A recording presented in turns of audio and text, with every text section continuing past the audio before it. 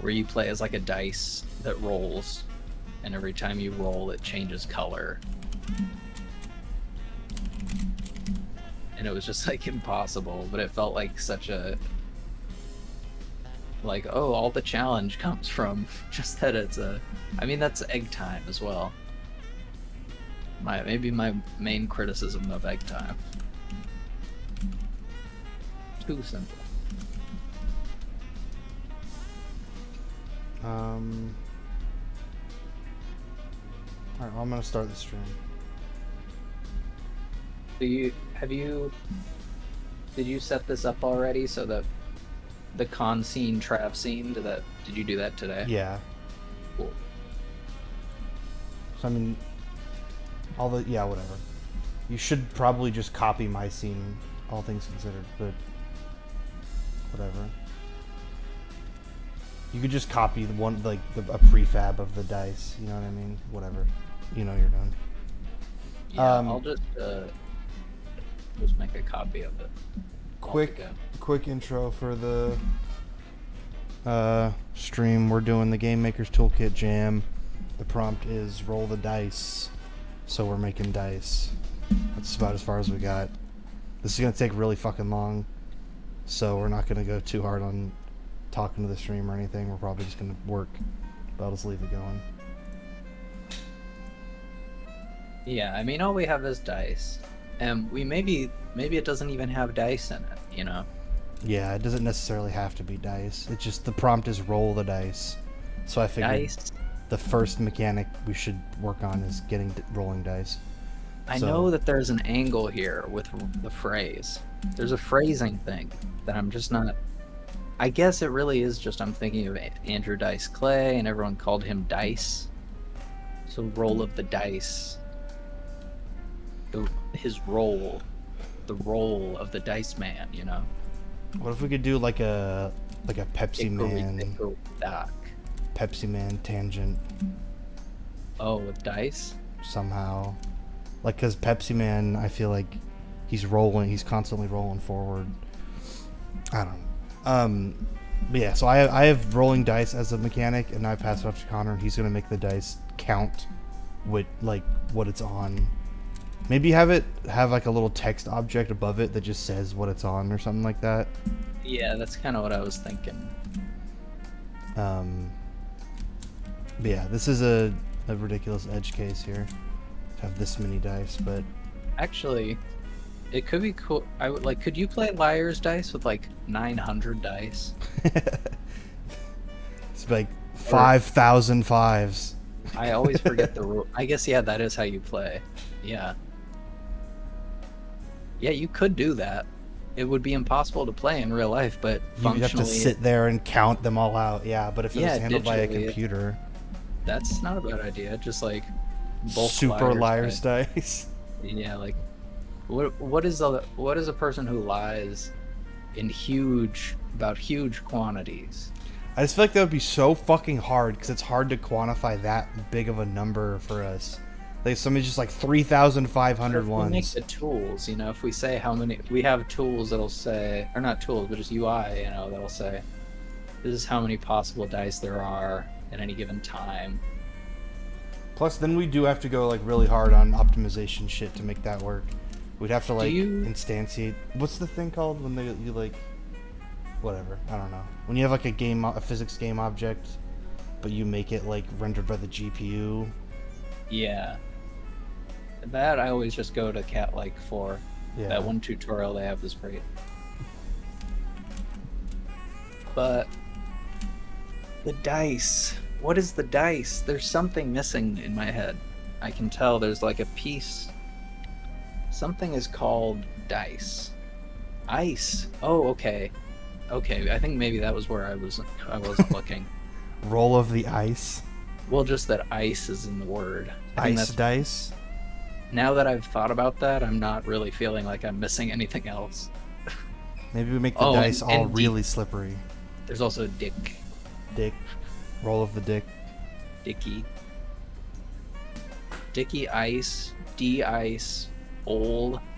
Roll. Dice is nice, baby. Rolliff. Thetis? Rolliff Thetis? What?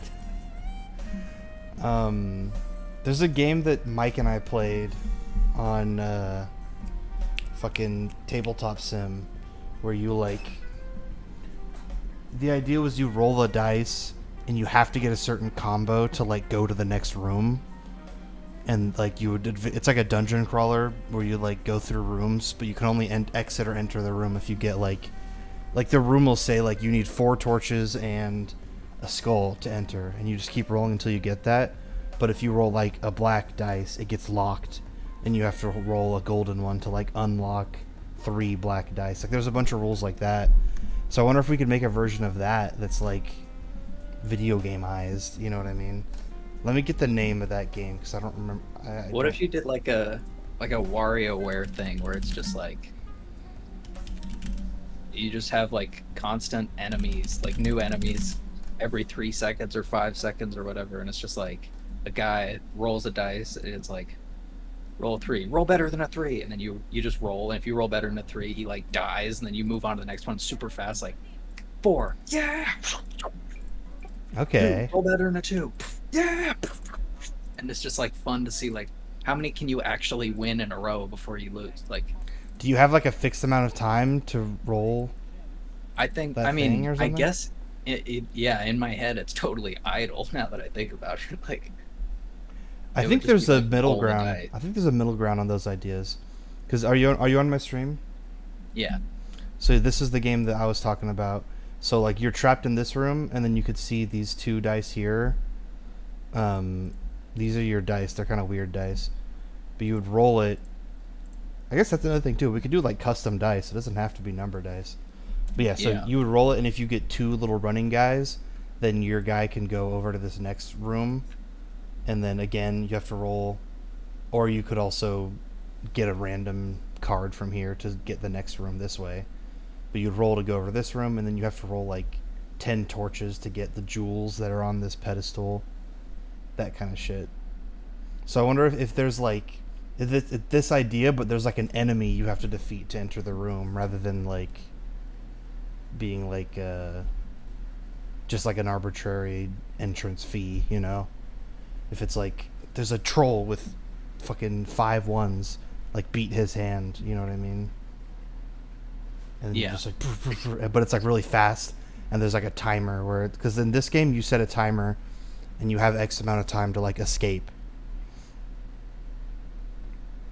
We just got to find a way to make that fun, like, because I'm worried that just hitting space until you roll the right number is not going to be very fun.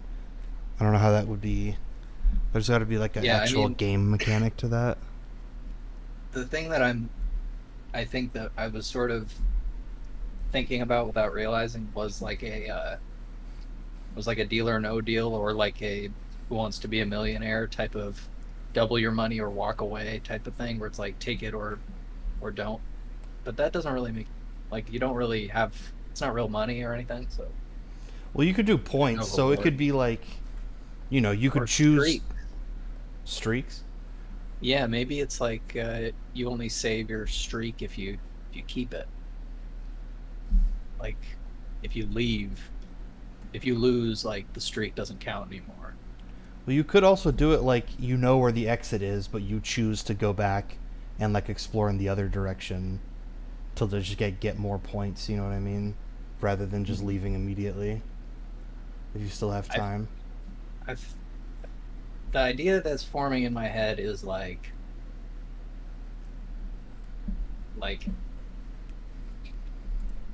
you hear clapping? Not really. Yeah. Ba ba ba. Do you hear that? Yeah. That speed, or like this tempo, like ba ba ba ba ba. Curtains open, like guy goes like that, just like yeah. Ba ba ba. Like curtains open, guy goes. Thing says like roll an even number or a 5, and you just like roll, and then it's like pass, and then he like gets sliced in half, and then you move through him, and then like that, I guess, pace of stuff, and then it's like the next, like the fun thing I feel like would be conditions of like What if there's like weather conditions? Like there's like wind that'll like blow your dice away, or like a tornado That could be comes good. by, or like it's cold, so your ice have like higher friction. Guys can like, okay, what if you can like lose your dice and you like gain new dice too? Like in a fight, if you don't roll it in time, he'll like kill one of your dice, and then you have like safe spots you can go to like buy new dice or something like that. And you could buy like special dice that have like better odds or something like that too. Because I really like your idea. I like that feeling. I like that pace and everything. If you I combine need that to with, get away from the feeling of like somebody's just gonna be like, I just roll dice the whole time. Like you're just what hitting if you one do? button. Like What if that was what was it? Need to open Miro again. dice Dice battling game, Steerer. dice If it was a steerer. if it was the thing where in every situation you could basically cheat with like a small margin of error where you still maybe could fuck it up, where it's like there's a slow mo of for like 3 seconds where you can just like rotate the dice right before it lands every time, then you could be like, oh shit, like Well, maybe try. there's I like, don't know. what if there's like There's a some special human dice? senses. There's a special dice you can like buy or something that has that ability. I guess, but I feel like then that's what's at the core, you know. The core is just weird ways to like, because That's there's still more there's no ways to weigh the like dice. multiple. I mean, like there needs to be like one thing in the middle. Having like being weird isn't enough to me. I don't think. I guess I'm not following. Just at like I guess like the to me like the core of a game would be the ability to rotate dice before it lands, so you get more control over the dice. Okay. But maybe So I do maybe like that I'm being mechanic. I just don't know about for the core. You know what I mean? I just don't, because like if you have like 10 dice, and you're just sitting there like, I want a yeah. 10 and a 5 and a 6, like that. I don't know if it I'm doesn't thinking sound it's fun. one. I'm thinking it's one, and it's in real time almost, where it's like or not real time, but like physics based rotation, Yeah, where you're like adding angular speed to it. I can visualize that for sure. It goes in slow mo for Yeah, a second, and then you use like the arrow keys to like rotate the dice where you want it. I mean, just like even a yeah. I guess that would have to be Or the mouse. You could do the mouse, whatever. It doesn't matter. We can figure that out. yeah. But I guess to me, I just don't. I feel like that's really fun as like as a special dice. You know what I mean? I don't know if that like why would. I guess you I could guess just always have that dice. That could be like I your think that's one like dice, and then you get that's what bonus. I'm yeah. I guess that's like for one having like setting the precedent that there is a bunch of different types of dice is just like I guess I mean it's really just adding like more slots for possible work to do, and then it almost would be like it's never enough because it's like you just keep adding new ones. I mean, we could set a limit. I mean, there's 5. You know what I Yeah, mean? Let's just make that's 5 true. unique dice, and But then then just stick even to then that. it's like why not just have one cool dice that we are good at, you know what I mean? Like Just because I feel like that would get old fast. I don't know how long I that don't could know. be fun. Like just I one think mechanic. I that's don't know. that's like Mario jumping. Have we spread ourselves thin with five. Then it's like there's one that's weak and one that's strong, maybe. I guess And that's Mario it. jumping is different depending on its environment. Like, how could we make that adapt? Like, so then in Yeah, that case, we would have to put it I in like the like. wind idea. If you were like trying to rotate it and the wind is also rotating it in a way that you can't control, or having a slippery control, like maybe you get drunk or something, and then you have basically ice controls on the rotation where you're like, no, I don't mean to, like it, you rotate it and it just keeps slipping and rotating past where you're trying to So it's more like control it. status based then. So you'd have like wind Maybe. status, drunk status, ice status, shit So like I that. mean, yeah, I mean, I'm just throwing out ideas, but I think it's more like, yeah, I like it. I like the idea of going for one mechanic that we just test the limits of instead of trying to come up with like five variations on just dice rolling. So what do you think about like getting dice from killing monsters and then like losing dice in fights as like a health bar and then having like a safe space to like buy new dice or something like that, you know what I mean? What do you think about that side of it? But then you always have your one like mind dice, you know what I mean? I guess I don't totally get. I get the health bar. Let me try to like draw out a scenario. Let me try to like draw Yeah, out how I'm I don't imagining it. because So I kind of would get why it would be there for like longevity purposes, like and playability for stakes. long period. I feel like an auto death even would be an accept like a one death or one life type of thing, like one hit scenario. That's what I'm trying to say. But Like you do one wrong thing and you just you're done. or I mean, yeah, like at that speed, I think that would work at a quick pace game. Yeah. Just like loading, restart, like even having an auto, like or a restart button, like a fucking neon white. So I'm thinking like I guess maybe that must be in the back of my head, neon white, because that's like a fast game. so I'm imagining it's still very fast paced. I don't know if these are procedurally generated levels or whatever. I don't know. That's probably not. But That yeah, so it's got to be something we can repeat over and over, so that say we there's don't. like bad guy here. You start here. You have like Hold on, I can see. Okay. you have 4 dice, and then you have your mind dice or whatever we want to call it, the steerable dice, and you go into this room, and then you go to like a fucking like a Pokemon battle screen or whatever, where it's like the fucking big guys here, and then you're like, and he's like, roll 2 5s or 3 evens, whatever, some bullshit like that. Ooh.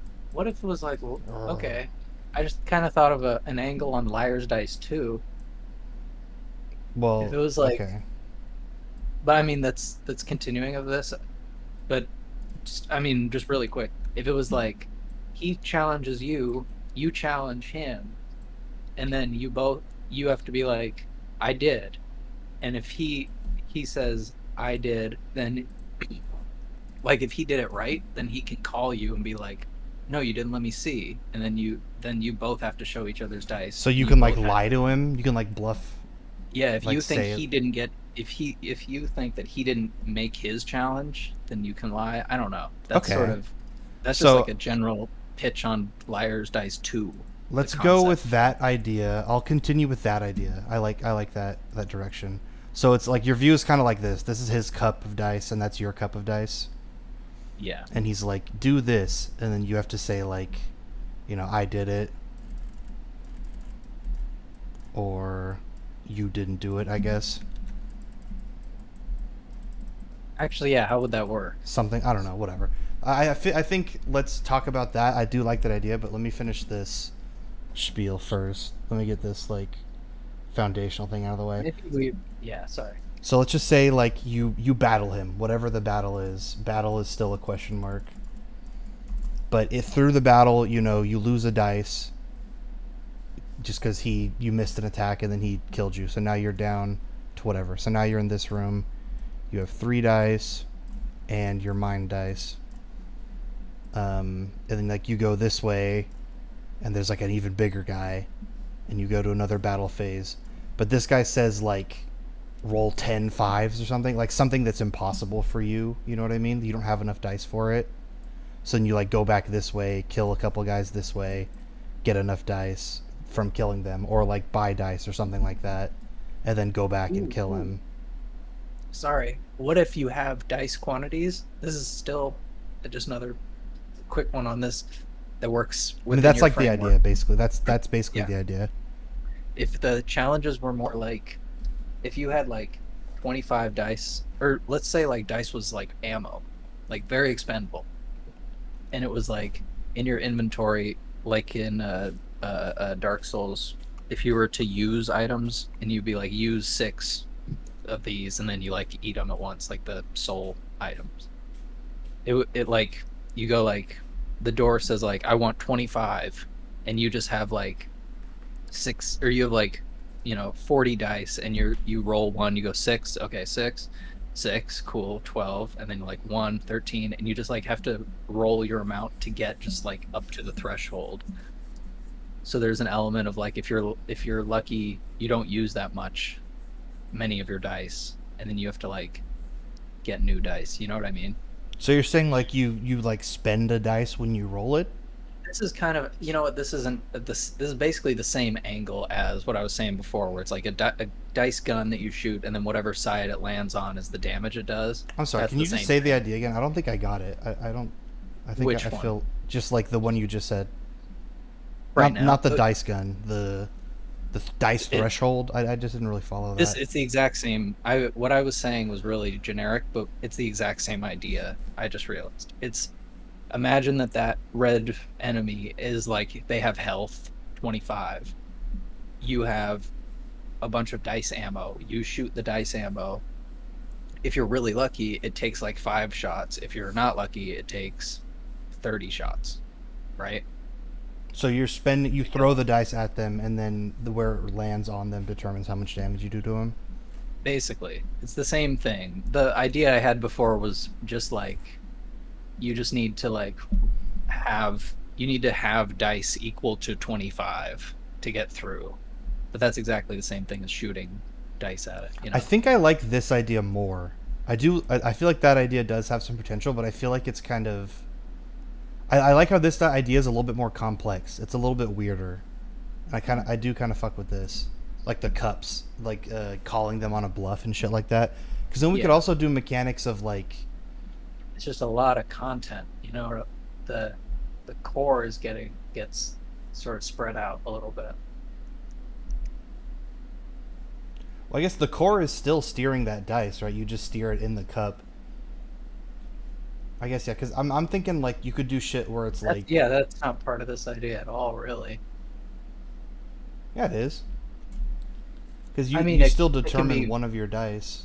It can be injected into it, but like, this is a thing. This is like a dice based liar, or this is like a liar's dice RPG thing.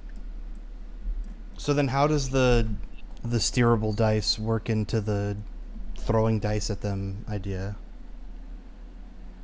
I guess do you get it back, or do you steer every dice? No, yeah, that's the thing. They all don't really mesh. They're all very separate.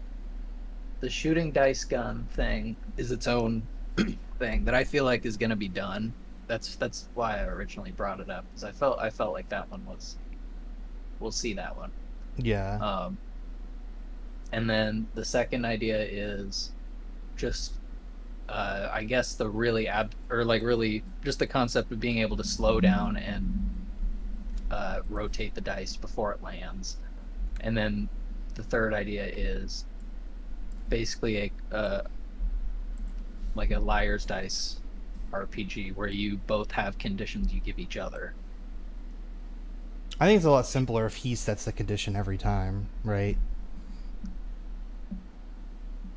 Because you're saying like we could say like. That was the original idea, but that's more for like real life. A real life version of Liar Dice 2. Okay. What I was thinking. But this would be, it would be better for sure. I mean, it wouldn't make any sense if we were able to give him a condition. So we could strip the liar's dice angle of it and just bring it back to the core idea you had of like that like WarioWare thing. But yeah, like I said, like the battle system I think is like a separate conversation from the like dungeon crawling angle. So I feel like maybe let's settle on the dungeon crawling angle.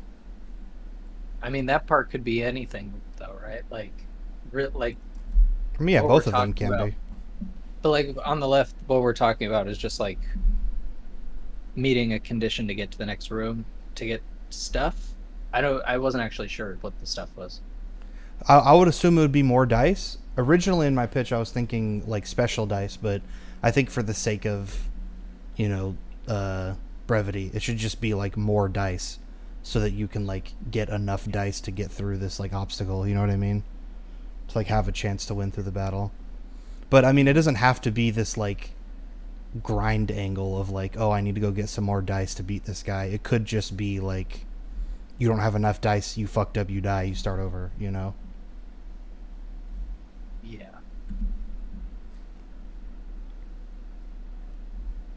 Yeah, I'm just gonna like imagine like this room is like a shop, you know what I mean?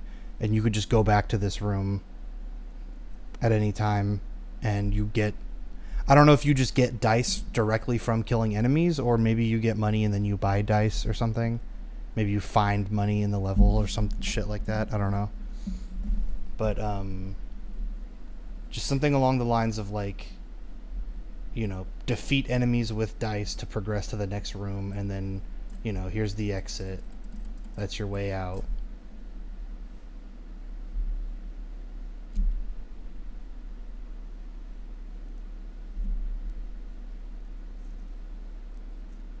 Sorry, I'm just thinking.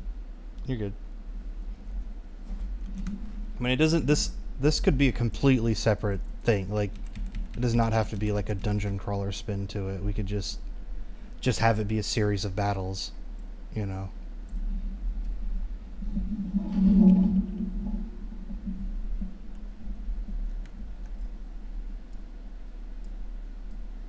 That'd probably be a lot simpler.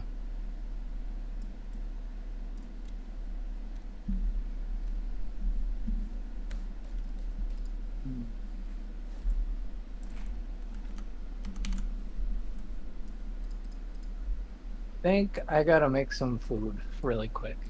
Okay. I'm like zoning out. I'll be right back.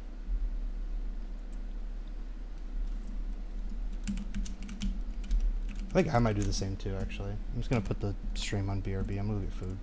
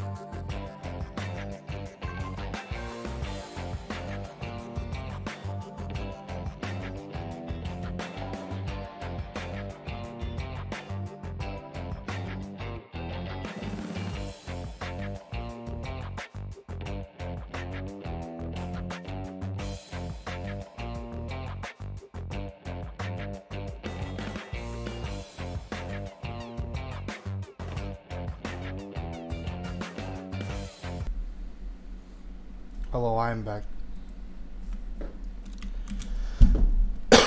So I guess I'm gonna work on the dice roll. Oh, I think that's no. Well, there's just I think it's in this one where they like it's like pressed and basically like put brings the wall and they just have like a little thing that's like yeah.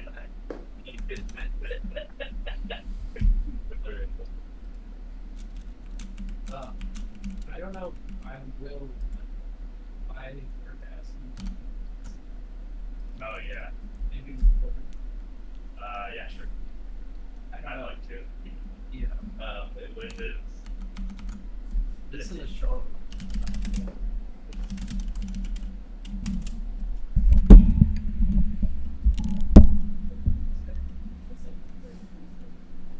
I really.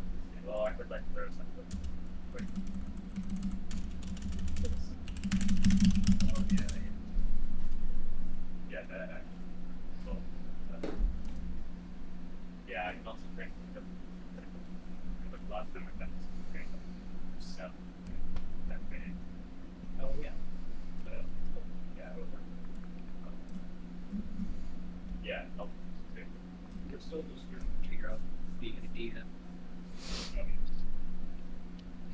What do you have, or what do you? It's like your idea. Oh, the theme. That was fun. The theme is the roll of the dice. Are you back? Yeah. Hello. Nick is behind me, Hello. but he can't hear you. Tell him I said hello. It's like a grind. Yeah. Holy. That's not really doing that. It's kind of. So, yeah, all we have now is just dice that we can roll. I'm gonna work on it so that the dice. Oh.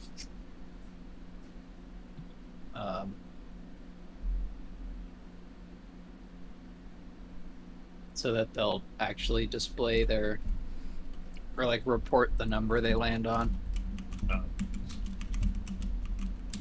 Should I work on like the battle mode, like just like a thing that says like? Oh, I guess no, because we need the. Well, I guess I could just set up the foundations for it still. Yeah, I mean, I don't know. I'll try. I don't totally get the idea yet. Well, I feel like we could at the very least do like somewhat of a battle system where it's just like roll this much. I guess I don't know if I could do that without knowing how you print out or how you store what the value is, though. I mean, you probably could just based on just what they are. Like you just have variables for what they will be, and then you can plug them in. But I think the main thing is like having conditions, like having modular conditions, I guess, where it's not like hardwired into like if this condition, you know what I mean? Like if we have a thing where it's like the dice has to be even numbered or whatever. So we could have like a have hand, like have like even count, odd count, 1 count, 2 count, 3 count, 4 count. Okay. Sorry. I just mean like in code we would have to like have if statements for every condition that we I don't know how to do like a thing where we could plug in a condition. You know what I mean? I guess I'm not. What do you mean plug in a condition? How would we have it where how would we have that thing where they like have a condition for if you win? Like what is the win condition, I guess, in these battles? That's what I'm. So if you match the prereq. Well, yeah. What's the prereq? That changes depending on the monster, right? Yeah. So that's what I mean. How do we do that? So we just have the monster call like a method that's on. Maybe we have like a hand script that just like oversees all the dice. You know what I mean? And there's like a method on hand that's just called like success or something like that, you know? and then there's a script on the monster that says like, does hand script have this prereq? If so, call success. You know what I mean?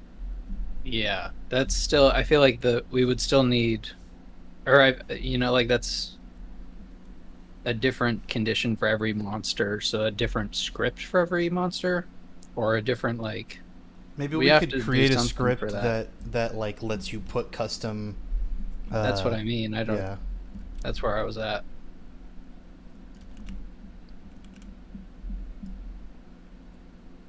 So then I guess we could just have them be like, have a bunch of booleans that are like odd check, even check, 1 check, 2 check, 3 check, 4 check, 5 check, 6 check, and then like if each, depending on which one is checked, then you also have float or ints for each of those as well. That's like the count of how many you need. So you would check, even count, and then you would say 5, and that would mean you need 5 evens. You know what I mean? Yeah. Okay.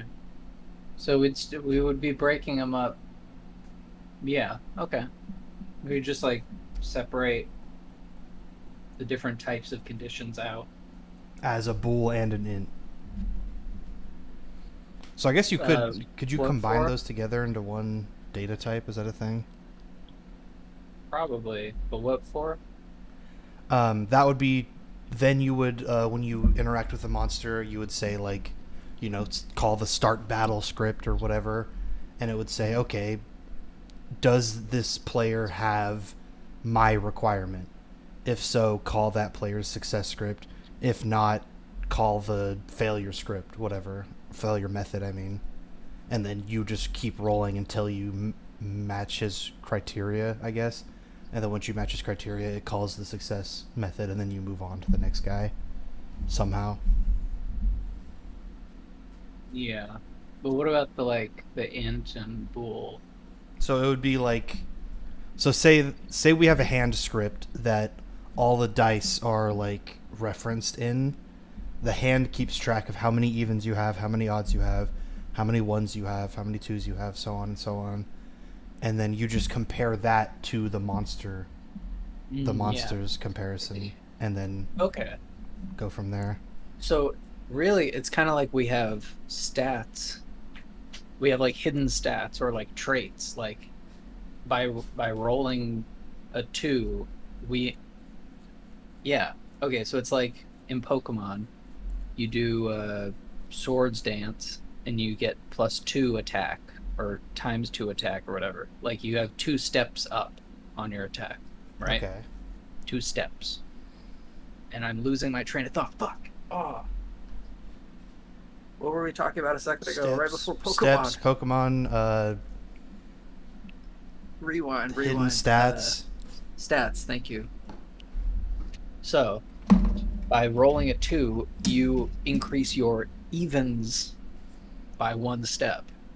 But you also increase your 2s by 1 step too. Yeah, exactly. Like you have stats that we hide as like criteria. Like by getting even numbers. Are they really hidden though? I mean, they could just count the amount of evens they have. No, right? but we consider them stats. Like we treat them like traits. Okay. That's how we would meet those criteria easier, I think. Like if his evens, yeah, I mean it's how you said, but I think it's easier for me to think of it that way. If it's like, so maybe work on the, obviously you're going to do the count still, right? You're still going to get that done. Yeah, I'm just eating my noodles. But maybe add the hand script to that as well. So like maybe make a hand script, and then it has like an array of game objects or something, or maybe a list of game objects, whatever. And then you plug in your dice to that list. You know what I mean? And then any dice that are in your hand script, those are the ones that get counted towards your total count. That way we could have like multiple dice and only your dice get counted. You know what I mean? When you say hand script, what does that mean? I'm imagining it's just like a floating empty in the sky. Like it's just like a thing storing this script, or maybe it's a scripting object, scriptable object. I don't know if you could.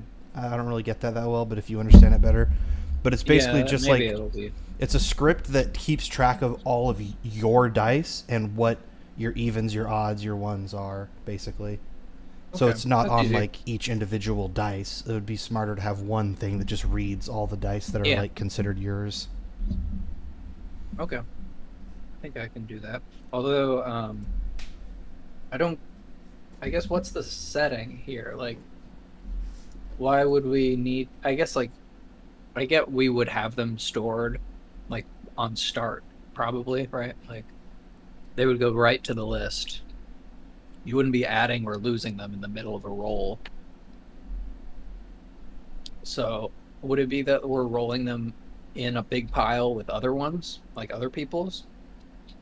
I Because think I we should kind of, just. I think we should set it up so that that's possible. I guess. Like, yeah, I kind of like that visual, and that yeah. seems like it's built into what we're thinking. So we might as well build it to be able to do that. There's no reason not to. Yeah, maybe if they, maybe, yeah, I think that's actually a good way to, like, that could lead to a bunch of shit. Because we just need to get Having, mechanics. Like, we need to just make mechanics right now. we could do so much with, like, just we're rolling all our, or we're rolling our dice at the same time in, like, a bowl together, or not a bowl, but, in the same space. But only you can count only the ones that are assigned to Yeah. you very easily using the hand script. And, and then, yeah, in the future, it could be like, if certain ones hit each other, or like if two ones are next to each other, you know what I mean? Like there's a bunch of conditions that fit in there too. Okay. Well, I'm gonna work on, I guess, the battle air quotes. I'm just gonna work on a thing that I can say. I can tell it like check these things on the hand script. It's gonna be pretty vague because I'm not gonna know how the hand script is done, but I'm just kind of laying foundations while you do the hand script, I guess. Mm-hmm. Does that sound all right? Yeah. Maybe I could start working on like monster designs or something like that if we want to go that angle. Yeah. I'm gonna go to the bathroom first though, so Okay. let's get rolling.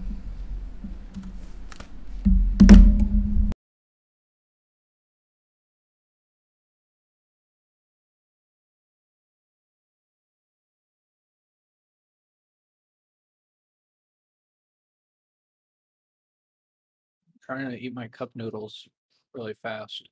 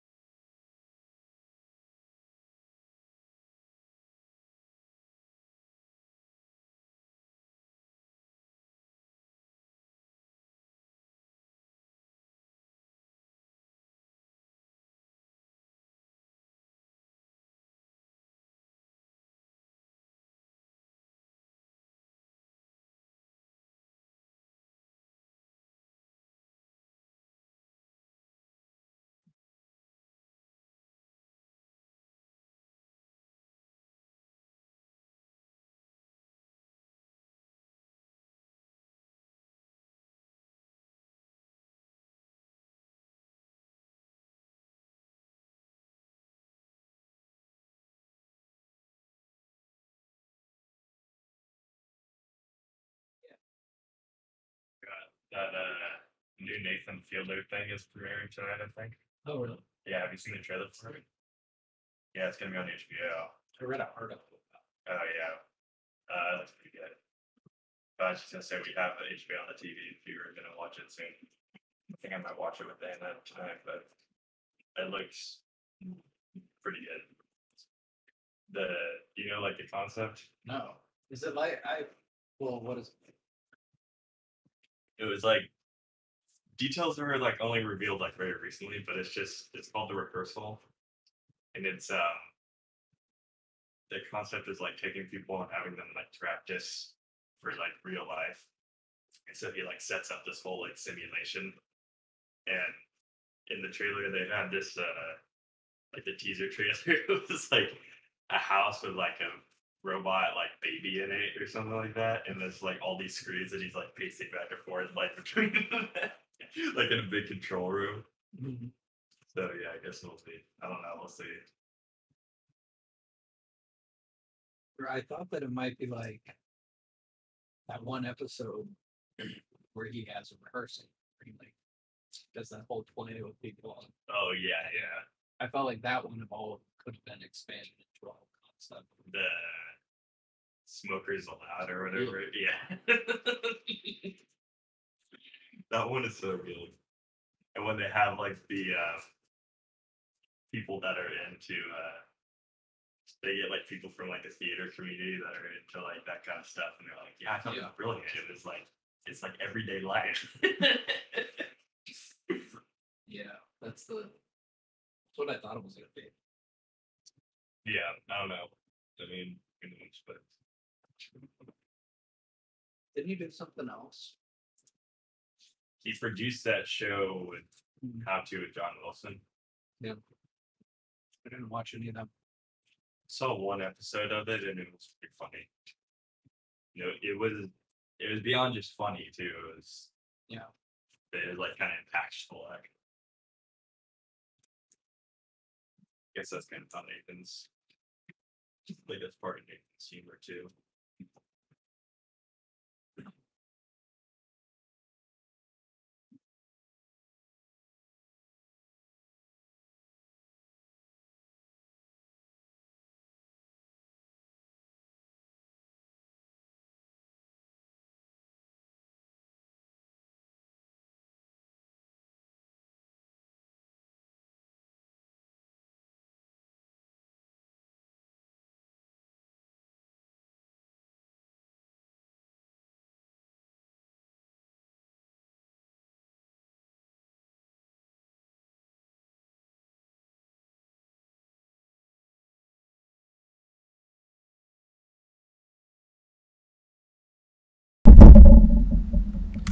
All right, I'm back.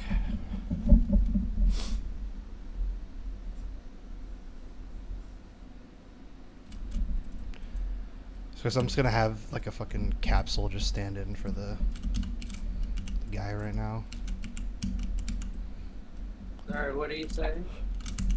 Nothing. I just said I'm back, and then I was saying I'm gonna Okay. have a capsule just kind of stand in as the villain right now. I had a video going, so I heard like a ton of audio coming out of my headphones suddenly, and I thought, Oh, okay. something was happening.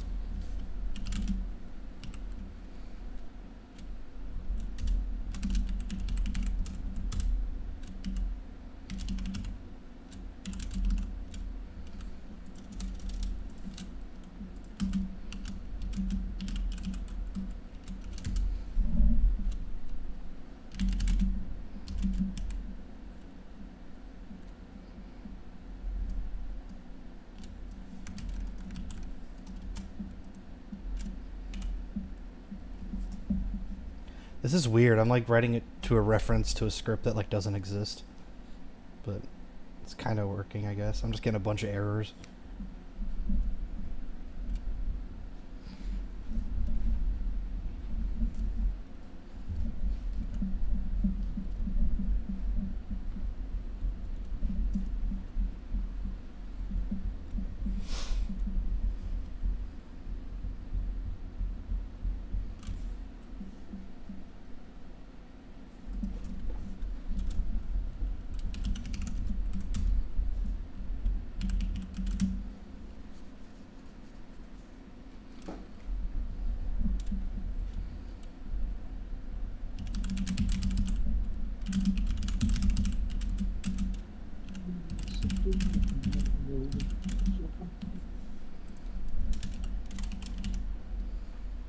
Did you see Wayne play Fin Fin? No. Oh, really? Mm-mm. It's like a top 5 stream maybe for him at least. It's so good.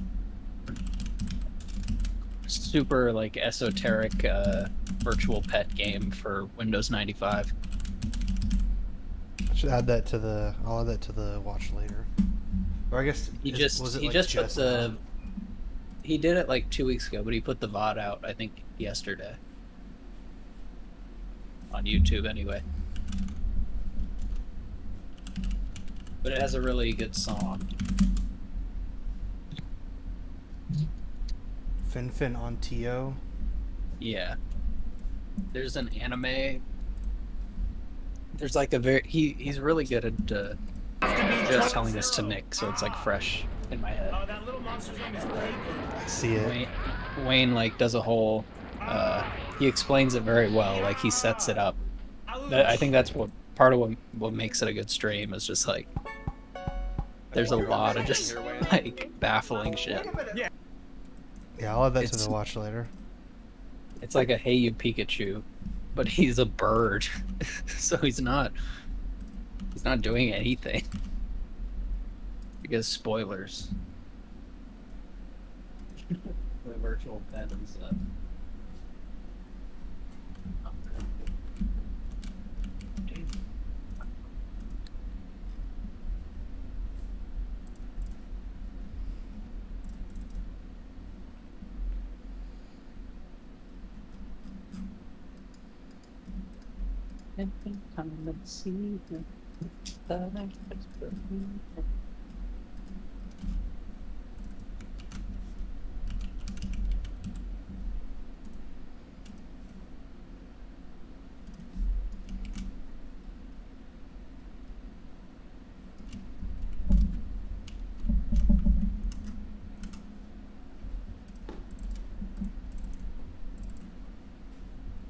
So I'm gonna create a hand. Is that how you have it set up? Yeah, just call it hand. That should work. And it's gonna be a component on everything? No, it'll be. I think one will just be like omnipotent, unless we have like a player model. I don't know if we're even gonna go that far, or if it's just like a screen. You know, I don't know. If you want to make a little bean that represents the player and put it on that, that's fine with me. You could also just have it be like omnipotent, floating in the sky kind of script.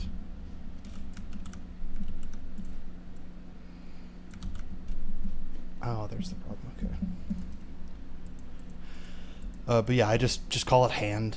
That's really all. I'm just gonna scan every game object and just find the one that has hand on it to get the reference to hand. So you don't have to worry about it too much.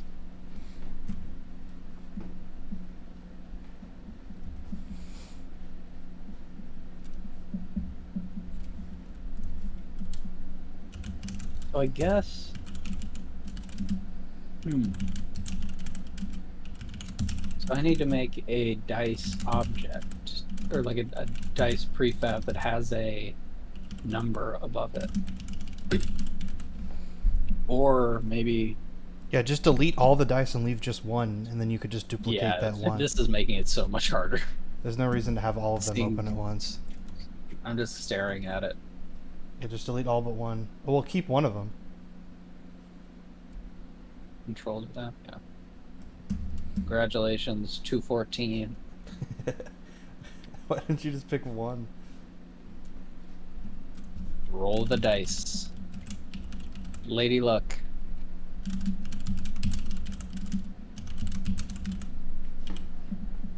I mean, we could have just done crazy time. I mean, we still can. It's not too late.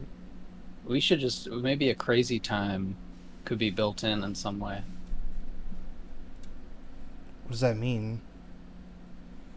Like the do the wheel and everything? I don't know. I just mean incorporating some sort of crazy time type thing, where it's like, it's crazy time. I think maybe if you just like, what if you just roll like all sixes or something like that? You know what I mean? You go to crazy time. Or we could make a weird. We could make a weird dice too. If we make the dice like Blumbo, Dumbo, Chumbo, like rather than 1, 2, and 3, and then it's like, oh, if you get all Glunkars, you know, it's crazy time. I guess under the hood we could still call it 1, 2, 3, 4, 5, 6 though, but whatever. Yeah, Full House. That could maybe. Oh, okay. That could maybe tie into Yahtzee. Yahtzee is like based on, it's like poker, you know. So you have the one requirement that the guy you're fighting has, but then you also have like special moves that are like, if you roll all sixes, it's crazy time, and it goes fucking brrr, wheel comes up, and like it's like, oh, you get 10 new dice or some shit just like like that. something like having just like bonuses based on your combinations, almost like a slot machine. How they, when you have a slot machine that has like 150 ways, you know, and it's just like, oh, you got a combination here and here and here and here. Like maybe not that many, but like the idea of like, oh, 2 of a kind, 6 of a kind, you know. Like, I mean, is Nick down to start working like now? Is he just sitting around, or is he busy right now? No, yeah, I think he is. Do you want to just tell him to start making gambling music? You know what I mean? Like make like casino music, that kind of. Yes. I will give him some batteries right now. I have a sequencer. He's gotten good with the sequencer. That's a great theme idea. Yeah, exactly. What song is that? What song is that? Why was I thinking of that? Right?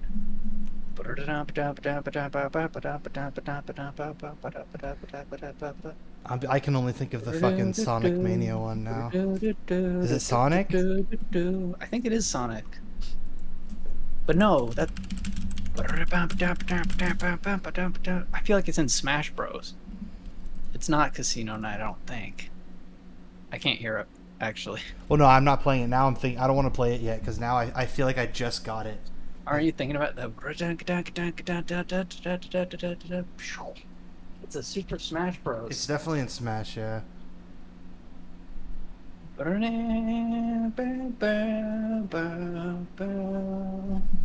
Yeah, are you just gonna bring up the Smash Ultimate soundtrack? Piano song. Bet you I could find it. I bet that it's from Melee, personally. So I think I could figure it out quickly. Maybe it's Corneria or Mute City or something like that. Corneria. What is it really? Corneria? Corneria? Is that how you guys say it? I'm pretty sure. I've always call it Corneria.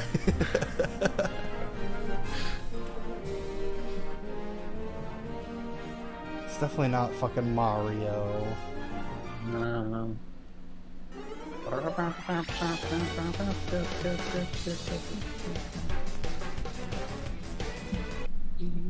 God, there's so many fucking songs in Smash. Holy shit, I'm still not past the Mario section. What does Final Destination sound like? It's not that. Oh. I guess I don't know off the top of my head, but I don't think it is. It ain't Zelda. I guess it could be one of these.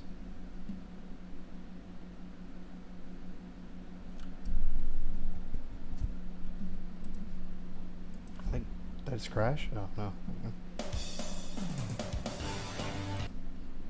I'm just gonna look up Super Smash Bros. Every song.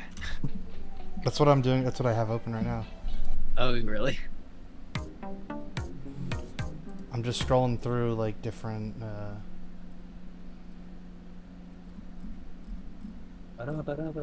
It's not Kirby. That's the thing. It feels like it's Sonic from a franchise perspective. Like, I can't think of a franchise that would sound like that.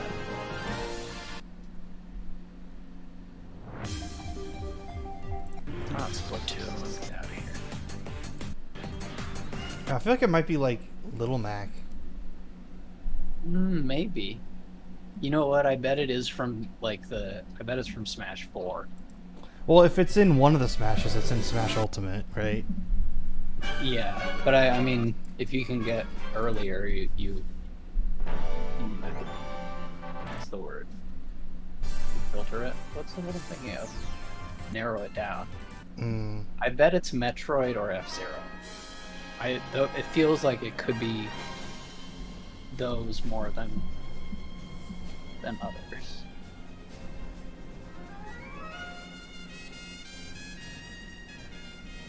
It's not Pokemon, yeah. In fact, you would know if it was Pokemon. Yeah. It would be in one of the other games. It has to be a game that I haven't really played that much, right? Because I really only know it from Smash, which wouldn't make any sense. Unless it's a Smash theme, right? Oh, is it like Break the Targets? It's Break the Targets. Is it? Break the Targets. Oh! It is. Okay, we got narrowed it it. down. It's not from another game. It is just from Smash. Yeah, you're right. You got it. Good catch. That would have taken me a fucking while. Yeah.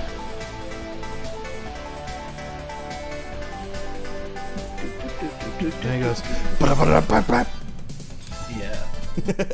Okay. Good song. But do Okay, so I'll go if you're going to tell- show him a selection, do the Sonic Mania Casino theme too. Oh yeah, let me search. That goes. later. It sounds really good. I'll just- Nick. No, not this one. This one sucks. Hold on, I can't hear.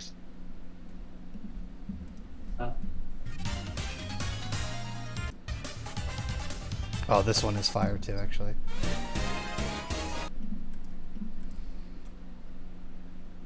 What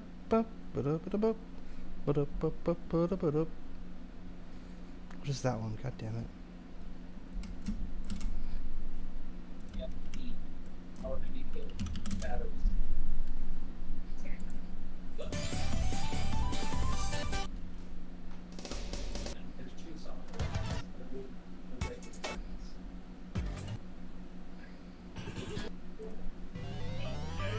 Yeah.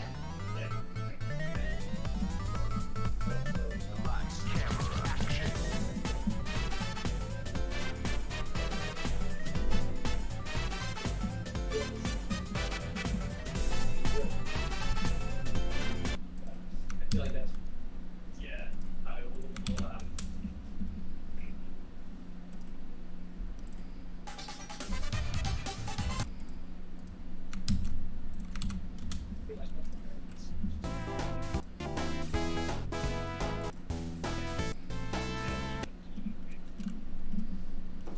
I'll try to find the batteries. They were on my desk yesterday.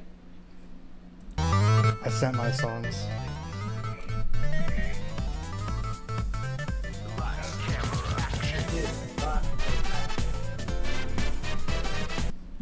Or I bought a 4-pack when I got that.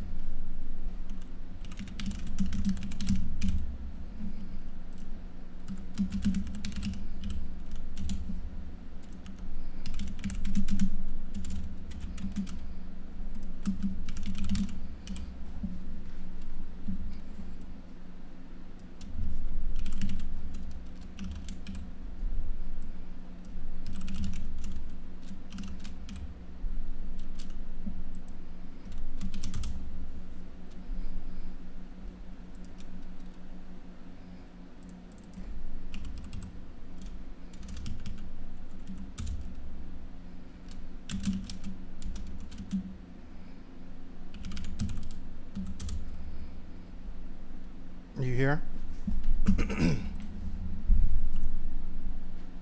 Okay. Okay.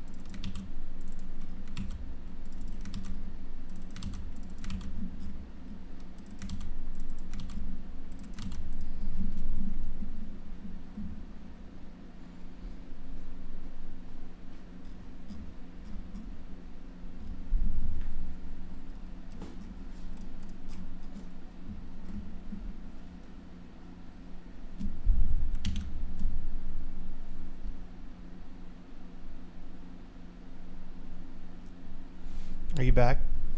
Yeah. Try to copy this naming convention if you can. Just even count, odd count, one count, two count in the hand script. Not to backseat. What? There probably wouldn't be floats. Oh, yes, you're right. Feels dope. Good count, good call, good call. But still, just yeah, good call. But I did shit like hand dot even count, hand dot odd count. You see what I mean? Yeah, that works.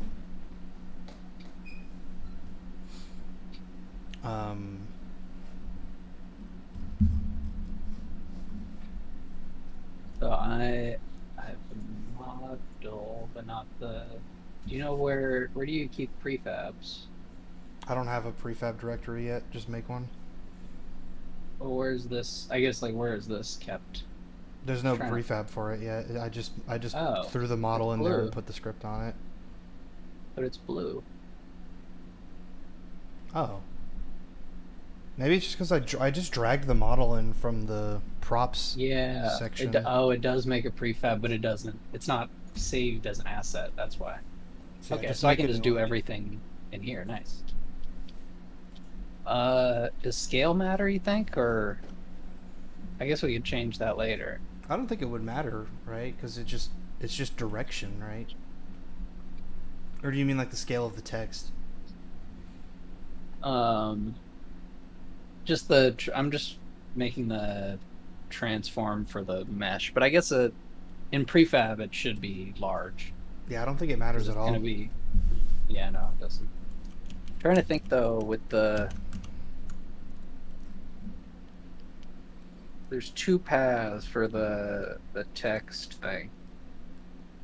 The thing with the immediate obstacle that I see for having everyone have their own text have their own like thing, have their own screen, I guess, like have a number or have like a text thing that goes with physically, like is part of the object, you know? Right.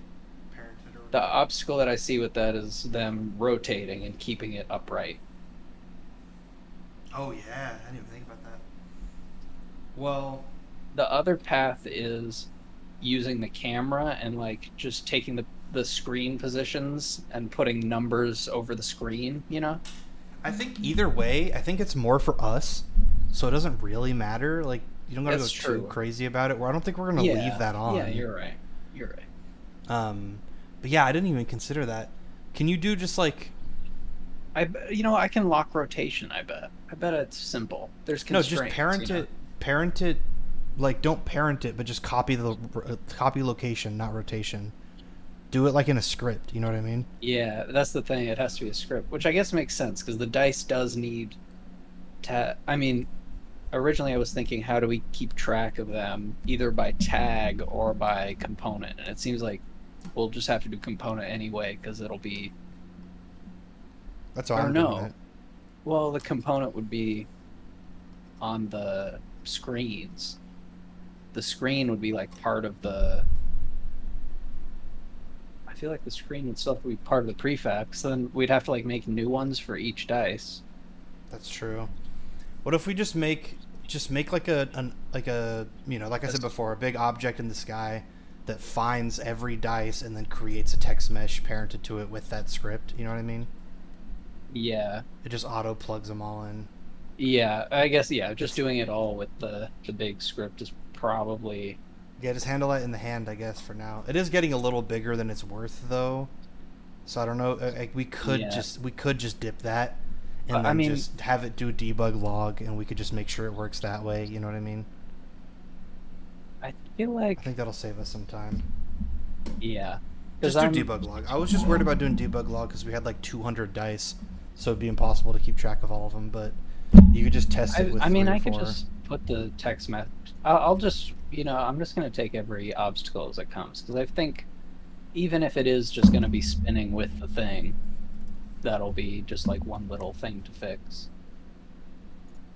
It's more I'm just trying to like overthink, I guess, and set it up right so that I can do it you know, with like a child or a parent, I guess. It would have to be its own. I guess, yeah. I can make a text mesh prefab instantiated. Yeah, just find every dice and then instantiate. Yeah. I have to keep track of them anyway, and their position. I have to keep track of their rotations anyway, so I'm using their transform. But again, feel free to drop this whole thing and just do debug log, because it's really just for our own debugging sake, so it's really not that important. Like, the more important thing is getting the number counting first. That's first step no matter what. And yeah, that's just going to draw straight from this. So are we going into the casino theme? Do we want that? Like, should I try to make like a casino monster? You know what I mean?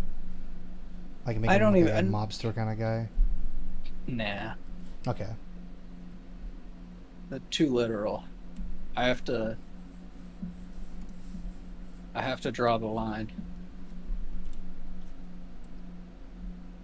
But that also just means, like, don't do the idea that you have. So no, I'm just that's why I'm asking. A new idea. That's why I'm asking. I'm just gonna start doing monsters. I'm just gonna draw some monsters while I'm waiting for the hand thing.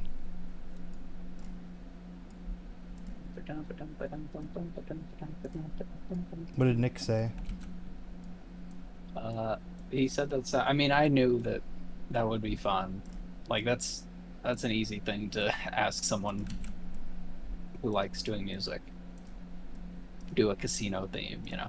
Yeah.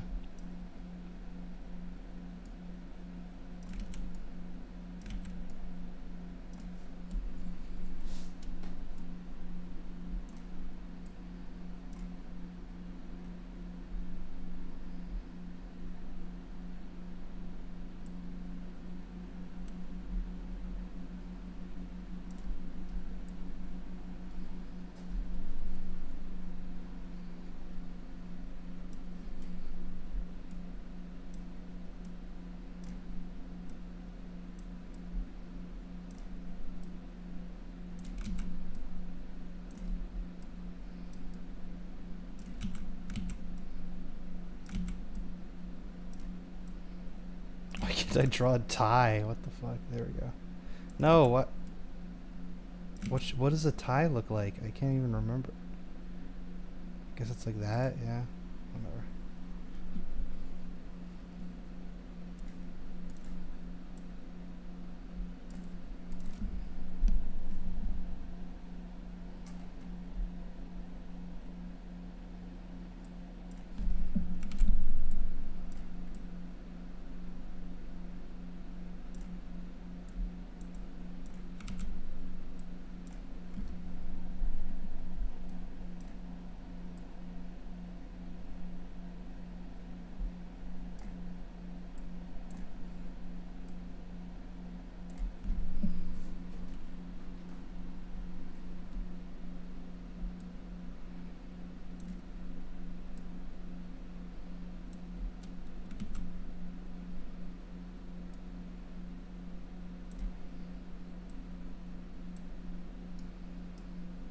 Damn, this guy came out so happy. I didn't mean for him to be this happy. Here's an interesting question. Does it matter if we know which dice are which? Like, does it matter if we know which dice report which number, or do we? I guess it does matter if we want to use the text mesh thing. Never mind. I'm gonna try that. I realized it might be. We can do a really fast version of this if you're just trying to get the evens and odds out of it, you know? Yeah. That is a good question. But I think we want... I think without the text mesh, let's think about it without the text mesh, because that's just debugging. So, like, without the text mesh, it wouldn't even be a list of dice. It would be a list of transforms, and then I just get the rotation of each one and check what number that it is based on the rotation. And then you just fill in those integer counts of just like how many. Yeah. That doesn't sound bad. I'm trying to think. What about like with special dice, like with the steerable dice? It's really, does that matter? If we do it that way, we have to rewrite it in a little bit if we want anything more. Do we though? Like, does it matter if you rolled a 5 with the special dice or with a normal dice? You know what I mean? Like, it's still a 5. I see. Like, is there ever going to be a circumstance where it's like, oh, but did you roll that 5 with your special dice? Mm-hmm. And I don't think it will be. I think we're fine. I think it would be like if you wanted to remove a dice or something. Like if someone could like remove dice, then it would be hard to figure out the specific one to remove from the pile, you know, physically. Well, we could just pick a random one, figure out which face it is, and then subtract from that face count. You know what I mean? So if we're removing a dice, just say delete this dice. It's a 5. Subtract from odds. Subtract from 5, and then we're good. Like, it doesn't matter which one. It's just the count is deducing.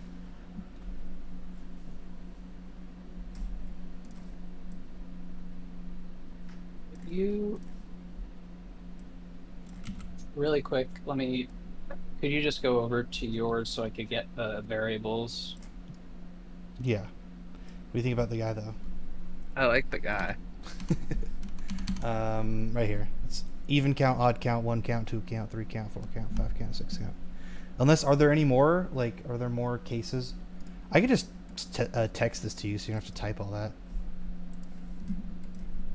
I mean, realistically, you can derive so many types of stats from, you know.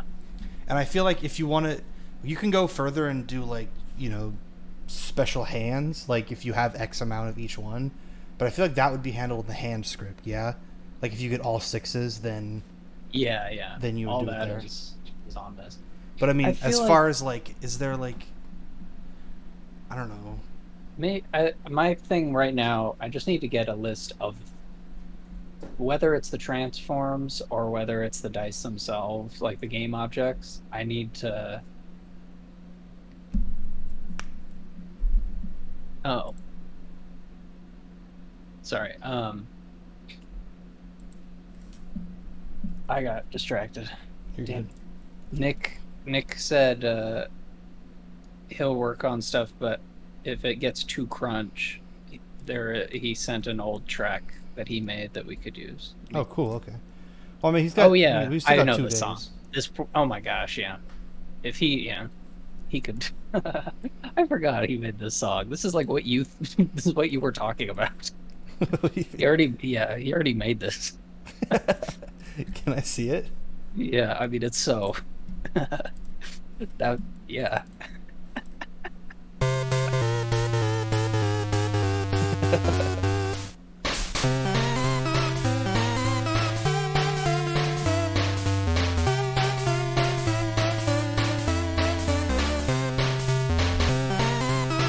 This is the album he did with his Game Boy, yeah? Or it was like the Game Boy synthesizer thing. Yeah, it's the LSDJ. That's in front of my house, actually, that picture, if you... Oh, yeah. That's funny. I feel like I never fully made the connection that this was Nick. I feel like I just now, like, fully put the name to the face. Because I do remember listening to this album. I feel like I don't know if I paid for this. I feel like I downloaded this or something. I don't know. But yeah, I remember this album. But yeah, that could definitely work. I just don't know if we were going to go that, like, video gamey. Yeah, no, I know. But, I mean, I can do some edits to make it sound less video gamey, too. But that works perfectly. So we're good. Yeah, we're in good hands here. But Once yeah, he's again, got plenty of time to do at least like one track. You know? When does it end, though? Is it tomorrow? Or is it the 17th? I think it's Sunday at 12. It's July 17th at midnight. Oh, at midnight? Wait, what? Oh, wait. Yeah, 12 p.m. 12 p.m. is noon. Noon. Okay, yeah. So noon at Sunday. So we have a little extra time. We have a little bit of... Yeah. We have like the first half of the day on Sunday as well. I could tell. I think I scared him a little bit saying like tomorrow. Yeah, maybe clear that up. You don't gotta rush him. Nick, it's Sunday is the last day. Okay. Not tomorrow. Okay. But yeah, I don't know. that works perfectly too. If you don't do anything, you know. Okay. It's Super 16. Oh, nice. Yeah, I just thought of that when I was. I might try and do. Yeah, that's like years old, but Yeah. I might just throw it into the thing and make like a perfect loop of it.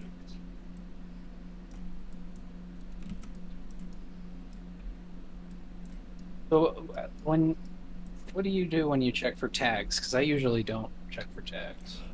Just GameObject.tag, basically. Like if GameObject.tag Oh, okay. equals, and It's then just you do a part of the string. game.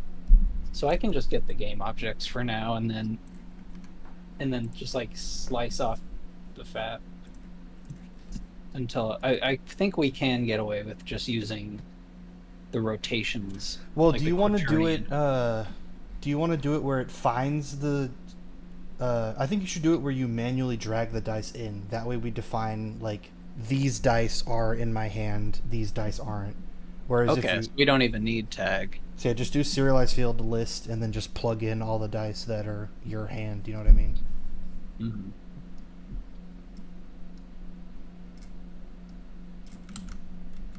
I don't know if that would actually matter, but just I feel like there's maybe if we make the enemy also roll his dice live, you know what I mean? Mm-hmm. Then we wouldn't have them like mixed up as to whose dice is who. Wait, so where would we drag them in from, you think? From the scene? Yeah, like from the in the Yeah. scene. So they'd be like in the scene Or wait, no. all the time? Do a tag on the dice that say like my dice versus Oh, right, it's different dice. yeah, and then tag the ones that are in your hand with that. That way, because I'm thinking if we create a new dice, like if in the script it's like you got a new dice, we'd have to like how do we know which hand it's in? You know what I mean? But if we have a prefab of like player dice versus enemy dice, we spawn it in, it'll automatically update the hand. I think the smartest way maybe then is to make a dice type that the dice have on them. Okay. I think that's the best way to go. I don't Then know we have enough about total that to control. totally input there, but I believe you. I'm just worried about I am partially worried about having a script on every one of them, but it's not that big of a deal. It also depends how many dice we do, you know? Like, if we're going to do, like, 2,000, then, yeah, that's something we should start thinking about, but... Yeah, I mean, if it's going to be, like, it'll be, up like... to 20 or 50 yeah, or, like, yeah, it's... I can't imagine we'd go over handfuls. 100. More than, yeah, not more than you could maybe hold it with two hands. Like, reasonably. Even a giant stack, like, you could stack them, whatever. So, I'm going to make a dice CS? Yeah. Or die. Yeah, because then we could define the types within that. We could say what type of dice it is. Because I was going to say, if we have a list and we're dragging the dice in, we're basically just dragging the same thing into all of the slots. Like, the dice aren't different until we sort of say they are.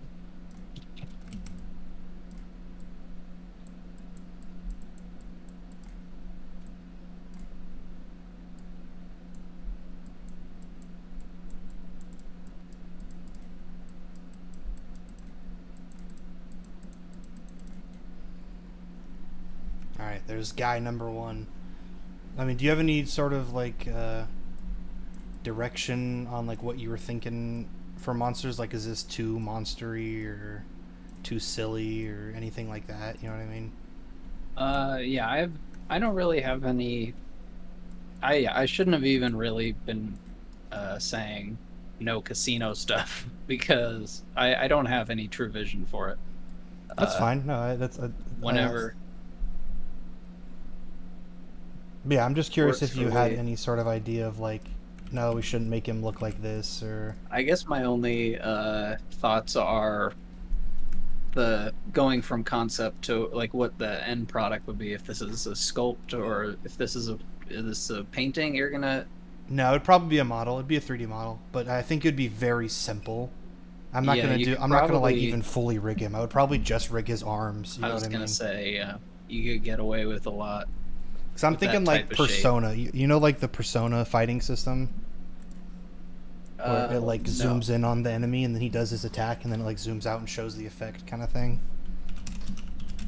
I haven't played them, but I kind of get. I mean, I definitely like the way Persona's fights have been, or from what I've seen, but I don't know. Let me try to find. Well, I think this is all the player attacks. Let me do enemy attacks. I mean, in my head, it's pretty similar to Pokemon Colosseums, or no? Yeah, As far as like those cinematic. That's a better comparison. Yeah, Yeah. should I just made it that way? So yeah, we could just do simple little animations. We don't have to worry about like fully going crazy with rigging them and animating them all that. If we just have like a roll animation and then like a defeat animation, like I think then we're set, you know. Sweet. But yeah, we could sculpt this thing and then you know, remesh I him. had kind of a cool idea, but maybe if we ever just an idea for if you had like a wall, like like in Pokemon Stadium, doing like a light screen, A light screen. light screen or reflect. You have like the glass panel in front of you. Okay. Like I know. I don't know. I don't know what you're saying. Okay, just imagine a glass panel in front of you. Okay. People throw their dice at that glass panel at you, and if it's a 6, the 6 pass through and hit you. Is that even a mechanic? Are we throwing dice at each other? Is that No. It was just a thing that popped in my head. Oh, the idea okay. of like some dice can make it through a barrier based on their roll. Maybe that's like a debuff you could put on your enemy. If you Or put like a maybe shield like this, you know what I mean, and then only certain dice will actually go into the playing area. Like that's kind of they what I bounce was. off. Yeah, but I guess that could be a way we distinguish, like, oh, you can't use this type of dice here. Yeah. Like if you throw, Well, I mean that type of dice, or is it that face?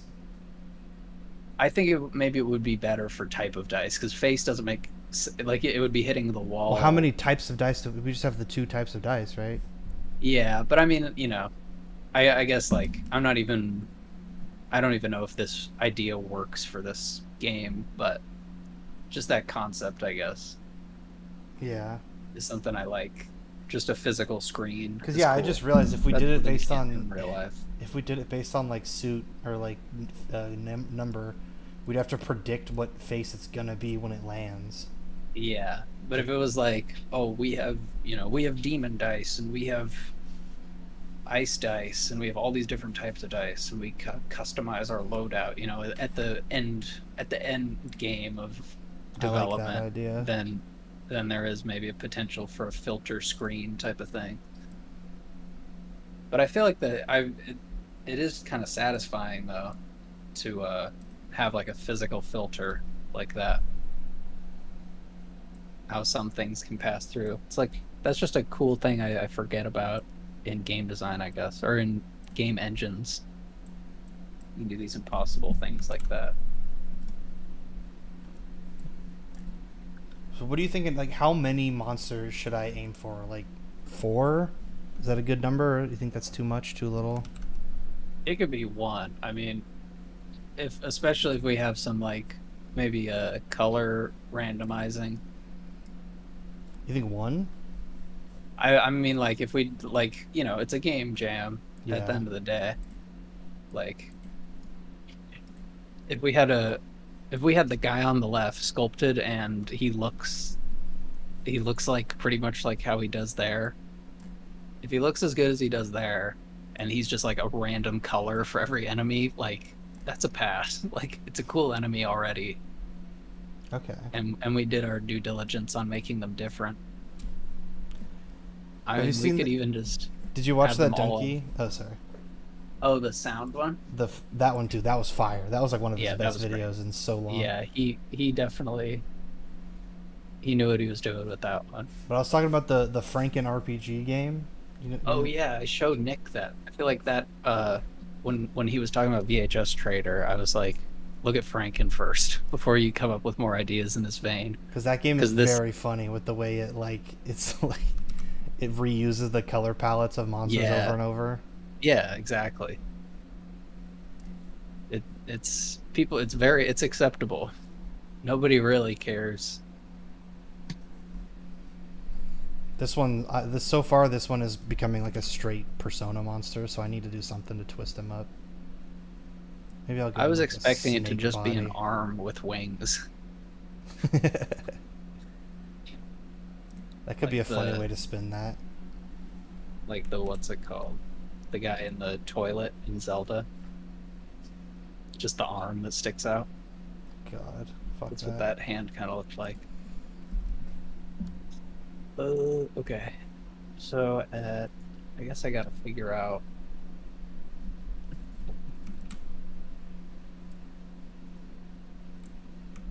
List.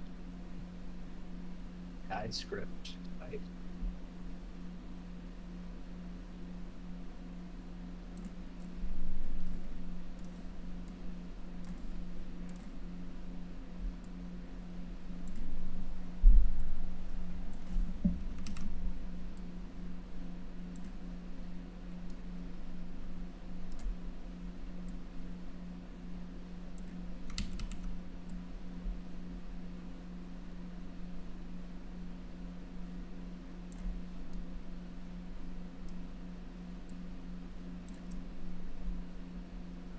So the way I'm doing, or the way I'm thinking of it, I guess, is that it keeps a list of all the dice, which it should, right? Yeah. And then differentiates which ones are yours and which ones are others, based on. Well, I guess I don't know if it's really necessary. It should just keep a list of just your dice, right? Like, why Well, does how it would need we to know know the what the monsters? other guy gets? You know. He might just have his own hand script, right? I guess that's true, but if we have to put a script on the dice, we can just put whose dice they are in the script, right? Well, he already has a script on him. Like he Who? has the monster guy, your comparison. He has dice checkpoint on him, so I could just keep track of the dice in that script. What is dice checkpoint? That's the thing that compares. Like, did you get past his threshold? Like, did you, whatever, get five evens like he wanted? You know. Mm-hmm. So I could keep track of his dice in that script. But it's your call. It would just mean that we have to do the dice differently. No, we just do Nah. do different tags. So player dice versus enemy dice. All scan for enemy dice. You scan for player dice. So it is with tag, or I thought we weren't going to do tags, right? Or did we? We weren't originally, but I pivoted to do tags to differentiate which one's yours and which one's theirs, right? Because if it's a list that you're upkeeping, like if it's a list you're manually dragging the dice into, when you add a new dice, it's hard to say, like, Yeah. can you add it to the list automatically? It would be easier if you had a prefab of a player dice, and then you add it, and then on this script you're constantly checking if, like, you're upkeeping that list, so if it changes, if a new one gets spawned or it gets deleted or whatever, it updates your count. So I think with that in mind, it's better with tags, right? Think so. Then I guess why did I think that I need to put a script on them? What was On the what, the reason? dice? On dice, yeah. Well, there already are scripts on the dice. There are for what? The roll. Each dice has the roll on it. Oh, what? I figured that's where you were gonna do the counting too. Oh, okay. That's where you're gonna calculate what you'll just have, like a value that's like, you know, dice whatever the face is, and then you pull from the Roll. dice script. You pull the face and use it there. So every dice has a roll script, so I can just get a list of rolls, right? Right, but then it's not going to differentiate player dice versus enemy dice. But then couldn't I, like, in roll, I could put which dice or which one, or if it's an Yeah, put enemy a bool. That's a good call. Put a bool in roll that's like is player dice, yeah. and then if it's a player dice, make it not roll when you hit spacebar, if it's not a Yeah. player dice. And then you could just check if player dice add to list. Okay, that's the best way to do it, I think. So I don't need a die script. I already have one basically. Where is dice roll is what it's called. List. Oh. Dice roll.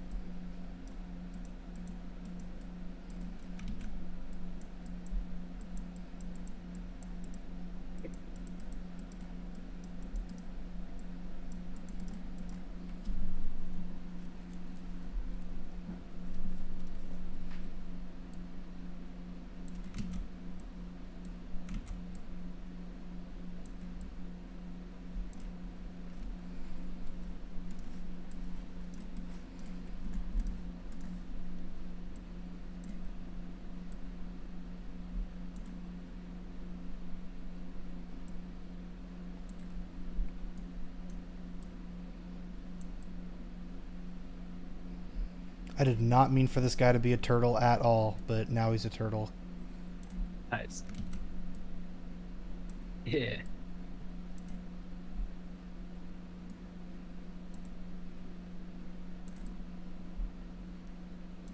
Turtles are classic video game enemies, so we're good.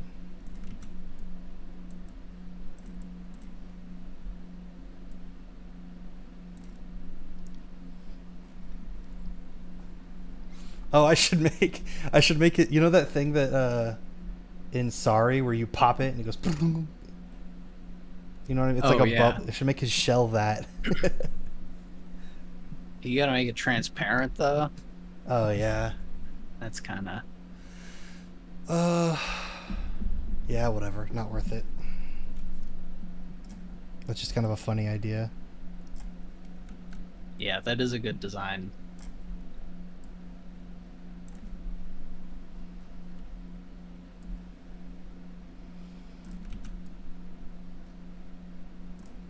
I guess you could do it without the top, but it wouldn't come off as a turtle, maybe. That's fine. That's also like changing the rules of how rolling works. Because right now the way I'm thinking of it is it just shoots out physics objects, you know. Mm. And if it's like constrained to his back, I feel like that would change the rules. And that's probably not a good thing right now. You know, I'm starting to think it might be better if the dice do keep track of their own and just send to the hand. Of their own 'Cause they face? Like what they're landed on? Yeah. Yeah, that's what I was saying. Oh, okay. Good. Yeah. I misinterpreted this whole system. You're good. It's hard to go from like concept to script, especially when like I'm trying to say how I'm going from concept to script. You gotta like... Yeah. I'm sure there's a ton of things we're not actually on the same page about, but we think we are right now. Yeah. We'll figure out. That's just how it goes.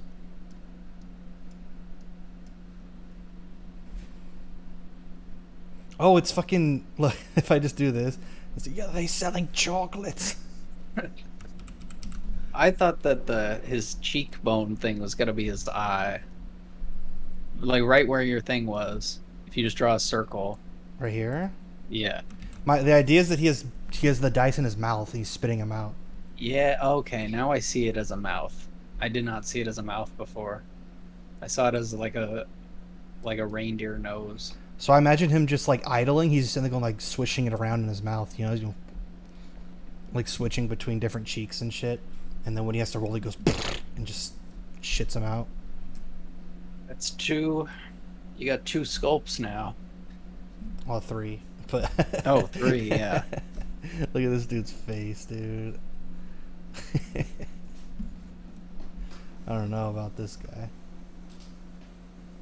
Yeah, I'm saying four tops, but I'll see how... I'm going to start with this guy, and I'll see how long it takes me, and then I'll judge from there. But I at least want to design guys, like... Yeah. So I'll do one more guy. Any sort of suggestions? Any direction? Anything like that? Or should I just keep doing this? Yeah, I don't know. I can't think of anything. Maybe, I guess I was going to suggest actually that the guy above just had like stumps, or had a stump for a butt instead of legs. Like he was stuck to the ground. Oh, like he doesn't... Okay. That was, I think that's just my instinct to remove, like, if he's sitting down anyway, you know, like just cut to the point, take his legs off. I can see They're not gonna work anyway. I could do Stumpy Boy. I mean, that was the only thing that I thought of. I like these designs though. Thanks.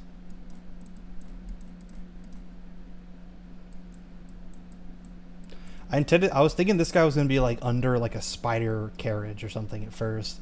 For some like, it just worked out. I made him a turtleneck without even realizing it. It's a good spread of enemy types though. Like you have guy type, and then you have like angel god type, reptilian. What's the next type? Yeah. That's the thing. I'm trying to think what's a natural. In my head, it's like alien-y, maybe. Okay. But maybe it could be something more like, I don't know.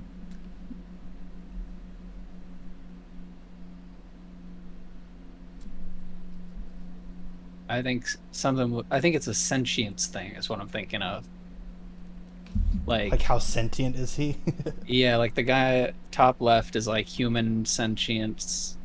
Top right is like possibly higher. But there's like a dual sentience in all of them. I think that's cool. Like he's like the guy on the left, top left is like simultaneously animal and dressed like a man. The other one is like he looks like a man, but also he has like god parts, and then the turtle kind of looks like a guy too, but he's a turtle. So it's like things that have a guy in them as well. That's kind of the pattern I've developed here.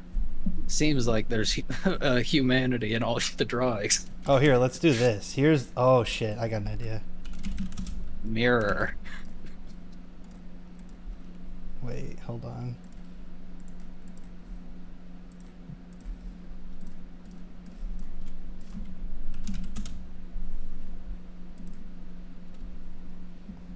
Um...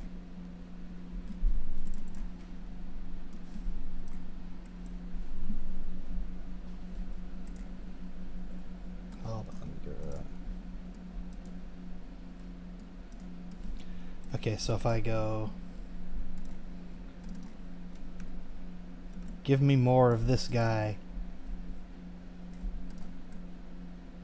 Oh, good idea. Let's see what Dolly gives me. Is Dolly free? Yes, but you need to be on the wait list, and I Ah, put my thing on the wait list like 5 months ago, and I like just got it. So this is like the best AI image generation thing out there right now. Oh shit. That guy's pretty good.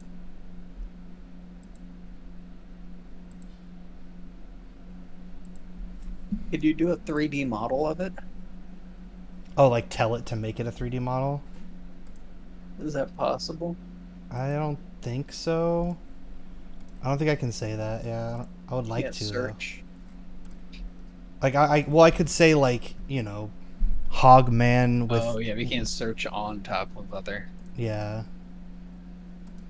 I could say, let's Maybe- say a monster who Maybe do the duels... 4th one once you've sculpted the 1st, and then you can Oh yeah. you can do the generation on your sculpt. A monster who duels using dice as a weapon. Okay. What? I can't say duel? Oh, I can't say weapon, I guess. Tools using dice. 3D model. Let's see how many sides these dice actually have. Oh yeah. There's no chance Like there's 6. spheres and like pyramids. Oh, I bet it'll be all 6. Ooh. Oh, okay. Already. Yo, They're- this guy's sick. Why are Infinity. they He all rolled green? infinity. They're all Yeah, they're all- goblins. Yeah. It's all goblins. These are monsters. Yo, this it's all guy's Yoda. sick. Actually. They're all Yoda.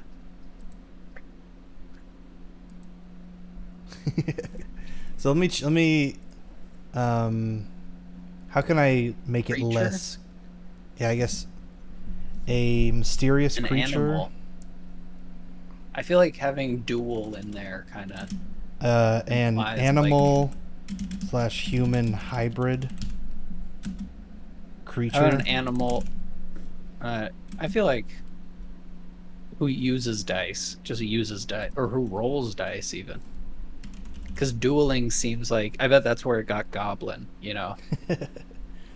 Like dungeon stuff. With I do like Yoda in a tracksuit though, the yellow. And he's got the 2 dice in his yeah, hands. I think I'm gonna save this one. I actually I fuck with this one. 'Cause I feel like You know what? Actually, the theme with all of them that we weren't really considering. Look at the size of the dice compared to the guys. Like they're all that's they're true. all really big. Let's say a large animal human hybrid creature who rolls dice. They said the more specific you get, the better. Well, I'm thinking if I do like with... It could be big dice and little guys. Like, what if it was? Would it be more fun if it was like 1 at a time dice, where it's like you roll 1 each? And Well, they I just think keep we could stacking also up? just do one guy who's just small, you know? He just goes like, Yeah. and like throws them one at a time. Whatever, let's just roll again. A large animal human hybrid creature who rolls dice, 3D model. But yeah, this thing is so good. I've been having so much fun playing with this. Like, it makes insane content. Ooh, that's... Ooh. I like this guy. Well, these are definitely human animal hybrids, though. Why is it doing a large dice still? Look at that one. Yeah, these are all hybrids. Oh wait, what number is that on the last one? That's a 8. Look at the 3. I like that 3. The 4 looks like the 4 we have. Oh, This guy's pretty sick. non-cube dice. It's a rectangular. Looks like a PC. It has a 9.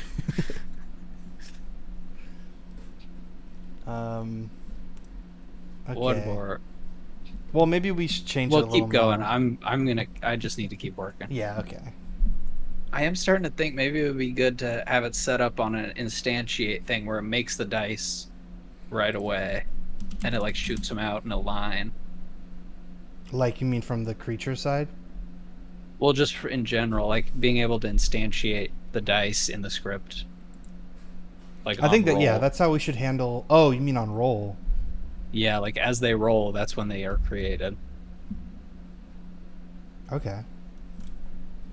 But maybe that might be extra work. I don't know. I feel like that works the same. That's probably a good way to do it, yeah.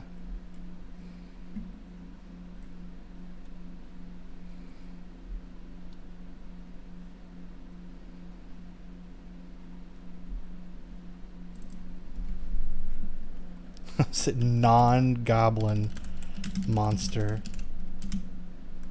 I think creature will give you things like a snail or whatever, you know. Oh yeah, bug. A large animal, or I get maybe critter. Critter. A large critter / human hybrid non-goblin monster. Should I remove non? I feel like that's gonna make it more goblin. Let's see.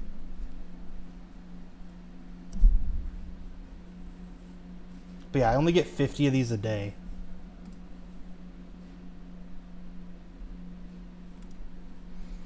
Ooh. It's a goblin. It's goblins. Holy shit. Whoa! Ooh, He okay. is the dice! He is the dice. It's like a disgusting dice come to life. It's a dice that's been grafted. Yeah. Guilty Gear character.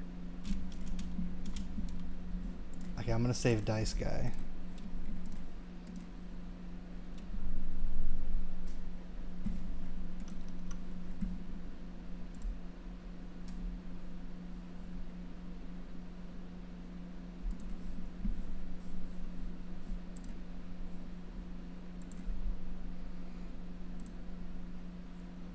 Dude, this it just says 8. I was considering doing maybe dice that just had the number on it as a way to bypass the text mesh problem. Why this one's so sexy? They're all like, Whoa. it's because you put in hybrid, you put in human hybrid. That's why. I kind of like this one. Yeah, I mean, he's cool. I like that one too. So what should I say? Variation. A large critter monster? Take out hybrid. Hybrid is the sexual word. Well, you mean critter / human monster then? Like that? I mean, I guess human is the real problem. Yeah, I guess hybrid works. Or hybrid is okay, but yeah, just take out human. That's all I'll fight for. So a large critter / animal. I mean, what is a critter monster? I don't know. That's for the AI to decide, okay? I really think creature is the word here. I did creature, didn't I? Oh, you did? Okay. Yeah. I thought that you didn't do it and we're just not doing it for no reason. Whoa! Yes. This one's sick, actually. I think this is the one. him. I fuck He with looks this like guy he's a made out lot. of, like, practical. He does not look like a 3D model. That looks like practical pieces made in a Why are they all in workshop. like the same pose? What is this? Yeah, these are all like. This is like arts and Ooh. crafts. I think this is the guy. Yeah, he's very sweet. So I just got to make a variant of that guy now. Yeah, he has the guy. He has a guy in him. He has sort of a human quality. This is the final boss, because that's why he has a dice for a head. I mean, you already have a perfect picture. I don't. I mean, I don't know why you would have to. Well, because I want to redesign him a bit. I don't want to Okay. just full copy the thing. He just looks so good because of the like ripped metal and stuff. Like it looks like he's made out of clay and aluminum foil. Yeah, I'm not going to be able to get that. Plastics. But yeah, it's a great smile and nose. The nose is well placed, I think.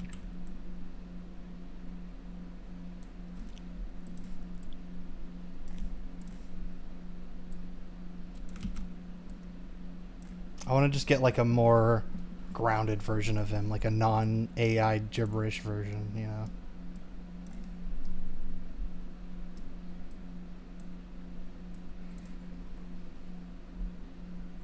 Plus, I get like, what the fuck are those eyes? I interpret them as like big eyelids.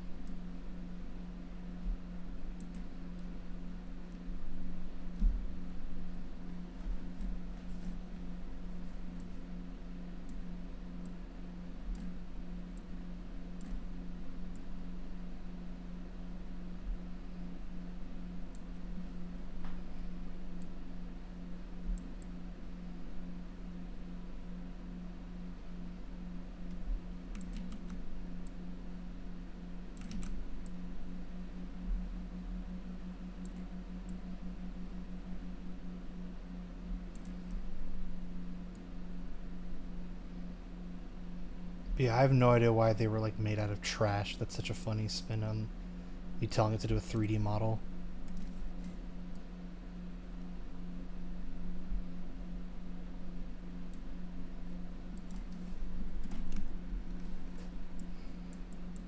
Ooh, this is part of. I think this is kind of a interesting. I didn't think about this as the challenge, but this might be a bigger challenge. Just finding the dice side. Yeah, so I thought you were gonna do that first. Honestly, I don't know why. I thought that was my assumption, was that was gonna be the big thing. I mean, that's what I'm doing now, basically. Okay. I just haven't done. I really haven't done much. But getting just the. If you rotate it by Z.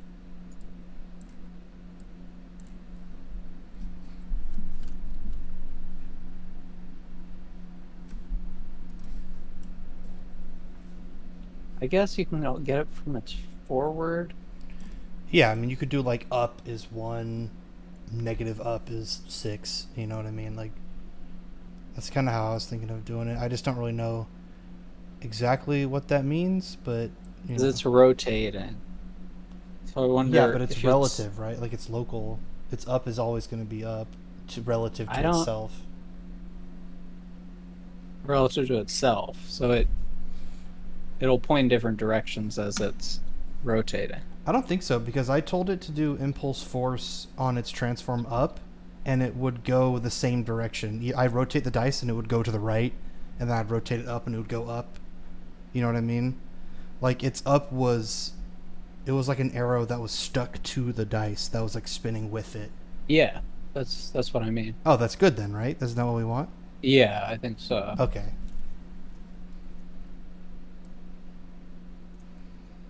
Let's see. If dice is, so right now it's at 6. I guess at 0, 0, 0 it should be 6.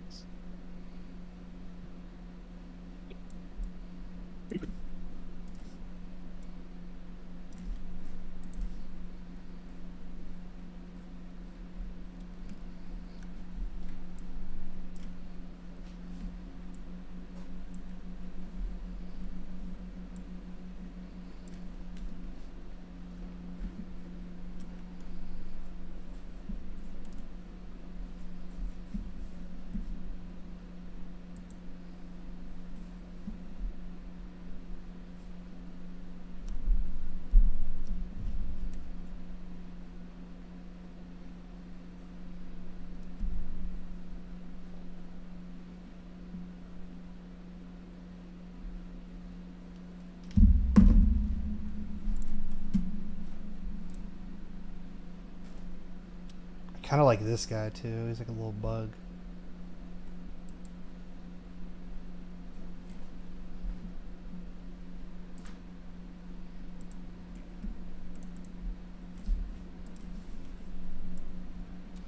It's funny how critter animal hybrid gives me every single thing is in the same pose. They're all in like the frog pose. I don't know why. That's what a critter is. I guess Critters so, yeah. only they don't walk on 2 legs. I'm gonna do an interpretation of this guy too. I might want to do this guy instead.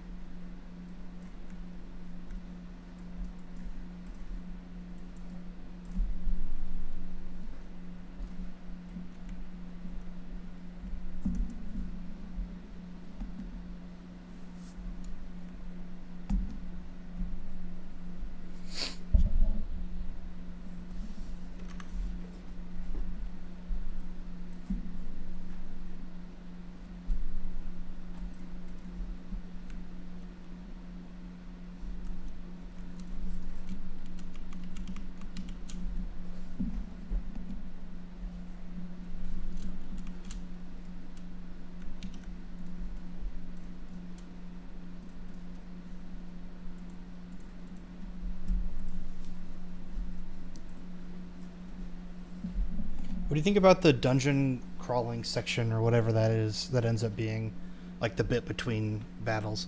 What do you think about that being controlled by just like our general third person character controller, you know?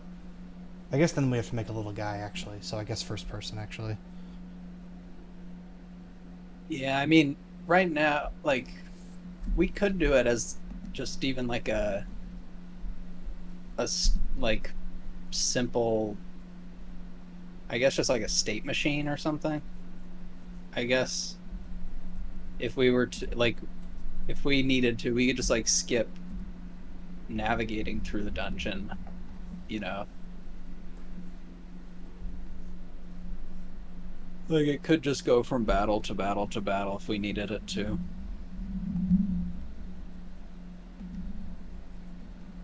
Yeah, I guess so. But then there's no, I don't know, then you'd have to build in, like, if you had any sort of branching path. It's not really a map then. Maybe it's like maybe there's not really any actual locomotion. It's just like move guy from this room, this room, this room. You know what I mean? Just like move your little guy. Maybe you just have like a dice that represents you, and you just like move that between rooms, and then like when you go to a new room, it goes like, and then it's like fight mode. You know what I mean? Yeah. So I was just gonna start working on that. I'm gonna look up switch statements really quick. I forget how to use those, but I think that's, yeah, that is what we want here.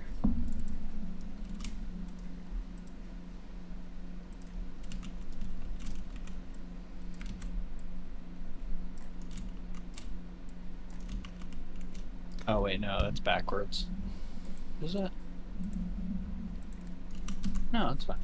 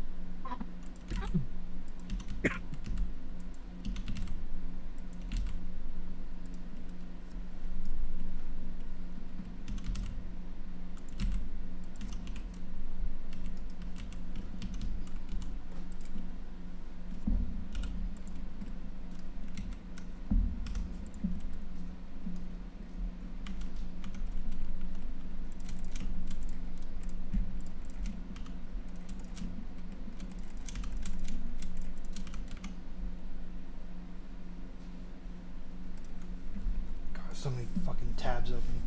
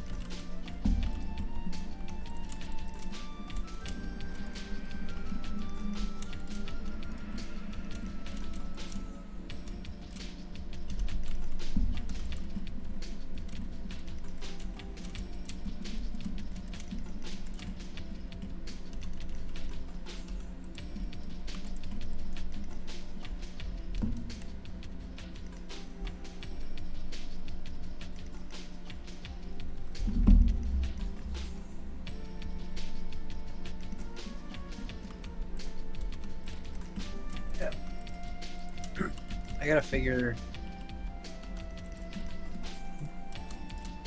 I don't know if this is gonna work the way I thought it would.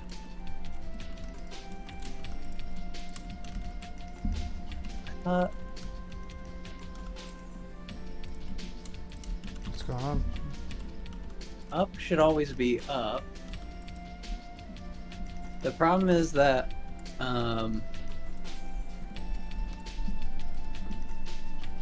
oh, I see it. I think it might be just the way I'm comparing it. It's like if you rotate, if you like flip the dice and it lands on 6, you can see my screen, right? Yeah. Like if you do this,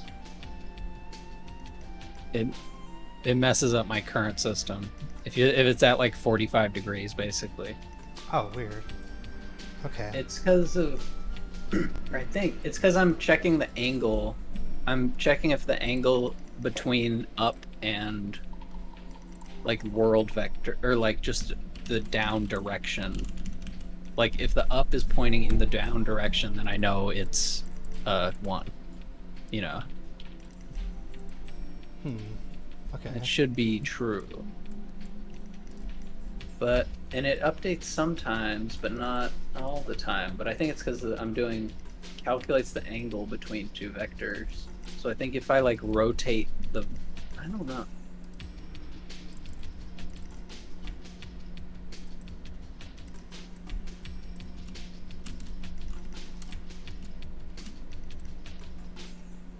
What I should, I know what I should. Debug, log.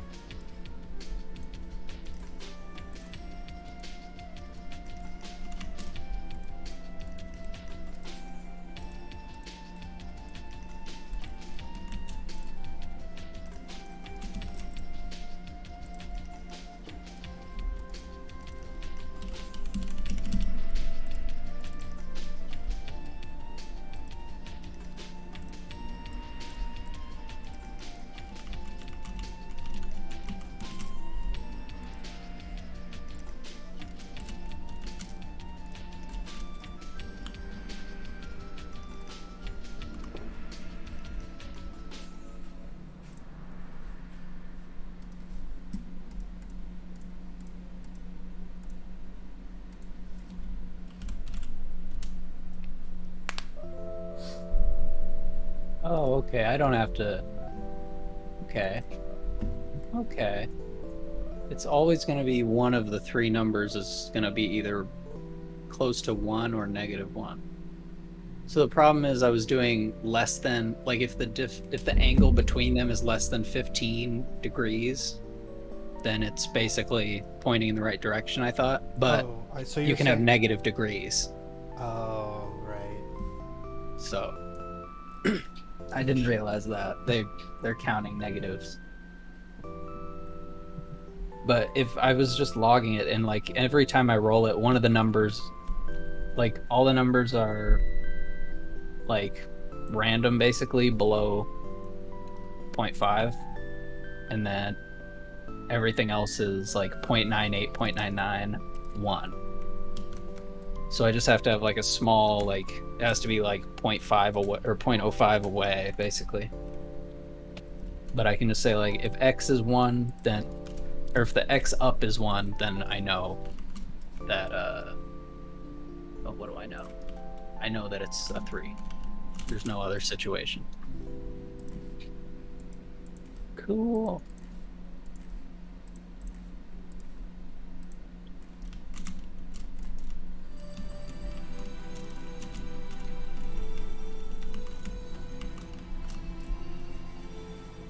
I'm working on doing like a level system right now.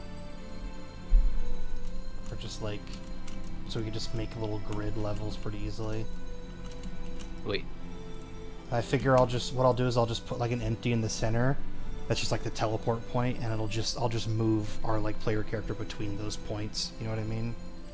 Mm-hmm. Unless you think there's like we could do it actually grid based and be smarter with it, but I don't think it matters that much. So I'm just gonna kind of wing it like this, you know? Yeah. It's not right now. This isn't really grid based. It just kind of is. So whatever. Yeah, I mean, I've never really done that.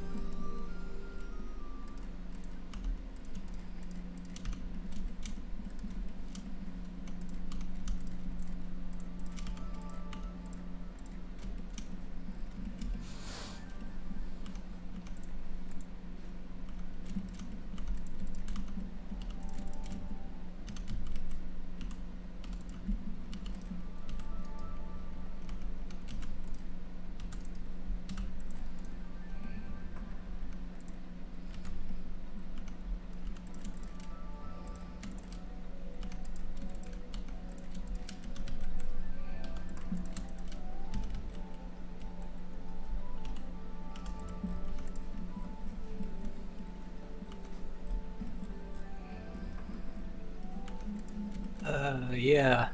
I think I don't know how to I don't know how to like when it's at the 45-degree, I'm still having the problem. Maybe this To is something you could look up differentiate. then. Say that again? I'm sure people have done this before. Maybe this is something you could just like look up. I did before. But the problem is like if you go by the forward or say you go by the up, the sides that are like next to up, like when it's at 5 basically, like up is pointing up right now. When it's at 5, I don't know what, like it could be in any direction. It could be a 5, this up. So you going by up, I think, is I not see. the right way to go. What if you do by the one? What if you do it like the one that's touching the ground, and then you just find the opposite of that? Is that possible? Maybe. I mean, but then that's still like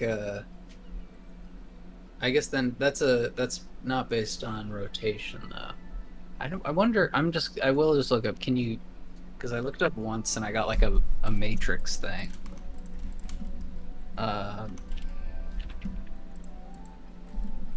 Determine dice rolled by rotation.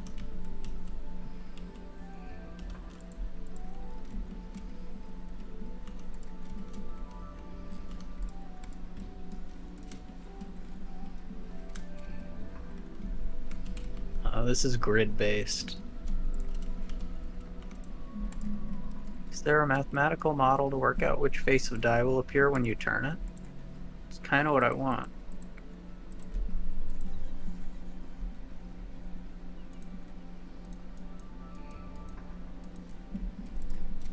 The easiest one is to map the dice to an axis-aligned cube and identify each face based on their unit normals. Yeah.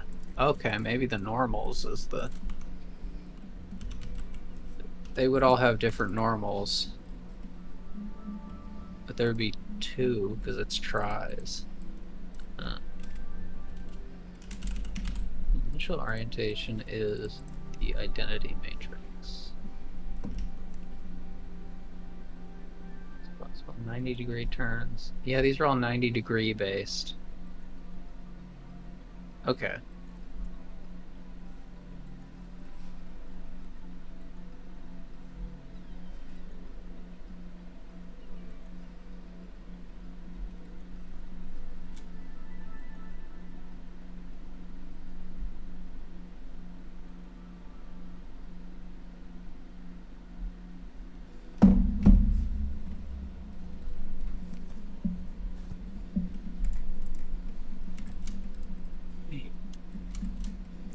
How about this? The up.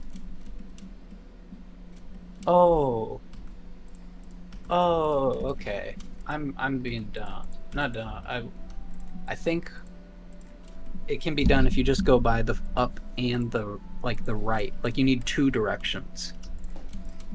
I guess that makes sense. Don't we do that with players, right? Like you get your forward and your right. Oh yeah.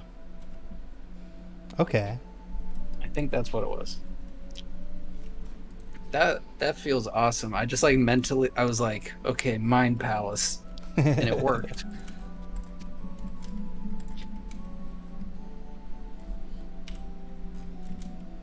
Okay, so gotta think about this. How do you differentiate?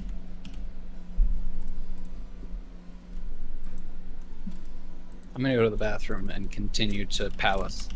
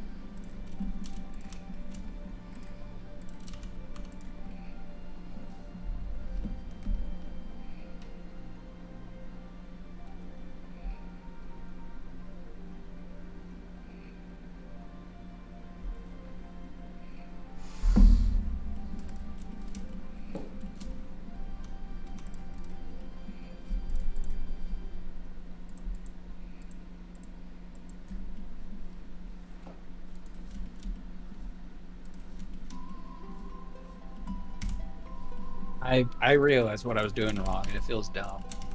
The I've been going based on the up of the. I've been going based on the up of the dice and comparing it to world directions, when really, I just need to compare the direction of the dice to the world's up. I was doing it backwards. Okay. Like, forward is 2, like up is 6, down is 1. Like, it's super simple. So like, just saying if up is equal to up,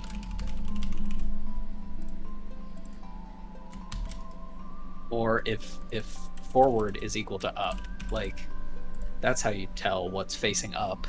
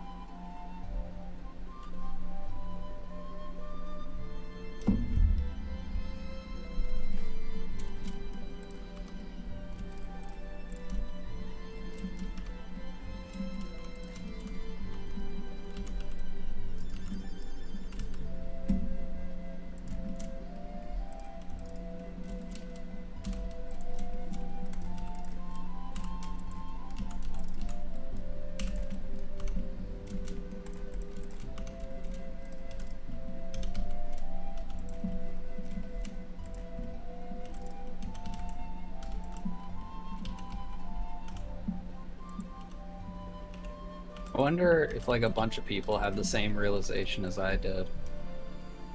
Yeah, I wonder if you look at like Google Trends, like how much dice math has had like a spike recently. Yeah.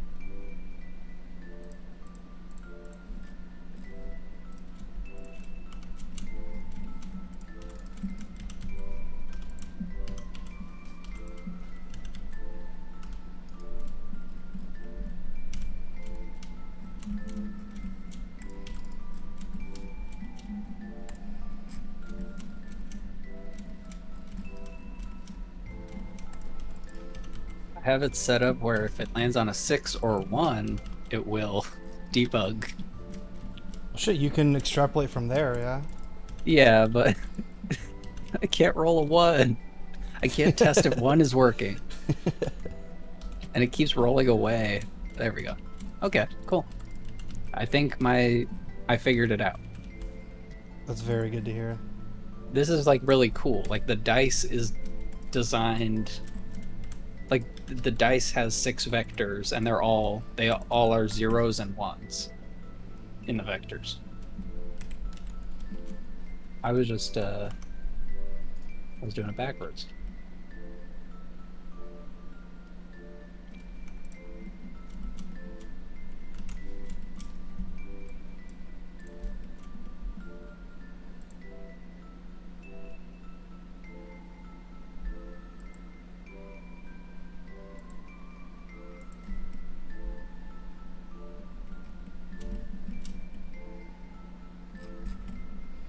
Okay, I think I have this in a pretty... This actually got way more complicated than I meant it to be, but basically I have this set up so that I can like just swap out the walls with either just a blank wall, a doorway, or like a little plug so that I could just connect rooms together to get like a big room. And I could just use this to just build levels, basically. That's awesome. Yeah, that was fun. I like that. Do all the sides have a door? Yeah, so you could do a door or a plug on any side. Nice. I basically just made the cards in that board game I was telling you about, just as a 3D model, and also expandable. It's more because you can expand, you can link rooms together. Oh, yeah. So let me reset this whole thing.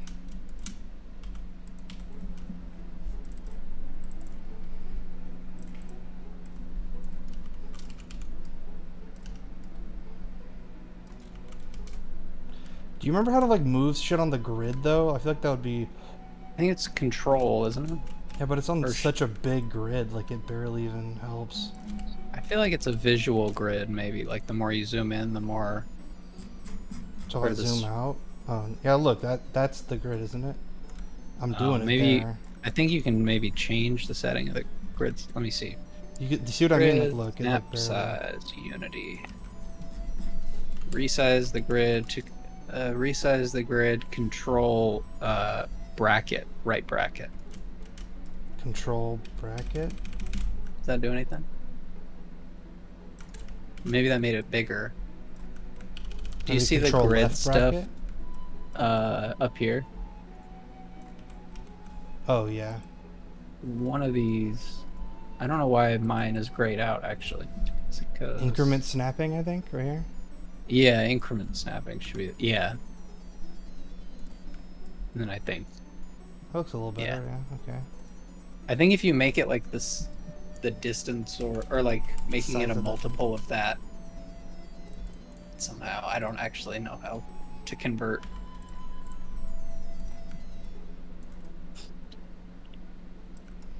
I don't know if that actually is different. Let me make it like really different. Yeah, it's not actually changing it. Damn it. Oh wait, I'm doing scale. That's the problem.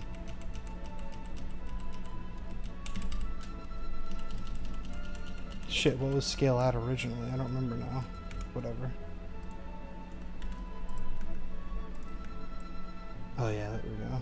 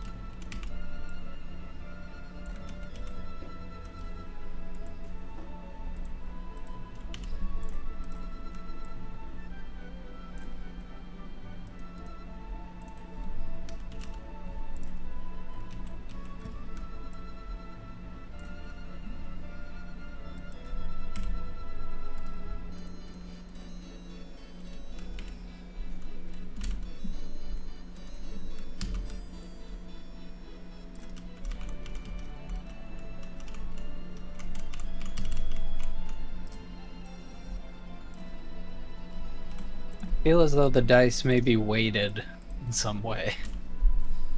I can only roll 3 and 6 and 2. Oh, there we go. On a bounce, I got 4.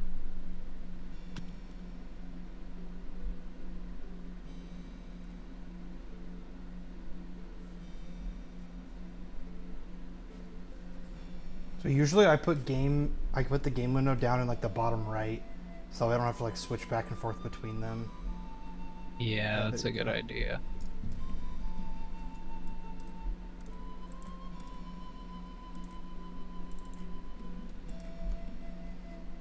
I guess it's possible something fucked up on the model somehow, but I just made a cube and then beveled the edges. 2, 4, 2, 6, 4, 2, 6. Okay. On a bounce, we get 3. So it's probably, I think it's just a physics thing. I think we need to do a little more angular drag or less or something. Because there was one time where it went straight in the air and then just like went perfectly straight down and landed. Like it didn't roll in the air at all. Okay. So I think maybe, I guess I could just change that, but I'll save it. I think it's working. 3. Good. 6. I haven't gotten a 5 this whole time.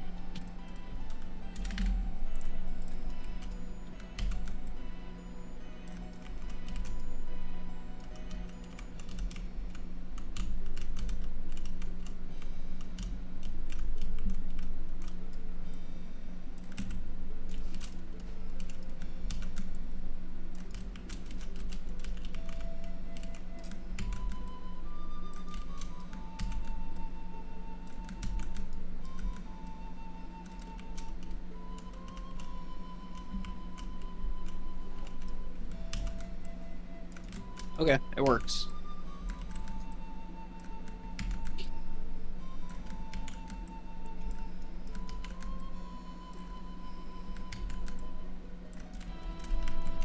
That's awesome. I mean, we'll see. It could be super. I'll try it with a bunch right now, actually. I think I got the grid offset good too. This is all just using the snapping. Seems to be lined up good.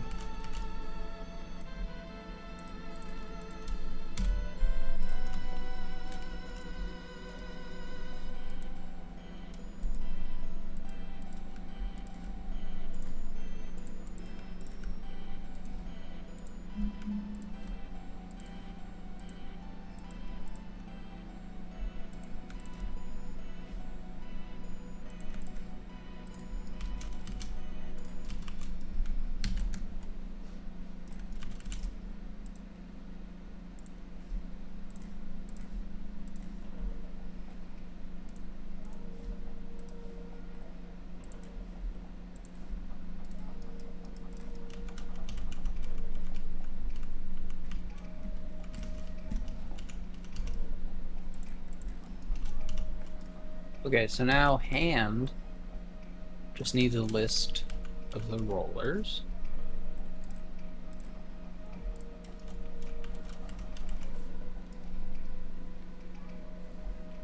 And then for each one, so it has some floats. Or, no, I did that too. Hints.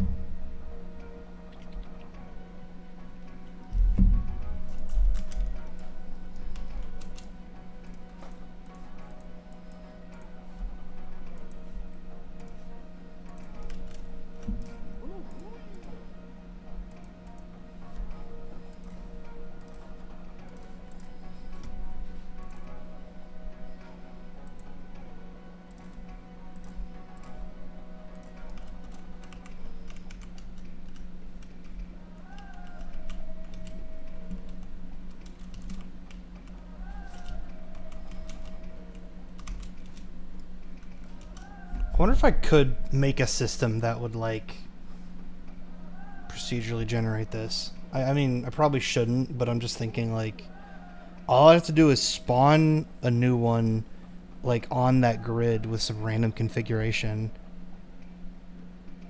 Whatever. Not worth it.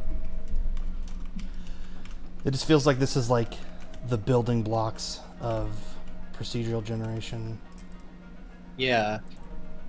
I think that Cat like did something similar to what you did for cool. his. I think the one difference is that his was like designed around moving forward. So like every building had like one, like the front wall was just gone usually. So then like the next piece just had the wall behind it to be, you know. Yeah.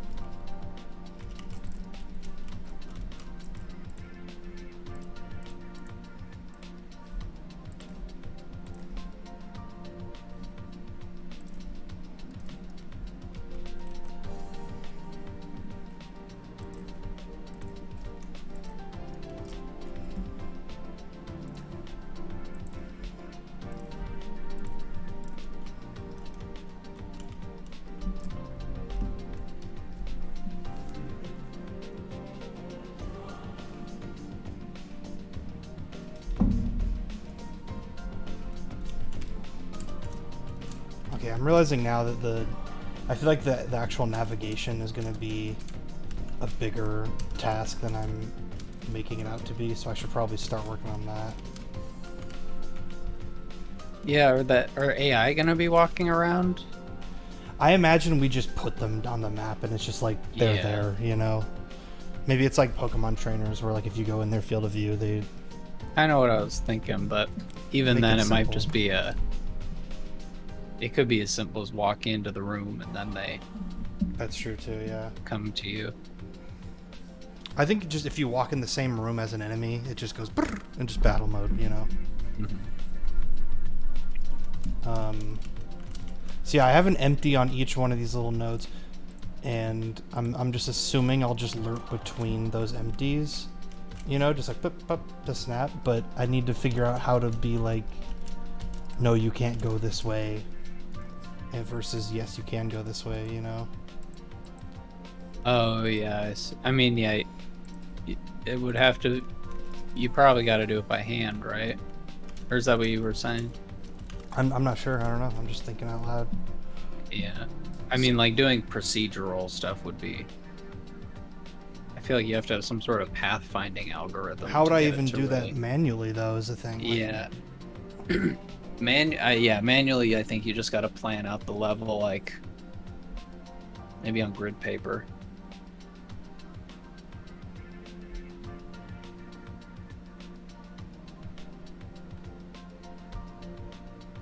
Maybe each one has a script on it, and then I can say, like, is up, is north block, is south block, is west block, is north block. And you just... could do a trigger volume that you, like, drag the character into, maybe. Like, drag the enemy into, so it's like that enemy when you go into a trigger volume. I'm just thinking about, like, physically, how do you move? Like, moving between worlds. But yeah, that is a different problem, too, for sure. I mean, I figured it was just going to be, like, third-person moving, honestly. Oh, like free movement? That's what I thought you were talking about. That is what that's what I suggested at first, but then I was thinking that means we have to make a character. So you were thinking like go up or go right and it goes to the next room? Yeah, it's just like boom, boom, boom, boom. Honestly, boom, it might boom, be boom. easier for you just to do third person, because then at least, you know, there's a little bit of freedom that even if there's nothing to explore, it gives you the option to maybe go back. I mean, you could go back with the grid movement too, yeah. Yeah, I guess it's just more like you can walk up to the door or whatever. And that might, I just figure that's something we know how to do better than. I'm just thinking really if I just have it. About is like, it's a UI issue, really. It's like setting variables with controls. Well, I'm thinking if I just make a player thing and I just say like, each one of these grids has like a script on it that just says like each direction and whether that direction is blocked, and then you just say if the grid you're in to the right isn't blocked, then press right. Like basically just each input you say is that direction blocked, and then if no, get the empty from that direction and then lurk to that position. You know what I mean? Yeah. I feel like that wouldn't be too hard, but I don't know. If I throw in a third person character, that means I have to make a whole character that like you run around and jump. I guess you don't have to jump, but yeah. I'm just trying to avoid, because if here I could just do it as like a little dice represents you. You know what I mean? Yeah. So so I don't know. It's a hard decision. To me how many dice we're gonna be seeing from these games. Just like how many fucking dice. Yeah. You know? How many people will just be putting straight dice in the game? Yeah, are we gonna do wacky dice? Are we gonna make up our own types of dice, or are we just doing numbers? I don't know. I mean, I don't really care. Honestly, number dice is probably fine. Just most people are gonna do the literal interpretation, I would say, so it's fine. No, I'm gonna give this a shot. I'm gonna try to do the grid-based movement. I mean, you have a better idea of it than I do.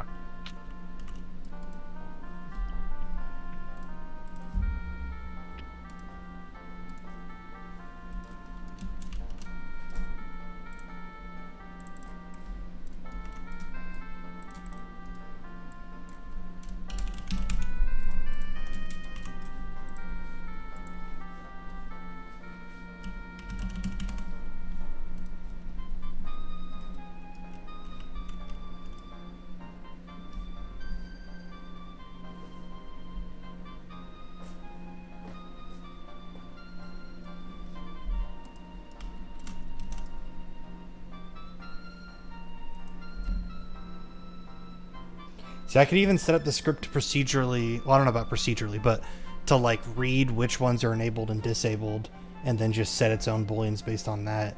That way, I don't have to say, you know, disable the wall and then manually also say you can't go this way. Like, just if the wall is enabled, you can't go that way. Whatever. I'm gonna just try it. I'll give myself a couple hours on this, and then if not, I'll fold and I'll just make a simple little character. Because worst case scenario, all I need is a character and a run cycle. I could make it to the bare minimum of that, but that means. I mean, so I guess it maybe. Could be a, what? It could be a really generic shape too. Like it could be abstracted as what you look like. I feel like the hard part. I mean, to me, the biggest stuff is the sculpt. But yeah, that'll probably take a while too. That's why I'm just leaving that for a while. I'm extra slow with that stuff. I'm fine taking that. I love sculpting. If you want to like try to throw around a design for the main character though, like I know you're working, so you know, keep working, but at some point if you want to take a break, try to design a little character we could be, you know. Mm-hmm.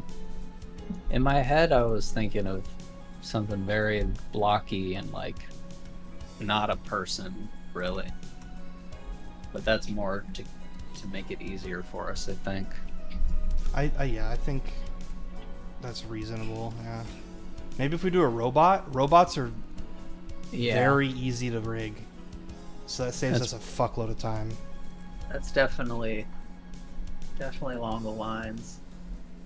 And plus, robots you can make look good and still be like super easy to rig. Like I feel like Chicken, the robot chicken, was so easy to rig. That's like the easiest rig I've done in my life. I don't know. The or weight painting, I guess. But yeah, that stomach though is not easy. I guess the stomach was a bit of a, but like I don't know. I just literally just took the armor piece and just parent it to that bone, and then just did that for every single in general, armor piece. It is very nice. Okay. I'm got Delta time.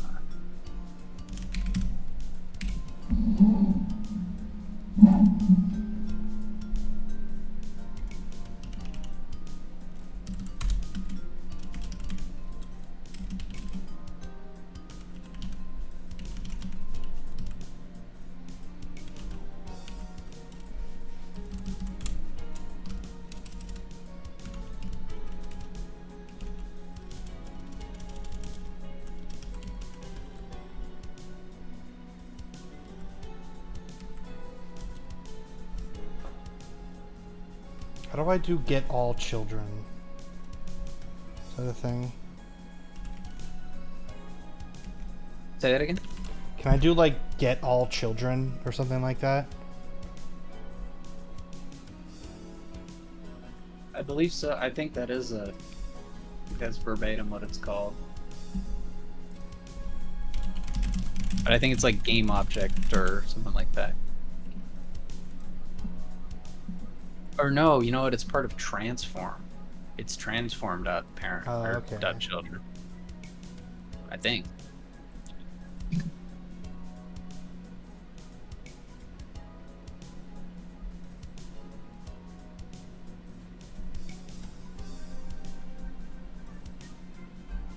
Oh, okay. Weirdly enough, apparently if you just say transform already is that. So if I say get all or for each transform child in transform,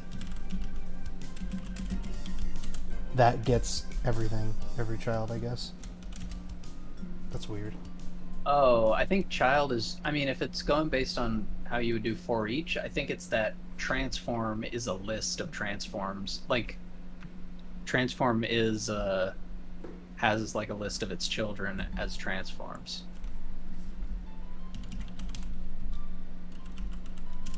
Or an array, I guess. Maybe not a list. Yeah. I'm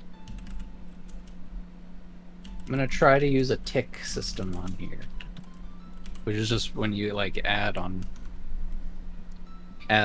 on update, so it only goes every few seconds instead of Oh, so it's not every frame. constantly going. Yeah, that's a good call. So you're gonna just update the count of what your dice are, just like every second or something. Yeah, Could you do it like? instead of every frame at least. Would it be smarter? Could we possibly do it like on roll somehow? On roll? Like you don't. I guess no, It's because you more could about spawn it- in new dice, huh? Or delete Yeah, it's dice. just about having them like do it every single frame. I mean, they're pretty. It's really indiscriminate right now, but I don't even know why I'm doing it, other than just to test if I can, because I've never done that.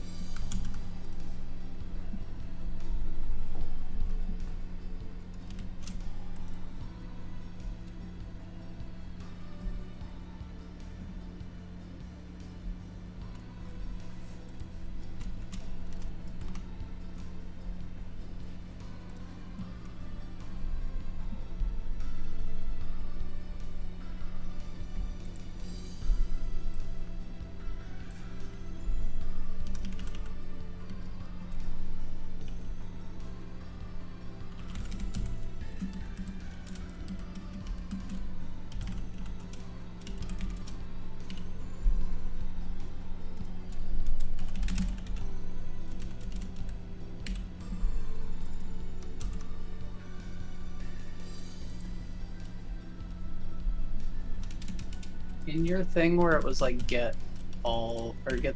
Oh, never mind. I'm sorry. I remember.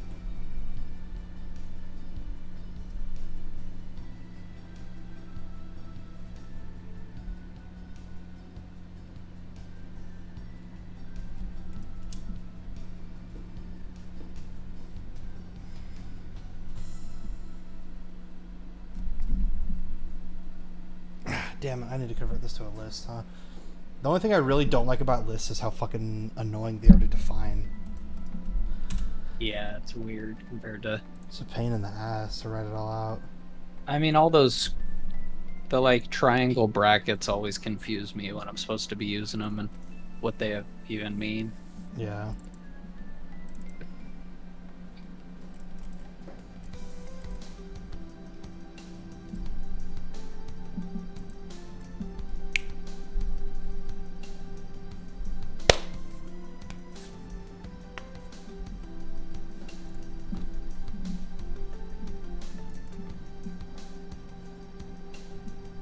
There we go, okay.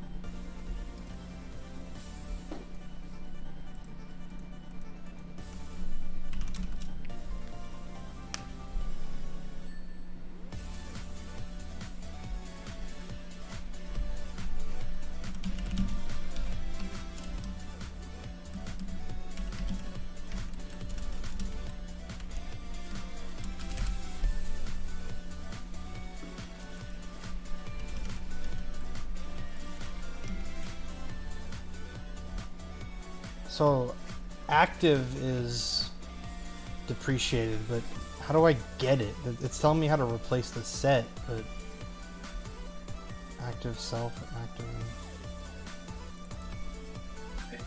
Yeah, like how do I check if an object is active or not? I guess enabled. I thought it was set enable was a thing.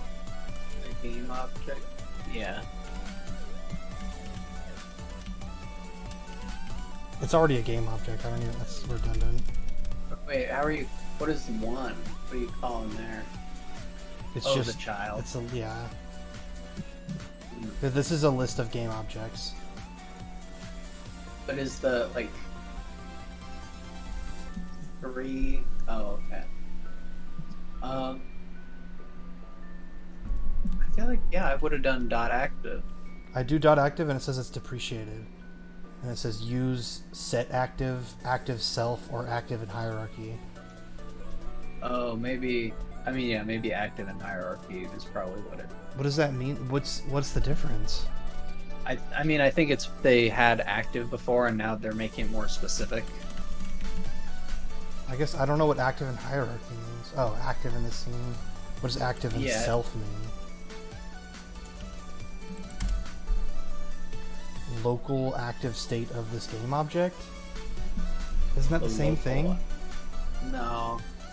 One is local and one is in the scene. Okay, so I guess I'll see what I can do. I don't really know the difference, to be honest. But they are, I mean, they said they were different things. Yeah. No, I guess I believe them, I guess. So, yeah.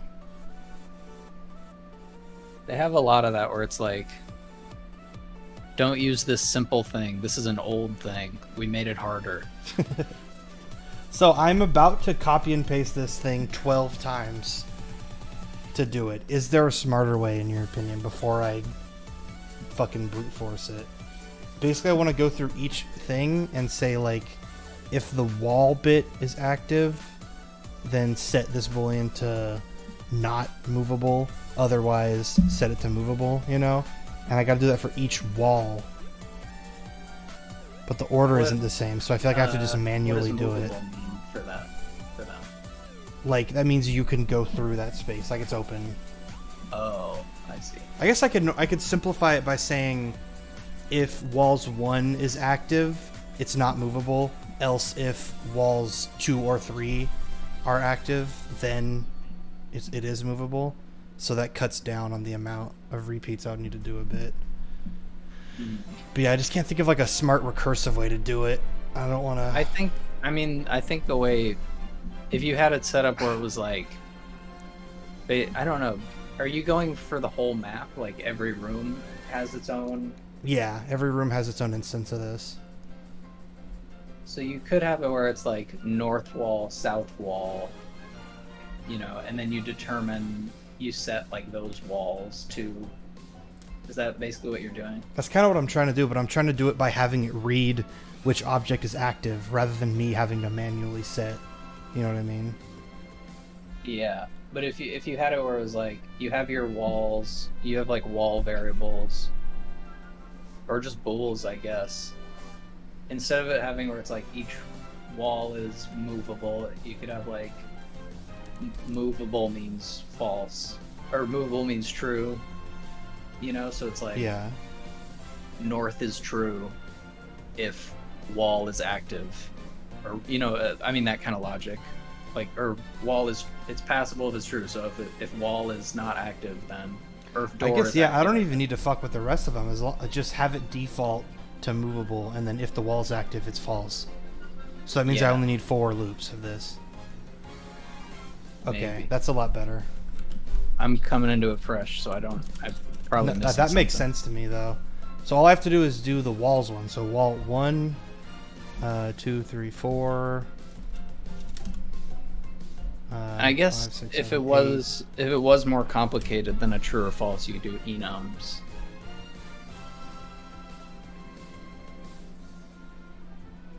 10.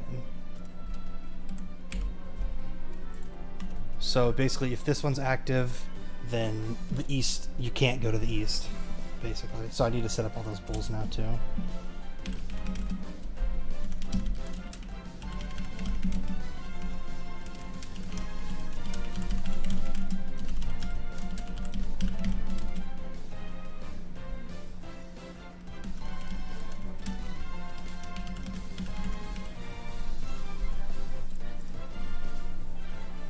Can I set them all to default to true? Like that? Is that how that works? I don't know. Yeah. Oh, well, actually, no. That just sets west movable. But if you put equal signs between all of them, Like that, I can do that. Okay. if you go east, no, I mean if you go east movable equals north movable equals south movable equals west movable equals true. I just learned that to like 10 minutes ago, So or that's remembered just it from school. That's just in the definition, though. Yeah, it's not gonna like Yeah, as long as it forever doesn't- all it- be the same value. They'll get called. That's what I thought. Oh, do I have to say bool? Oh wait. What? Well, this is How the did I do- definition. This isn't in start. Oh, you're right. Yeah, no, I did it. In definition, I don't know, actually. Maybe you can do equals 6, like... I'm just gonna do it like this. This seemed I to be literally, I working. have that page, or had that page open a second ago. Yeah. For all 8. There you go, that works. I mean, that doesn't really matter that much.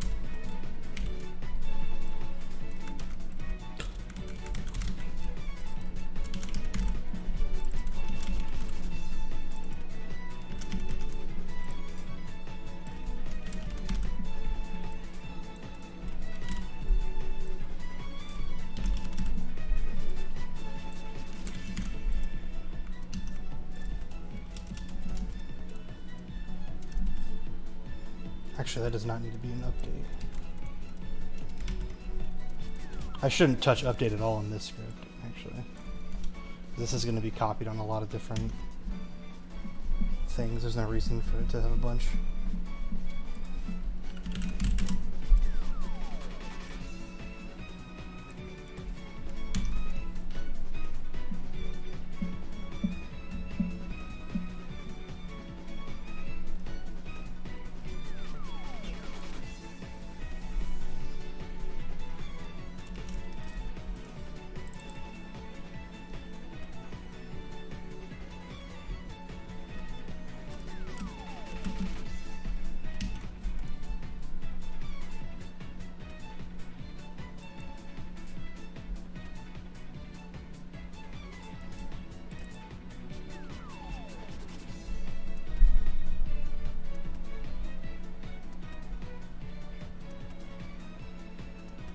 Do lists not start at 0? What's going on here? Lists? Well, I think you have an array. But they do start at 0 usually. I have a list. How are you interfacing with...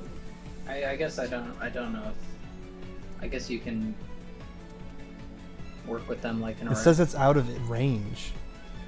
Maybe it doesn't have a 0 if it's a list. I know arrays start at 0, but maybe lists start at 1. Yeah, right here I mean, use it. I started at 0 right here. Maybe it's maybe a different index.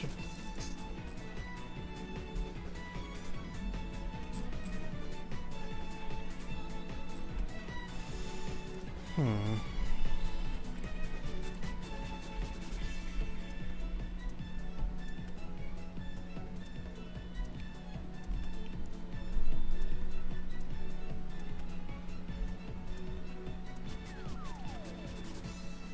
Maybe I should just do this.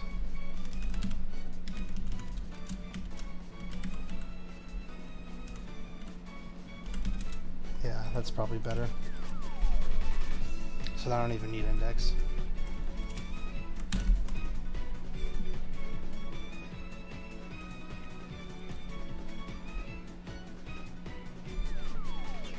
Shit.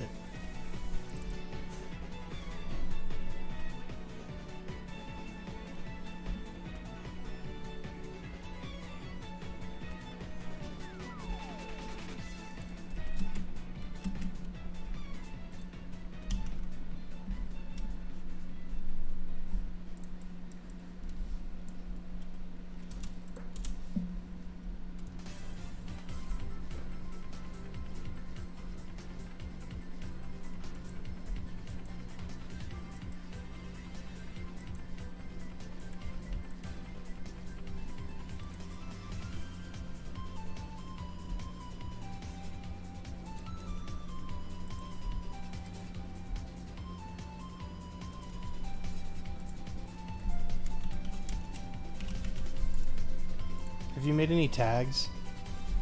No. Okay, good. Don't make any until we merge. Yeah, I'm not really familiar. Do you want to merge, actually, pretty soon here? I think it's been a while. Sure. Just Let make sure we me- didn't let fuck me anything test. up.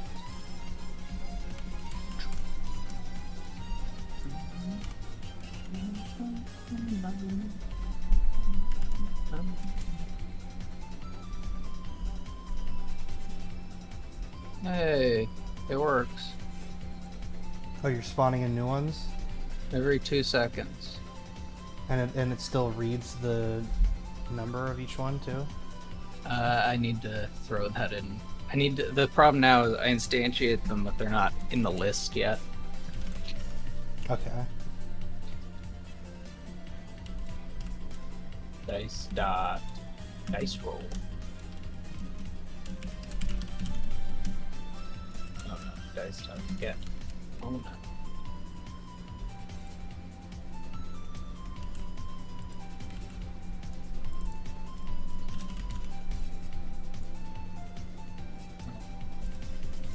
Can you add to the list again? List add. T-shirt.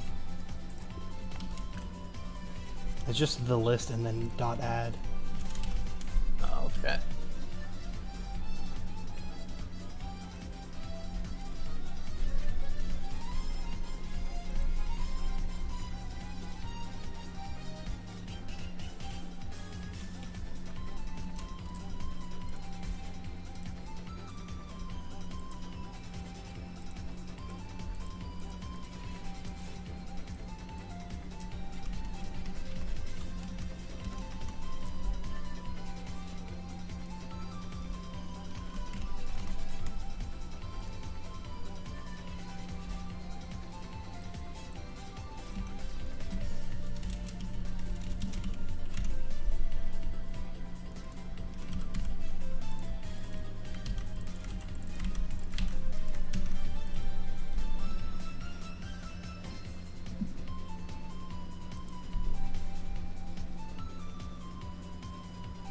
Damn it, that is not working.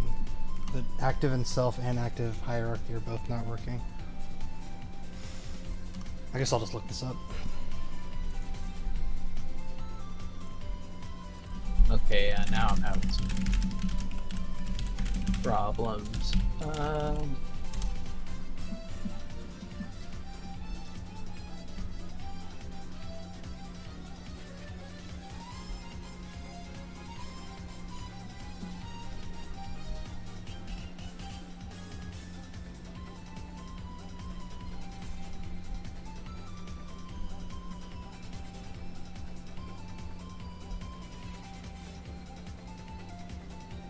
Oh wait, the way I'm doing it is wrong.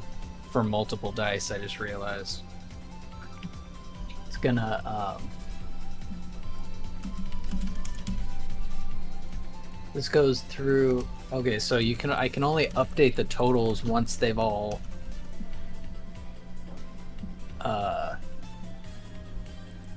Like settled. yeah. Cuz like every time it updates it just adds the dice. I think okay, I have a list of them.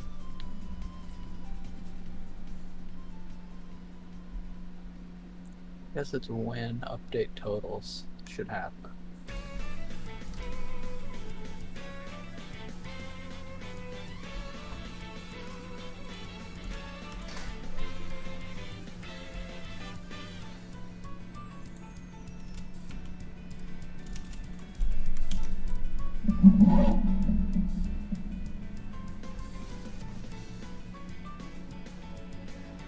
Yeah, there we go.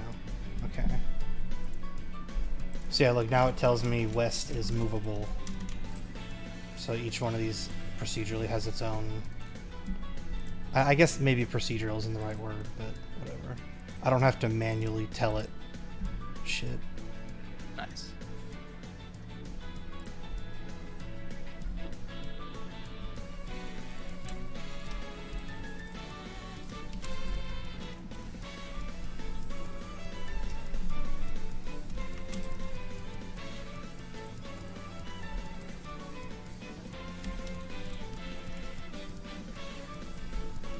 Oh, that's a little wrong.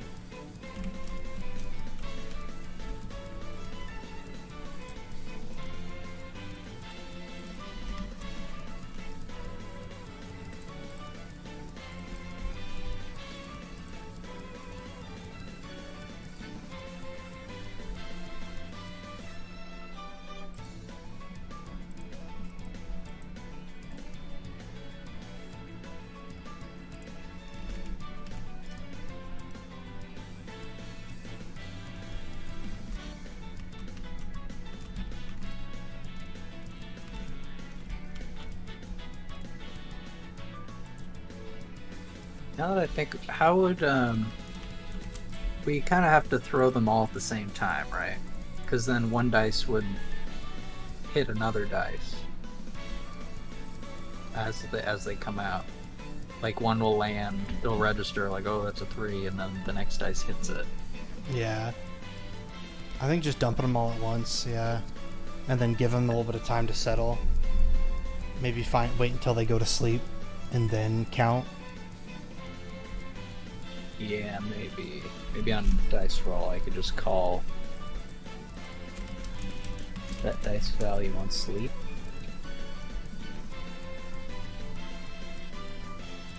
I don't think, I guess sleep isn't what I thought it was. I gotta look up sleep.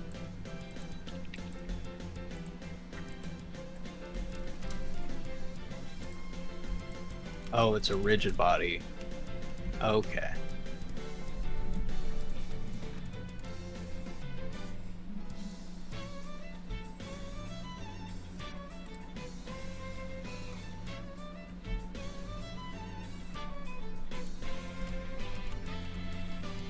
Something's off. That's not quite working right.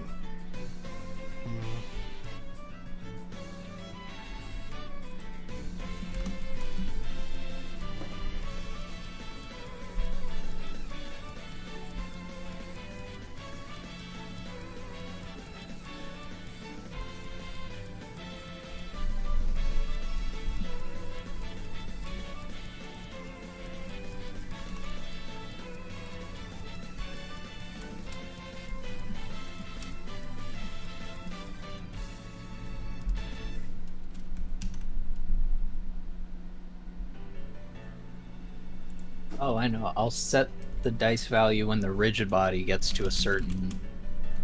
below a certain threshold. Wait, what? If the rigid body on the dice gets below a certain, Like the velocity? yeah. Or no, I mean, not specifically that. Using the sleep here, I think we can. Like, I think instead of comparing, I don't know, it still would make it where when it goes up for a second, it's at 0.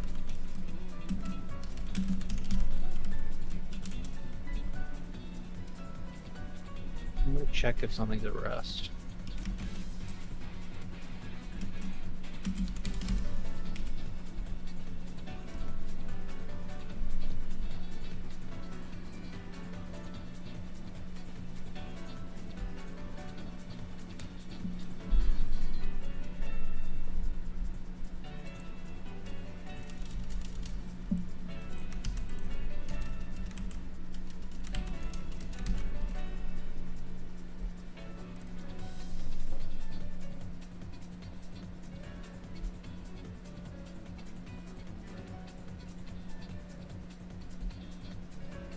Oh, that's the problem. The fucking order is like way off. That's not even right. Why is it like that?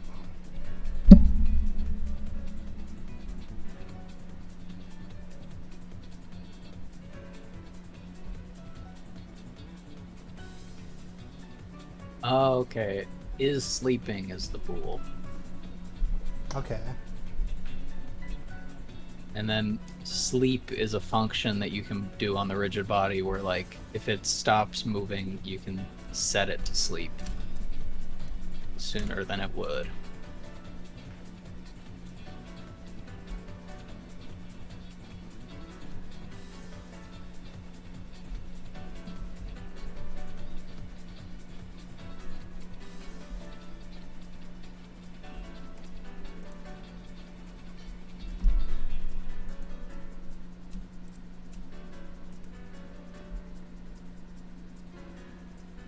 Oh, okay. I got it. I know what caused this. I've cracked the case.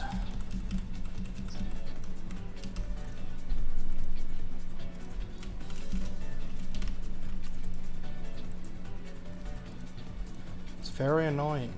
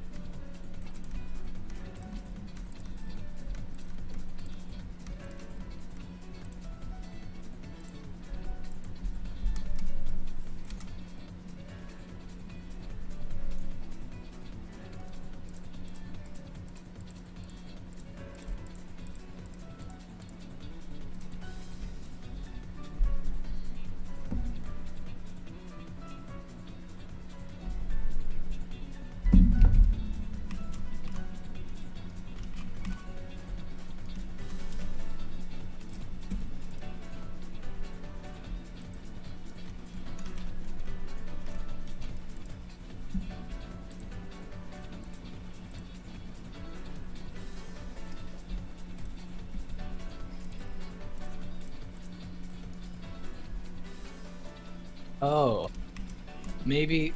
Okay, I think if I have a value on the dice that says if they've been counted or not, that would make this easier.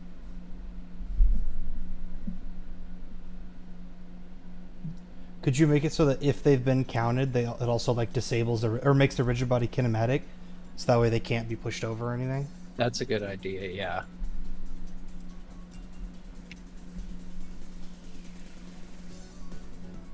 Nice, this is working perfect now. Oh wait, what is that?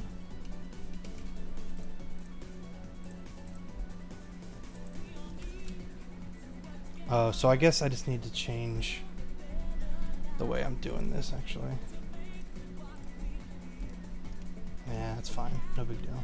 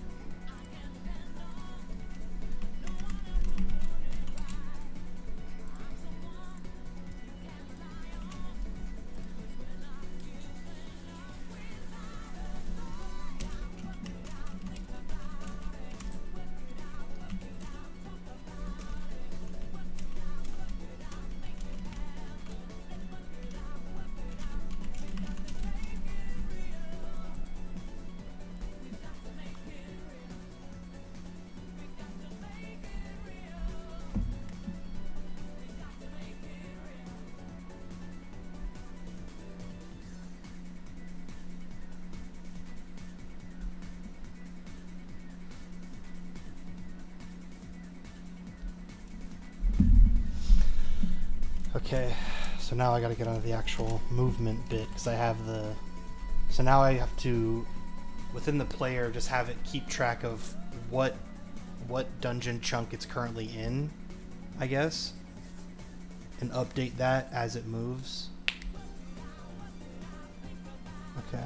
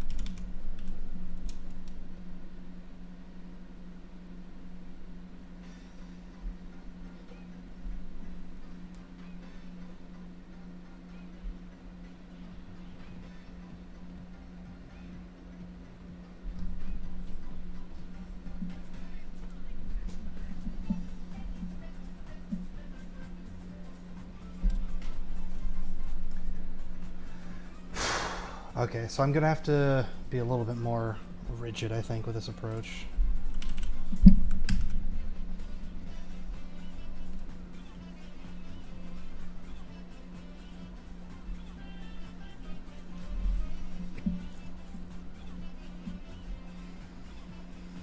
Yeah, I'm gonna have to go in each chunk and tell it, like, they have to be connected together somehow. So it means I have to do a little bit more manual work, unfortunately, but whatever.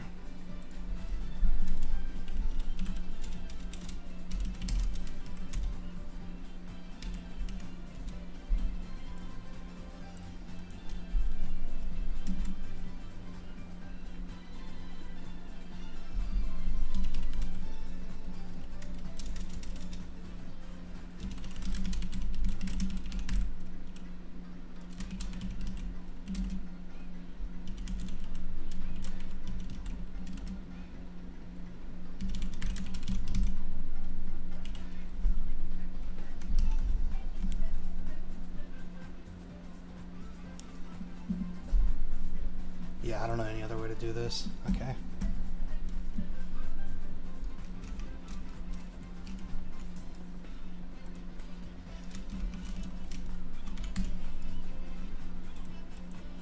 So now I could have, this kind of just invalidated that whole thing I just did.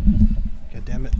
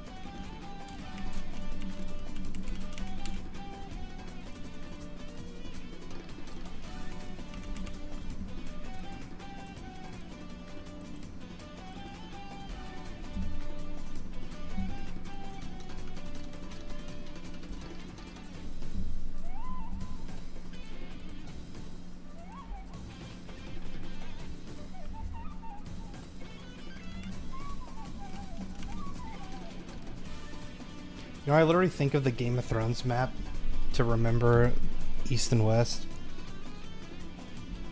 Oh, really? I don't know why I'm so fucking bad at that. I always think of the Never eat What's soggy it called? waffles. no Beauty and the Beast. There's one song that I literally I don't know how the song goes or anything. Like I never watched the movie. Like I didn't own the movie. I only saw the trailer when I was a little kid. But in the song, one of the guys sings "Rising in the East" like that. Like, or I mean, he sings it in some way that I don't remember. Yeah. But I remember the rhythm of "Rising in the East" like that. So I always remember like, oh, that's how the sun rises. I always just go "rises in the east." Like the clock from it's the clock, I'm pretty sure, from Beauty and the Beast. Just from the trailer. Beauty in the Beast. Oh. That's definitely a thing, right? Yeah. It's an album by Wendy Carlos. Oh. Good for Yeah. them. Beauty and the Beast song "Rising in the East." Oh, "Rising in the East, Beauty and the Beast." I just put that together.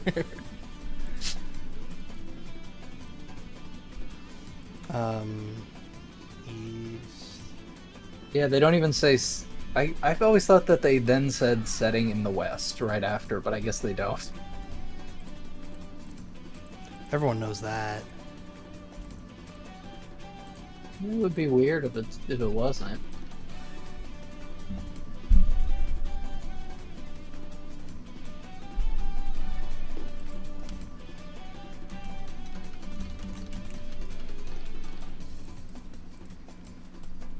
It's a shame that I have to fucking do this shit. God damn it. All right, I was gonna test if this works. That's the fun part.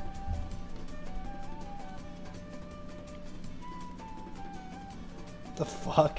Oh no! Oh no! Wait, What happened? I was spawning 10 every second. I just got 3 texts from 3 different numbers saying, "Hi, you seem to have left your handbag behind." At the same exact time. Jeez. I gotta go get my bag.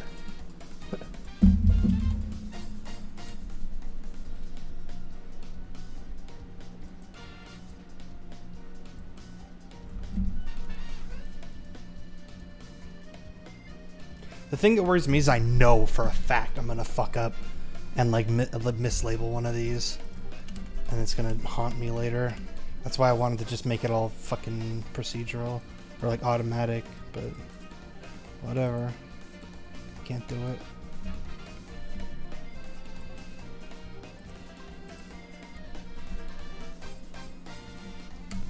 Okay, so there's sort of a time delay right now For what?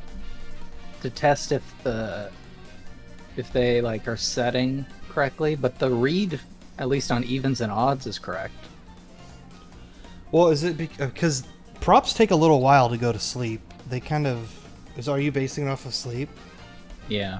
It doesn't Right happen now, anyway. immediately. It takes like 4 seconds or something. Like it's a pretty good. Well, you can, now that I've found, you can order it to go to sleep. So like if it Okay. meets a certain velocity, I think. But then I'll just be debugging making sure it. I guess in cat likes we probably checked is grounded. Oh yeah. Maybe not though. I feel like we did it with props, and props I don't know if they had grounded. Well, I had a script. I remember I have a script on all my physics props that forces props to wake up. It's like the opposite. Yeah. Because if you switch gravity, the sleep doesn't like wake it up automatically. So I'd have a thing that detects changes in gravity and then automatically wakes up props. I guess.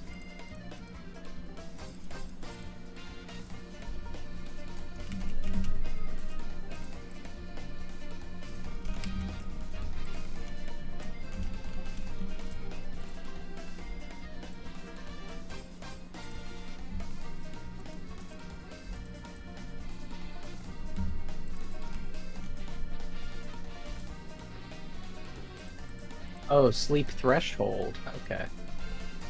There we go. I knew there was something I was missing. They have energy in this.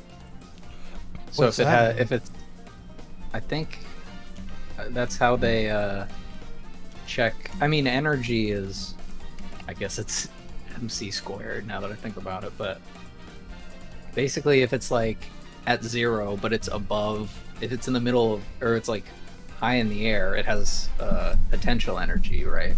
Right. So I think that's how they get around, like, if it's actually moving. I guess it technically always has potential energy, though, based on where you're... No wonder. I'm looking at rigid body now, though, and it has a lot of properties I didn't know about that could help.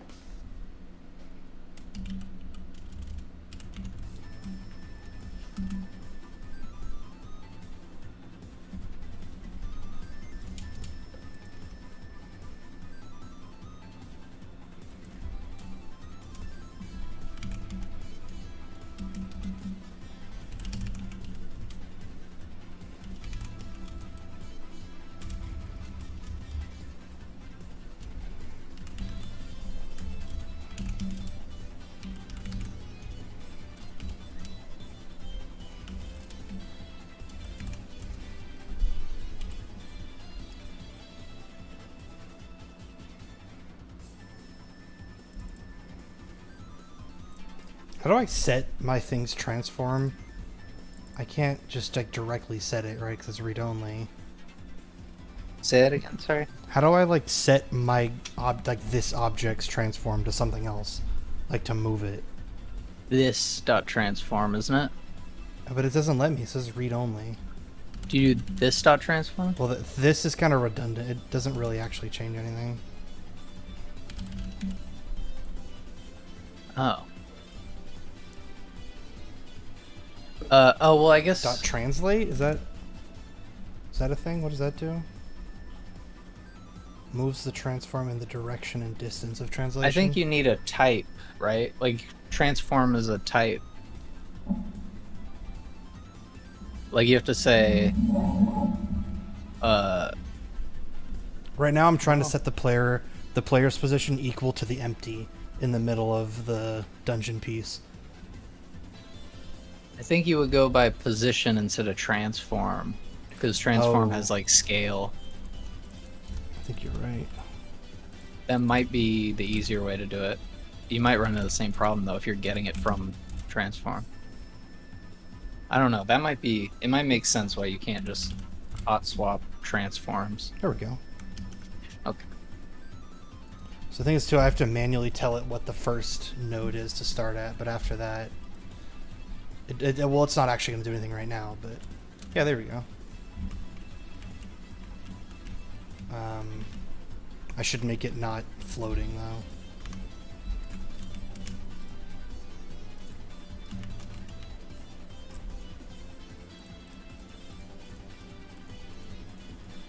I see there's something in rigid body called sweep test, which Whoa. is interesting.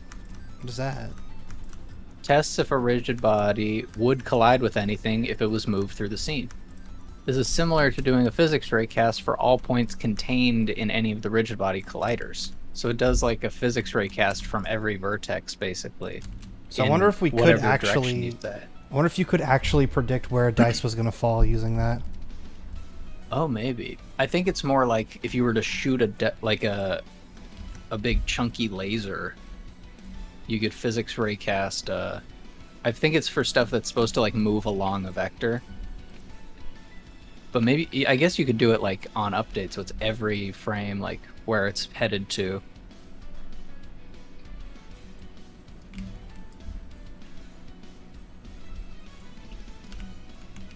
Oh wait, I'm setting it to the wrong thing.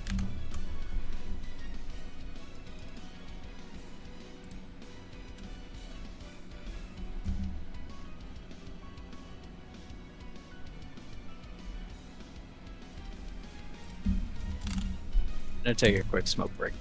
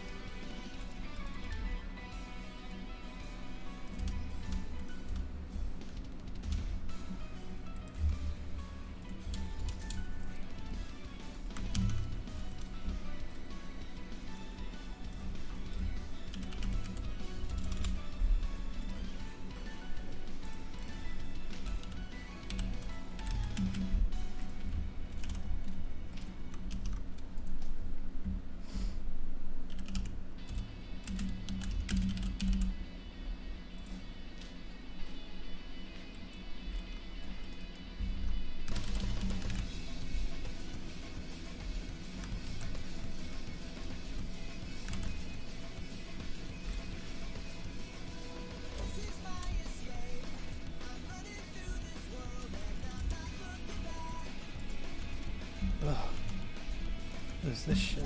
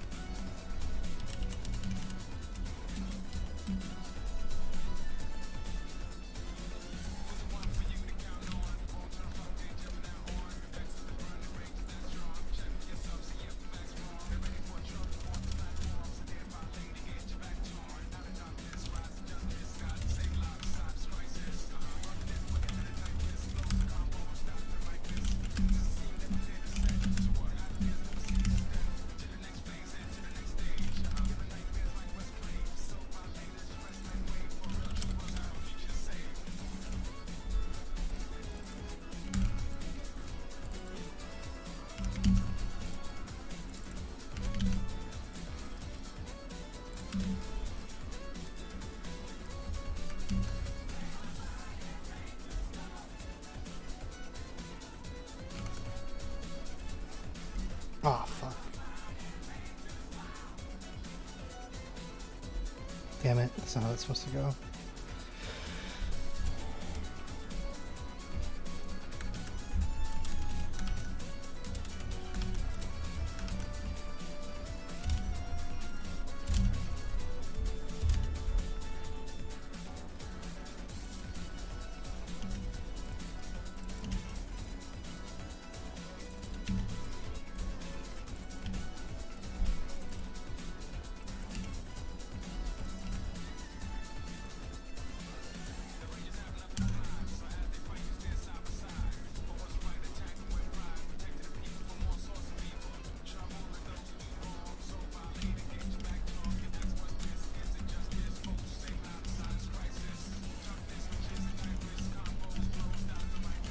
Ah. Oh.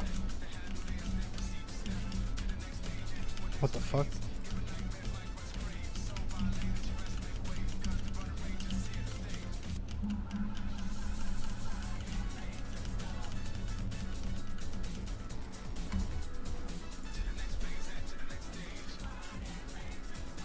Yep, there we go. Fucked it up already.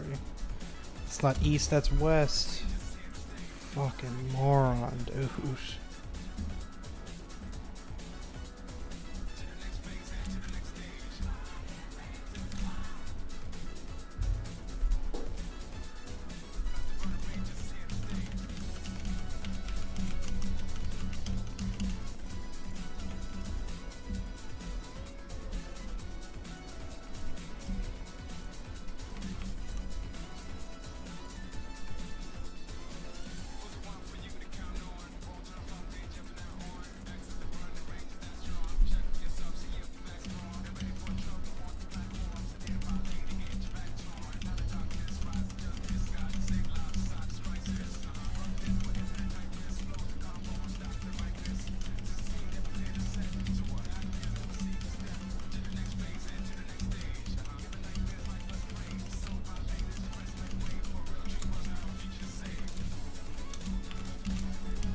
Look at that. Nice.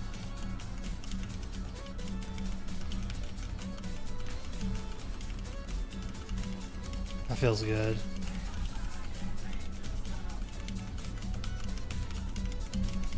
That looks good. So now I need to get the lerp.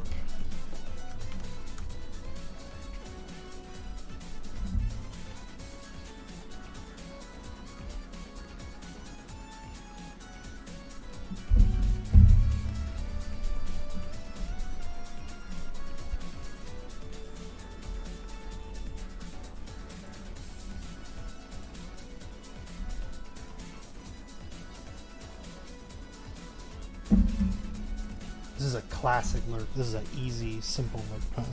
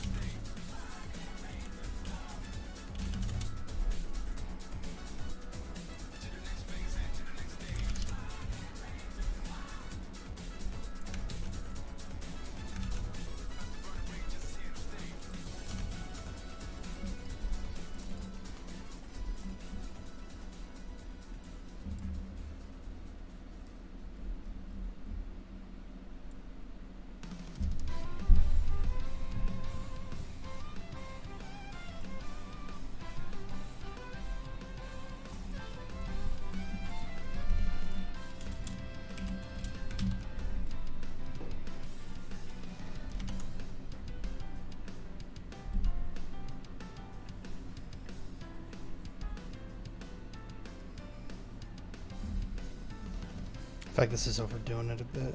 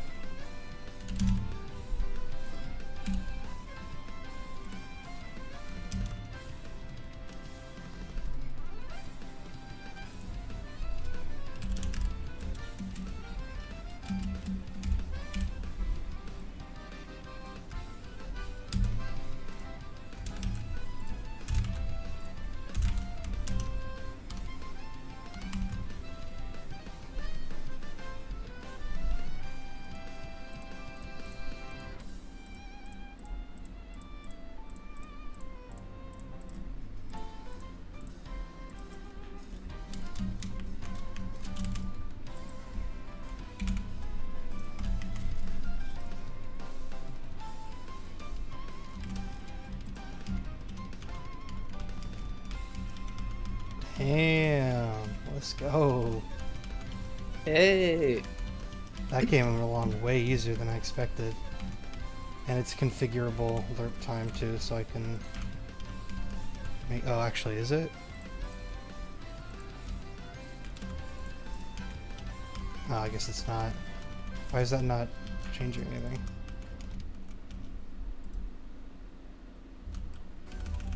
Could you make it so that when...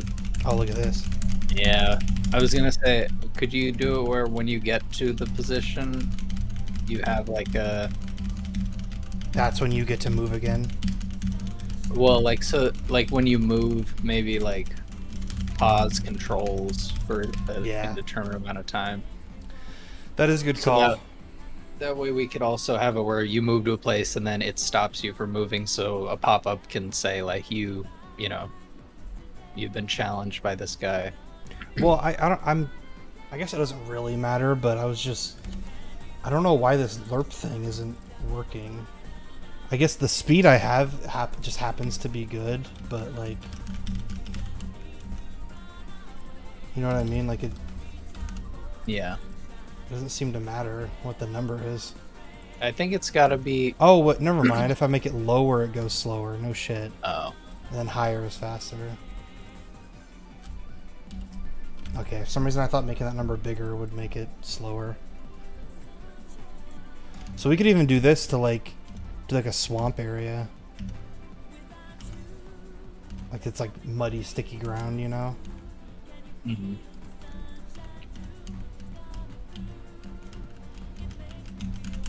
So yeah, I'll make it so that it locks your controls until you land, I guess.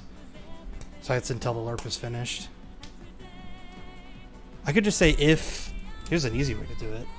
If this transform position doesn't equal current chunk transform position, that means you're moving, so. Yep.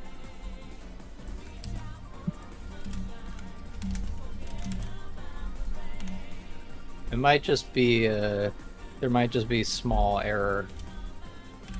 Could be like tiny difference, you know. Yeah, I'll push it. Yeah, you'll I'll do figure my it out. best.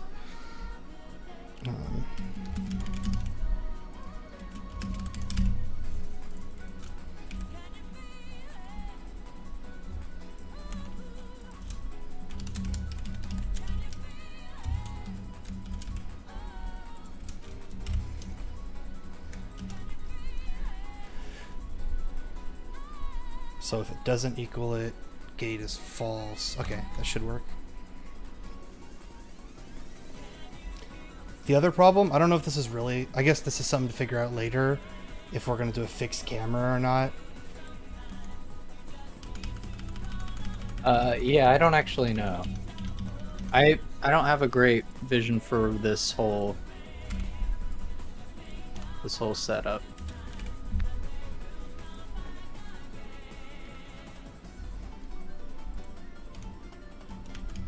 Oh, that's not working.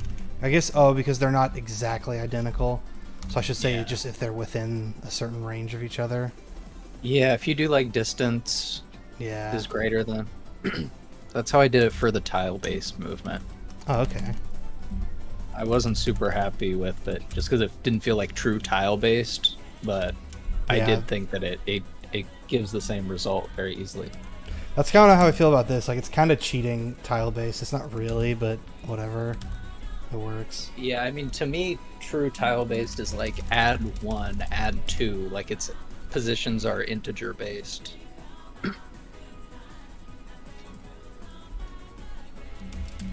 So if that distance is less than, I don't know, I guess I gotta make a thing.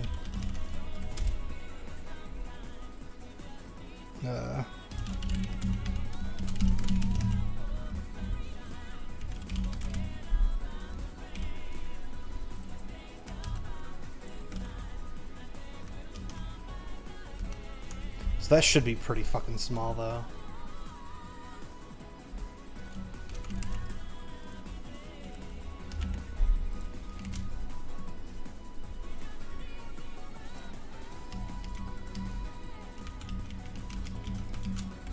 Oh, it won't work at all now.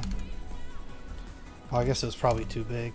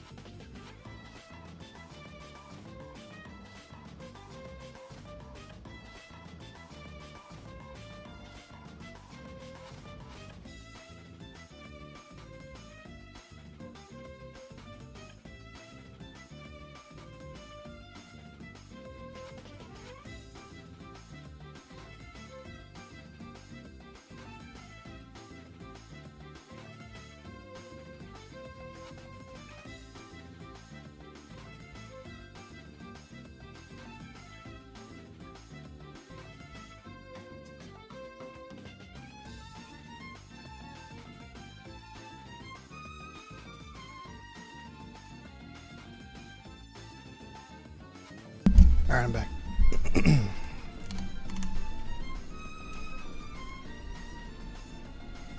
I've been standing this whole time. Oh yeah, I was thinking about that. How you have a standing desk. That came up just in my thoughts yesterday. I don't use it as much as I should, but I told myself, I was like, fuck it, let's just go as long as I can during the jam. I'm thinking of moving my shelf so that I have sort of a 90-degree angle with my shelf and my desk, so I could like have my VHS stuff at my seat. Because right now it's like 2 different stations.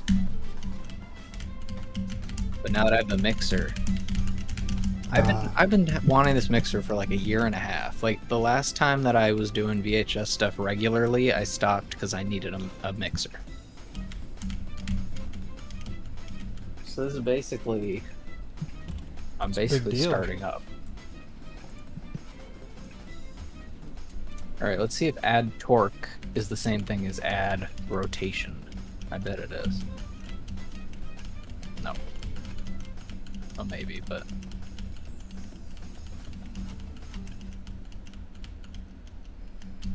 Oh yeah, it's a little more controlled now. I want to slow that down a bit.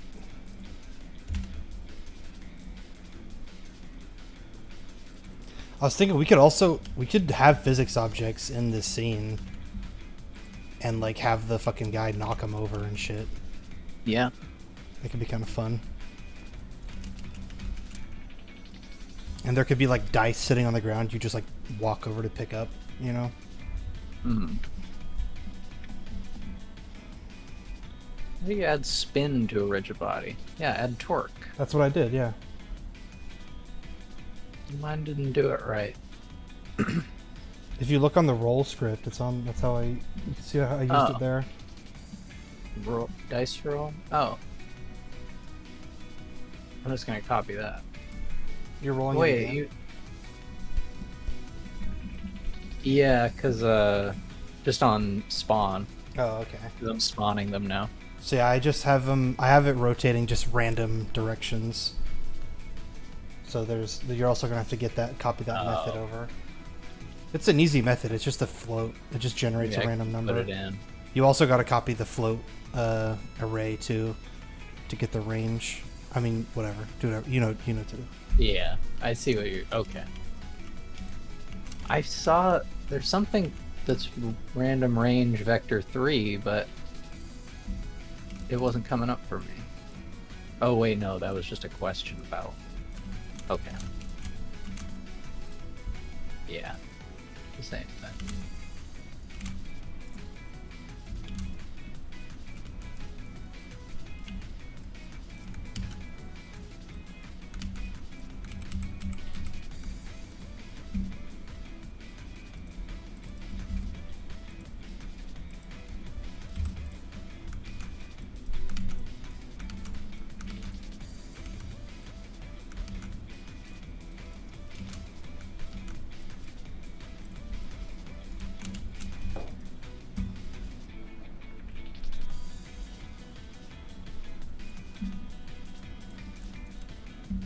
Oh wow, none of these have collision.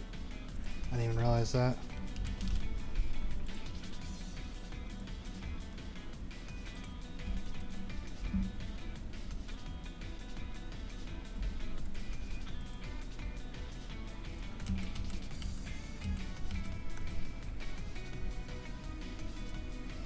God.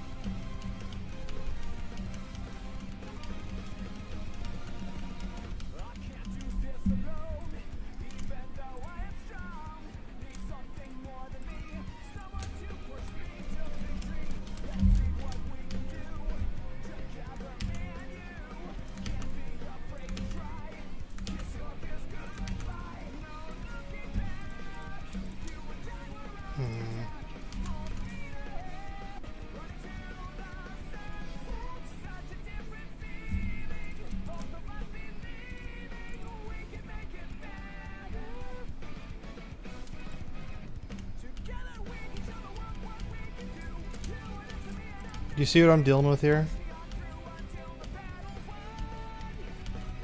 Yeah. See how it just kind of clips through? Like, I expect it to kind of, like, fucking shove it, you know?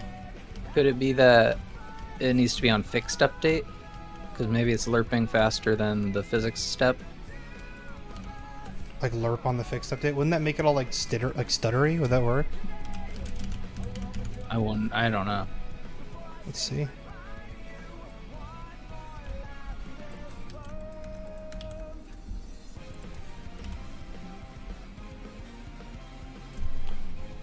Oh, I have 2 plates. That's all.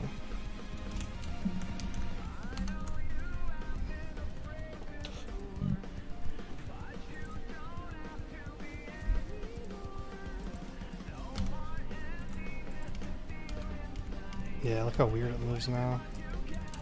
I mean, it's not hitting it anymore, right? Once it gets through, like, it's not gonna... Whoa. How did I just do that? But I mean the way the pill is moving. He's moving all jittery. Is he? Yeah. I can't tell. He's moving at like a lower frame rate than everything else. It doesn't come through on the stream. For me, anyway. But I believe that. I mean, it's on 2 different updates. Maybe if I just like add an impulse force whenever you collide with a rigid body kind of thing. Yeah. Kind of like the low-tech way to do it. It's just kind of like, I don't know, it doesn't feel good the way it shoves it around.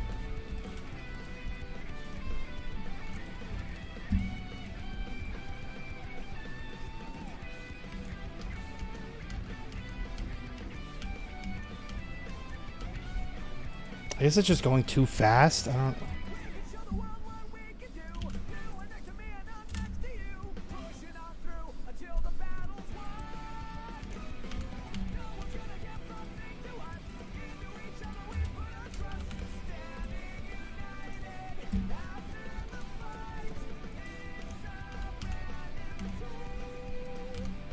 I need to change this fucking music. I'm listening to like a Sonic music playlist, but there's just like a bunch of butt rock in here.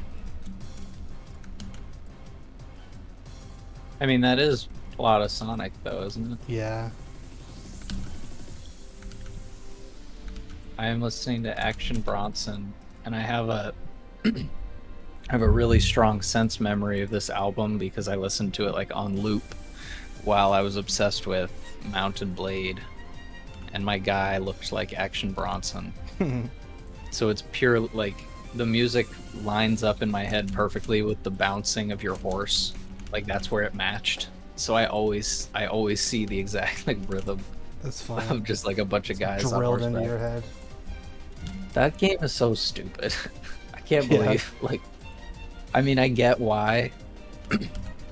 Like, you can lead an army of like 50 guys, and then at the end of the day, it'll be 23 against 1, and you still win because you are so much smarter than their AI that you can just like chip away at them forever. So it's really addicting to lead like a huge crowd of people and be the last one standing and still win.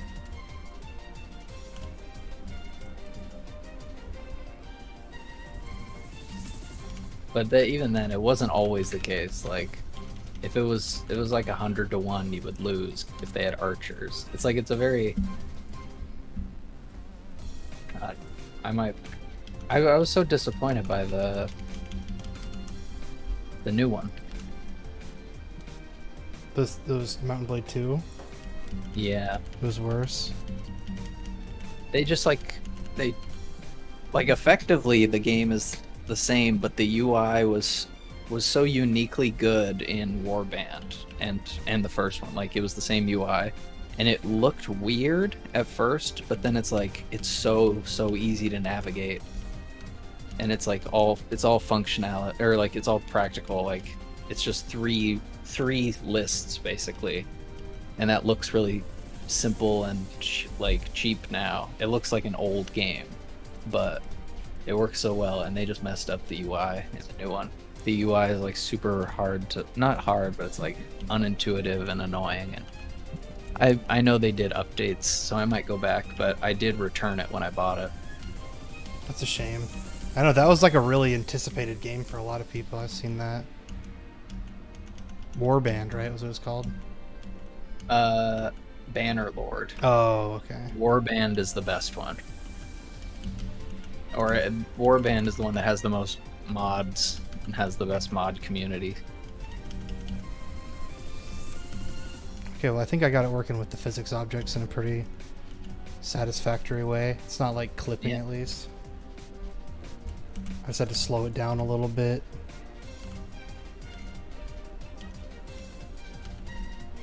You gotta put them in the doorway so you blast through every door. Oh, God. Go like this.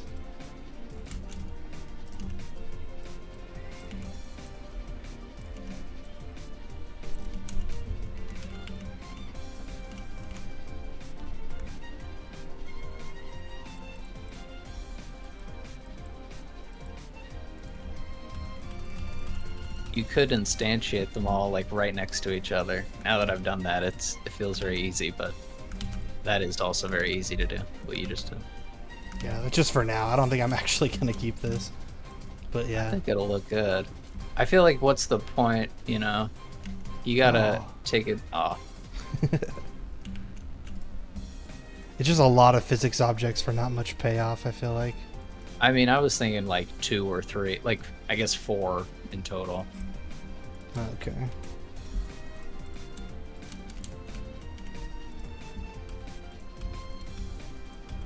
Because, I mean, you're only going to hit them once. Like, you knock them out of the way and then...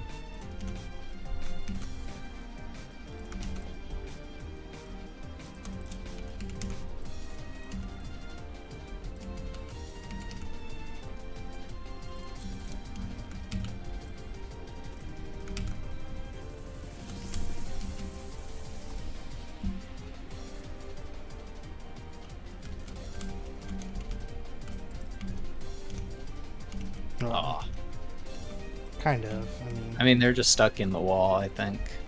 Get a little closer and see that.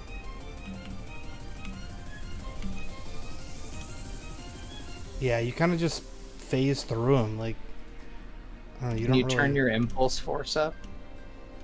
There is no impulse force, right? Oh, I thought you did that. Well, I just considered it. Oh. Yeah. I think if the impulse force was there, then... I could just do an explosion force, too. Yeah, that's true. I mean, it's that these are minor details. Yeah, and that's literally just going to be a thing that someone walks through a physics object and goes, ooh, and then that's it. Yeah. So it's not a main mechanic. We should focus. So now, I don't know, I guess maybe I could do like a dice tracker, you know, and then put like dice prefabs in the level that I could walk over and pick up. Mm-hmm. Line break in string. New line. /n.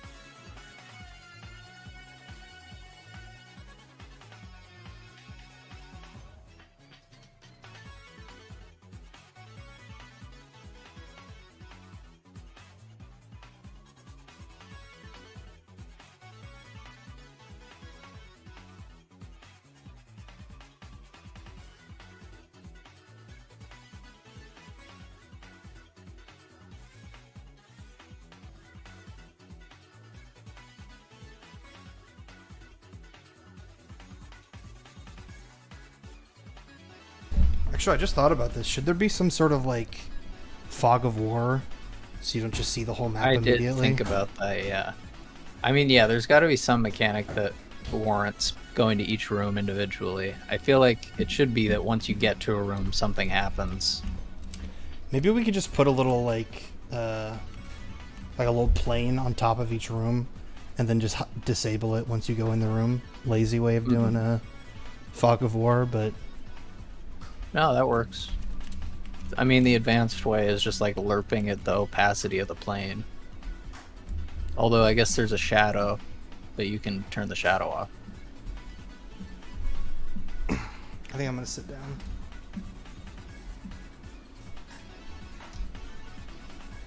I've been up for a while. How long has it been? Like 6 hours. We're doing pretty good. Yeah. I'm happy with our progress right now.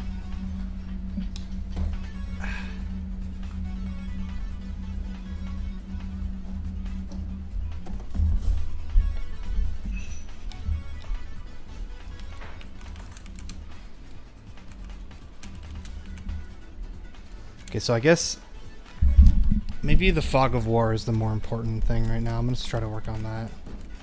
I just gotta think of how to like even visualize that.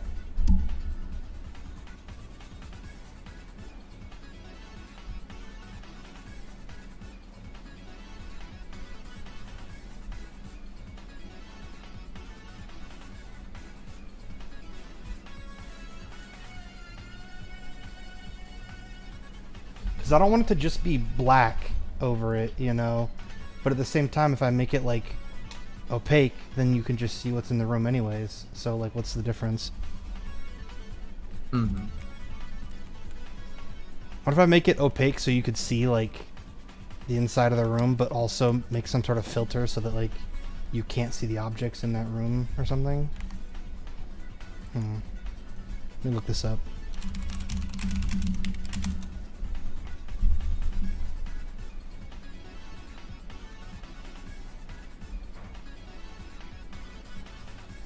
I suppose we could just tie a light source to the player and then just make everything dark.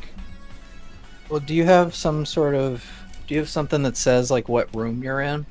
Yeah. Could you could have lights on in each room, right? And then turn them on based on Oh, yeah. what room you're in? It's kind of the same as just tying the light to the player, though. I guess that's true. But then you could have, like... I don't know. You can make the rooms look pretty.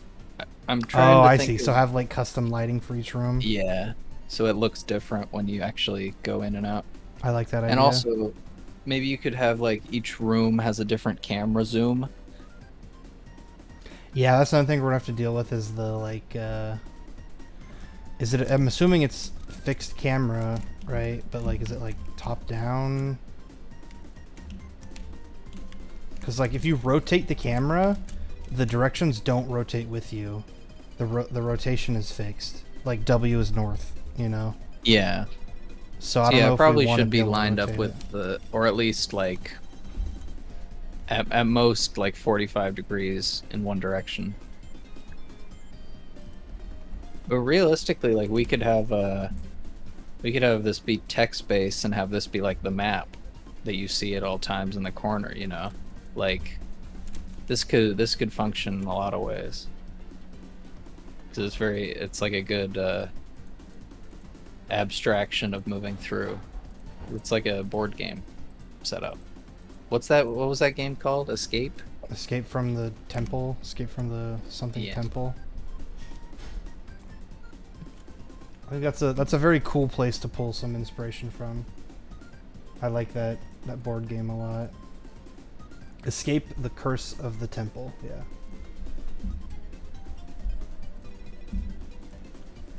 Do you remember how to change like the skybox? Is that I just have to find that in the asset manager? I think so. It's also part of camera. In the camera settings, you can choose like if it's a skybox or a color or what. But I think actually I think skybox, like right now you have clear flags on skybox. Oh god, wait. Does that mean everything's just black though? I just gotta find where do they plug well, in it the would be- skybox?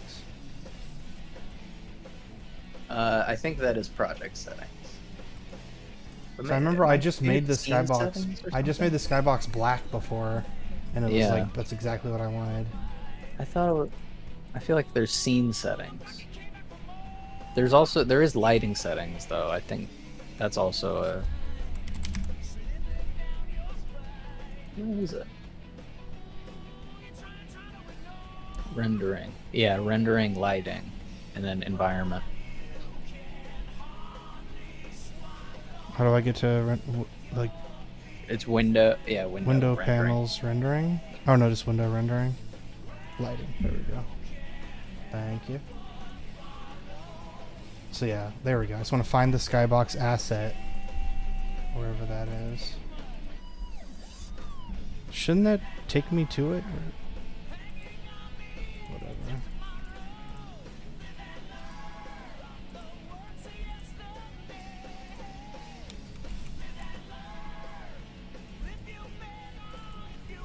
Oh god. Okay. I think that's what I wanted. Yeah, okay.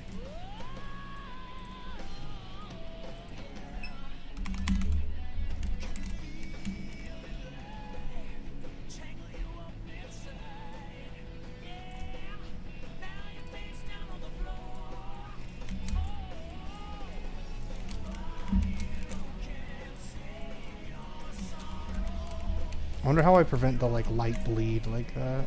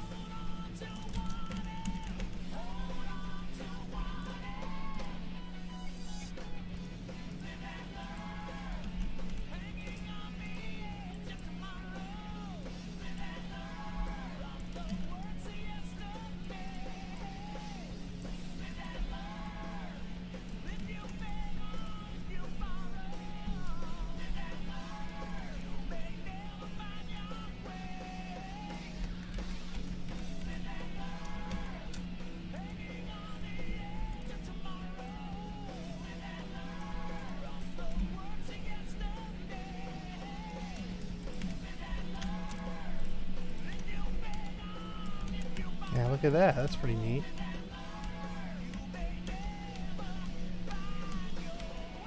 Yeah.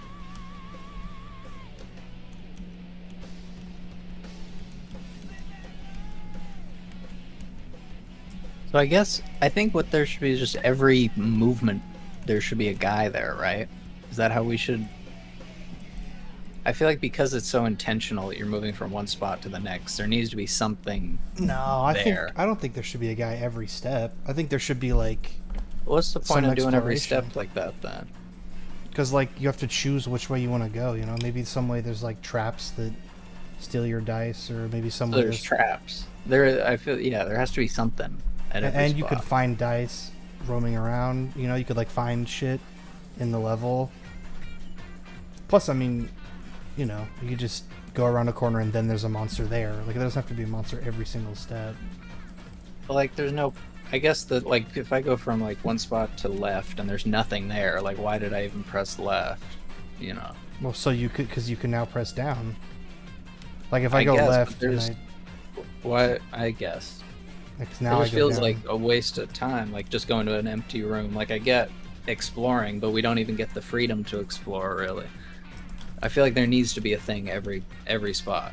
Otherwise, at least for the first time you visit it.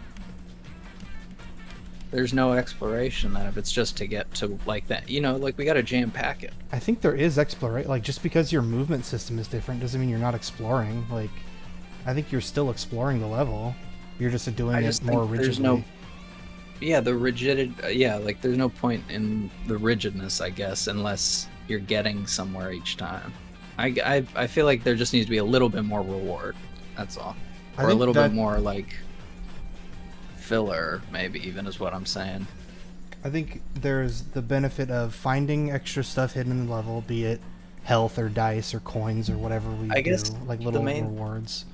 I the think main thing is the avoiding moving traps- in one room, like moving from one corner of the room to another. Oh, you want to move within the room? I mean, you have that set up right now, like the big room is what I mean. Oh, I see. Well, Like, that's just 4 rooms connected. That's all. Do you plan on making the map like super big then? Yeah, I imagine it being pretty big. This is just a test map. I feel like you could get away with just doing this map and just having a guy in every room, or a item or a trap.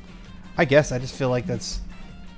I don't know. I guess we're just conflicting on like game philosophy here a bit, but like to me, I feel like it'd be better to have a big map where you explore and then you sometimes find enemies or monsters or whatever, but you're just I mean, I agree through it. that it would be better to have a big map, but I just mean like if we can even do it. Like I mean, yeah, it's not going to be. All I have to do is just what I did here, just more. Like, watch how easy it is to expand the map. Literally, I just copy Right this now- node and do that, and then set up Yeah. the door to be open. You know. Well, and I mean, maybe just for my sake, could we make it where the test map has something on every spot, and then the real map has space between them? I guess I just don't see a need to differentiate between test map and real map. I feel like we could just, like, this will become the real map, you know.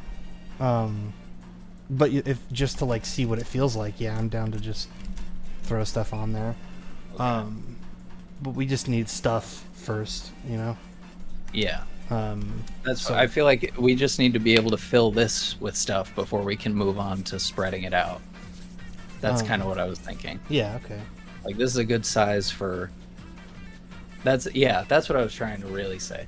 We could get away if we fill this up. We can get away with enough content. I guess what I meant. Like if every spot had a guy, this size of map would be good enough. To me, this map needs to be like 10 times, 20 times bigger. It Yeah. needs to be significant. As long as we have the content to fill this map. That's what I'm saying. Yeah. Okay. Cool. Because I mean, a big map would be good, and exploration is good. At this size, there is no exploration. That was my. Okay, that's fair. Yeah, I think that was my. Yeah. I was assuming you were. I think that's you where we gonna were keep missing that. each other. Yeah. Why isn't this camera? Oh, I set the cameras to be. Wait, what? Why can't this camera see anything? Is it a clipping distance thing? Wouldn't moving way back like this yeah. fix it? Show it eventually. Is it? Are there two? That's the main camera. Well, I did fuck with I this. noticed. I mean, I have two cameras in Oh, my there we scene go. for some reason. I got it. For some reason, I just set it to solid color. Oh, I guess because I made the skybox black. So that fucked it up, huh?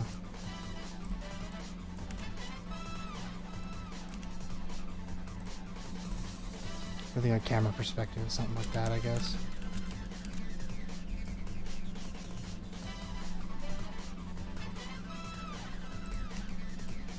A little more straight on.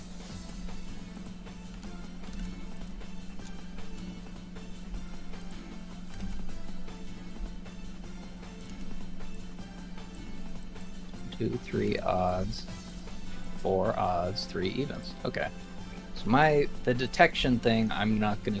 I mean, I'll try to check, and we'll be reading these values all the time, but I'm not gonna go back and check any more of this. I think it's good.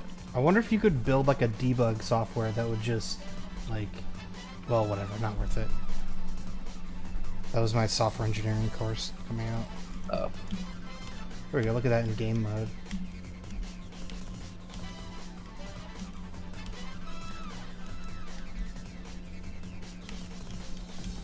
So I wonder if you could then have something where, like, in big open rooms like this, the camera zooms out a bit. I also wonder, maybe, do you think it'd be cool to have, like, each dungeon chunk has, like, a camera position, and it lurks the camera between those fixed? Yeah. I was gonna... Because then you could literally... I mean, that's Resident Evil, what you're describing, besides, like, a little bit of a movement in between the rooms.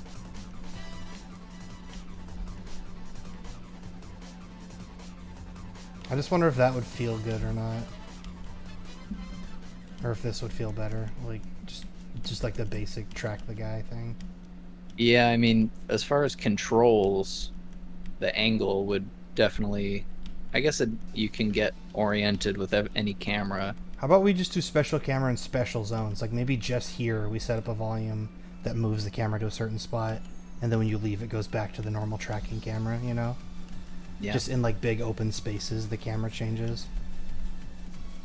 Okay, so I'll try to work on that. That shouldn't be too hard.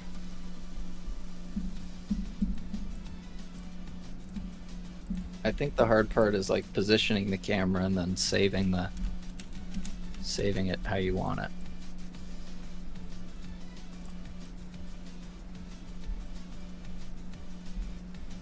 Wah. Yeah, I shouldn't do that, huh? Yeah.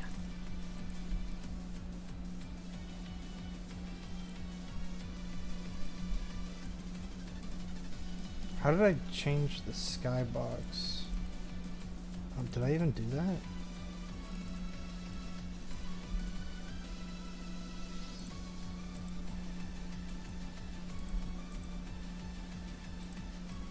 Oh, I can do like gradients? Oh.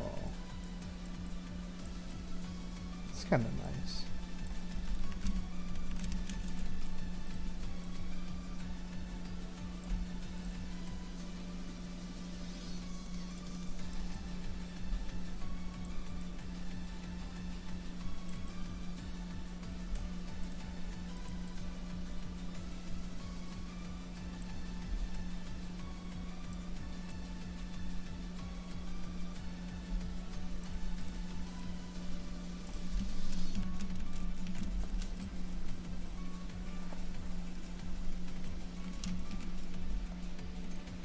I guess also the fog of war is just the camera, like, you just can't see the next room until you're in there, you know? Yeah.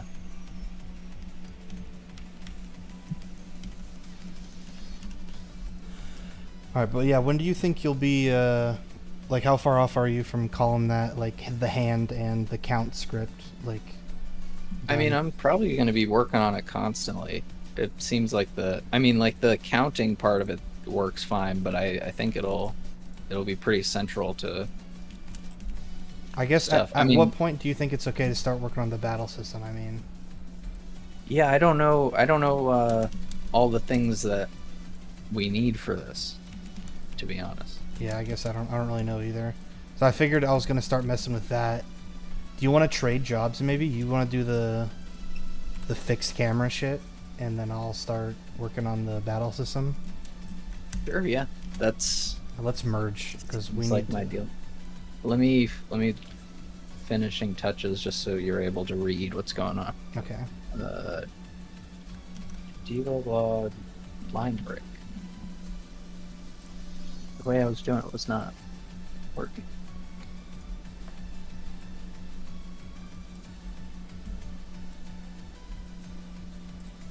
There's also the question of, like, should these guys be sitting in the map, like, literally, or should it be, like, you know, in a lot of games, there's, like, something that represents, like, there's a monster here, and then you enter it, and then it goes, psh, and then Yeah. you see him, you know? I mean, since we're in 3D space, Might as well have him there. yeah, if he can hobble over, he doesn't even need to be animated. I mean, he could just slide forward. Yeah. I mean, because your character slides. At the very least, I can animate him with shape keys.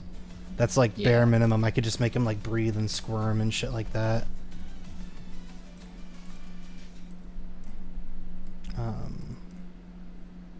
Damn, yeah, I didn't make a side branch. Well, I guess I can just pull my changes to a side branch right now.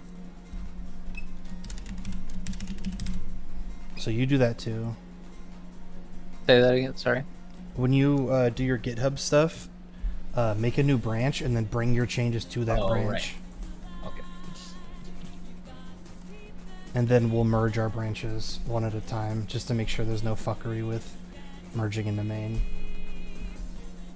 We got Sonic R music on here.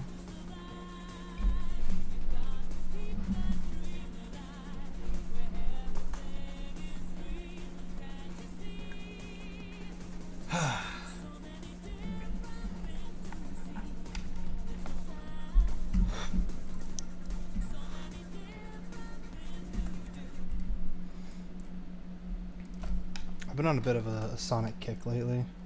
It's so loud.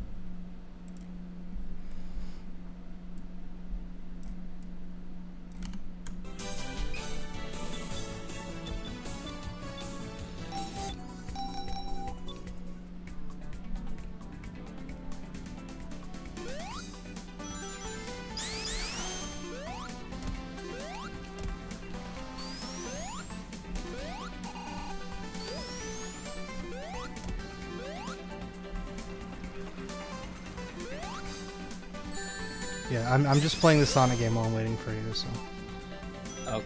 just let me know. It's just a debug log, but will Yeah. save me some time. No biggie, just to let you know that I'm just playing Sonic, so no big deal.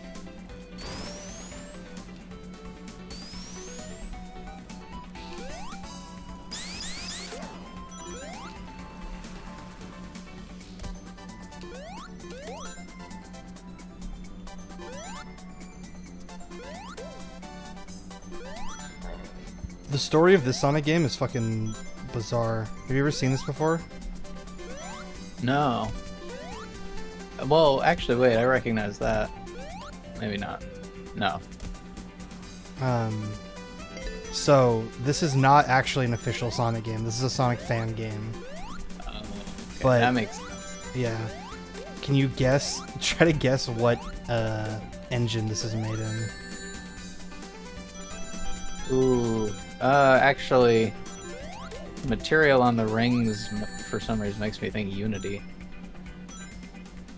Is that your final answer? Yeah. This is the Doom engine.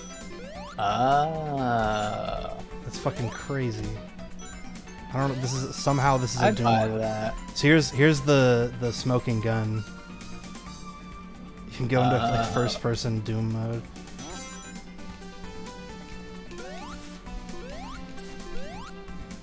Yeah, I've been playing this. I put this on my Steam Deck.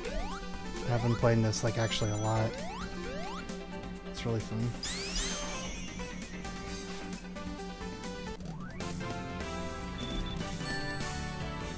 Okay, last little test. Make sure do it right.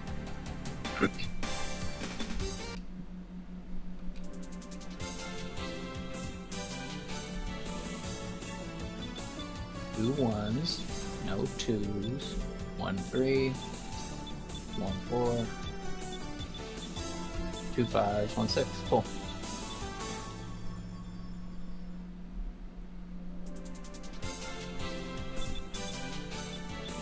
I don't know why, but someone made a Sonic 06 game in this game.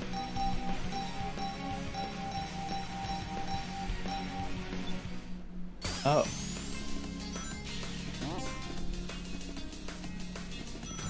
Nice. There's a ton of mods for this. It's insane. But yeah, which is weird because like I don't know who was like so fired up about Sonic 06 to do this, but it's pretty cool so far.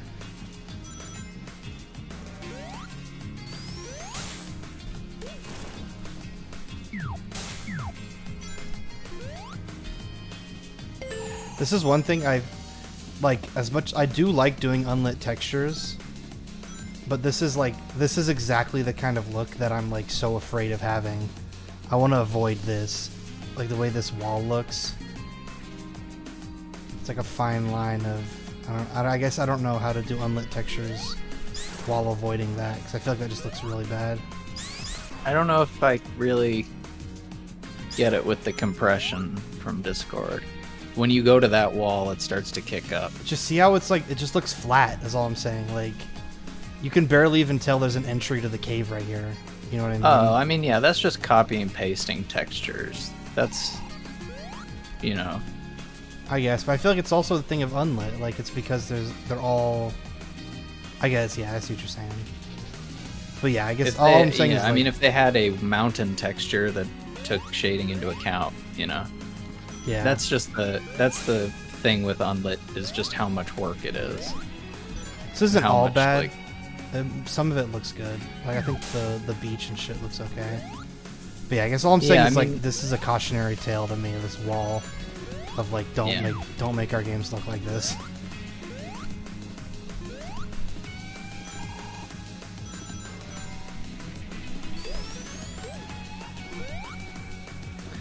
And I think this is a thing of the engine. I don't think they really have a choice. Because, like, everything in this game looks like this, basically. But, yeah. They do use sort of weird, like, compared to the sand, though, like, that's a really high detail texture. The wall and the grass.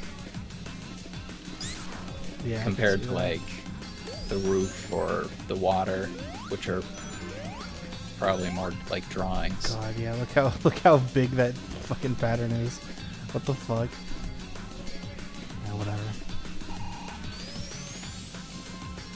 I mean, even look like the wood. Like, how's that texture? That looks really high res compared to the ground, which is just dots. Yeah, that's true.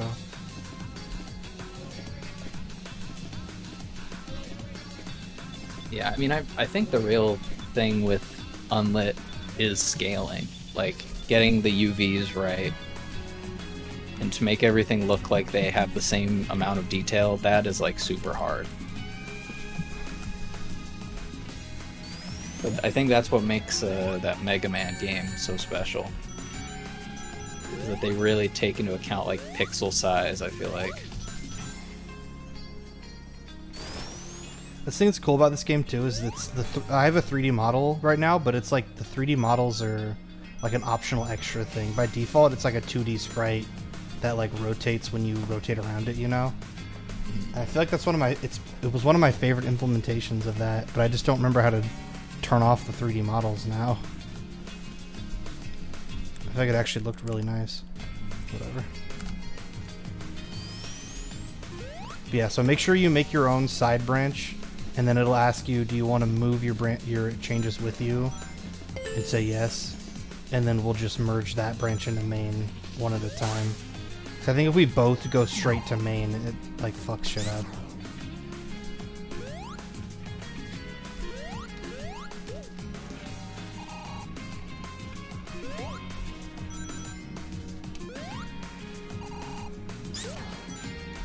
Oh, fuck.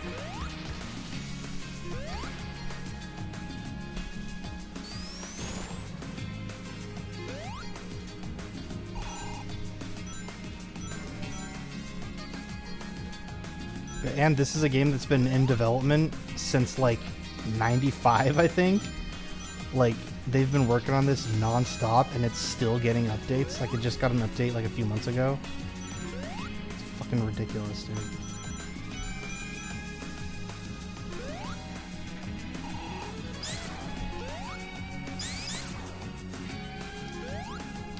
Okay, I have published. Okay, so do you want to merge your branch first, or you want to rock, paper, scissors over it? I guess that doesn't really matter. Yeah, I'm doing it. To main. Wait.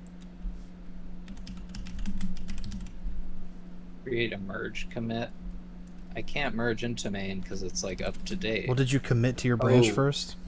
Oh wait, you go to main and then merge it, right? Yeah, merge branch. Say choose a branch to merge into main, yeah. Yeah.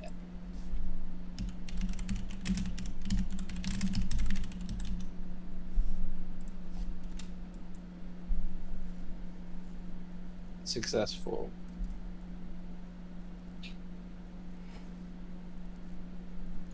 Okay. Now I'll go to main. Pull that.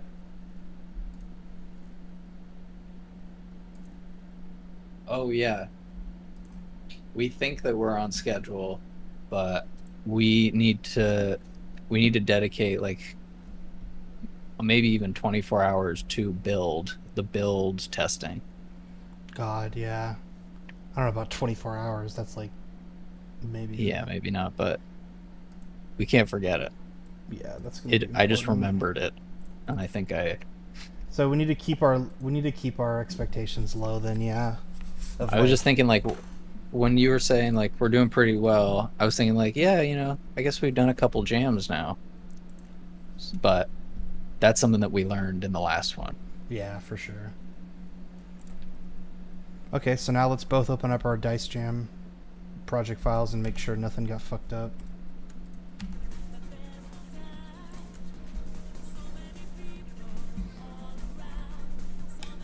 So you should have a few new scenes now, too. Okay, so I have your dice prefab now, so I think we're already good. Cool. Yeah, reload. And open up my dungeon scene, see if that works properly.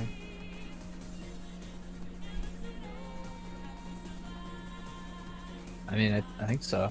I see it in game. I think I don't in know about scene mode, you're scene. just. I think in scene, you're Oh, just yeah. looking away. Yeah. Yep.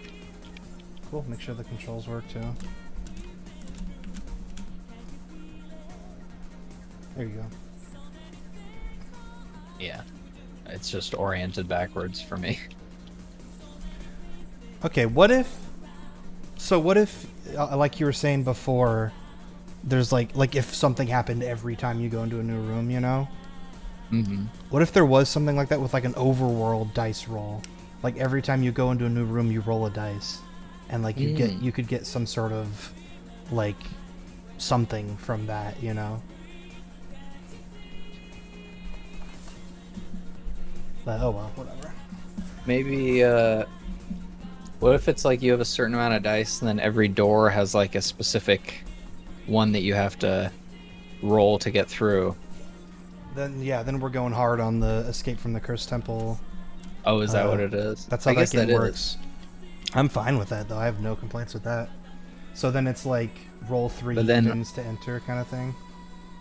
Yeah, and you like burn a dice every time you roll. Well, the way it works in Escape from Cursed Temple is if you roll a black, your dice is like locked in place. Oh yeah, yeah, I guess we could do. So We it could could be just be doing our 6. own. Like If we have our own dice, that completely like changes what we're allowed to do. yeah, but we could just do it like if you roll a 6, it's locked, and then you roll like a 1 to unlock it. You know what I mean? Yeah. We just make up our own rules, but we could also Yeah, I just mean, recolor the things dice to to- have our own made up shit. We can have things that represent like up, down, left, right, front, back.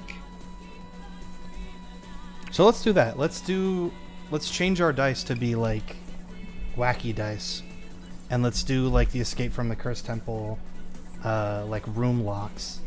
You know what I mean? And then we could kind of make up our own little symbols. We don't have to straight copy them, but and then I'm sure we'll come up with our own ideas, like off of that. But for now, you know. And then you could just have. We could also just have, what if you had like a little, in the corner, you have a little dice screen, and you just hit R to like roll the dice, you know? That way you just constantly have that there. Yeah, that works for me. Okay, well for now, let's work on the actual battle thing. I'm gonna work on the actual battle system, where it like compares your roll to his prereqs, you know?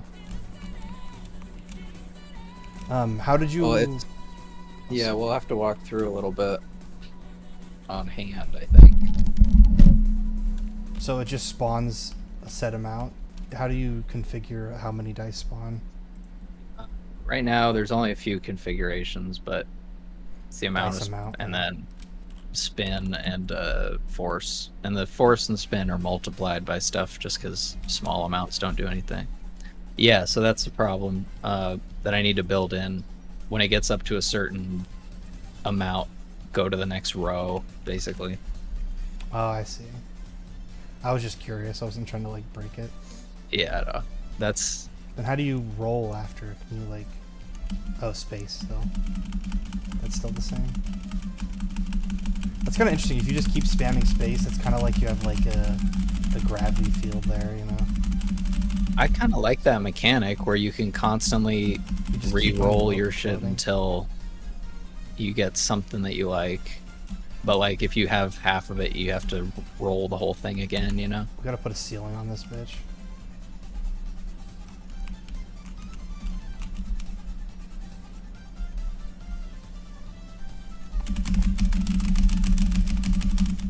There we go.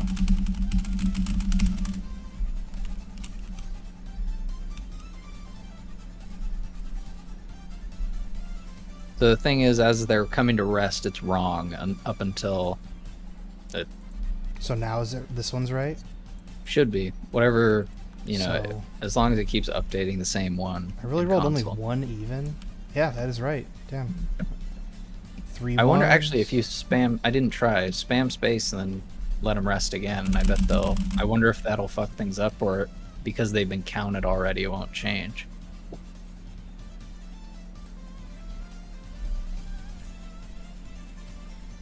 Yeah, it probably doesn't It didn't change, update. right? Yeah, it didn't update. It still says you Yeah. can count one.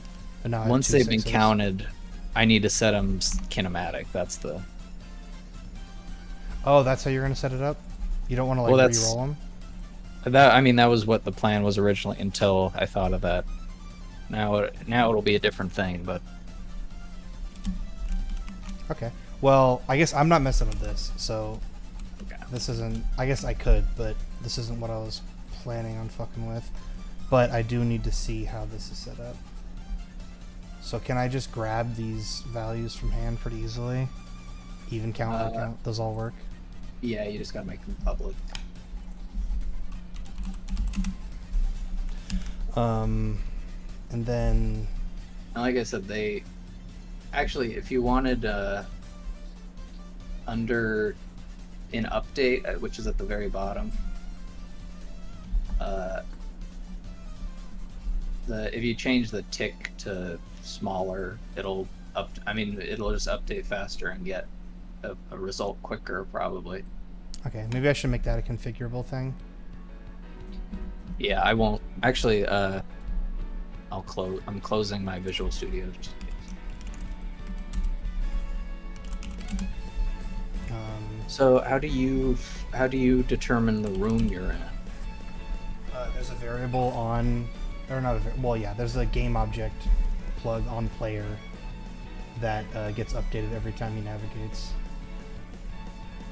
On player on the very bottom. This is current chunk. See on the script, yeah.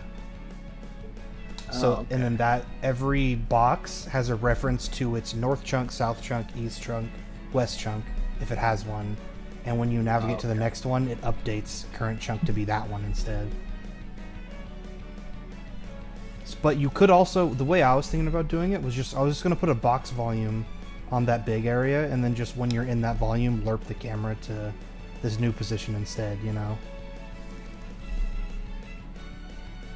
Yeah. So if you want to try that, just whatever. To me, I think that sounds like the easiest way.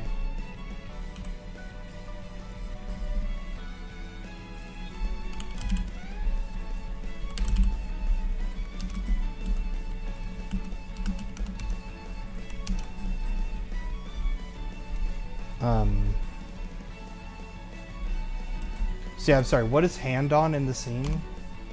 On hand. There's just like It's a just hand its own object. Is it the? It's just like the big empty in the sky concept. It's right. Yeah, it's right there. It's just Okay. hand. Also, if you rotate it, I believe you can change the direction, but Oh, that's like the like- direction that the dice spawn. yeah, I'm pretty sure I set it to be on the up, Oh, but maybe not because the Doesn't look like actually it. no, part of it is wrong because it's based on like it's just vector right is how I move them over to the right if there's multiple. So it's going to be just world right. So what I'm going to do, I think I am going to change it to just make them not kinematic once the tick is done. How would I do that? Is that easy? On wherever it says was actually in the actual roll in the roll script. Oh, okay. You could set it to be like is kinematic when is counted. It was counted as true. Okay.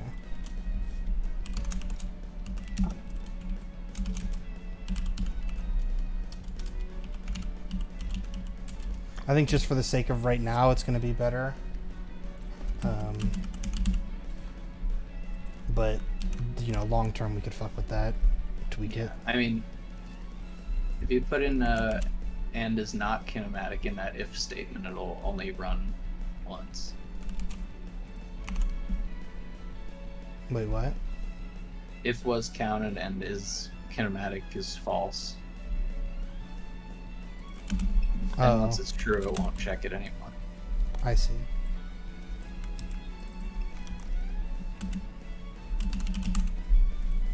Good call. Or wait. Oh. Double equals. Wait, isn't this going to keep running over and over, though? Because once it becomes true... Oh, never mind, never mind. Okay.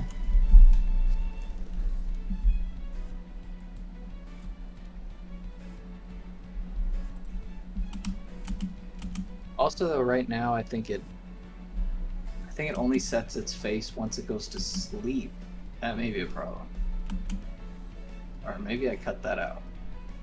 I don't know. We shouldn't mess with that part of it. Okay, so now this is locked in. We got straight 5 and 5. Is it normal that it's calling the debug log over and over and over? Is that supposed to happen? Maybe not. Okay. So apparently we've got I think, a dead yeah, split. it does it every time that it updates, so it should be on tick. Yeah, that seems right.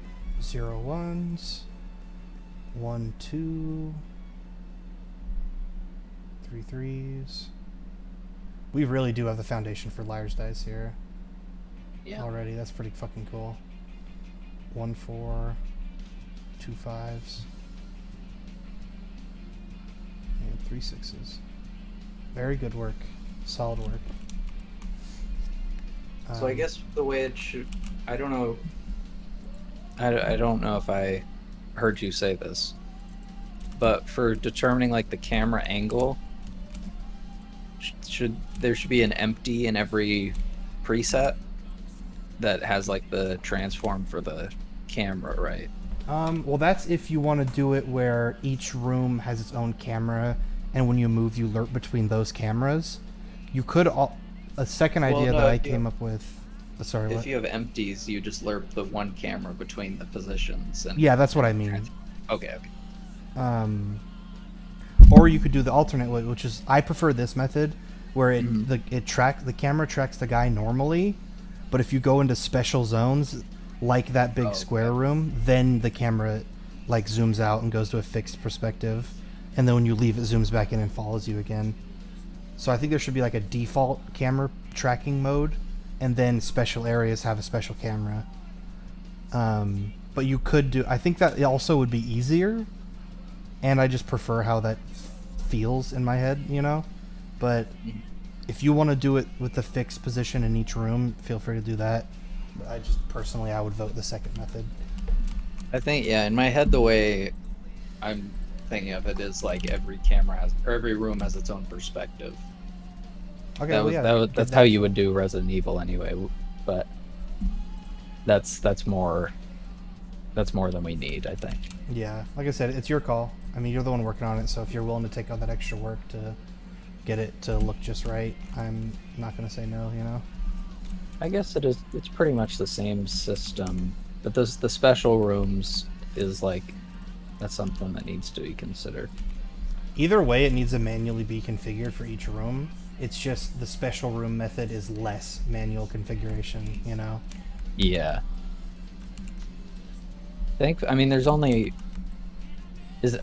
every room you're gonna make a new room, and like every room has its own thing in movement, like the chunk. Yeah, every chunk has its own. It'll be like a thing that It's just like in the scene. yeah. Okay. Maybe we could have like levels. You know, you load to a new level and it's a new set of chunks. But yeah, I'm not gonna say no to that.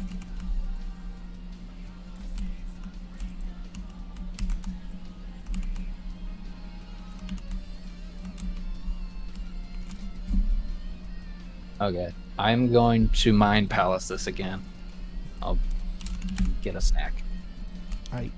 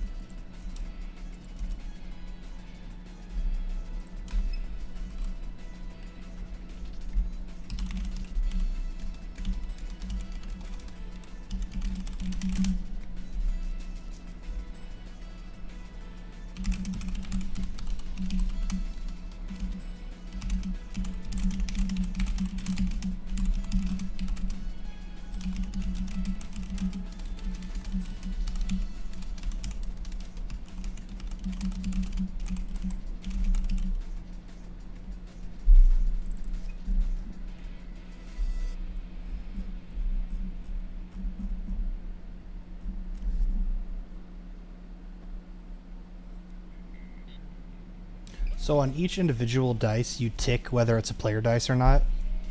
Or is that on the prefab? It is, I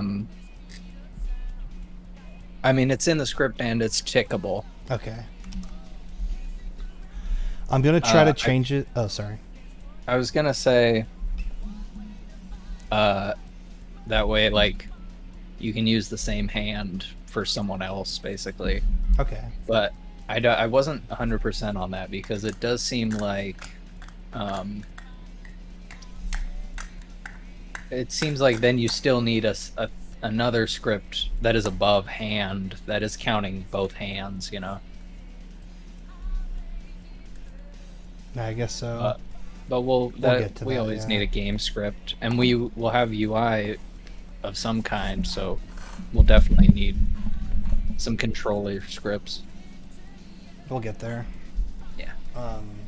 Yeah, I was gonna change it so that hitting space, basically, so there's a success script on hand now, or method, so that once you've like successfully done the roll, you know, you won or whatever. You get to it like destroys the dice on the table, and then you can roll again. So I figured I would just make it so that in dice roll, when you hit space, if there are no dice on the table, then it'll spawn dice and throw them out, you know? Otherwise, space rolls them. Like, make it contextual, you know? Mm-hmm. Does that sound okay? Is that doable? The only thing is, it's on dice roll, and or were you talking about putting it in hand? Should it be in hand? Yeah, because hand is what spawns it, and dice roll is in the prefab that gets spawned. Okay. So it would be recursive. I'll just make I'll make a spawn dice. There's a spawn method. Oh, you already have that. Okay. Spawn dice. Although it's really like specific right now. You can change directions and stuff. Could I make it public and then call it in dice roll? Yeah. Okay. That's a good idea.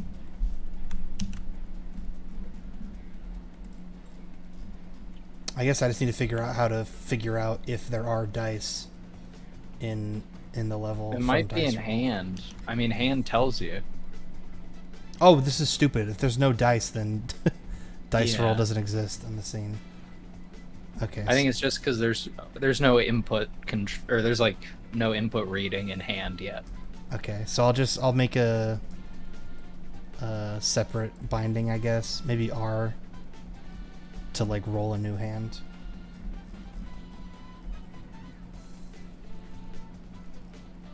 I mean, maybe this shouldn't even be a thing then.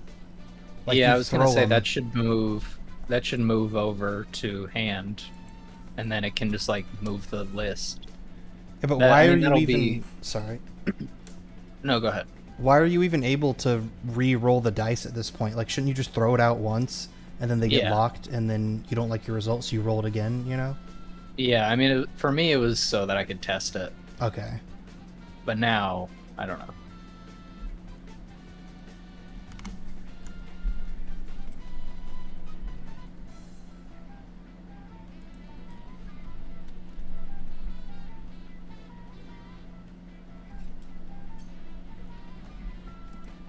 You said you were going to work on making them, like, reset rows, kind of, rather than being a big line of dice.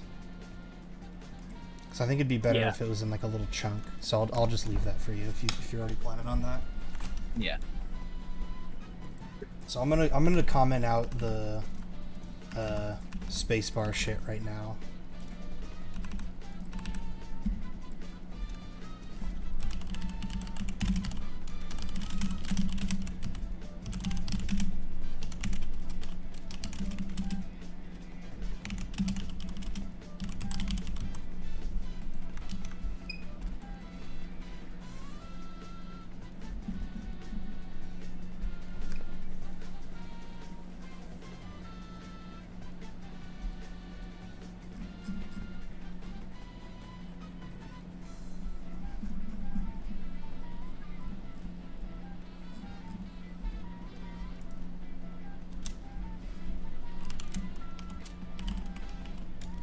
What if instead of numbers it was the colors?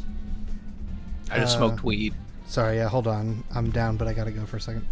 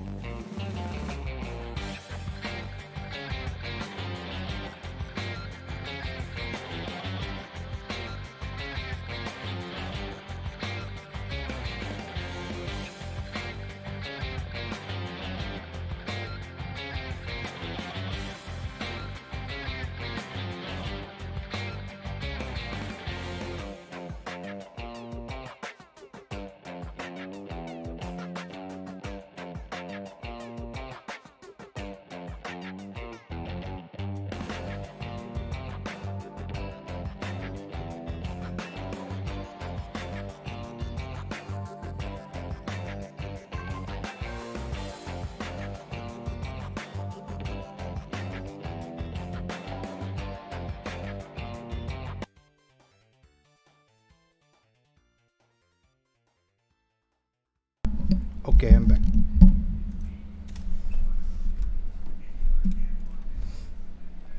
Do you remember what you were saying before I left, or was that too long ago?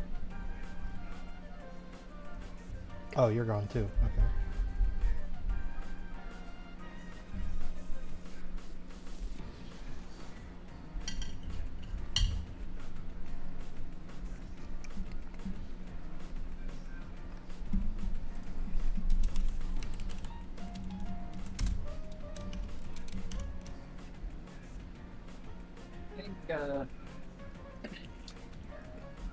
I think the way it's gonna go right now is we're just gonna keep. Are you talking to me?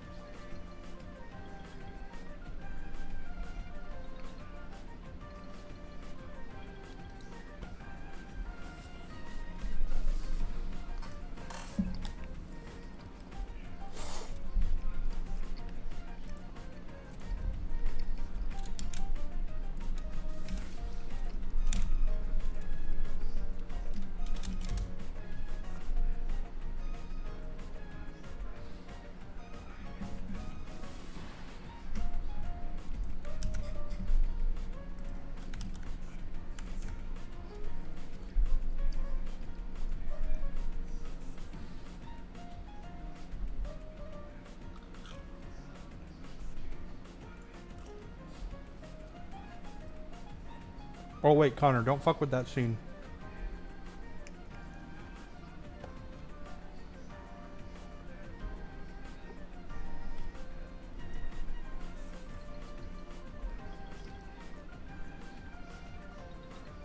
Damn.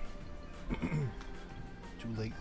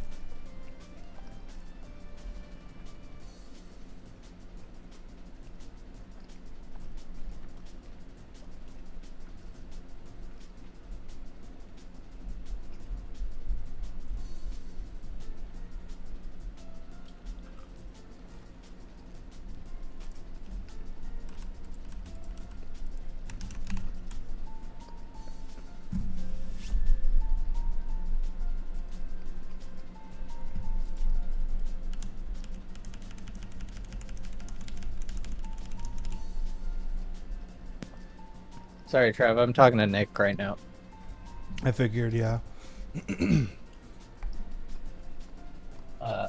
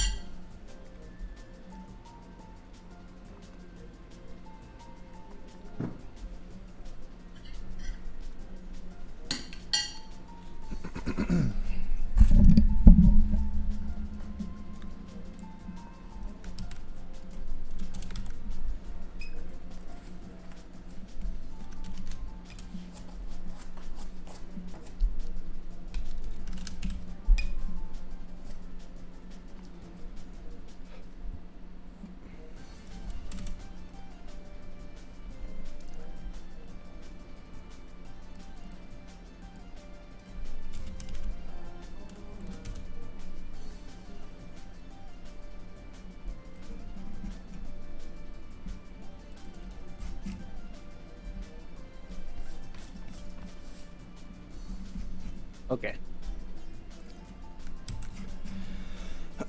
So, you opened up the hand scene, right, and like move stuff around. We're gonna have to be careful with our merge now. Yeah, I didn't change anything, and I didn't save. Okay.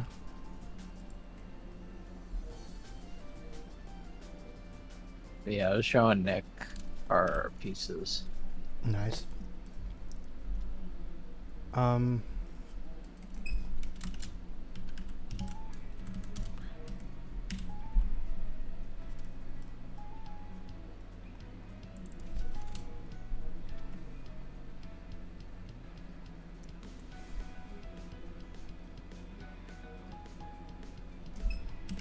So I was thinking if I because I was reading that there is no performance penalty for inactive cameras. Oh, okay. So if we just set up cameras as children of the rooms, like specific rooms, then we can have a thing in the or we could have like a check when we check for the room, like Is special room. we'll just like if it has a camera child, set our camera to that transform. Not even set it to that camera, just like copy its settings. Okay.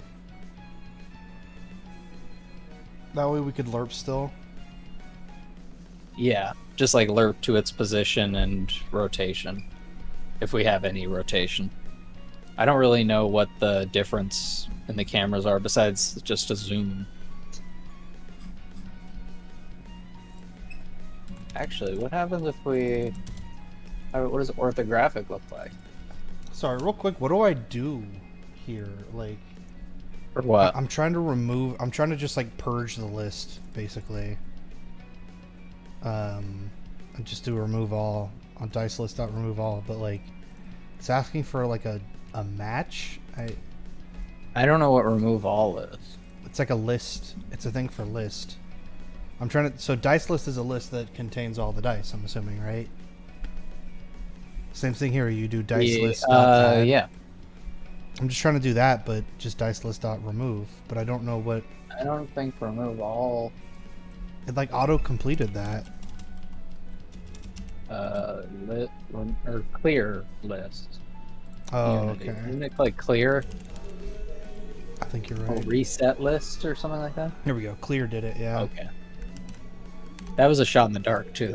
I didn't know that. Nice. But I'm just trying to make it so that when you hit R, it deletes all the weird current crack, dice sorry. and rerolls it.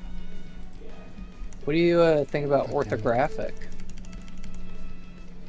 Let me see it in motion. Oh. I don't mind that Not at all.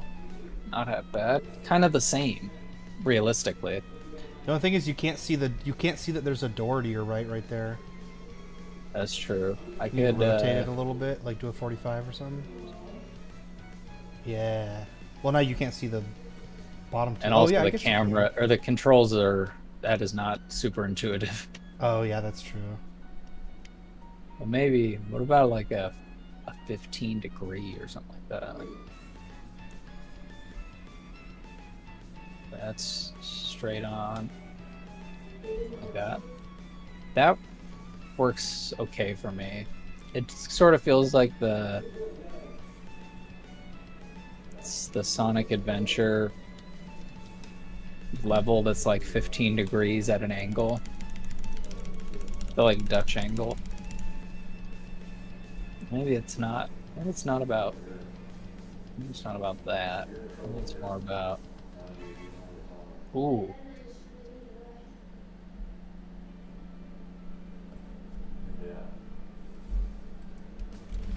What the fuck? This looks kind of cool. It looks kind of janky, but It's interesting. it kind of implies that we're moving ahead, though. Like, but I kind of do like the over the shoulder orthographic. That's an interesting look.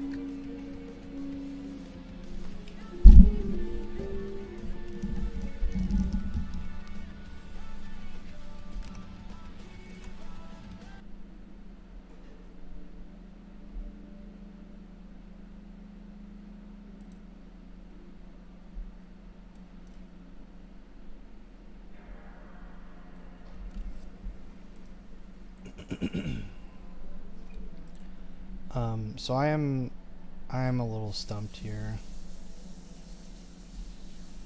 Trying to do just like the re-roll thing. It won't like destroy them properly. Probably for I don't know, destroy.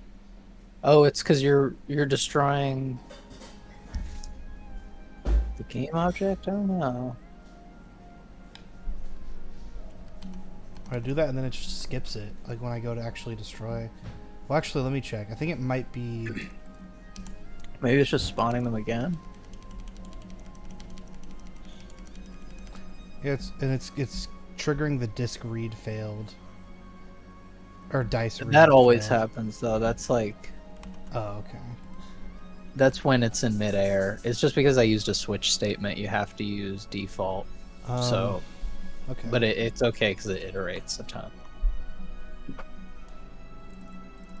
So I clear the dice list, I clear the count, I destroy them all, and then I spawn a new one. That's the thing too, is it just skipping this because spawn dice is working, you know.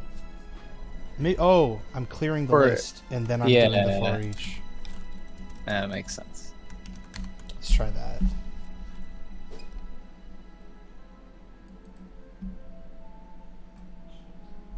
So Yeah, there we go. How do you control player? So now I can just keep doing this. Can I like flip this thing upside down so they kind of just fall down? You know what I mean? You have to change the script a little bit because I made it based on like world space vectors and not. Okay. If you just do like this transform up Oh, that instead worked. of vector 3 up. Some of it works, but like the stacking it always goes to the right, no matter which way you turn it. I just wanted it to come downwards. I wanted to throw the Oh, okay. dice down. So I'm happy with that. I think if you turn it correctly, you can shoot them in a line. If you have up go in the like pointed world right. Like that.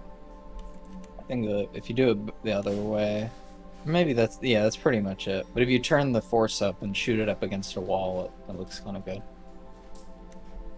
Yeah, I'm thinking maybe we should have like a little closed-in area to roll your dice, so they don't go so Yeah, fucking the only far away. problem then is like, what are they really?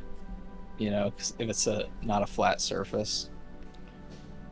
Well, I was just gonna make a cylinder with like I was gonna do this. Watch.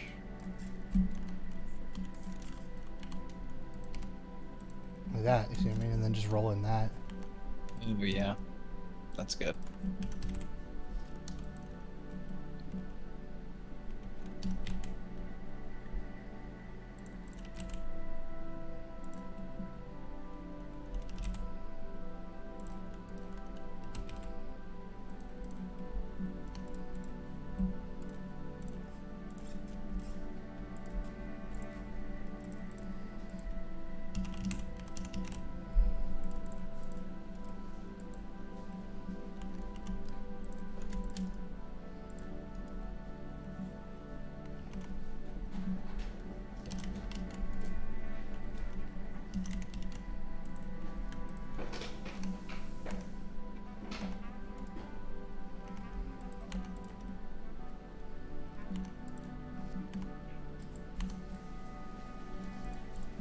Kind of just like an ashtray, basically.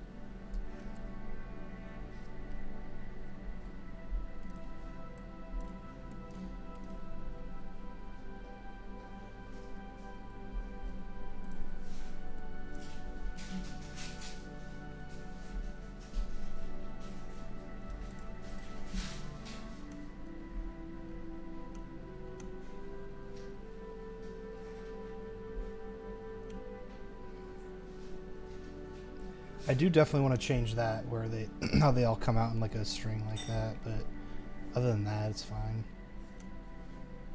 Is that to prevent them from all spawning on the same spot and then just exploding everywhere?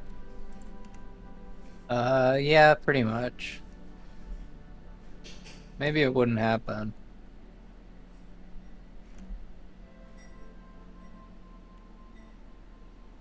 But I did try to do like explosive force, and if you turn up torque, it doesn't really do anything. So I don't know what I did wrong with that.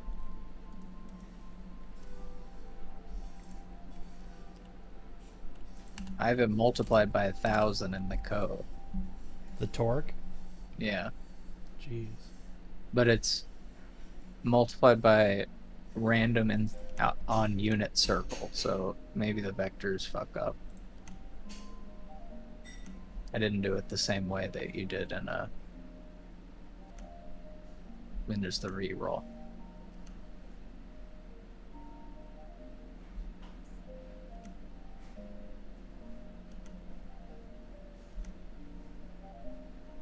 Do you think it's okay for the dice to kind of spill out of the cup like that?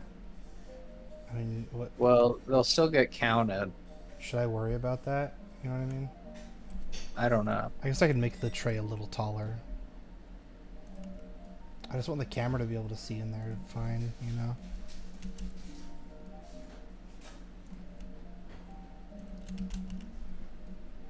This one I think maybe orthographic would look better with. I could also do an animator on the camera so that it like zooms in when you throw your dice, you know? Yeah.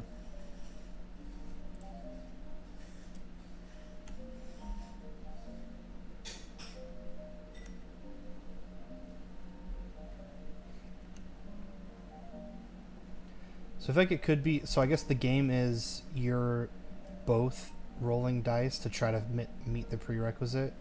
Is that the idea? Or is it just you have to get it? Because it'd be kind of cool if you're like racing the AI, you know?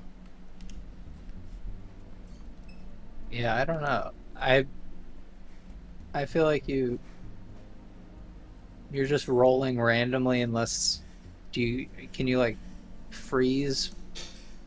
Can you freeze dice or something?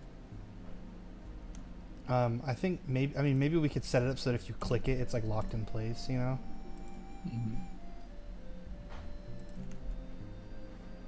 So it'd probably be Maybe good to have one camera that's like overhead like this, and then one that's really close on the dice, you know? Yeah. Have it like in your corner view.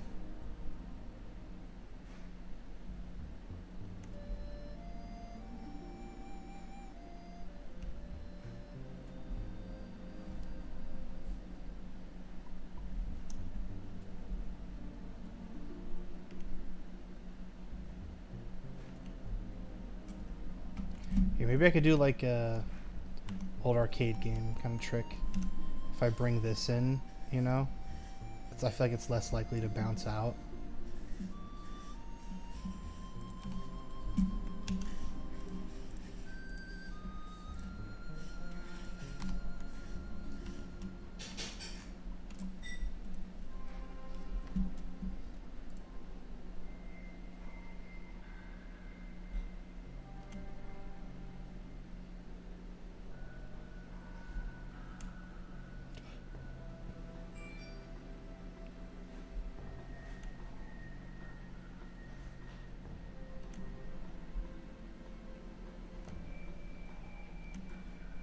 Maybe we need to just bring down the bounciness a little bit.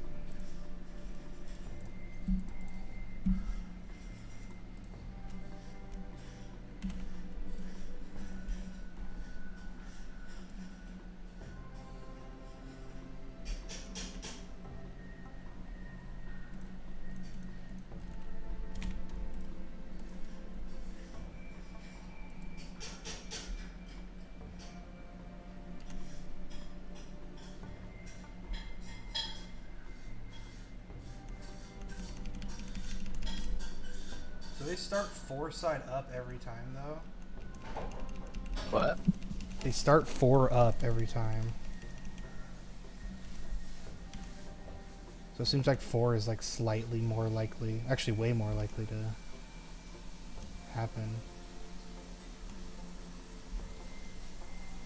I think We should turn angular drag down on the prefab.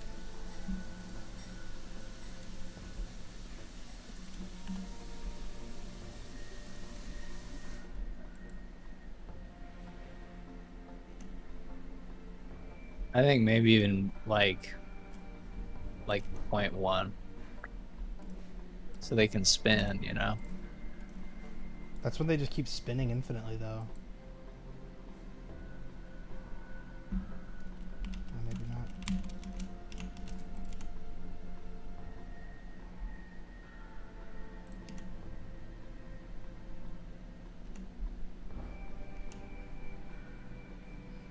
You see what I mean, though? Like, when it comes in, it's all 4s at the top. Those are 6. Oh, 6 still. You see what I'm saying? Yeah. Yeah, the prefab starts at 6. I guess on instantiate, you just have to do a random rotation if you want that to change. Yeah, okay.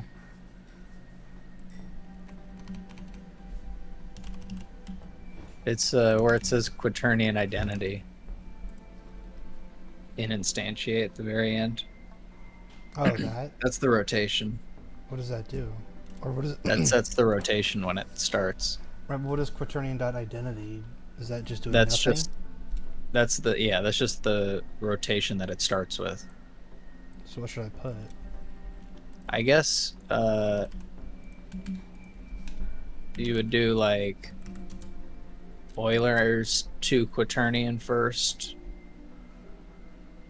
I mean, you have to do a random quaternion is probably what you want. I'll just look up how to do that, yeah. Yeah.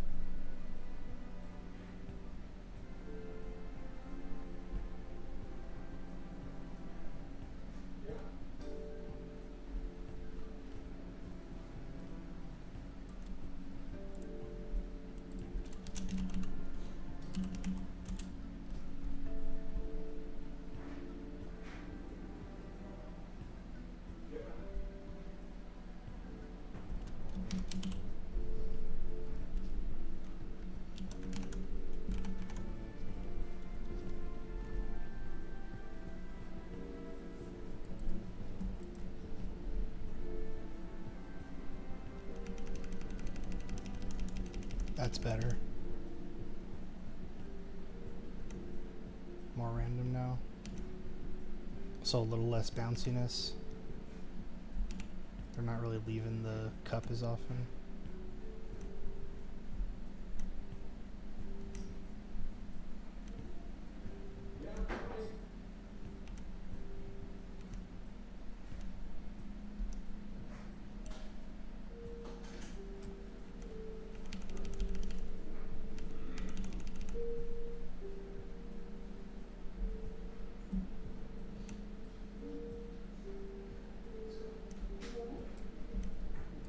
What do you think about a 6 dice limit?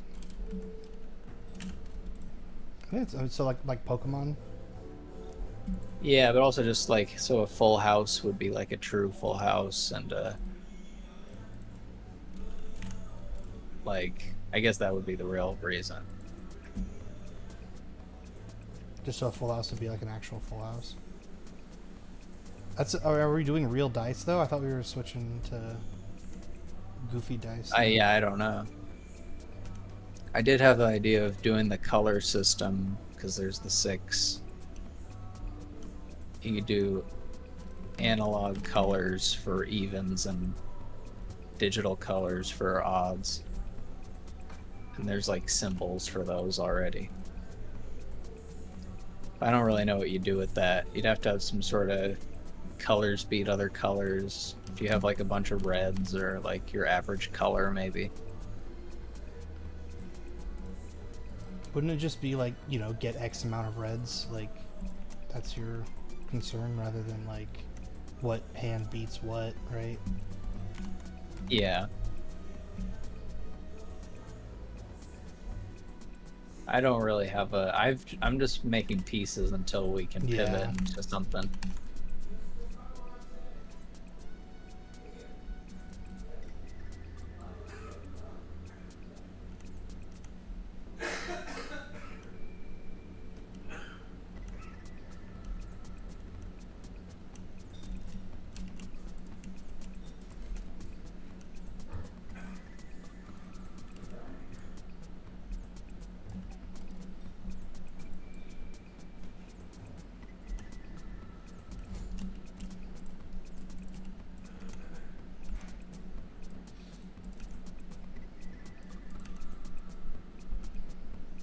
There we go. That's what I want. That's what I want.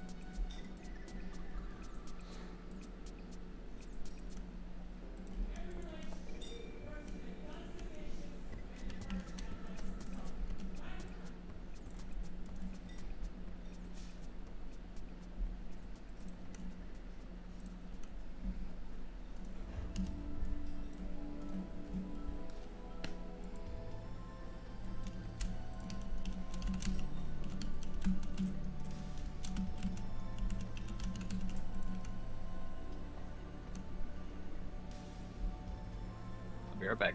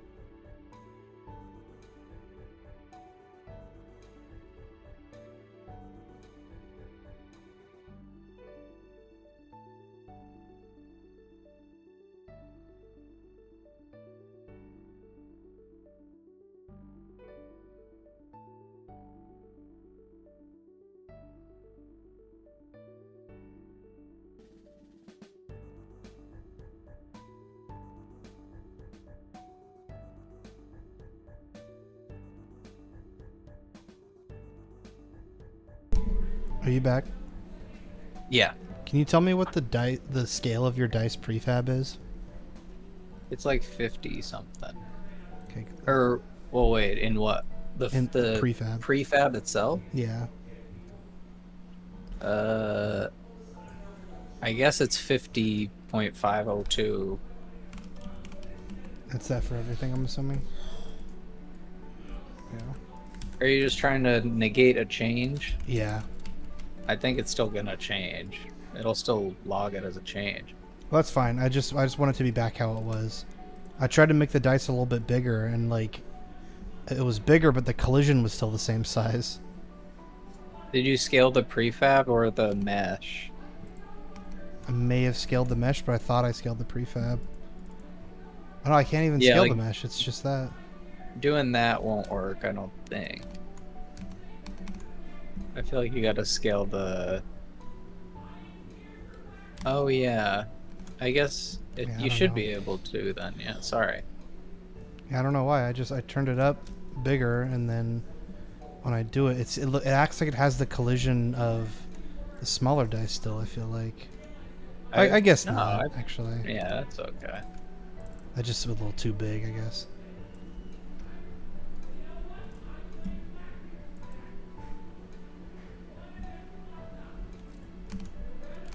You do have to change, I think, the distance they would spawn from, because it's sort of based on their own, like, just from eyeballing it.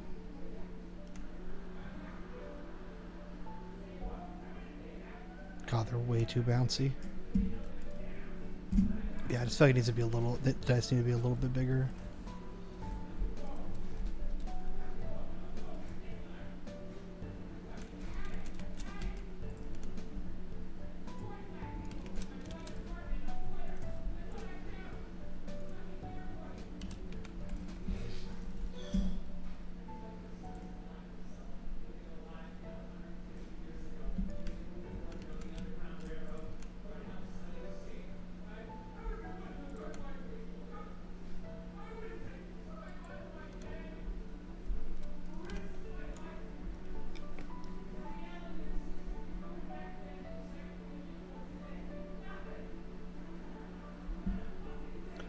Where is it that you actually do the offsetting shit? Is that this?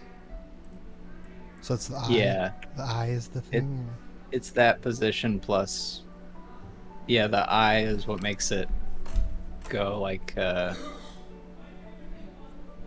further away each time. How do I Each make time it it's go spawned. more? I guess you could maybe get, like, this, I don't know, the distance Oh, I or guess something. I could do this. Yeah.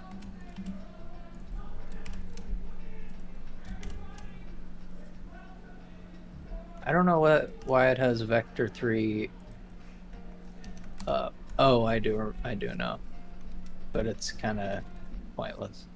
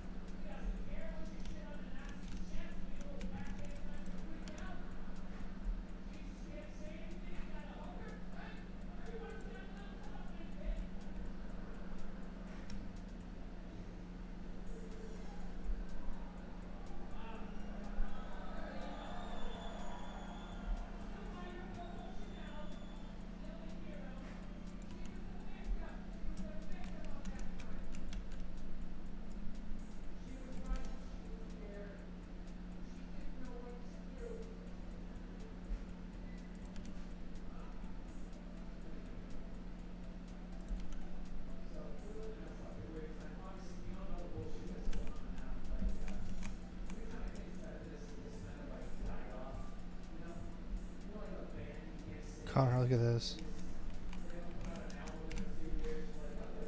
Oh, It's returning 0 as its face. yeah, because it's not a. What is? What the fuck? That's when it's null. I have it just set to 0 when it doesn't have a conclusive face. I wonder why that happened. Can we maybe like? Do you have something that sets shit to sleep, or is it just when it goes to sleep? Just when it goes to sleep. Where is that? It's a checkpoint, or is it dice rolling? Yeah, if body is sleeping. Could you say if body is sleeping and current face is 0? Then like add a little bit of force to it to kind of like nudge it over. Would that be okay? Yeah.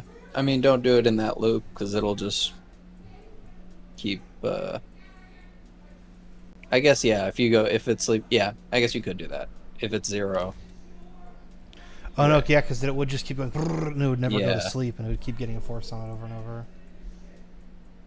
So I would have to make like a whole another. I mean, gate just system. right under it, you could just do if it's sleeping. What do you mean, right? Like under the update? If it's sleeping, like right under the if, There. right?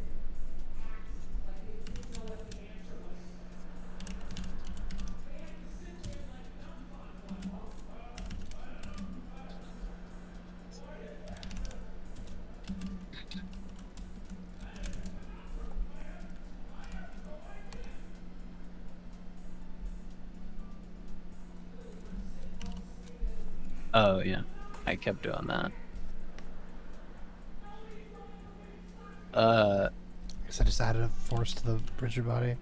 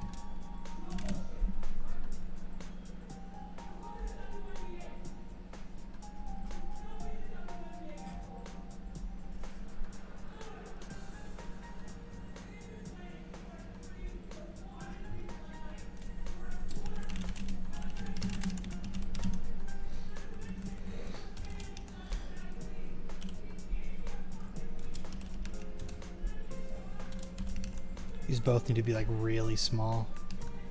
It needs to be like barely a bump.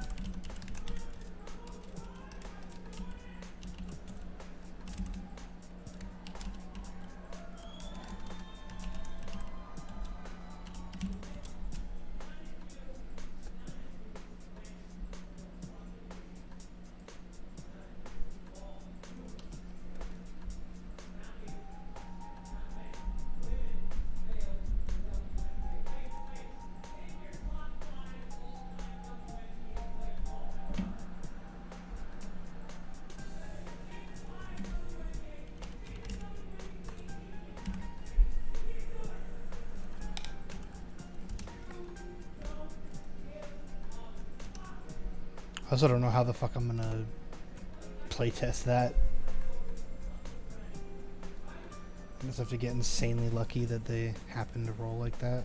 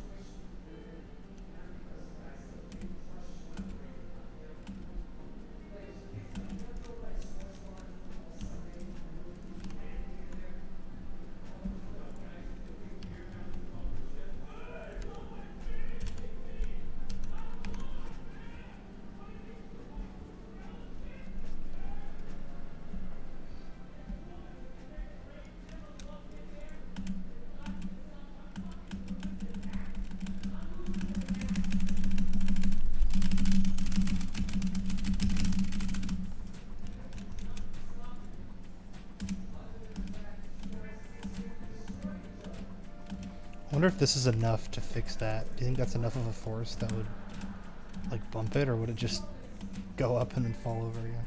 I guess I gotta add a little bit of rotational force too, huh?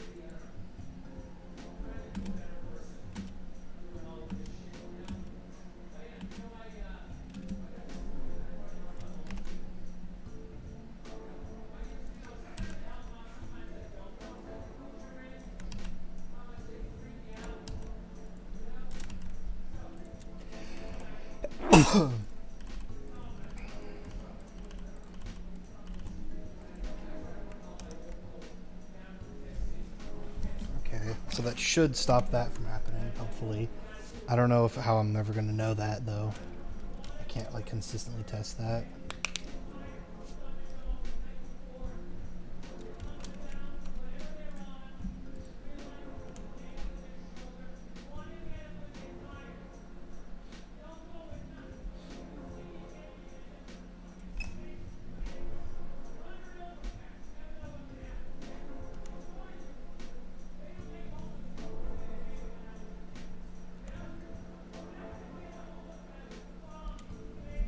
Fuck.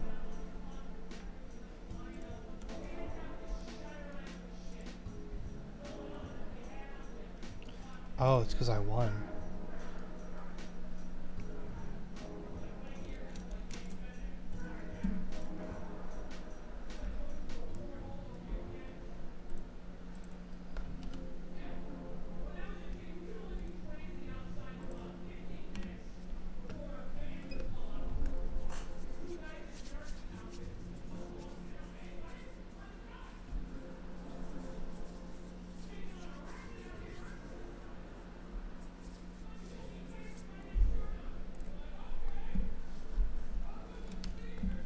Oh no.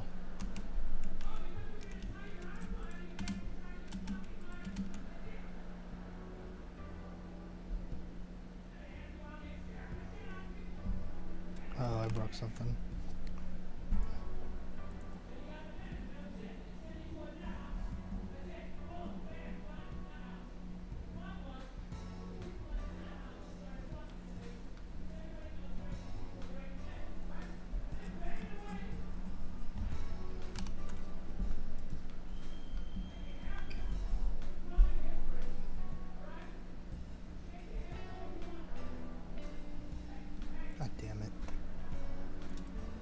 It's like not counting the fucking dice anymore.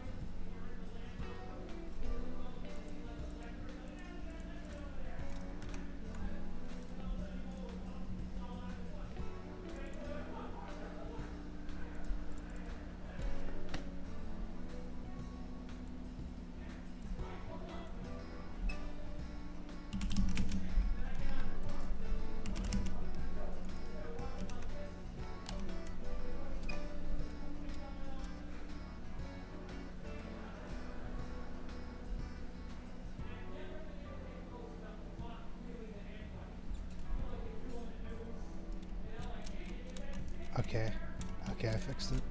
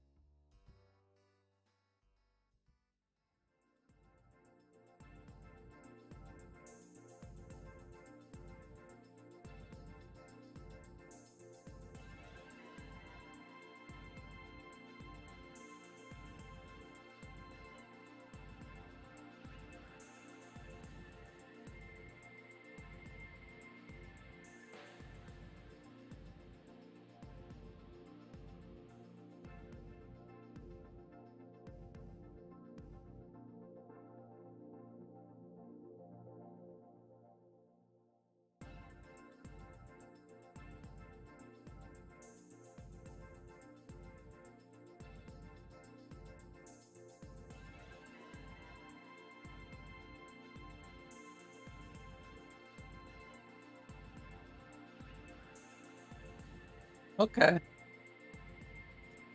I got something working.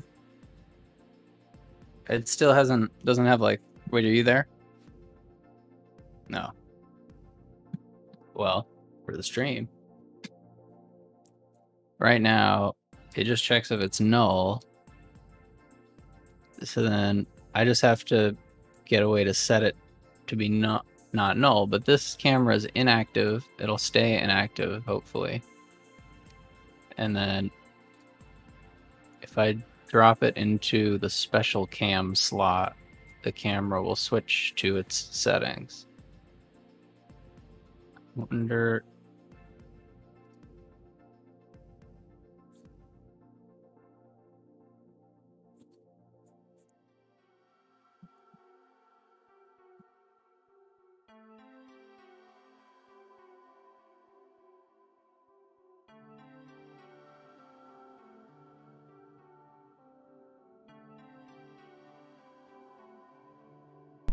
Sorry, what did you say? I was gone. I got something working. You said that lerp, if it goes lower, it goes slower. Is that how it goes? Yeah. Okay. Right now, there's no logic to set which camera is the special camera, but I basically just have the camera lerps to anything that is determined to be a special camera. So right now it's null, but if I drag the camera in, it'll switch. Oh, nice. Yeah. So I think if whenever when we switch like rooms, I need to figure out how to check if the room has a special camera in it. Okay. Well, I have it set up so that right now, see the dice checkpoint script? I can say, like, you know, I want 3 odds, and then you can keep rolling, and then if you have 3 odds, all it does right now is clear all the dice. But see, it just did it. So it's like you got at least 3 odds, so you're good. So that's like success. That's like you winning, yeah. Okay. Nice. It's like customized on there. So maybe I should maybe I could try to build the AI of the guy. I guess I don't know if that's how we're doing it though. Is it just roll this amount, period? Or is it like... I think we should try to make it as loose as possible. Yeah. Like the idea before I don't hate the idea of like you're trying to get a majority of a color to beat another color. But I feel like that's completely random on both sides, so it wouldn't be that much fun unless we did something like Yahtzee where you can like pull dice out to like guarantee them.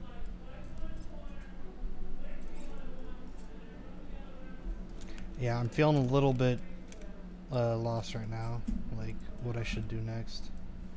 I guess I could try to just sculpt that guy just until we think more. I was gonna say, we have some pieces that we do really like.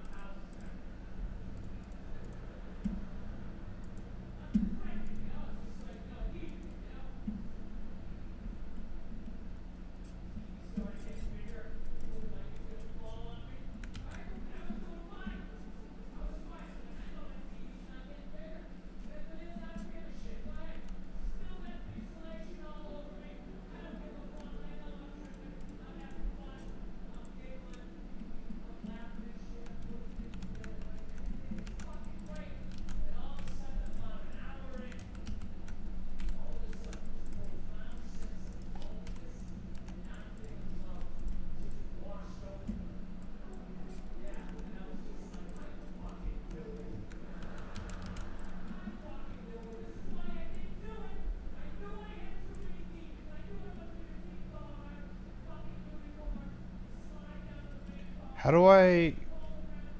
Damn, I hate to do this, but could you walk me through how to... Remember that thing you set me up with sculpting before? That was like a better version of Danatapo? I don't really remember, but what did it do? What were you trying to achieve? Just because right now, see, I only have like 4 polys or whatever, and I have to like work with only those. But I want it to like add more polygons. Like, this is what Danatapo does, is I go like this, and then see how it like creates more geometry. Oh, right. It's yeah. It's the multi-res modifier. So it's a modifier, you just turn on multi-res, and then you press subdivide, and it adds a subdivision. I just keep doing that. You should be able to, yeah.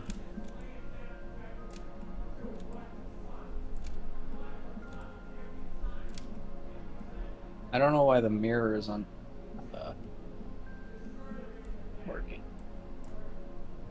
Maybe, can you put it in front? No. I mean, you can do mirror brushes, but... Yeah, I guess that would be okay. It's kind of annoying, actually. I wonder...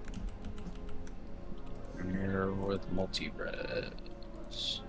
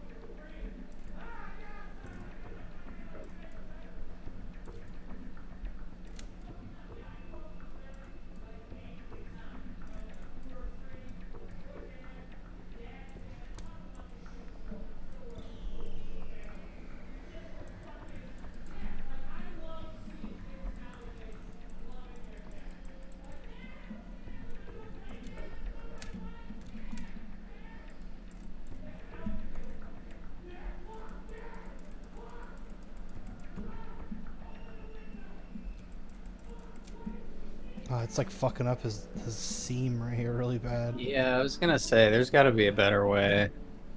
I think I might just go back to Denotopo.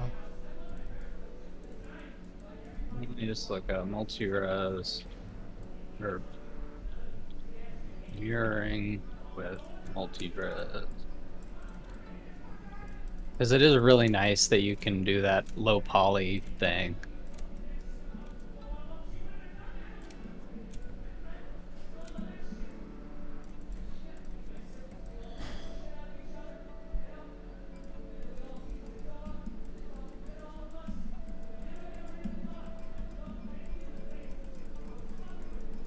They say apply the mirror before sculpting and then sculpt with X symmetry. Yeah. That's what I did. I mean, was there like a seam or something? Oh, Yeah, there's an edge in the middle.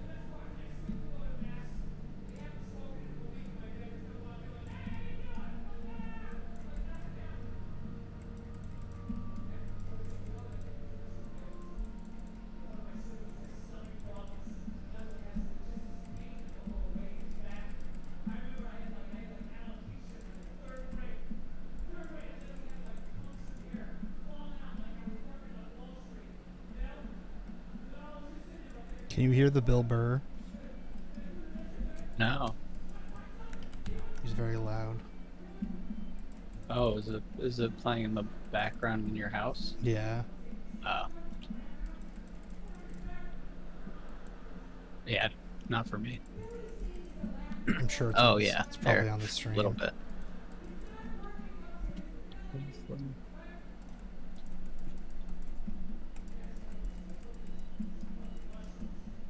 Oh, Lord.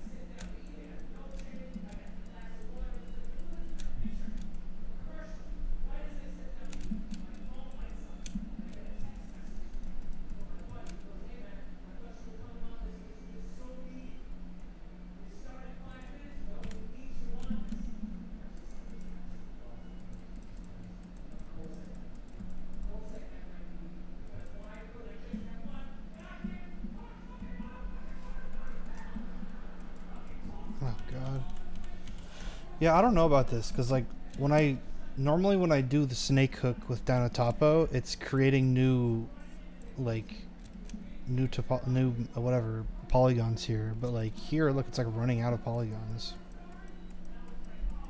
Like I'm not getting more. It's just stretching the existing ones. So I have to just like keep subdividing to get more. Oh god, I'm gonna crash. Okay, no, never mind. Oh yeah, you can go to edit mode as well. Oh, I thought you could. Oh, if I... No, not up there. Yeah, I don't know. What is the benefit of using multi-res over Janatapo again?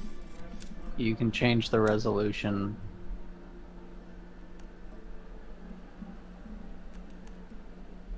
Like if you go to the on the right where it says 5, if you go back, you can like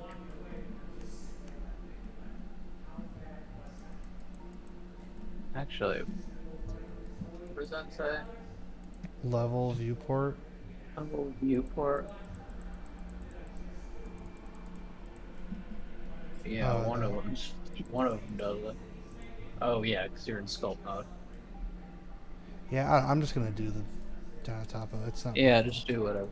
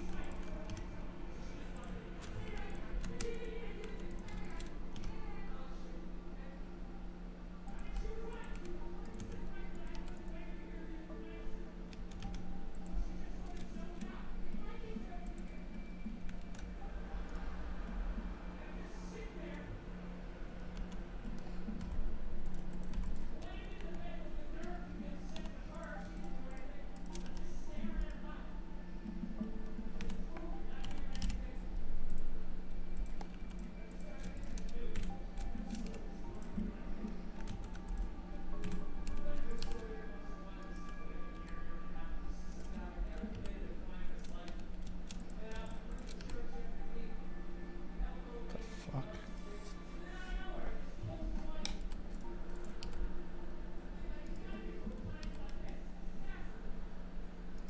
How the fuck can't I move this? Oh, that's why. Okay.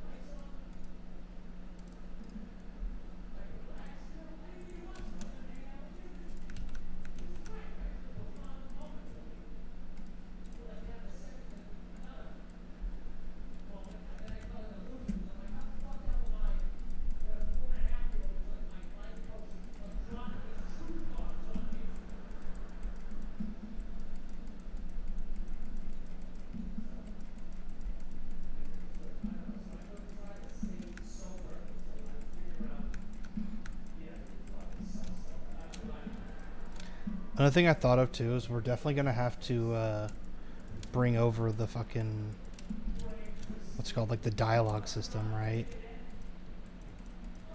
Um, Like how else are we gonna like Maybe. explain what the fuck you do? You know? you could just have like individual UI elements for everybody, but Oh yeah. that pop up in the same way. That would be the cheating way, I guess.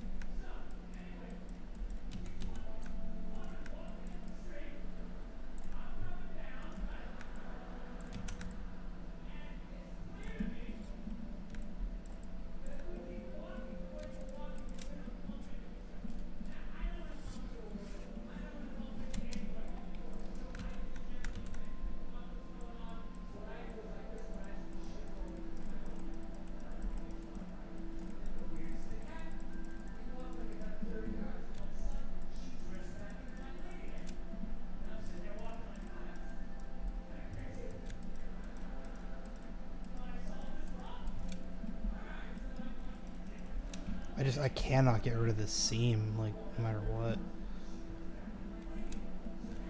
I'm just hoping I can avoid doing, like, retopo.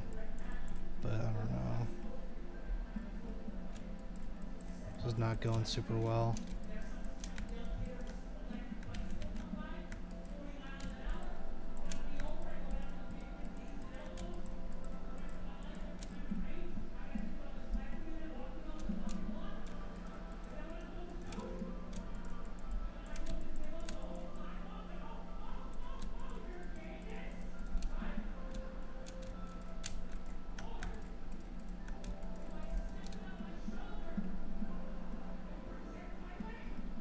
Fuck this.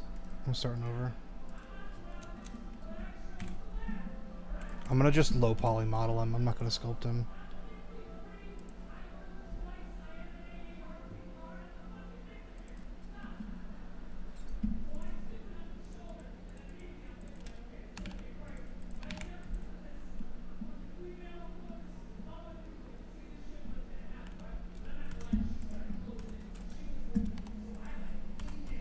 What's the thing you do where you like start with a sphere or something and pull out to make a human shape?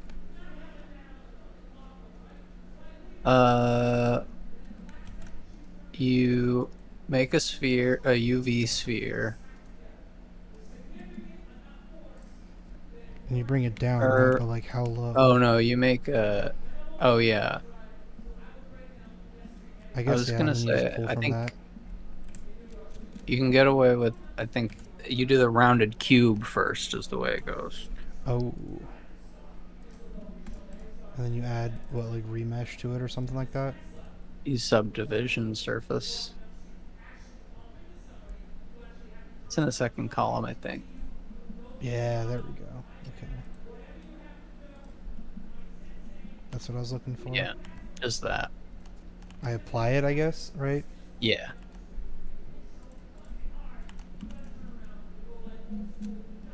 And then I believe it's like you extrude the top up and that's the body.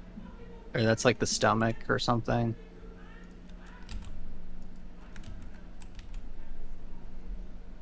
You extrude. It's all about extruding out of the body. Oh yeah, no, you got it. I'm sorry. I'm not good at this bit. Well, it's just that it's different for this guy because he's not going to have like a neck or anything. Yeah. But the idea is that the real idea with the cube is that the legs, it's not those two middle rows. Like those two middle rows are the crotch. What's the So you legs? extrude This? those ones out, Like and that? and then extrude down. Yeah. No, Oh. like you go on the under faces. Yeah, and extrude that. Okay. That's how you make them.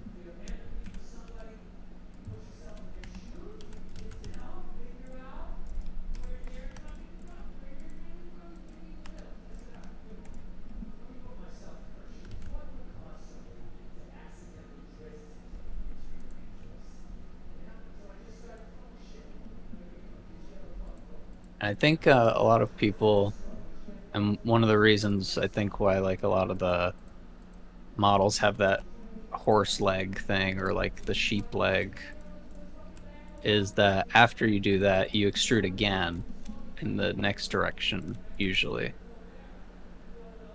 Maybe like that? On the outside, I believe is how you do it. What? And you like bring the yeah, those are your legs. How the fuck? I think. Maybe I'm wrong. I'm I look sorry. like the Galaga spaceship. Maybe I think maybe you do that at the knees. That's what I'm thinking. I think at the knees you go backwards. That's if I want furry legs, you're saying? Or just in general? I think that's in general how they're set up, and then it's just easy to do furry legs with that, like, that idea. I could see that. I just don't see how that becomes normal legs. But then like extrude down, and then take those faces that you see and extrude them forward for feet. Right. I just, like, these are And- furry legs. Like, how do I make them normal legs? You can massage it though. That's the thing. I'm saying like the furries don't do the massaging to make it look normal. But that's like the way knees are, I guess. If you like bring them, yeah. Basically, so it lines up with the butt again, and then, yeah. Then what you like, you have the kneecap there, like twisted forward. I'm not a good anatomy person. I need to figure out how to find the camera. There's a thing called get component in children that I thought would be helpful, but it doesn't seem to work.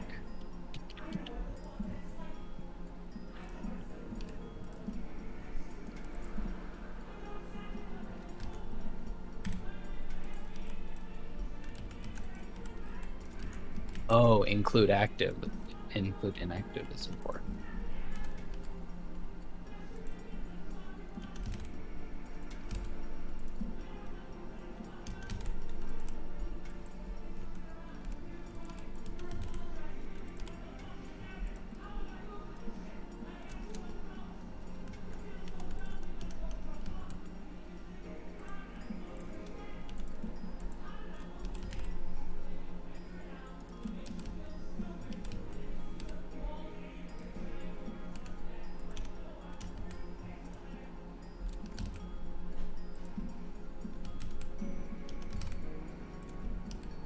I think the real reason like you do all this is so that rigging, like with this setup, you can see how like the rigging would be a little easier, I think, to keep like the knee connected to the thigh. Yeah, I feel it.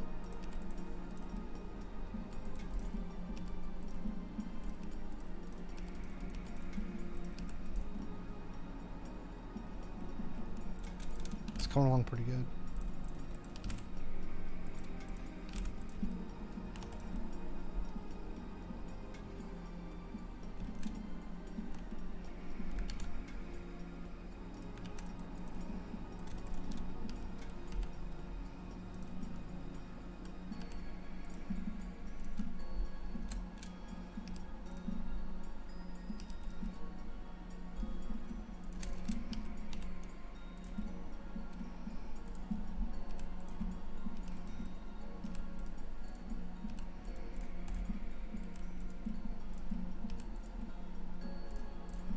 That's probably the fastest I've made legs that I'm like actually okay with. I feel like I usually stick on legs for like a long ass time.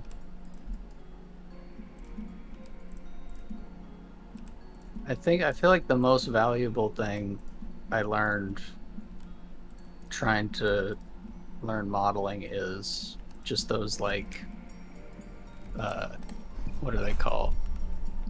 Like topology stuff. Like there's a lot of like tricks that all come from that one guy who made a few like Pixar style topology videos. Yeah. That's crazy. That looks really good actually, I feel like. It's not crazy, but I like it. Now I gotta fuck it up.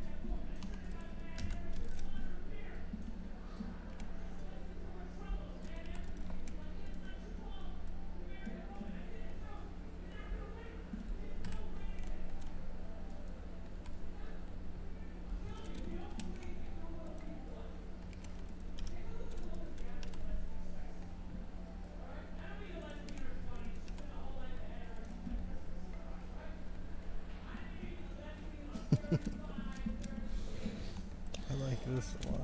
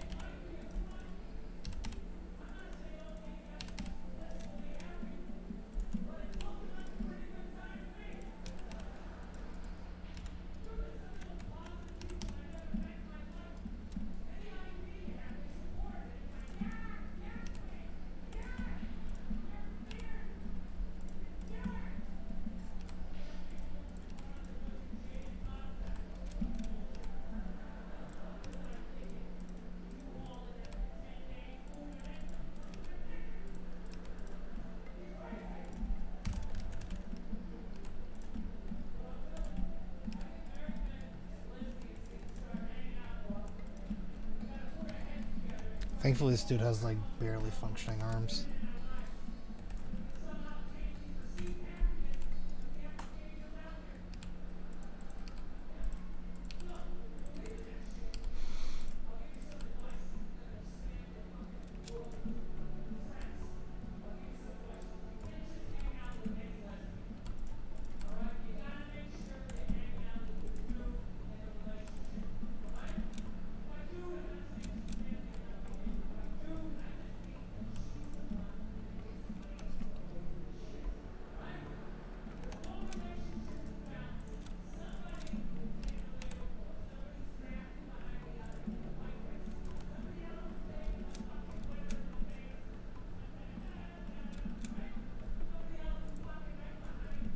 It's coming together pretty well.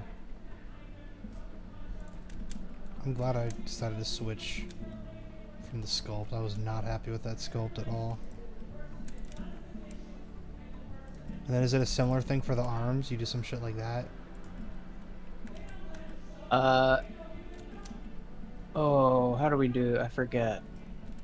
My instinct is to say you bevel, but I don't think you do. That works. Oh, I remember actually, the rule. It's another UV sphere, I guess. Oh, how did they? Oh, you know what? I led you astray. They start with the shoulders with the round cube. I forgot. It's all good. I Thankfully, can do it really fast. this if dude's you wanna see. arms suck ass, so like... That's true. could literally It is just a do unique. this. Oh, this is the old blender, but this is what they do. This is the like chest, and he like, if I remember correctly. Oh no! Oh, this is way different. I thought I could just jump in. Old Blunder. Come so far. Damn it!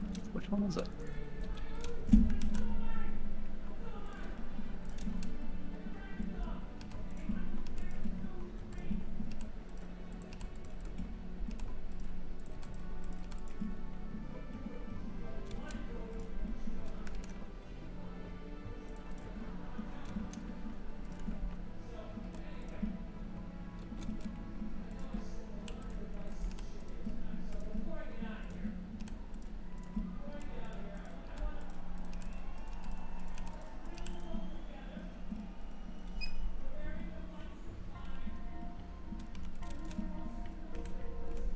Yeah, it's like this. Oh, I feel like I've seen that. And then this becomes the arms.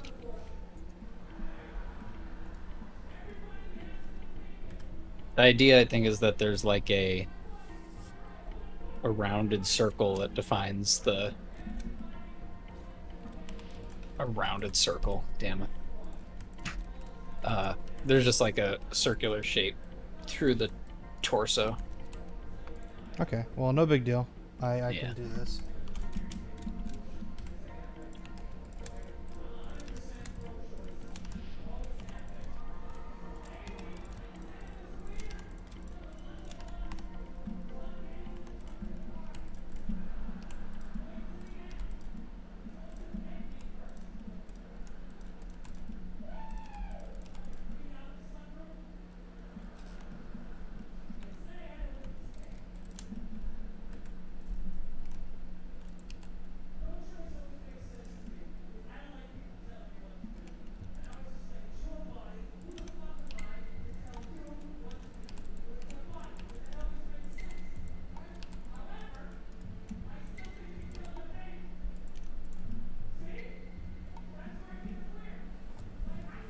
I just shows I'm modeling him in like fucking arms down. He's not even in a fucking T pose. Can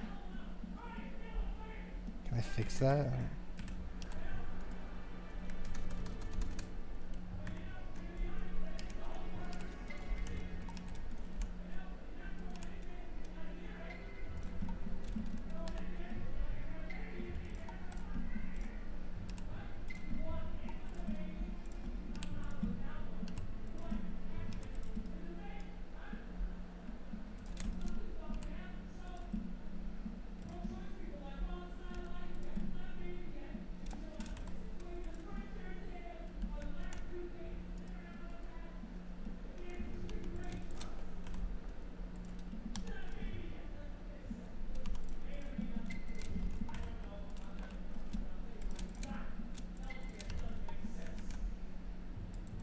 Oh, this is kind of a cool mechanic, but it doesn't work quite yet. What's it doing? You The like camera? if I move, it like changes camera, but then it keeps the angle when I move again. Oh, whoops. Yeah. How do you...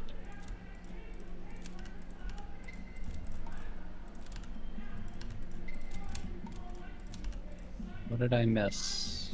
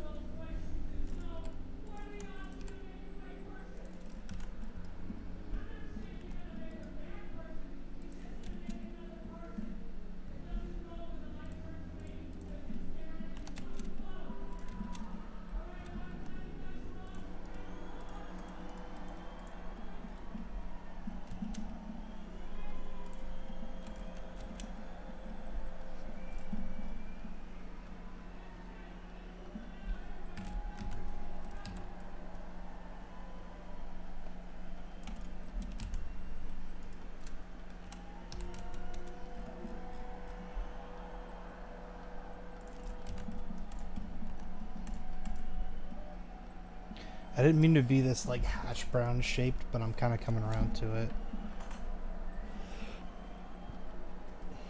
I definitely imagine him being more round.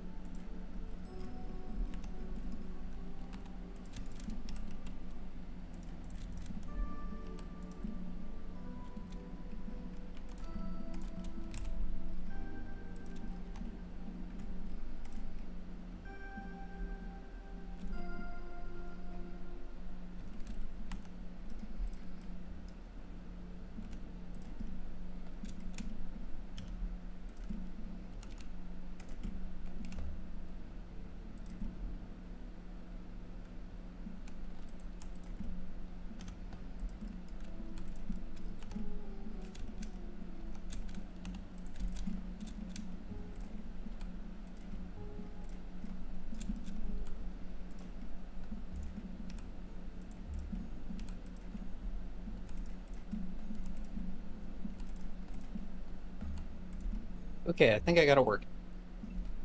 Let me The hard see. part was getting it to return, and I'm afraid that it'll make it harder to set up things actually. So let me see how hard this is to just like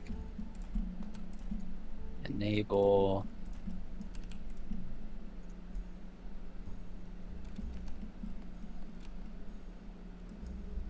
If I want it like that and disable.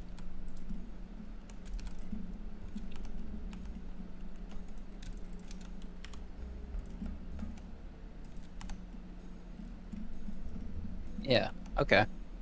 That works. Okay, let me see now.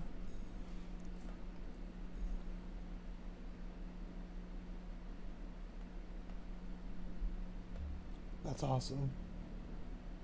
The way it works is you set up a camera and put it as a child of whatever room you're in Okay. and make sure it's not active, just like up here. And then to set the camera's like main position though, this is the like one negative.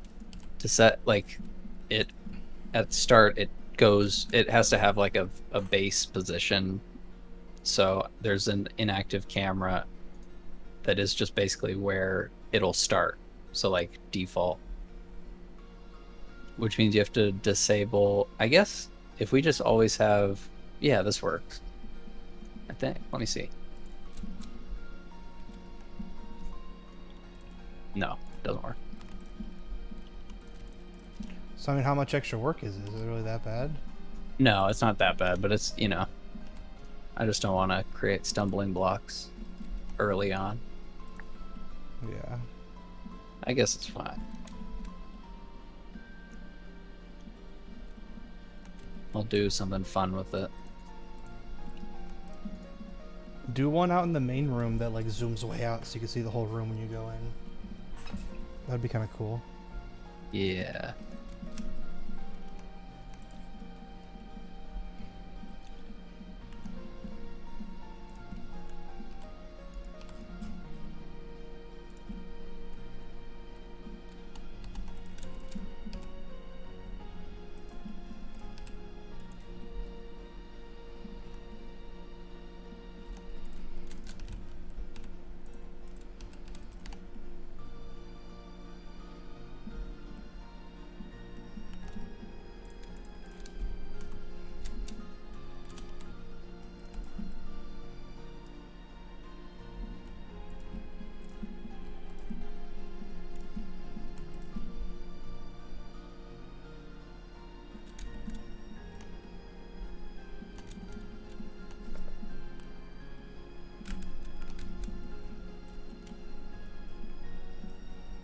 This dude doesn't need fingers, huh?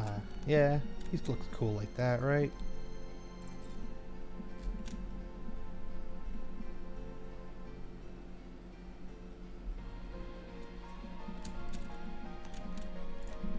No.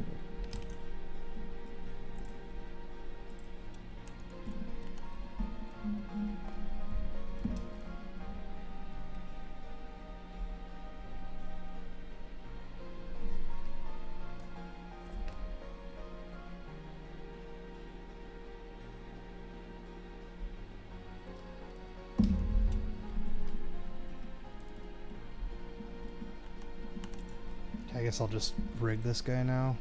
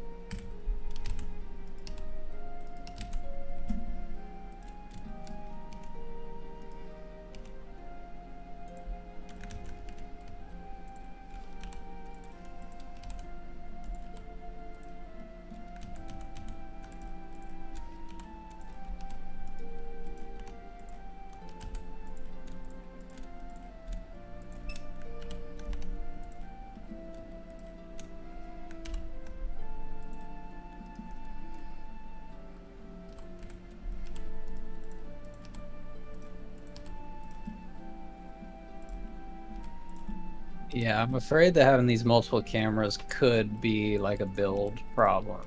Because I keep having to like, just choosing which one is which seems sketchy. Just build it, see what happens. Yeah, I guess I should.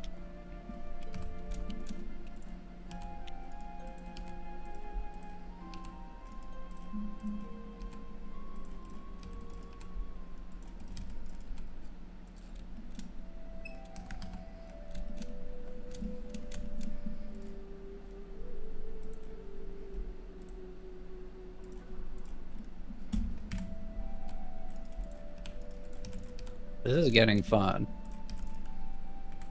Being able to, like, if there's a portrait on this wall. Oh, that's Yeah. cool. We bring focus to it, yeah. The one thing, though, is that because these are different pieces, Oh, I see. it's 4 different cameras.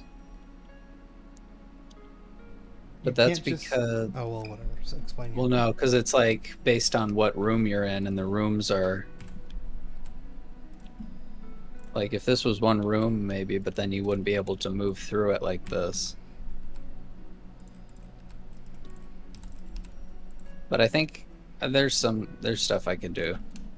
Like, I think it's just tweaking the lerp. Can you just set the cameras to be, like, literally exactly the same position, too, so, like, nothing even happens? They are, but because the camera's a child of the object, like, it'll move with it for a second and then start to move back. Oh, I see. Which is what it's doing. But I think if the lerp was really fast, maybe it wouldn't do that. Maybe that would look bad. Still jerky.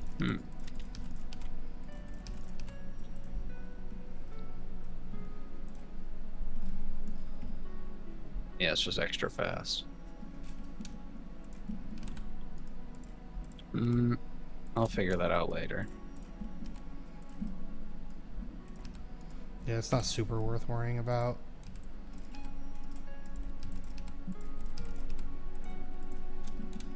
Oh yes, I missed work, but Amazon is honestly it's awesome for people who just want to miss or not want to, but who are prone to missing randomly. Yeah, it doesn't matter. If you're gone, you just have a balance basically. You have a balance of how many hours you're allowed to just randomly miss. And you get 5 minutes every hour you work. Huh. So I had 6 hours, so I just missed my shift and they just took 4 hours off.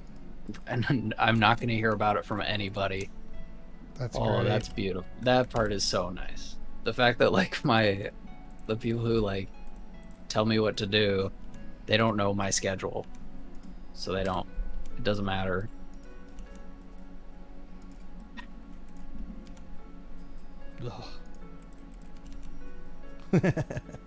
I like it. Ooh. I don't think he's gonna move around that much anyways. I just gotta get him in a seated pose.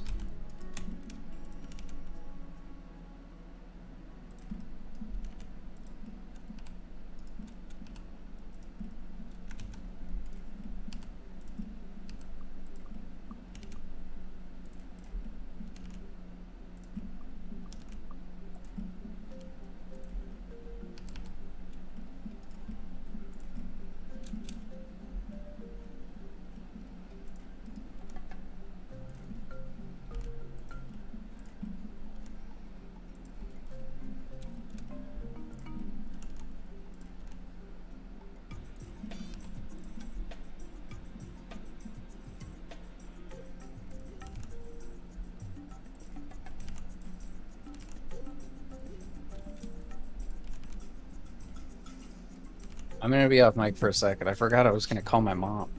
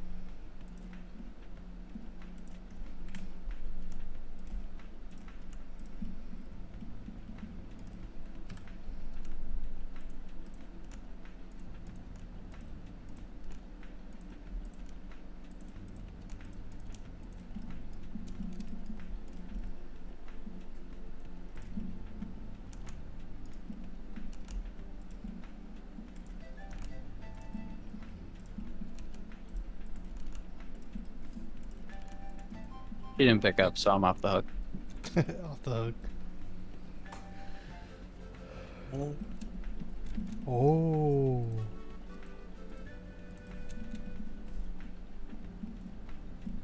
Oh, his tie. I gotta rig his tie. I almost forgot.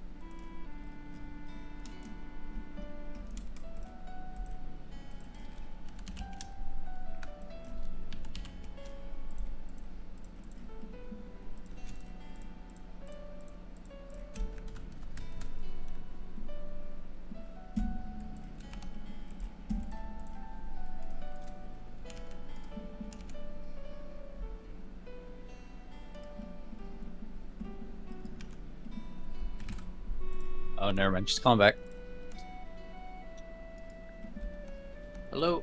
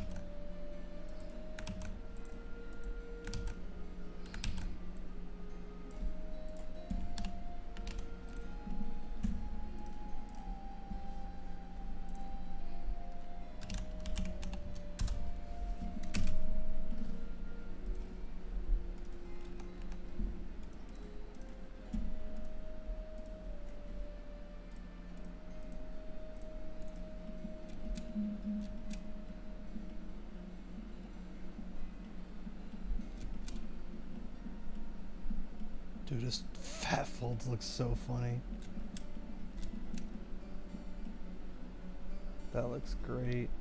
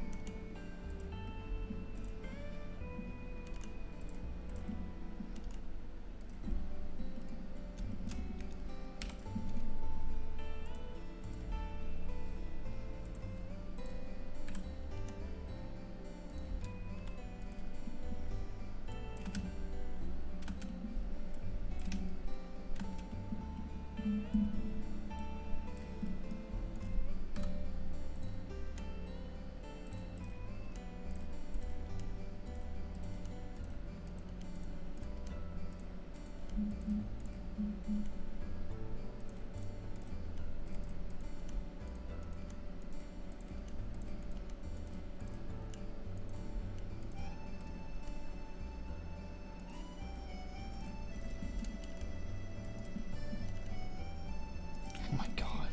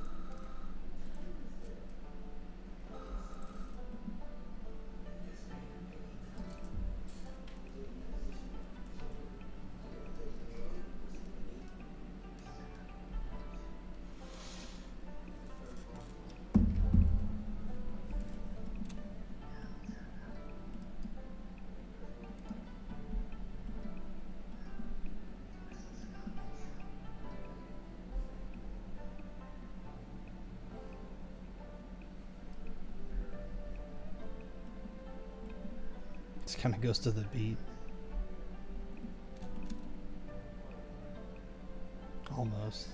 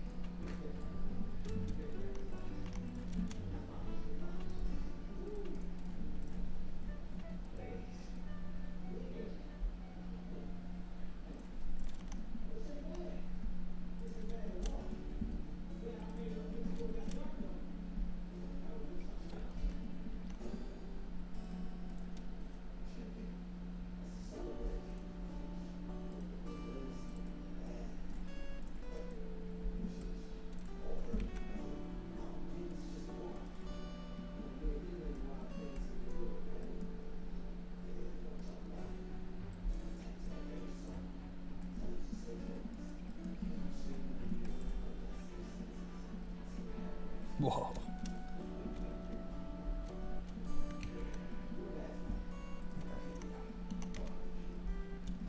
UV's looking good.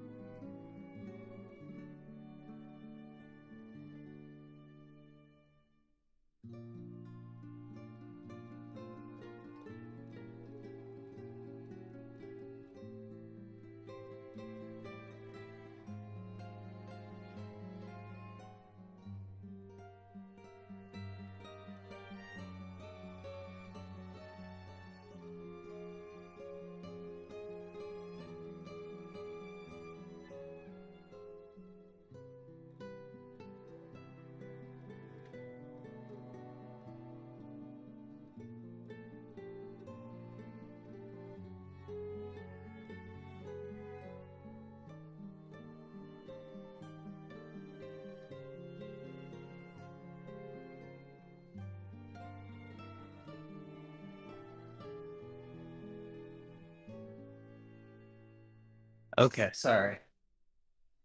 God, jump scared the fuck out of me. I yelled, but I was muted, so you didn't hear it. Oh. Look at this beauty. Yeah, I like him. Evil Mr. Domino. It looks so fucked. Him being all white like this is freaking me out.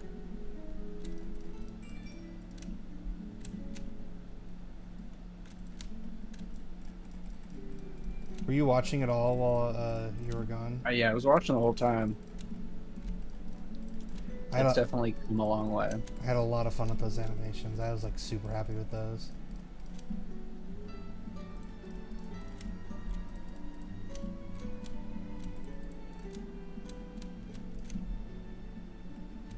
I got food delivered, so I'm just gonna continue my break. Nice. Honestly, I might have to be going to bed here soon Yeah? You got some for a little bit. Oh, you've I been mean, up all day, huh? Yeah. But I don't have work tomorrow. Or tonight.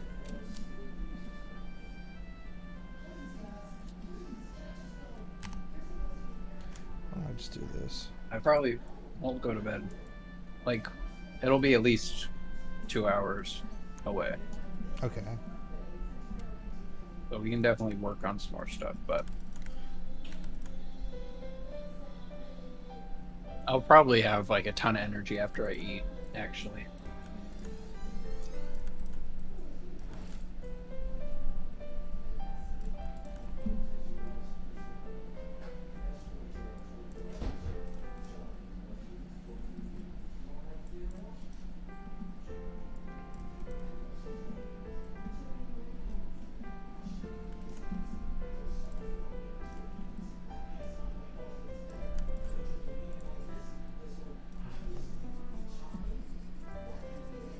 Yeah, I'm trying to make the texturing process as easy as possible. I know this could be a huge time sink.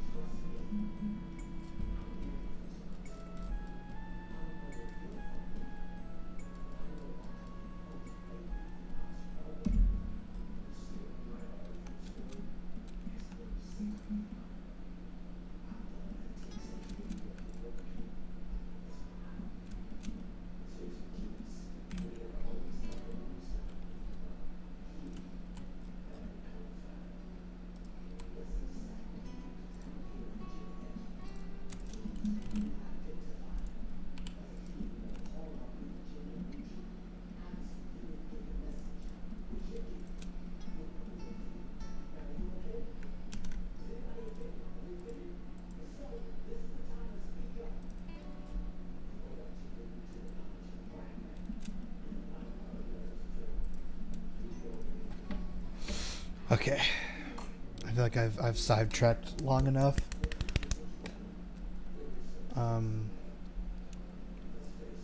Are you here just eating? Oh, wait, am I muted? Yeah, I'm here. Oh, okay. What do you think I should work on? I was gonna suggest maybe we do a little inventory on what we have and what we want to make. You know, Yeah. Should I wait on that? it's been almost 12. Maybe at the 12-hour mark, we do a second pass on what the game is and everything, and I don't know try what and get mechanic to do closer. now.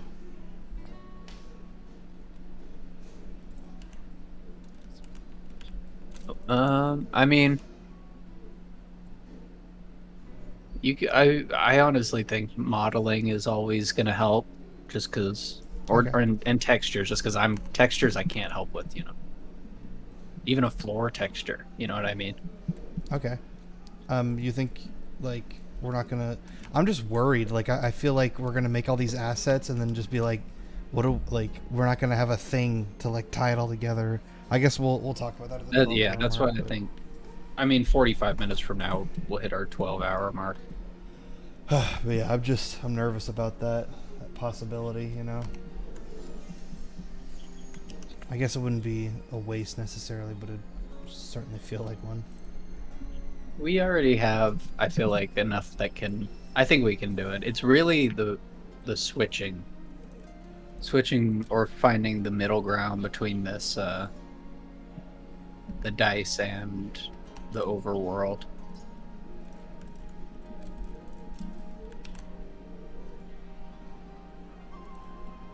But I think a lot of that work we could do with UI.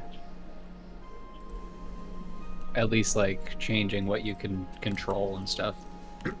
Yeah. But yeah, I think I'll finish eating, and I'm sort of mellowing out now. I do feel like I can come up with something in a little bit. Okay. Or I feel like I'll be fresh again in a bit. I'll work on Turtle Guy. Nice. If that's the... Yeah. But yeah, any sort of texture, I think, is just gonna be, like, I just don't know. I'm terrible with that, you know. Okay. I don't know how I can contribute on the texture side besides just real grunt work.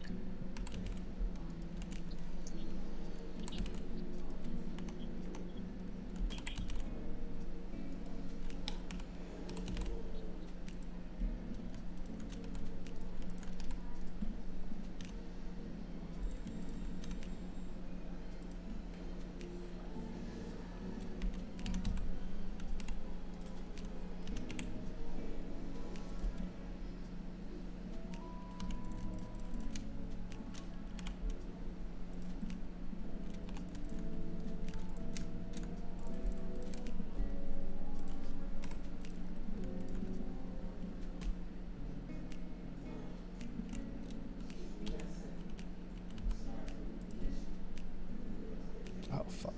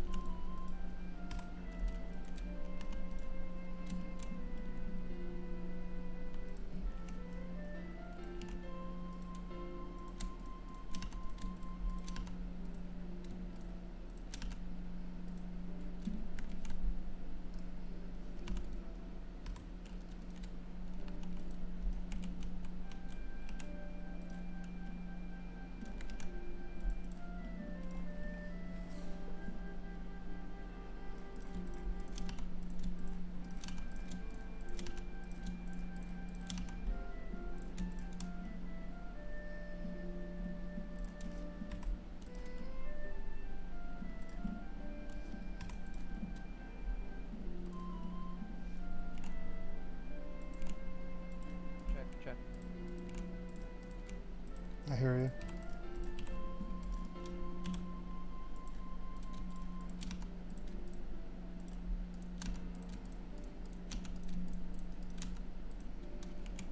Check, check. Hello. I hear you. Hello? Hello. I hear you. Making sound, I can't hear you. Very hold on.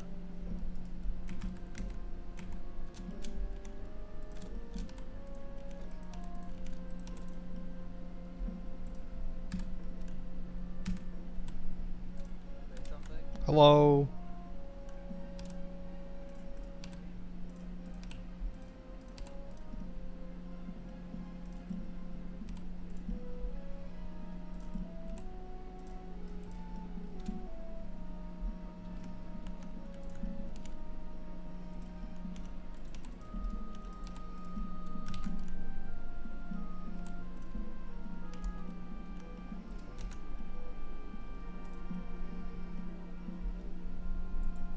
Okay, I think I can hear you. Hello.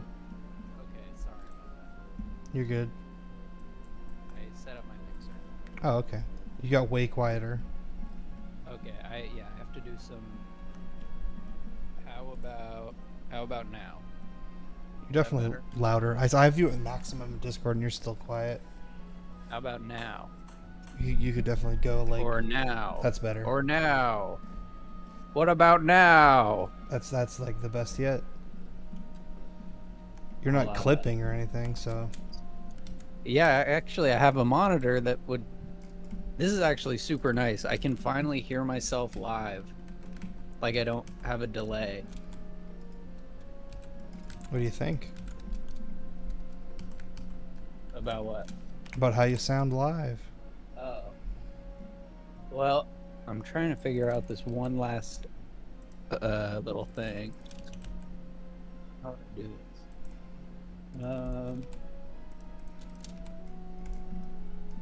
Okay. 22.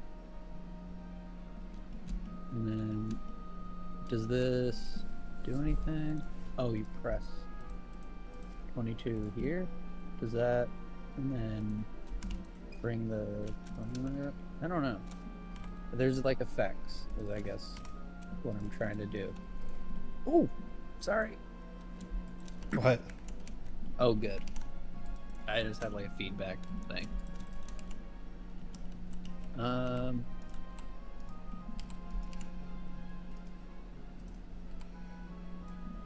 This is awesome.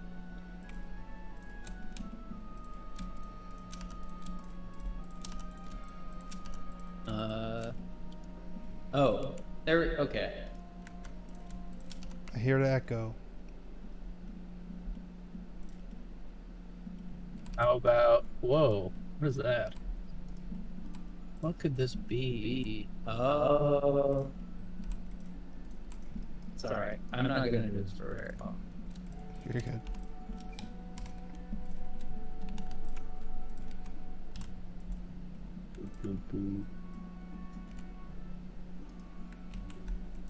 Oh, there is a pitch changer. Good. This one. Wait.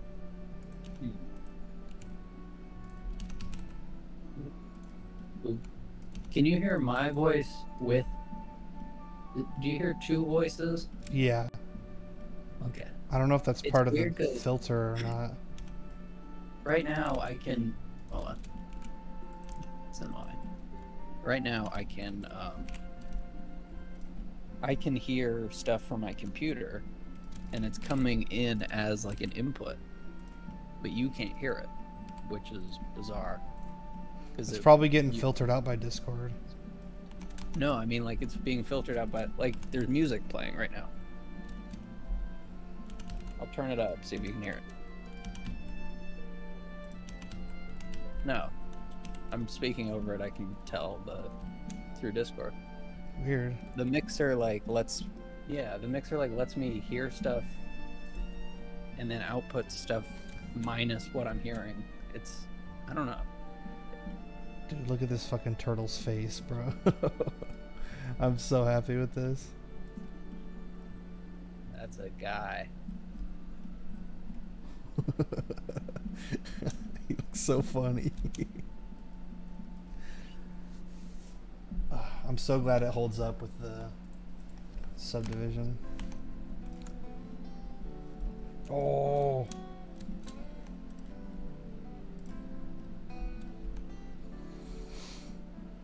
Now for the eyeball, should I put an actual eyeball in there, or should I just draw like an eye in the back and do that like moop trick or whatever? I don't know. Am I quiet again? Sound normal. Okay.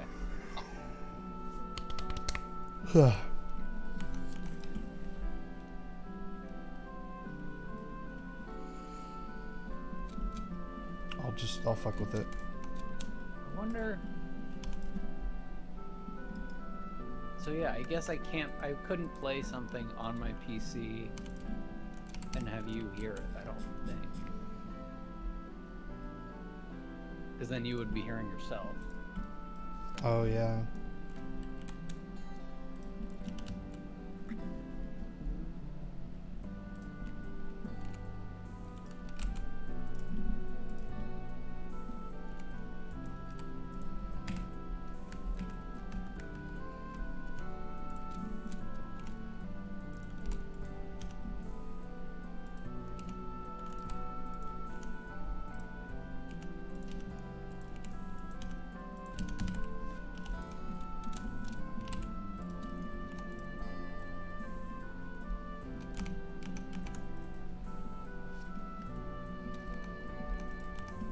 Turtle's got tails.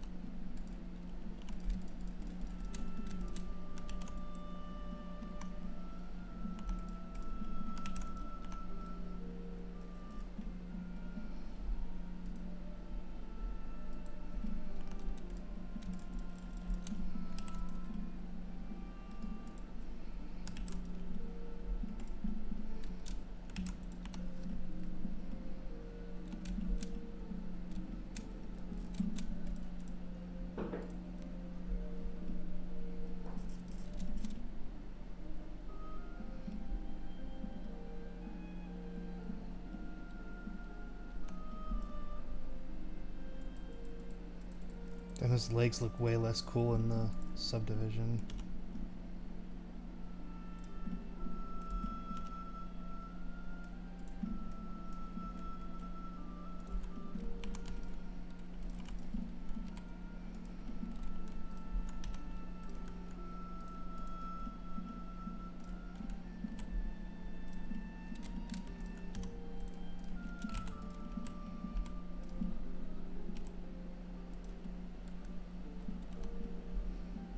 Better.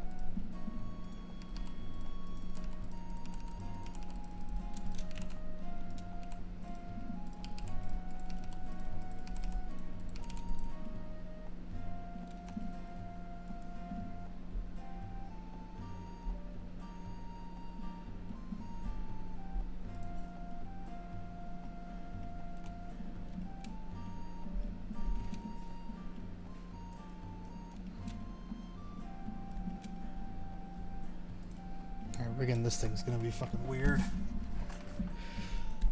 Shouldn't be too hard though. Oh, I need to save him.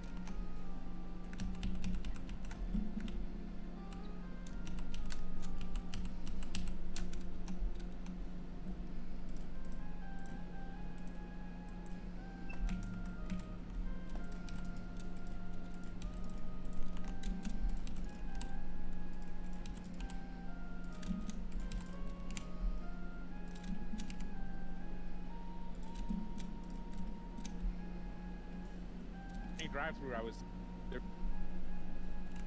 I heard that. Oh, you could hear that? Yeah. It works. Okay. That's interesting.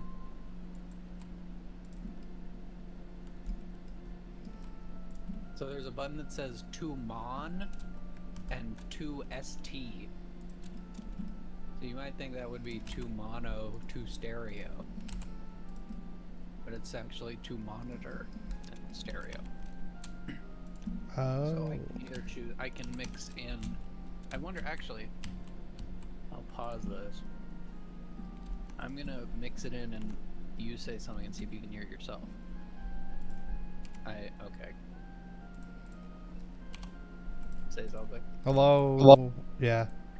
Okay. I heard myself, but like barely. Oh. It was weird. Well, not. It was loud as fuck, but I just went like, oh. Oh, yeah.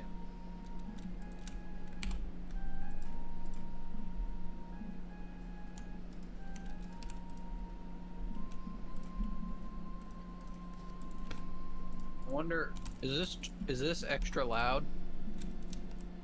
You mean like right now, or are you about to do it? Right now. No, you sound pretty normal. If I go any louder, I guess I just have to be close. If I go any louder, the mic picks up my headphones. I have in-ear headphones. Weird. Yeah, it just does like a frequency screech, but I do have earbud ones I could use that would probably be better.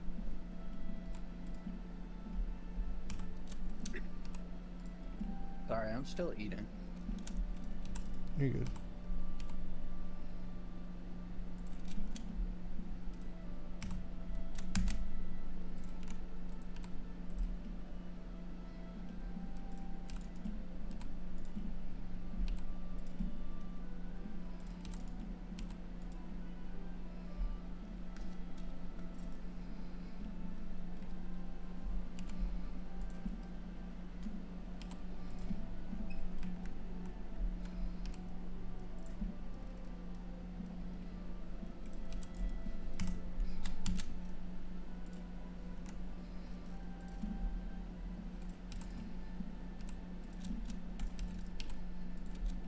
Oh, wait.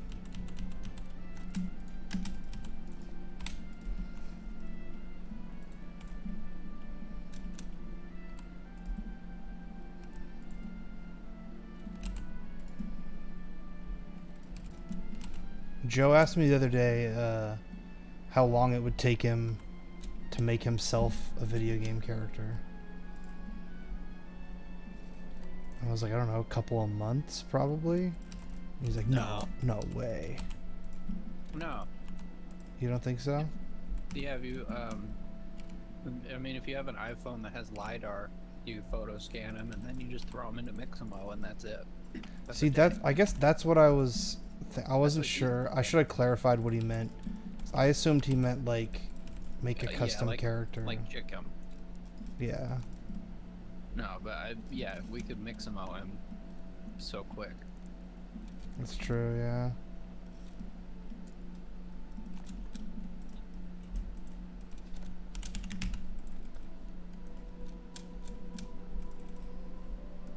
I want one of those iPhones for the photo scanning. Yeah, that's the only time I've wanted an iPhone in the last like 15 years. Was for Polycam. That looks fun. It's kind of smart. It feels like that is kind of where phones are going to head. Like, you're going to be scanning your surroundings. It sucks though, because like Android phones could do it, right? Like you can do it on iPhones without LiDAR. That app just isn't supported. Well, it technically is, but it doesn't work very well. I guess all it takes is like Apple can just like work out the kinks, and then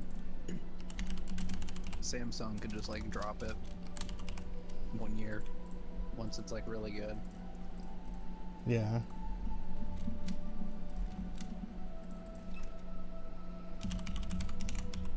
That photogrammetry looks fun.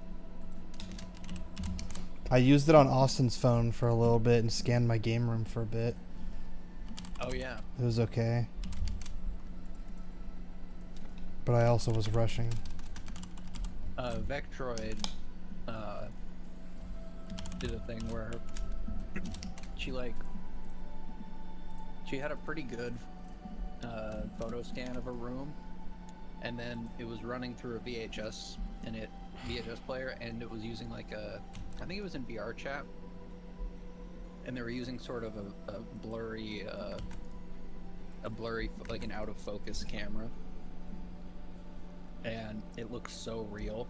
Like the first like 10 seconds of watching it, I was like shocked because it had realistic textures blurred in a realistic way, and the only thing that gave it away was when someone like clipped through.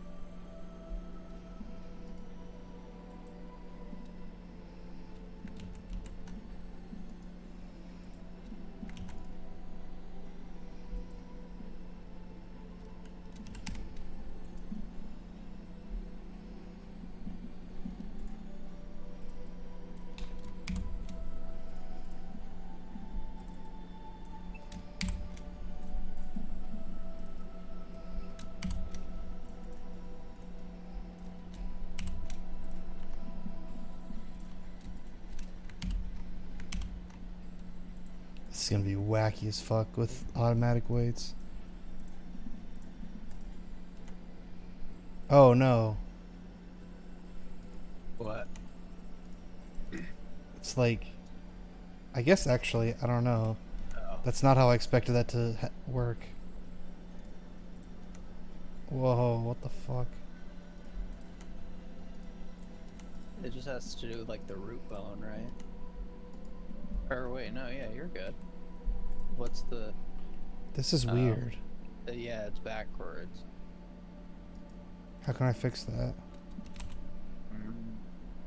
I don't know actually if it's backwards. Maybe with the different visualization it would help. But it's it's probably just parenting.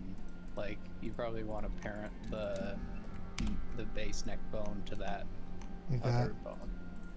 Maybe. I didn't really see what you did, but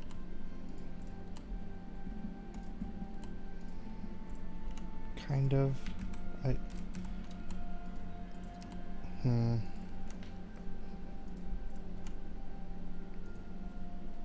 I guess I don't know what I'm actually expecting to happen here. I guess I'm expecting his neck to...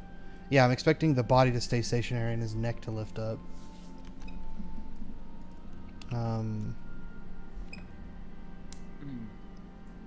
Should I just clear the parent on all these bones or something? Start over? can you could you delete the bone that is in his back? This one? That one, and then extrude through the middle, from the middle to the neck. Like that, and then merge those? Yeah, if you can, or parent. Isn't that a thing? I thought you could like merge bones. I guess not. Well, it might be two tails that we're looking at. Oh, I think that is what happened. I started here and I went up to the head a little bit and then I went this way. Oh, okay, yeah. So it wasn't actually that bone that needed to move. It's the So should I? What if I just do that? Like, would that fix it? Or no, that's the same thing I just did, huh? No, you. Or yeah. Think about where the base is. It's at his head. I guess. So that's like, think about that as like his shoulder, and his tail is his hand. Like, the base is the thing that doesn't move. So probably So this should be like here. It should be reversed. Like, try rotating it in pose mode, and you'll see what I mean. Well, now it's gonna be all fucking weird. But just see the mechanics of the bones, how they rotate, like the pivot point.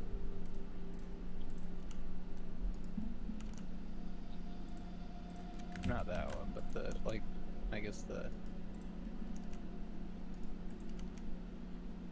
Okay, yeah, actually, I was... So I guess that is the root, yeah. Yeah, that's not terrible.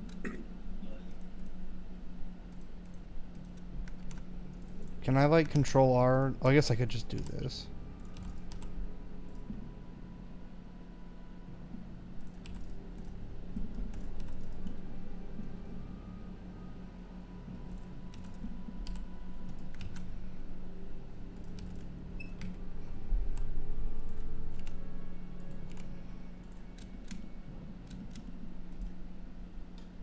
Now, I mean, now I extrude this way to do the tail.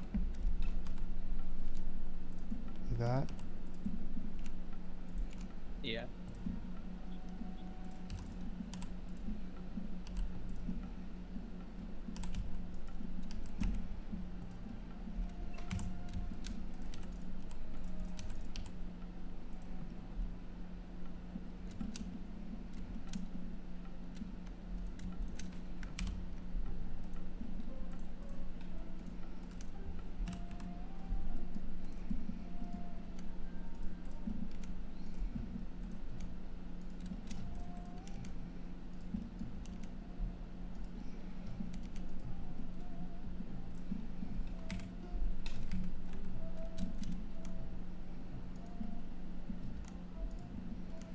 I'm gonna have to do some actual weight painting with this.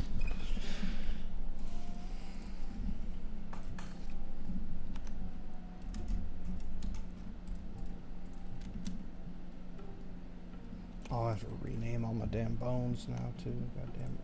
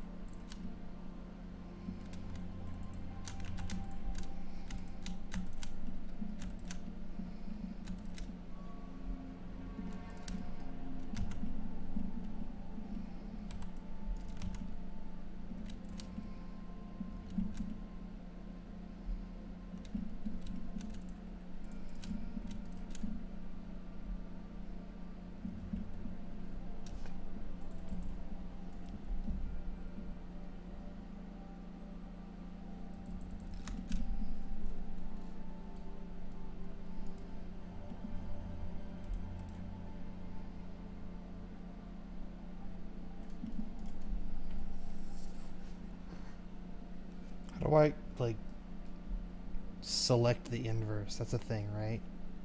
Control I. Yeah, there we go.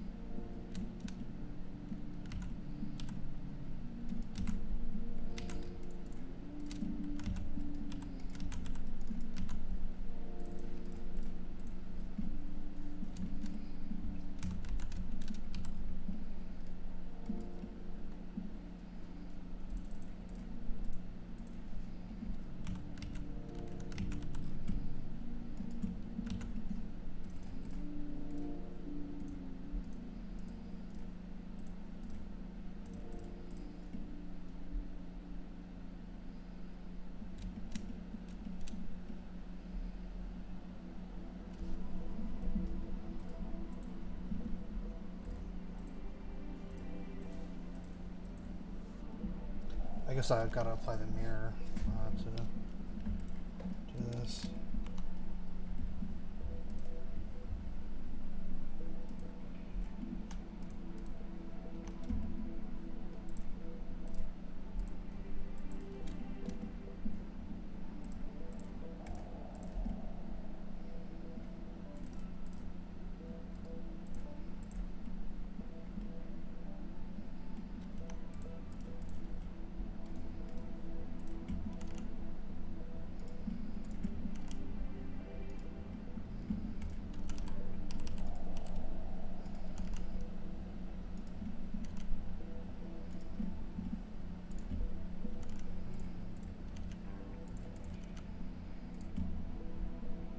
Ugh.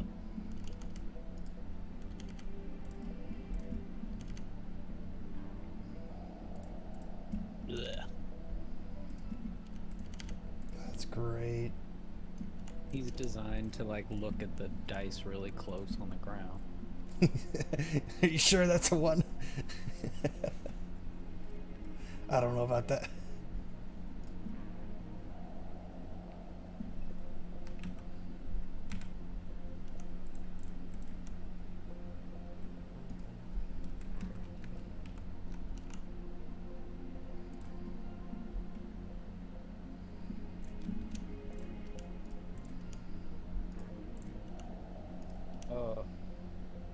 Damn it, why is it still like this? What the fuck? What? How did that become the root? It's you just gotta subdivide it, I think.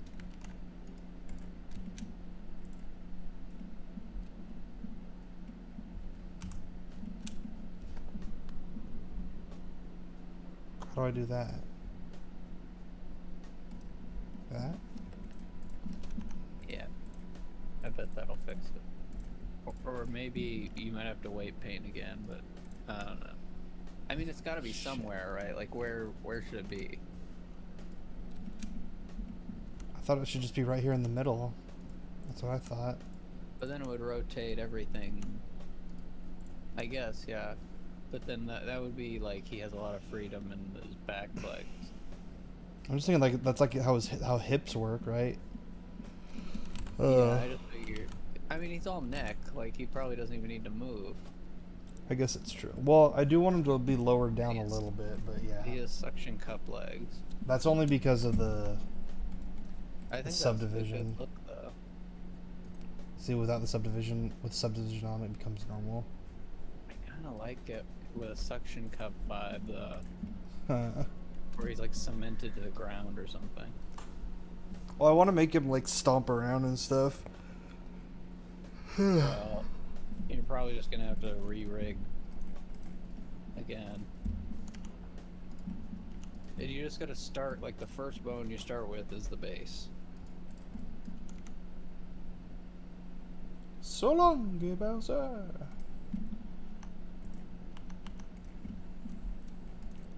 I just don't get, how did these both become the base now? Like, what? I thought when I subdivided it would like shift it up.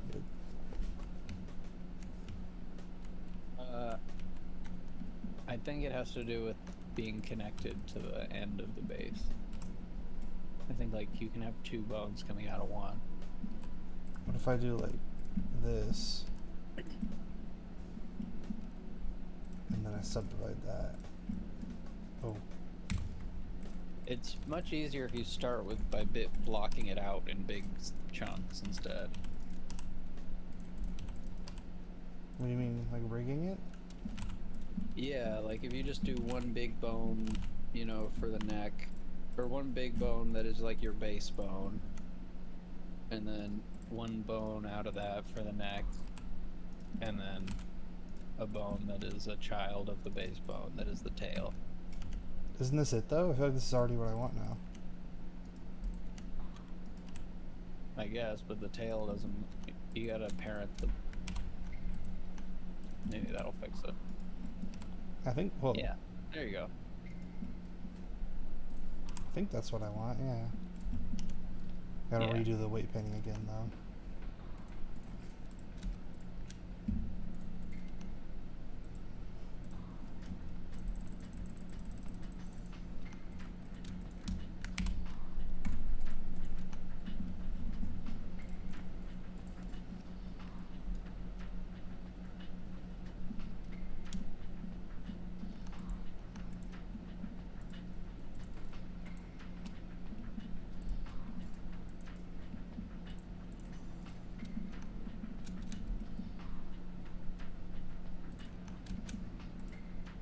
Sick of this.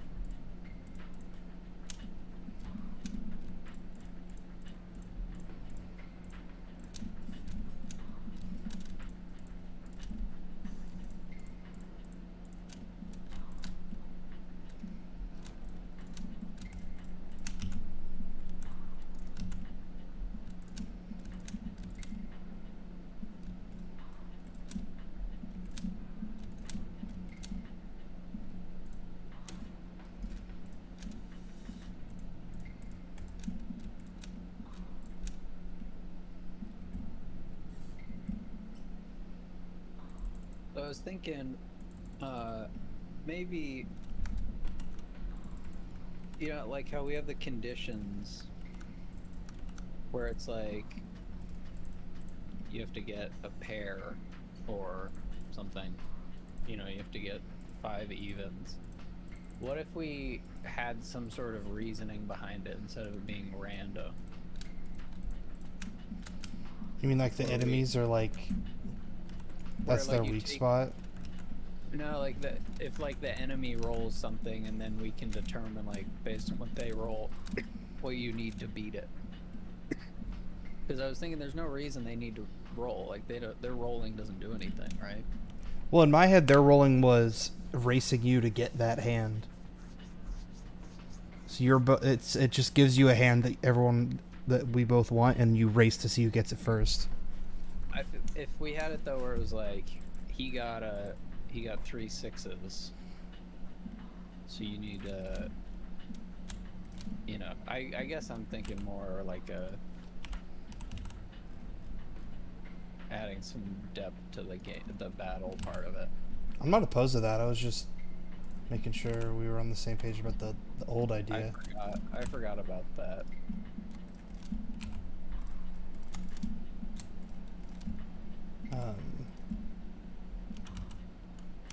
Yeah, it's certainly something to consider. Like we need to do a lot of brainstorming on that. I mean, I'm down to go more into the brainstorming stuff right now if you want. Or, I guess, yeah, we're about there, yeah. Yeah.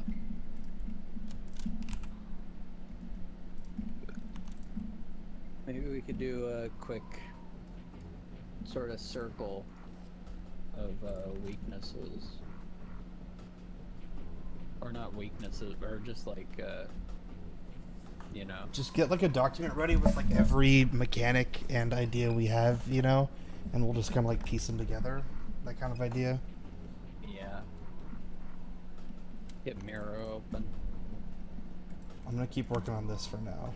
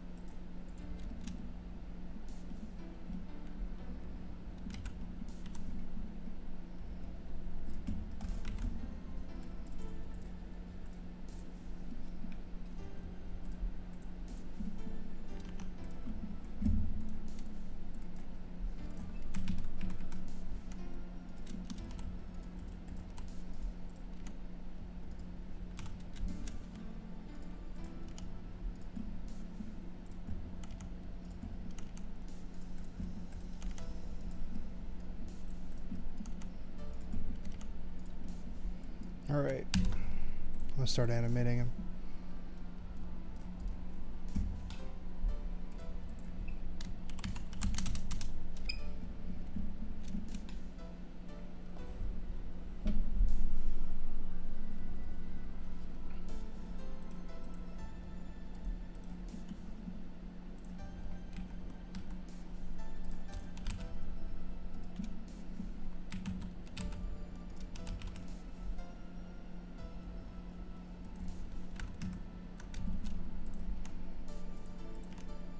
Okay, so if I understand correctly, we have the ability to calculate stats on a hand of dice that we roll. We have 2 animated monsters. Soon to have 2 animated monsters, but yeah. We have a cell-based 3D dungeon sort of thing. And we have a system for lerping camera angles. We also have a system that compares that hand's stats to like a preset like hand, you know? So you could say like, did you roll 3 odds or whatever, you know? Okay. Right. You did work on that. You added like the success.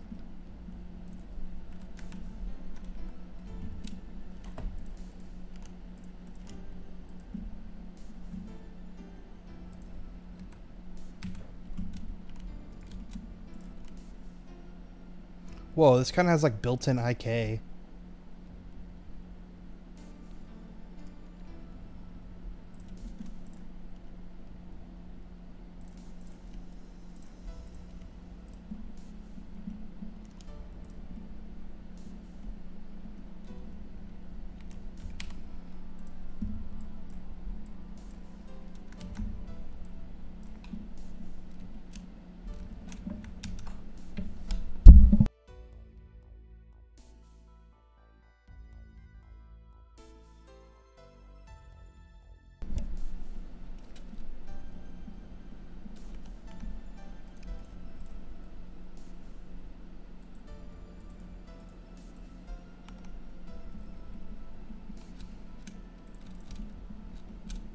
Ooh, I have an idea. Kind of a pivot. What if within the world you like spawn dice that like shoot out of you and then it counts those? For what? Like for the battle? So we don't have to switch to a battle scene necessarily. I guess so, yeah. I'm not like opposed to that. I just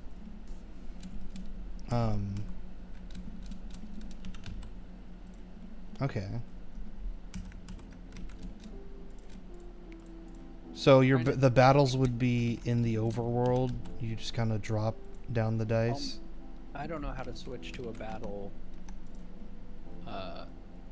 scene and then switch back where you are where you are. I guess putting you back where you are is not hard, but I mean it's the same. We did it for Dark Cowboy. No, I mean these are different perspectives though, right? Like, and different scenes. I guess you have to teleport and stuff. Is that what you mean? I guess that's true. Yeah, we didn't go back from the finale scene after Dark Cowboy, huh? Yeah. But still, I mean, all we gotta do is just load the other scene back and then save. That was the hard part that I never got working. Saving, remember? I don't remember that. Okay. I tried to get saving to work and it like just barely worked. It only worked for the volume. Saving that's like the difficult part. That's kind of why I thought maybe if we could figure out a way to just overlay it in some way so we can keep it open and just like freeze controls on. Oh yeah, we could just have the battle off on the side and then just switch cameras to that, you know? Same way we did in Dark Cowboy where like I was thinking, I mean, because we have this camera lerping system. I'm just looking at what we have. What can you make with these 5 things? And if we did, we could take advantage of that and just like have the camera zoom in.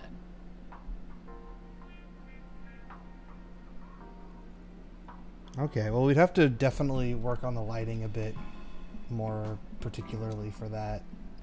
But maybe it would be too small and it wouldn't, the physics would get messed up. That is something to consider. I'm just imagining, like, I feel like the set that I kind of built so far, like this little thing. I mean, I just don't know how to get there. I'm saying I don't know how we could replicate this, like, in any level, you know, like in the dungeon level. I feel like this is so big. I mean, like, you zoom in really close between the two people and you just spawn those little objects. Then you wouldn't really see the dice. You would just get it reported to I'm you. also just imagining these guys being really fucking big, you know, compared to you. Yeah, but like I said, that's the big challenge isn't the scene. It's getting. I don't know how to get to it. That's like a hard obstacle. Well, getting for me. to the scene is easy. Getting back from it is hard. Yeah. Yeah. Okay. And save it. Keeping the data that you have. Let's just have this scene just in the dungeon level, off to the side, and we just move the camera to that. I feel like that's the safe answer. Because this isn't going to be that demanding of a scene, really. I guess we just have to spawn in what monster you collided with. That might be a little annoying. Because it's not. Because I was originally thinking you would have a scene for each monster, you know. But with that in mind, that might be a bit annoying.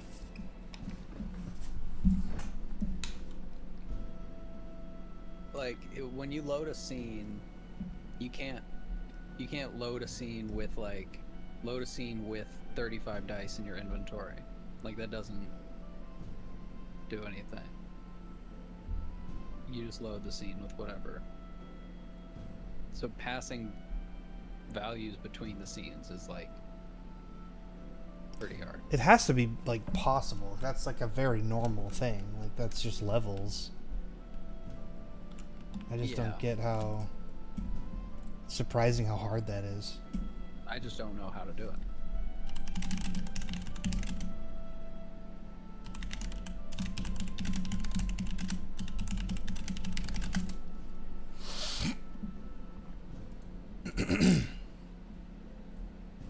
I guess we could use scriptable objects. Maybe we can change a scriptable object.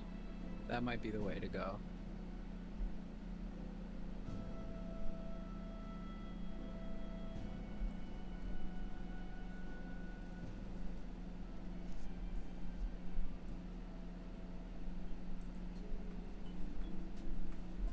Forgot, I was gonna build and check if this camera thing works still.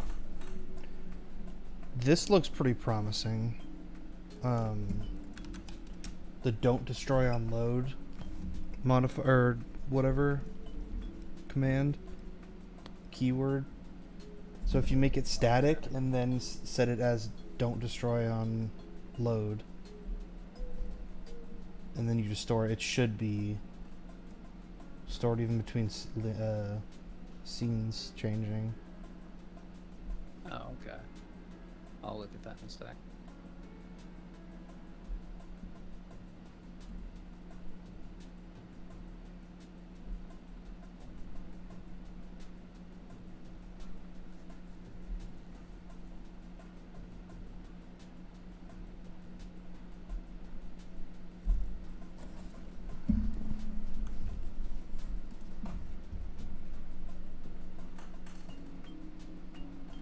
Okay. Seems like it's working. I'm not getting... I guess I should have Oh, the a debug. console. Yeah.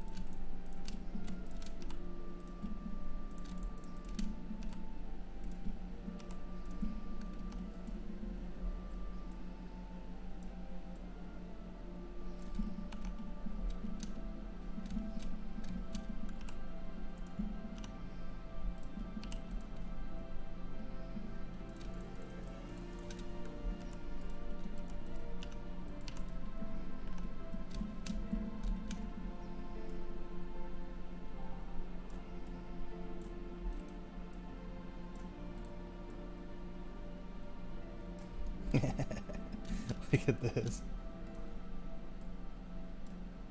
Oh shit. He gargling.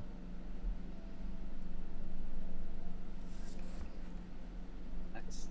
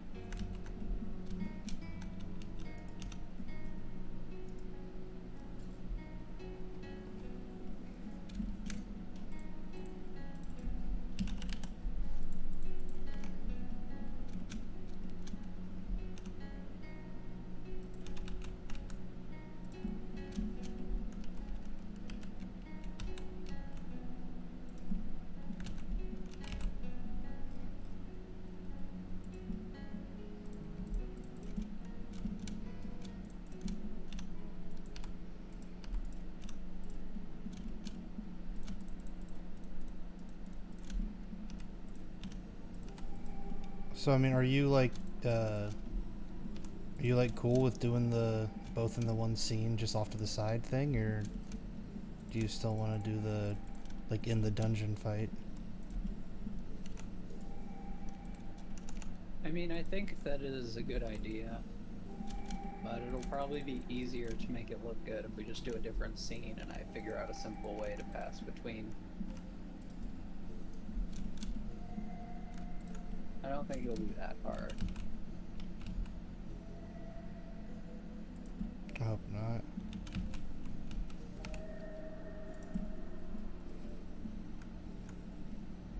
Last time I tried, I didn't understand how to do... I didn't know how to do stuff that didn't inherit from mono behavior. And that's what it seems like it has to do with. But now I know how to do that, so... Like, all the stuff that I'm reading from just looking stuff up is all stuff I'm familiar with. But I'm kind of recently familiar with. It's still a good sign, though.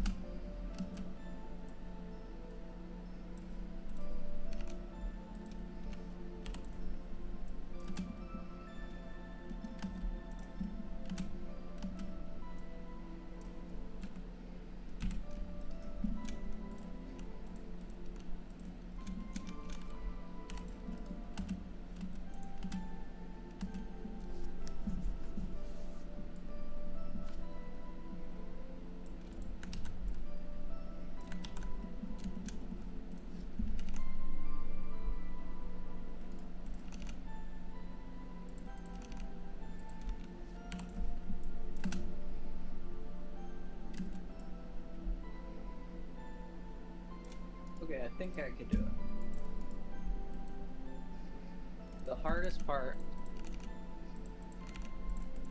is just deciding what gets saved and what doesn't. But I think if we have a static overworld, then that's not that hard.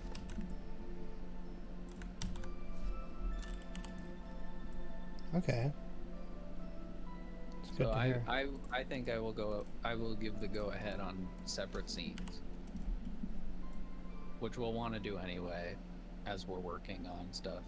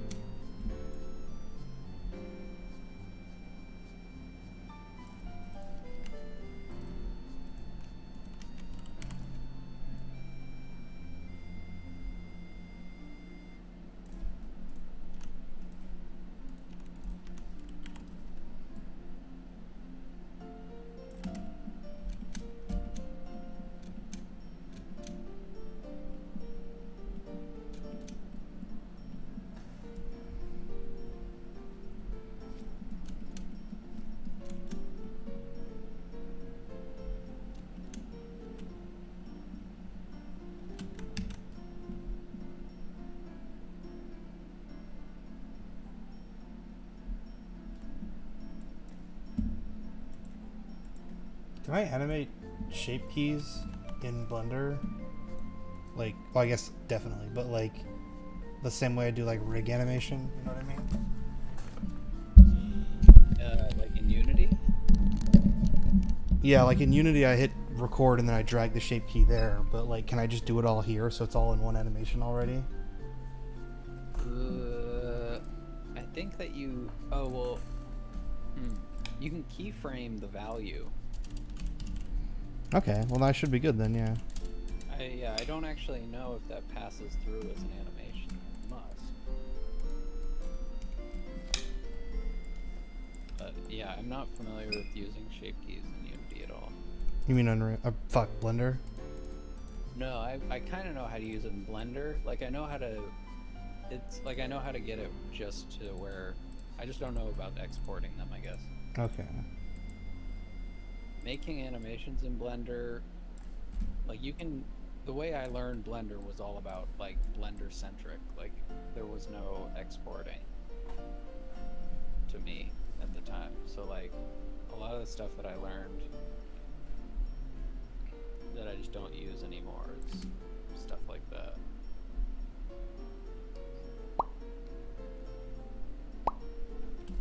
I guess I'll just save that real quick and see if that works. Ooh, I am getting very sleepy. I may have to crash early, but I'm gonna try to wait it out. I mean, you're good. Just hop off whenever you feel like you need it.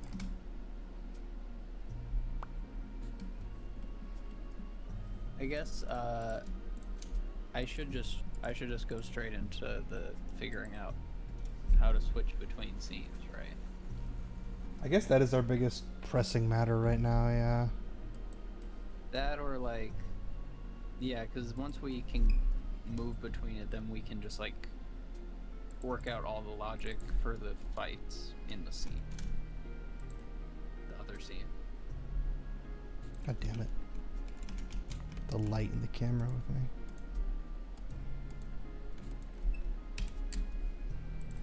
Ugh. Oh, it's because I did the Blender file, I think. Yeah.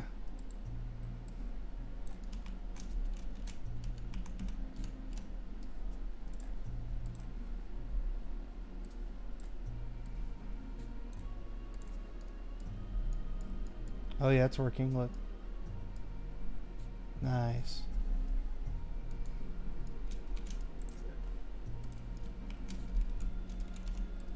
But yeah, I imagine him being like this big, maybe bigger. Okay, so I guess from reading this, this is two birds with one stone type of thing. Where we know that we're gonna need a global, like, game controller anyway. And that's like, basically that's the solution. Is to just have a game controller script that saves between scenes. And that also loads the scenes. Okay.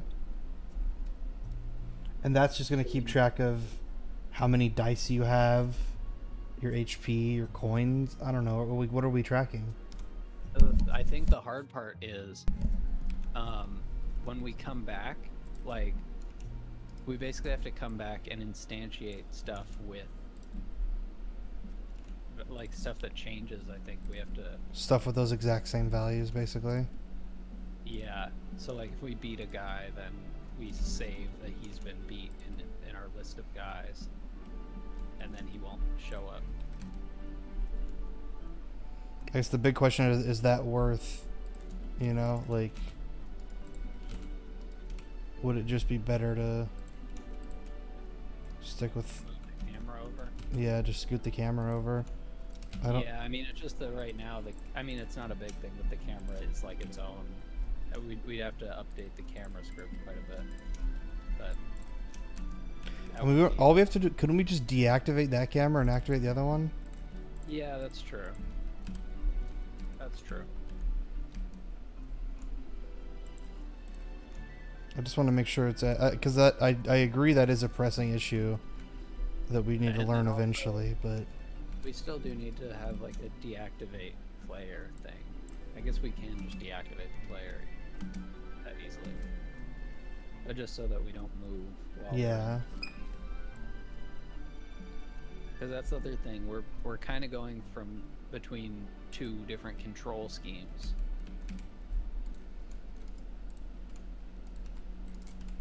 Like between the scenes too. It's not just the camera. Yeah. Yeah, I mean, I think we can do that. But what should I work on now then? It's a good question.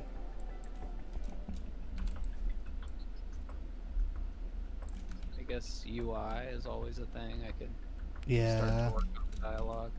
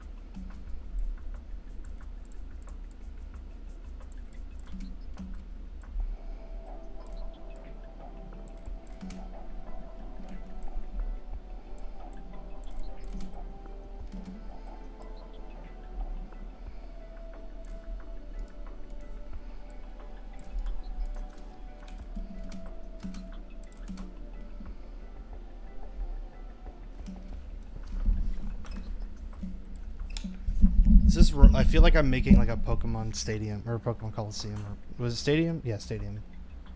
Like a Pokemon Stadium kind of game now. This feels like this could be fun.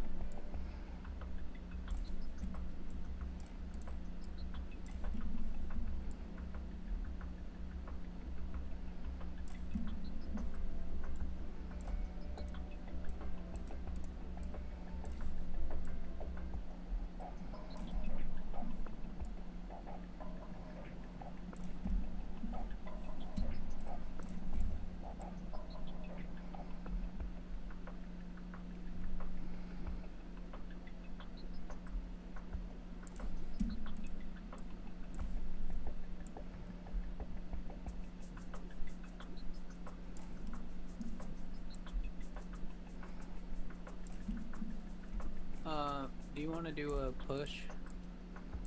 Yeah, it's probably a good idea.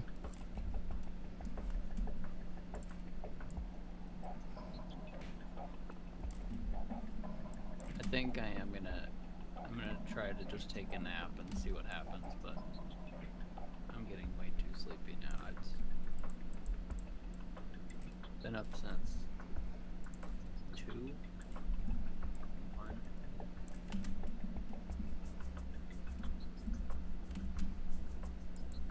Okay, let me just.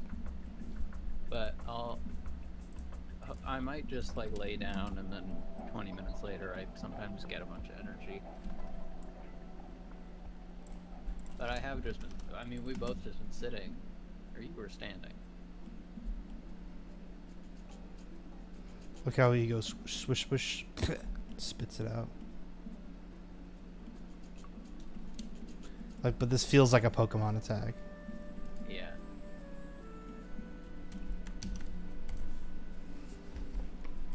Okay, so we're gonna have some conflicts, for sure.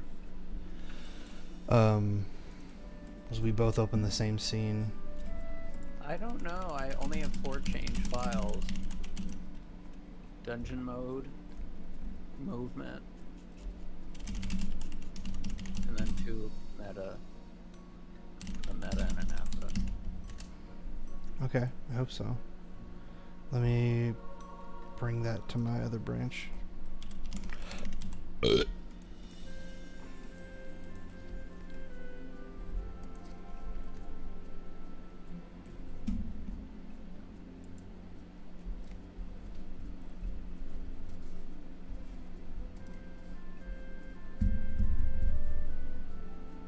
You want me to merge into main now? Should I do it on my own branch first? Is that... Yeah, make your own branch and then merge it into main. My old branch is still here. And I forgot to delete mine. I just made a new one. Oh, okay. I'm gonna delete Trav branch now.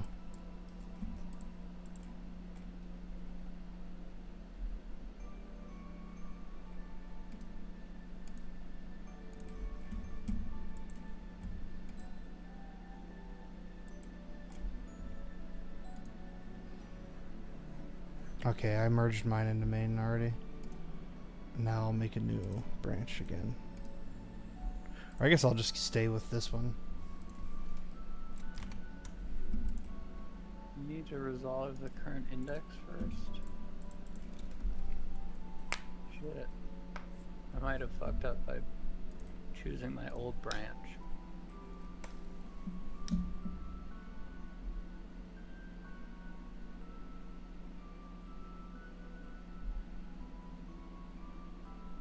Oh, gee. Oh, no.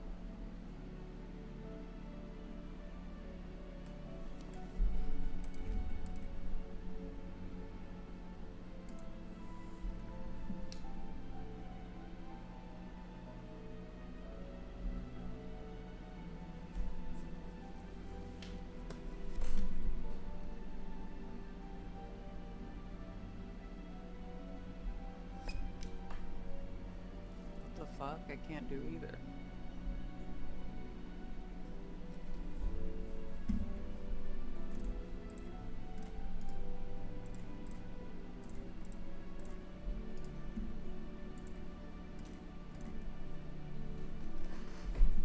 see.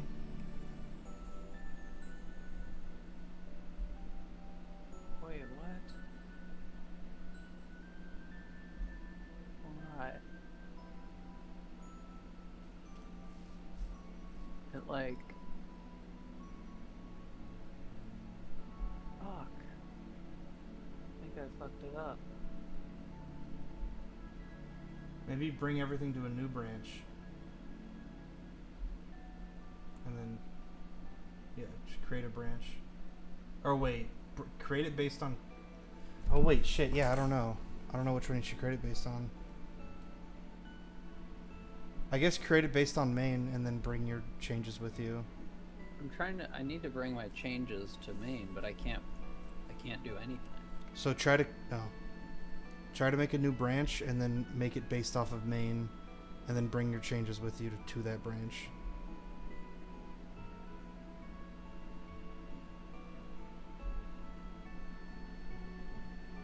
Okay, what does that say? Let me oh. You need to resolve your current Movement needs merge. And dungeon mode needs merge.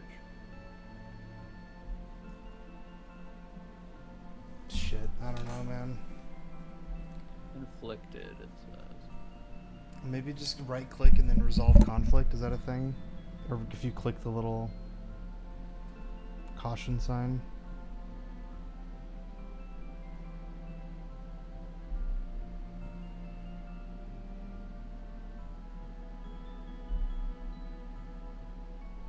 I'm so good at...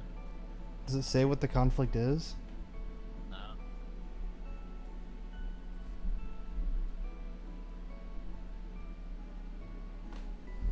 Damn, dude, that's been so good to us so far.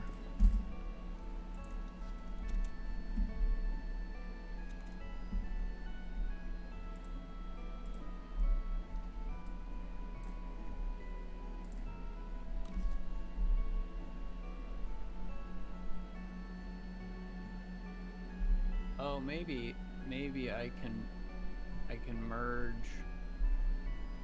Well,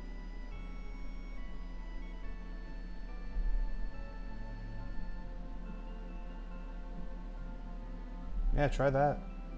from main into... Because I just updated main with mine. But that's me putting this into the branch, right? Would that update my branch? It's putting main into your branch, yeah. Okay.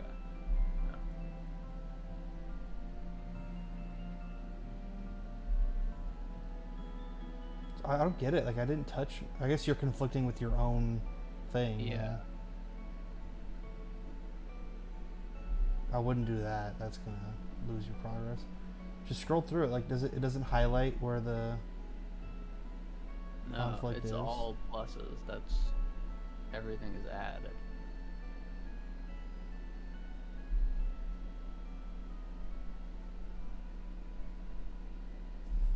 I mean, I guess if I were you, I would copy... Can I just... I wonder... Oh, maybe that might be the problem, actually, yeah. I thought I tried to do the... Well, Oh, good. I mean, yeah, these are the versions that I want. Okay. Maybe I was just being very stupid. I think I was. I feel like I got an error before that, but... this dude's way more boar-like than I thought he was. When I see him, like, actually done like this.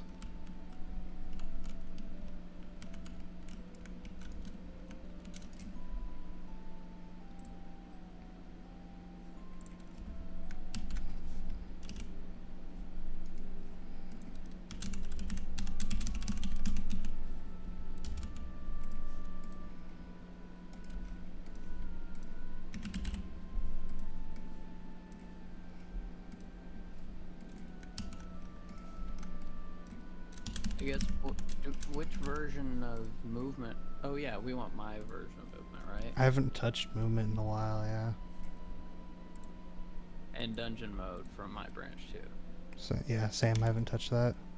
Okay, so maybe we're good. I'll try and open that again.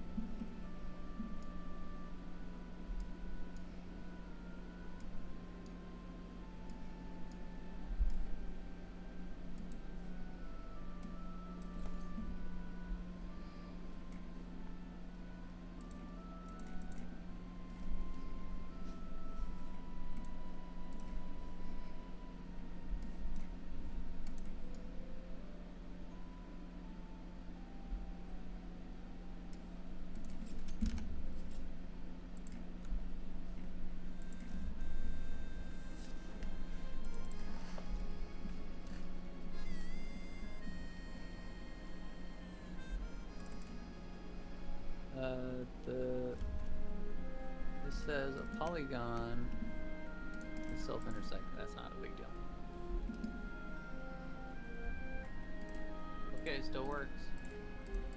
Okay, that's relieving. Check the other scenes too, just to be safe.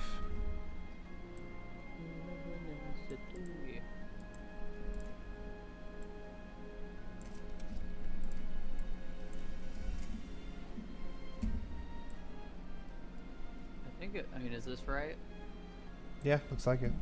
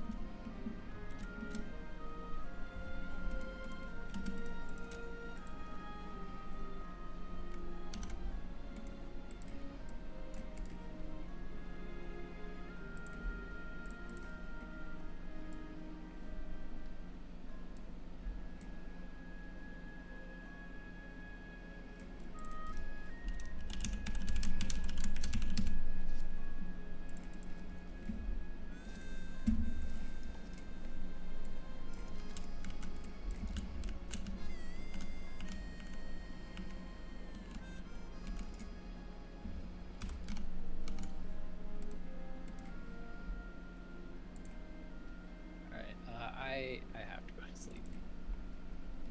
That's very fair.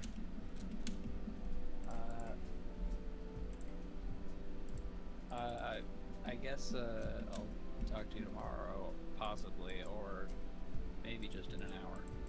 Yeah, don't coma too hard. Yeah, that's the plan. Is try and keep it light. Oh yeah, I'll see you then. All right. Good luck. Thanks.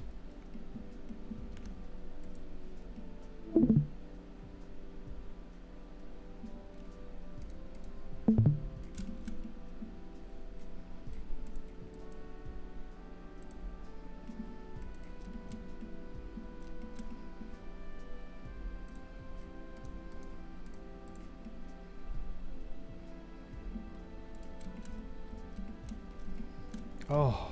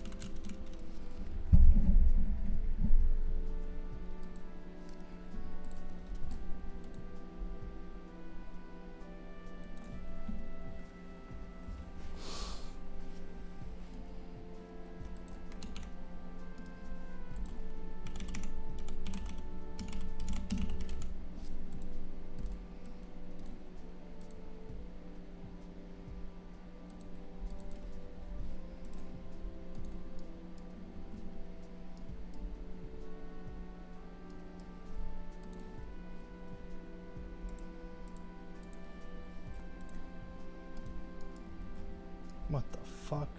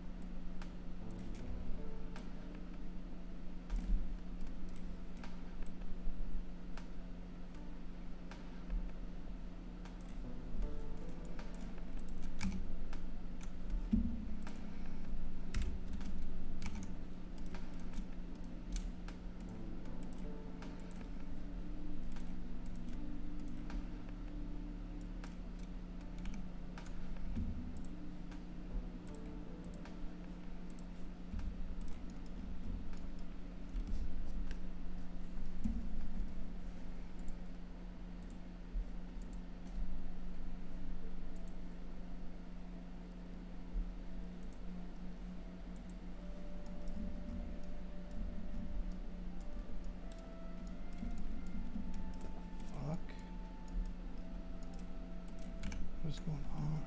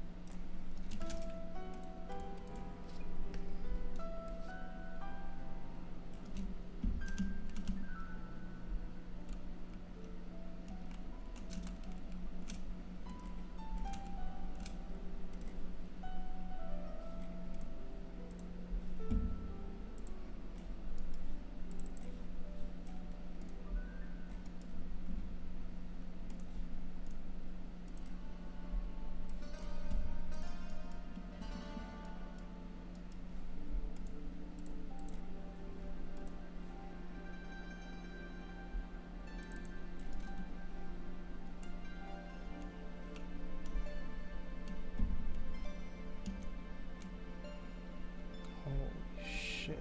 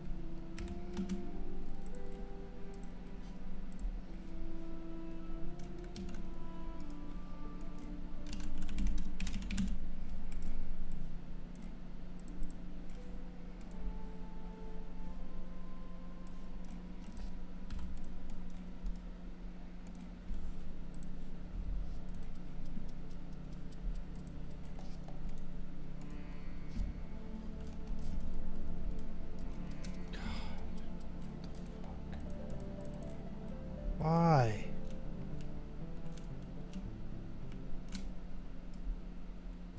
What the fuck, man?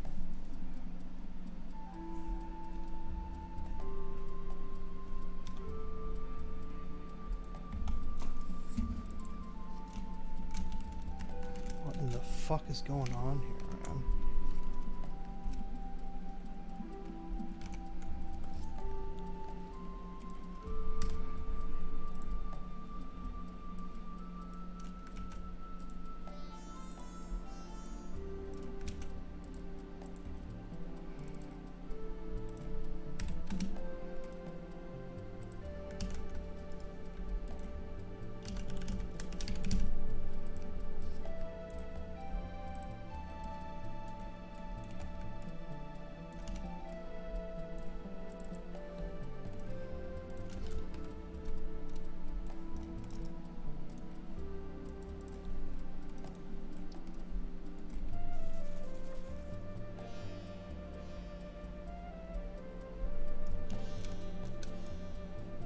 Oh, I didn't put the animator on him.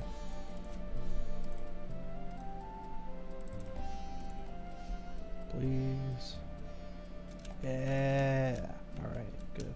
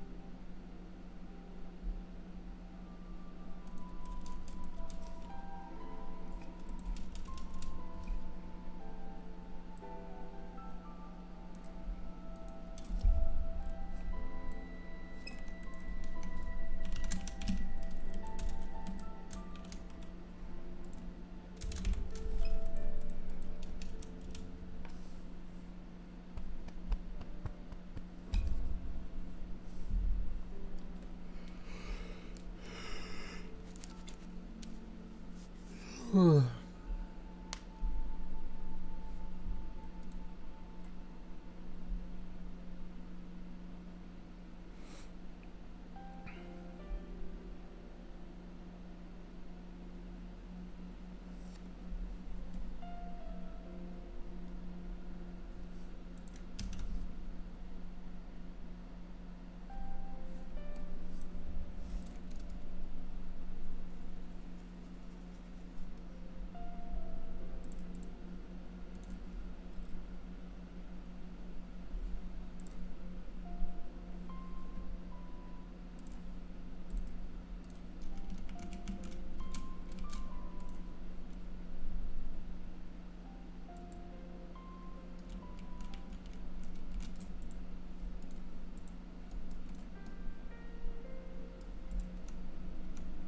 fuck.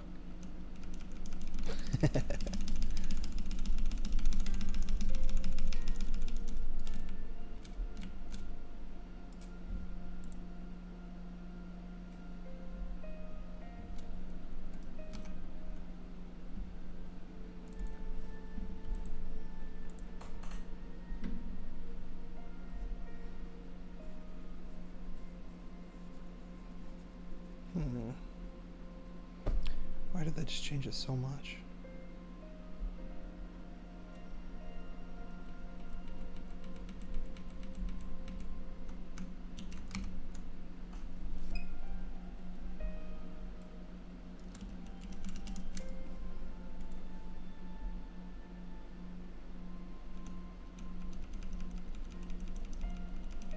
Shit.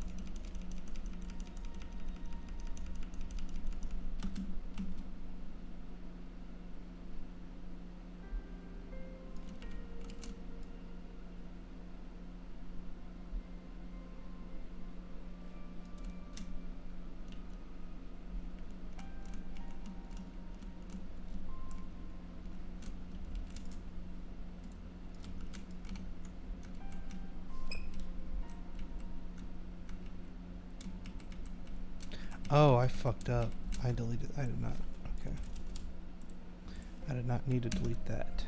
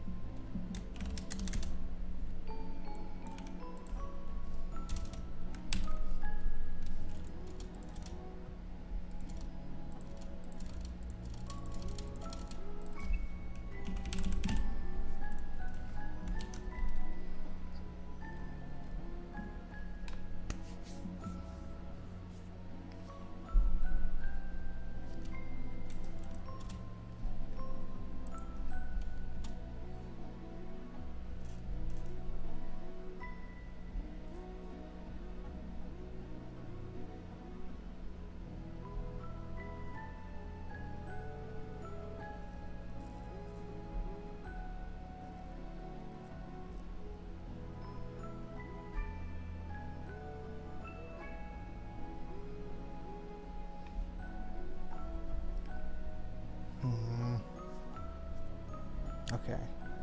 I'm getting brain fog.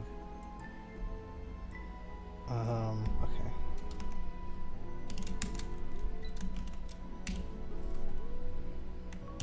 Is that gonna be okay? I didn't break anything.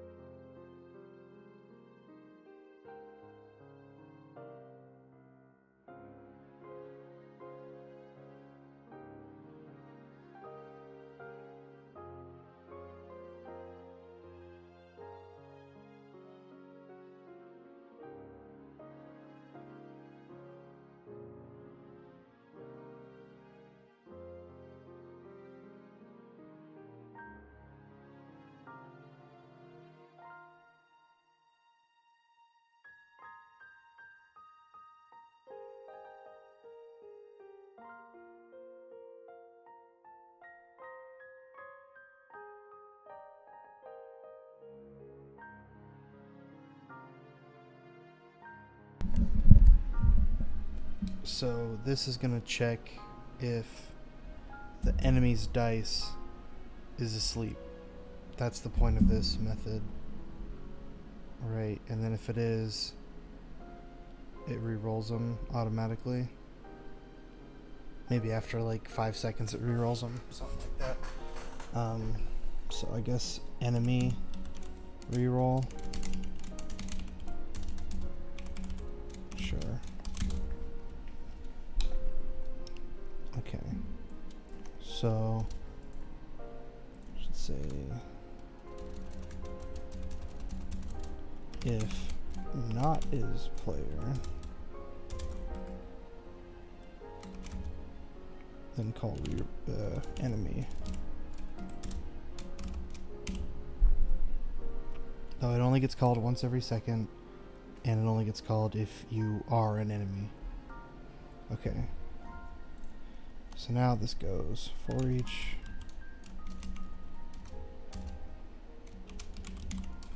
dice roll D in dice list. So that's getting every dice within its own list. If D dot, can I, what, shit. Game object dot get component rigid body dot is sleeping.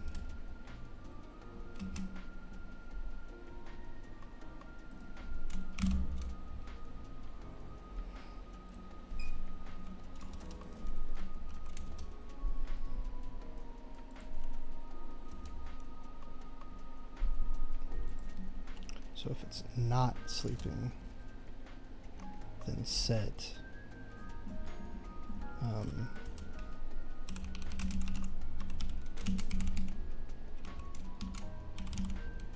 whatever, enemy sleep dice.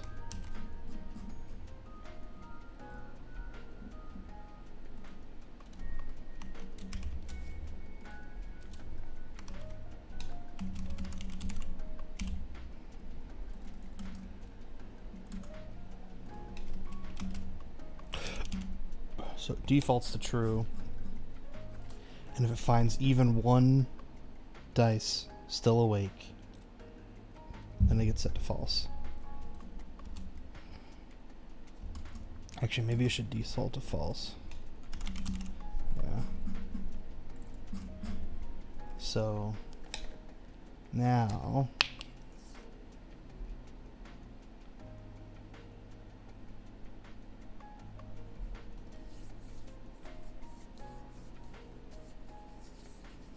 I need to reset this on spawn dice. Yeah.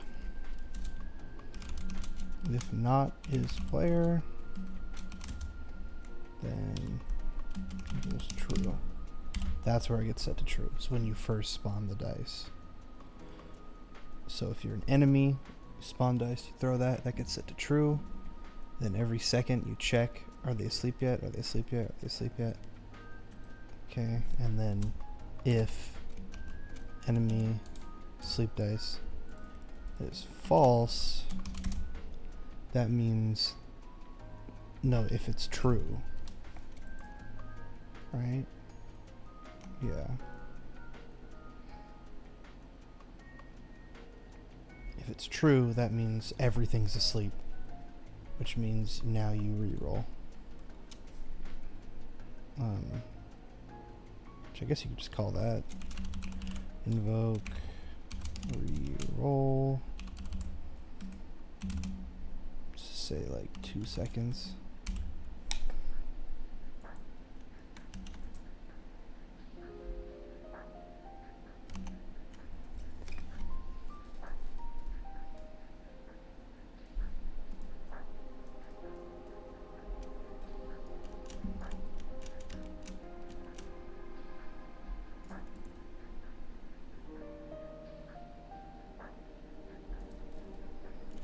Do it, you bitch.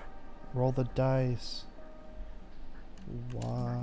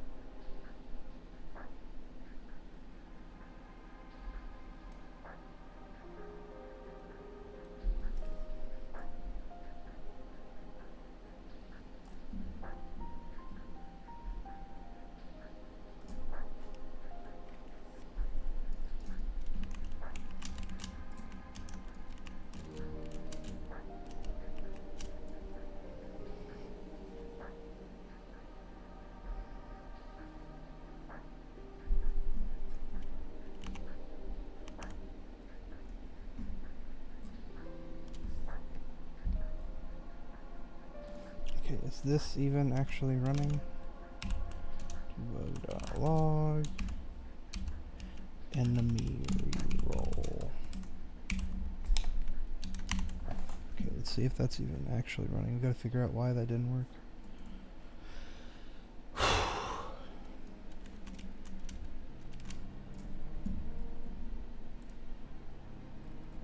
It's going. Okay.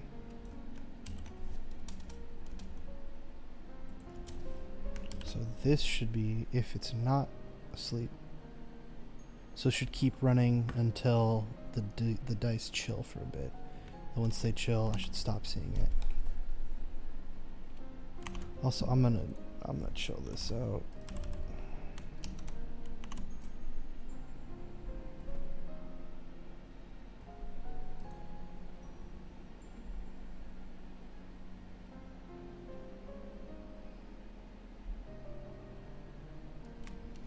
Okay. So that's working properly, right?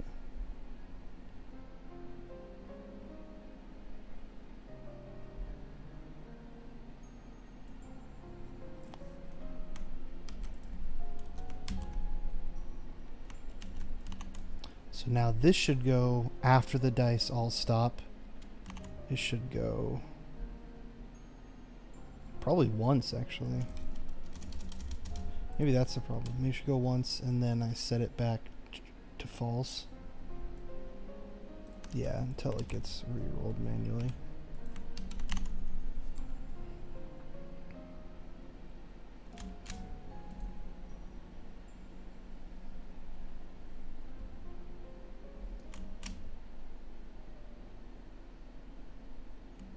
Okay, well there's the problem. That section of the code just isn't firing. Look at him go. What's he got in his mouth? Spit it out.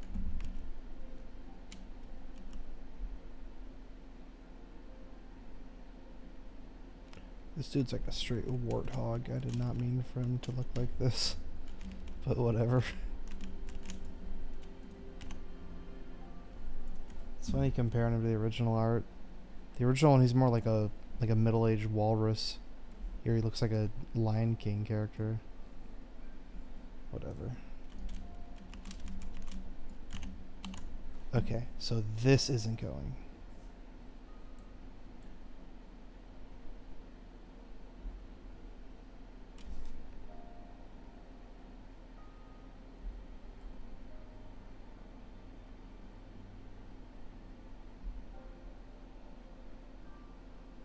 Wait, this doesn't make any sense.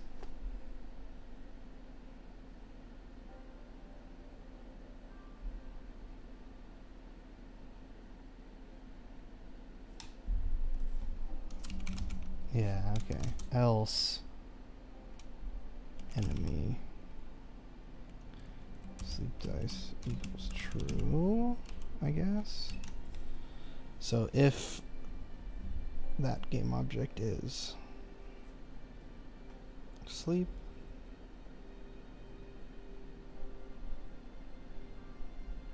so now that's gonna just run over and over and over, isn't it? Damn, I'm struggling with this.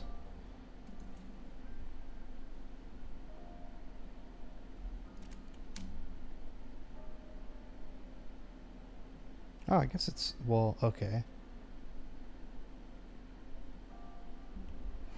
So it got invoked 3 times in a row for some reason. It's working though. Okay, so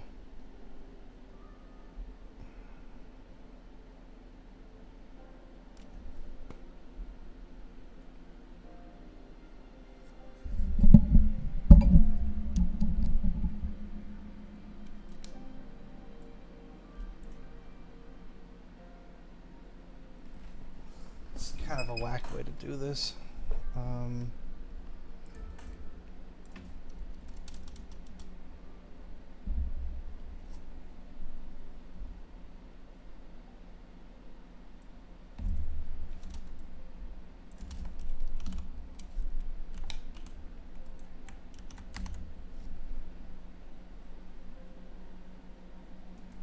So now it's probably going to re-roll 1,000 times after it settles and just keep doing it forever. Oh no, I guess not. So yeah, now the problem is he's just doing it too fast. That's what I was trying to prevent with that invoke.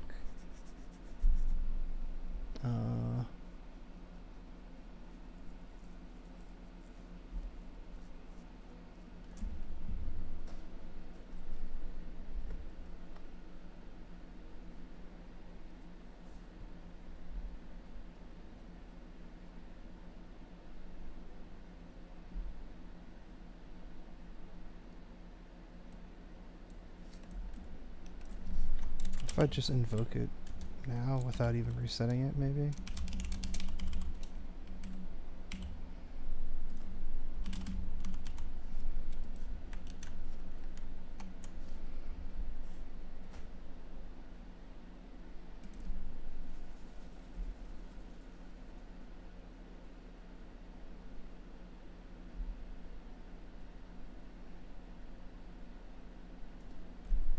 Okay, so I think it's because reroll calls spawn dice, which then resets that back to true.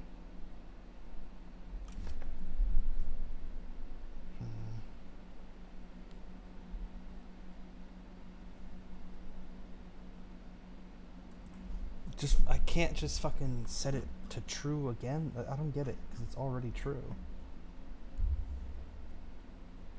So if it's true, set it to true. Like, no, what do I do here?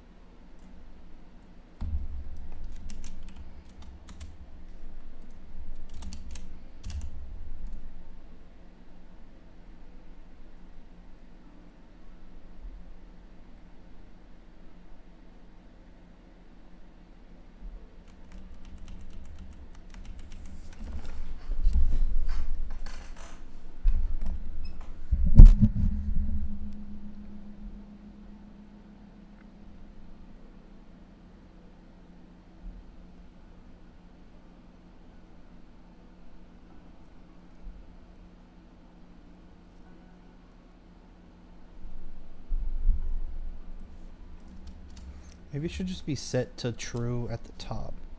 So if it's enemy sleep dice equals true, so it assumes that it's true, and then it goes through. If it gets proven false, then it's fine. If it stays true going through that, then you're good and call that. So it stays true through all that, then set it to false here. I guess I'm kind of right back where I started now, but set it to false so that it doesn't. Well, then I think that's the idea, is it gets false and then it calls this again the next second before this invoke can catch up.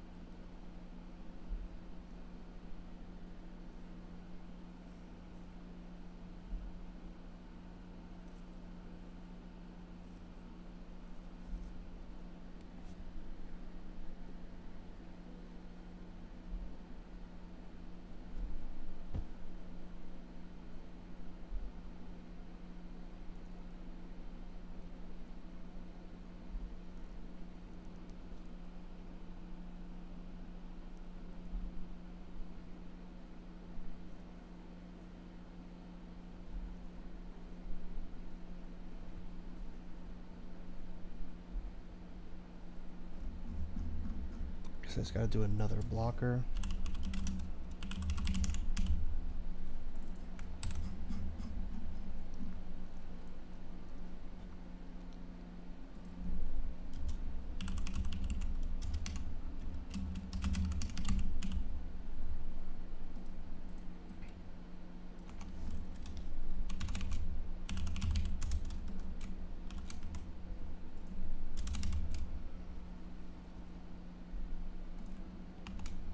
So if blocker's open, then you can do all this shit. Blocker gets set to true here, and then gets reset here. That should do it, yeah.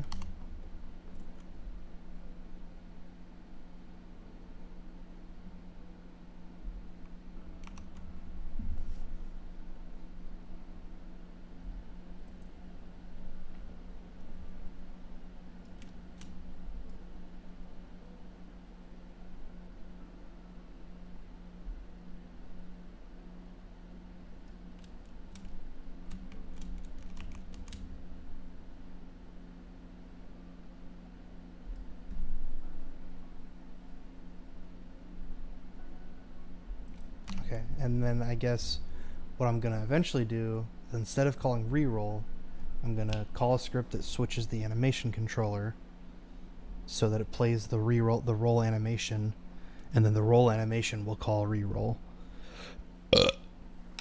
Excuse me. I'm gonna go to the bathroom. I need a fucking break. Goddamn.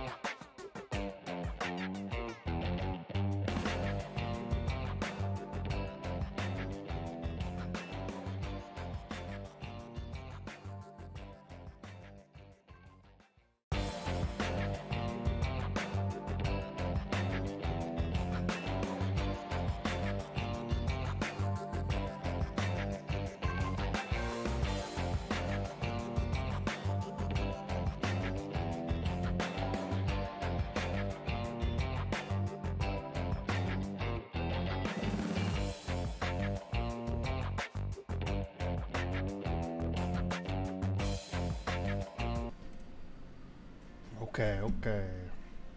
Okay.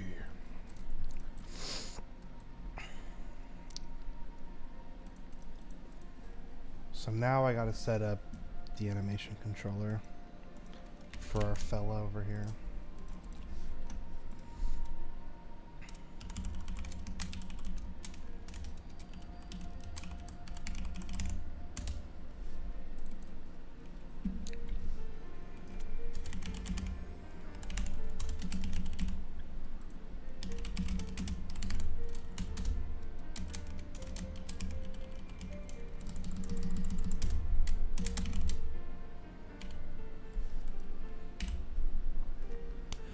Okay. So, I guess I have to actually set up the animator first.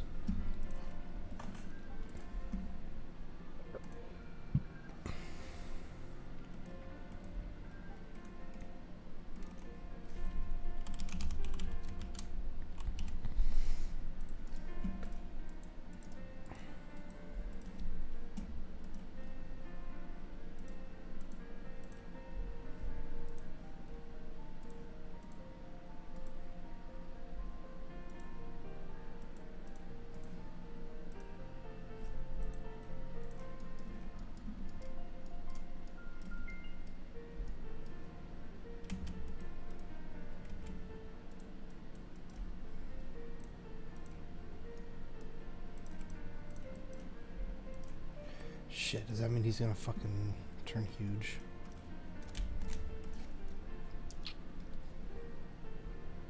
Yep.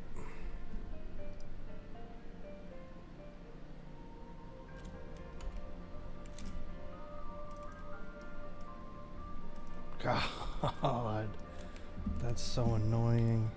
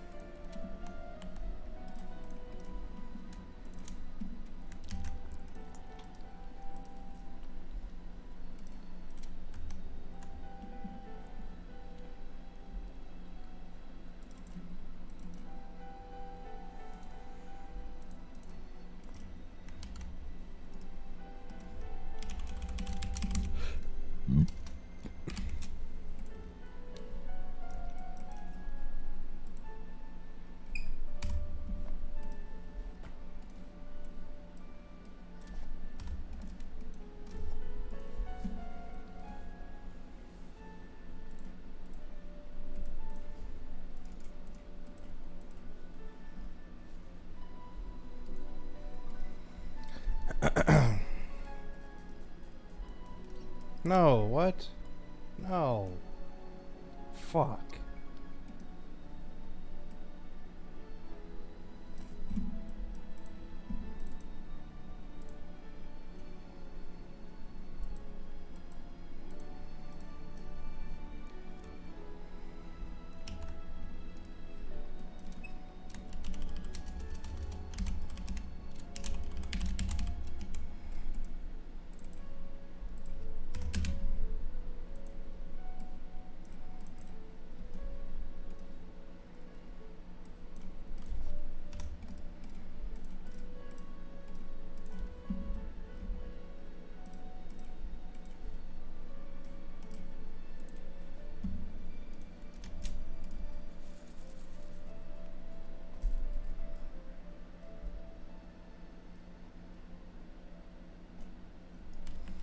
Oh, that animation came out so good.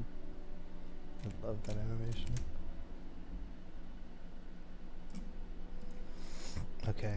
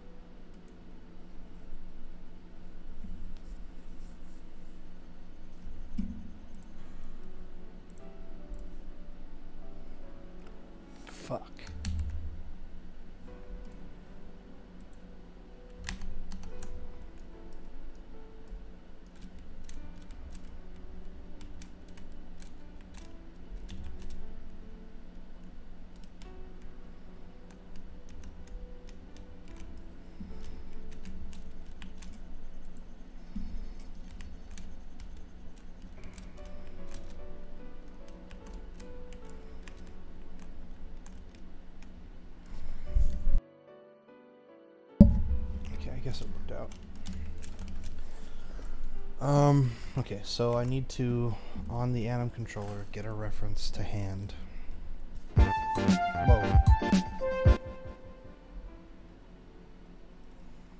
Yo, what's up, dudes?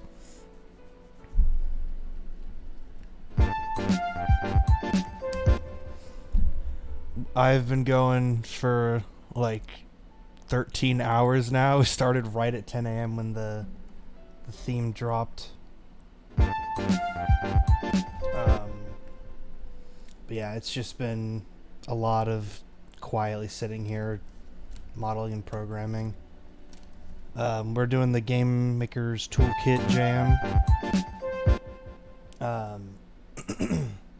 Basically the prompt is just roll the dice, just general. So we're trying to do like a game where you kind of fight monsters by competing to roll dice with them. It's kind of the idea, but we're kind of just making components right now. There's not really much to it yet. Right now it's just he re-rolls his dice over and over and I'll re-roll mine. And it also has a script that like tracks the dice and everything. But yeah, I definitely do need to get some sleep. That's why it's only me here. My buddy Connor that I was doing this with went to sleep. So he's going to take a nap and then come back in a couple hours and we'll resume work. But yeah, we're just going to, you know, see where it takes us. Right now I'm working on the animation and I accidentally just fucked up his texture, so I'm kind of annoyed about that. But yeah, right now what I'm trying to do is set it up so that the thing doesn't just spawn over and over. You can see he's just re-rolling the dice, but nothing's happening. But I do have like a little animation. Yeah, I have this like animation of him rolling the dice and throwing it. But it's not like tied to anything, so I just gotta do all that linking up. I also gotta fix his texture now, but that's for later. I'm not worried about that. But yeah, thanks for stopping by. Hope your progress with it went nice. Oh yeah, I also got this little turtle guy. He's not textured at all yet. His thing is he has the dice in his mouth and then he spits them out, so that's why he's like swishing shit around in his mouth. But yeah, the general idea is there's gonna be just like, it's kind of like a, I guess it's like Pokemon where you just battle different random monsters. But I mean, you know, it's a jam. I'll be lucky if we can get a third monster made. But yeah, so you go through this little like, we also have this little section here. It's like a dungeon crawler section. You see down here on the bottom right. It's just like a tile-based little exploration thing. So the idea is you'll like explore through the map with this, and then you'll run it, like certain rooms will have monsters in them. You duel them, you get more dice, or you lose dice in the fight. Stuff like that, but you know.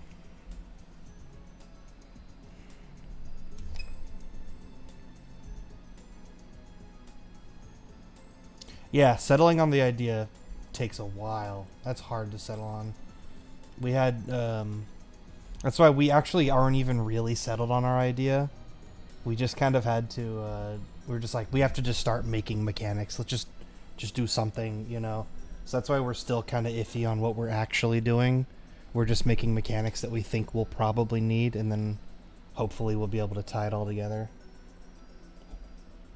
But yeah, I'm hoping to get the like battle minigame part done tonight, but that's kind of wishful thinking. We'll see.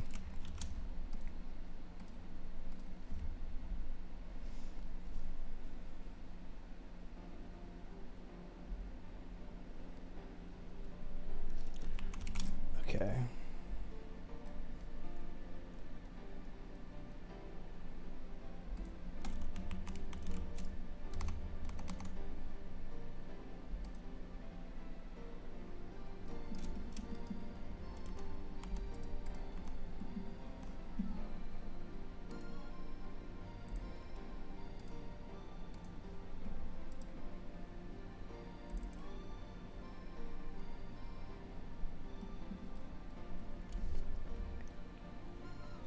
thanks.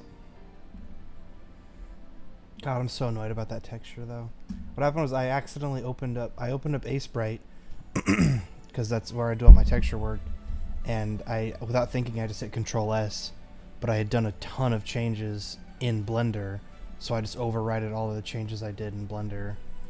So now I'm hoping maybe I could easily do this. I don't know.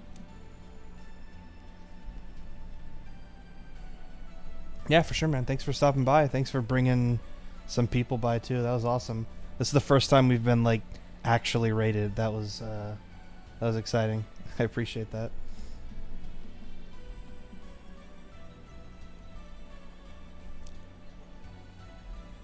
Alright, but yeah, let me try to figure out what's going on here. Oh, okay, so that was the lip color.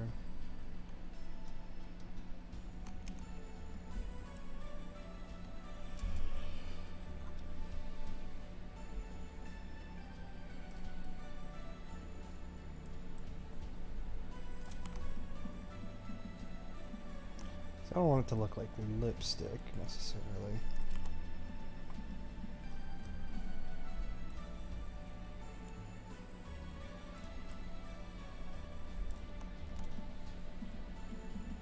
Yeah, that's fine. Okay, now what was this? Oh, that's the dark tie color. Yeah, that's fine. That's fine as is. Oh, and that's the tusk color. Okay. And I'm assuming this is dark tusk color. Yeah.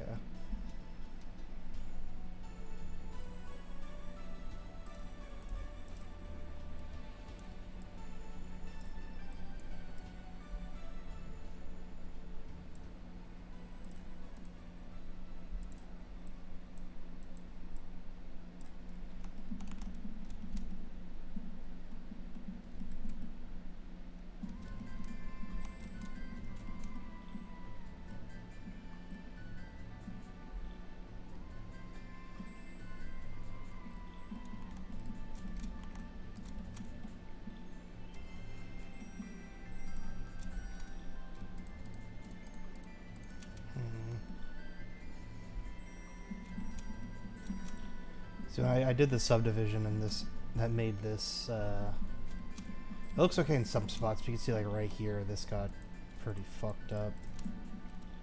So I'm gonna have to do a little bit of cleanup on that too while I'm here.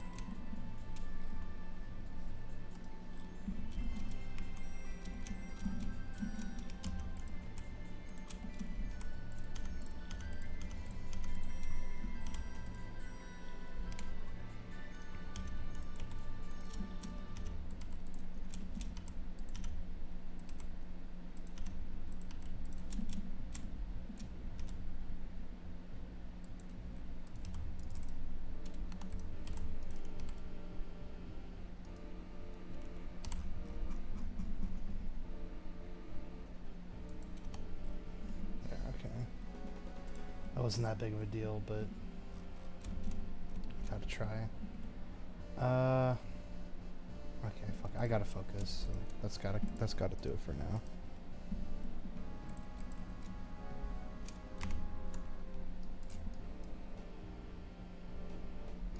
There we go. Yeah, even with the fixed texture, it's still not great. You know, I would have liked to. Oh wait, the UVs didn't update. Whatever, I don't care. But yeah, I would have liked to have done more work on the texture, but you know, jam. That's how it goes. Okay. So I need to set up this to reference this. Okay.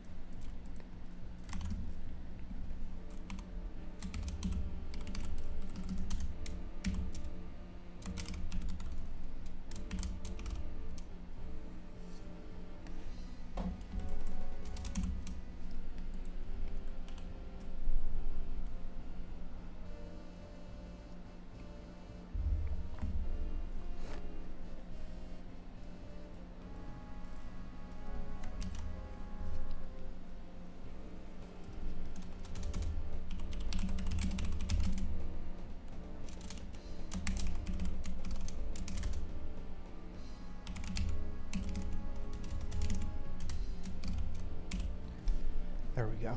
Okay. Now I can call that script or that method in my animation.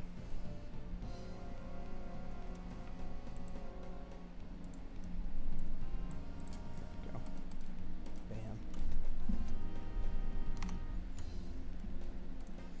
So now what I originally have is I have it set up so that when all the enemy dice go to sleep, it automatically just re-rolls after like 2 seconds or something like that. But now I need to set it up to not, it needs to play the animation instead, so, because now the fucking reroll gets called by the animation itself, so all I have to do is trigger that animation to play. So, I just have a void set, what is it called? Throw and die.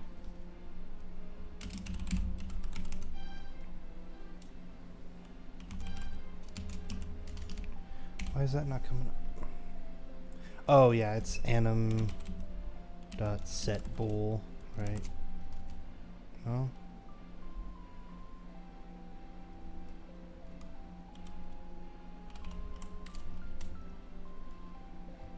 Oh yeah, I'm an idiot. This is the name of the method. I got brain fog.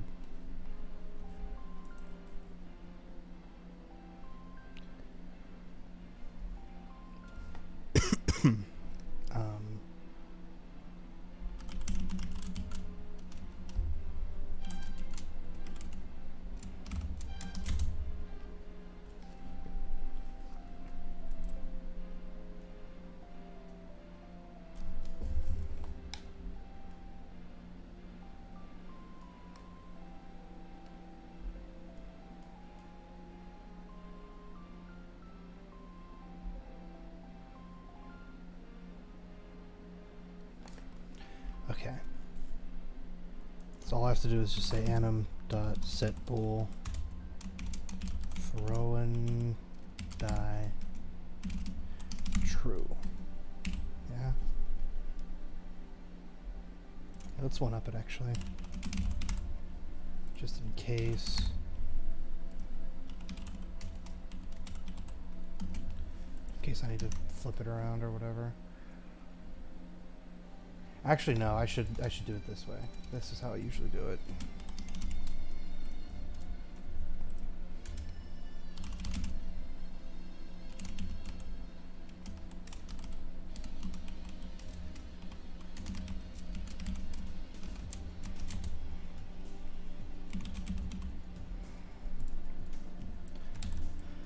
This way, it resets itself back. Doesn't stay up for hella long like that.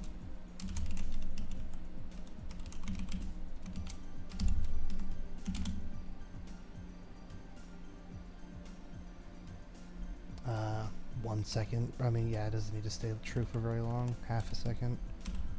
Honestly, that's even too much. Okay, so now this method will set that bool true, which will trigger that animation to play, and then it'll get switched back to false. The animation plays, which then calls the reroll method. So just replace this with set throw and die, yeah? Whoops, where am I?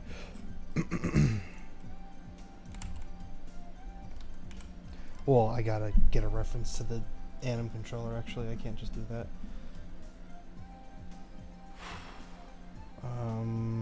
Okay.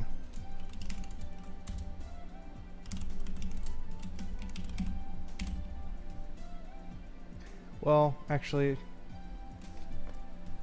that is a little sloppy to do it like this, considering hand goes on a lot of different other things.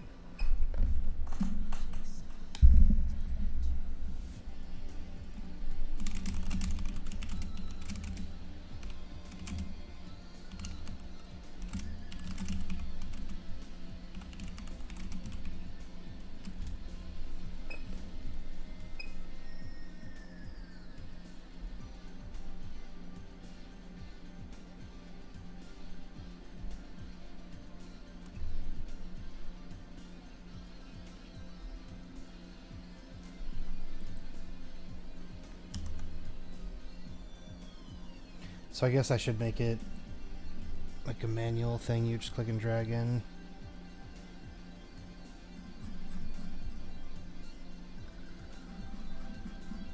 Yeah, I think I kind of have to do that because...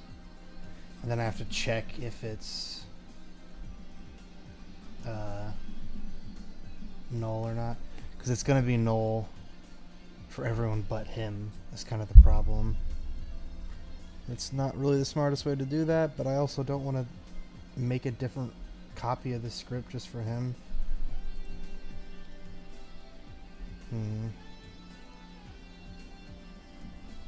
Whatever. It should only matter if... it shouldn't matter, because this should only get called when I have that script anyways, so... Okay. Just let me set up that reference manually then.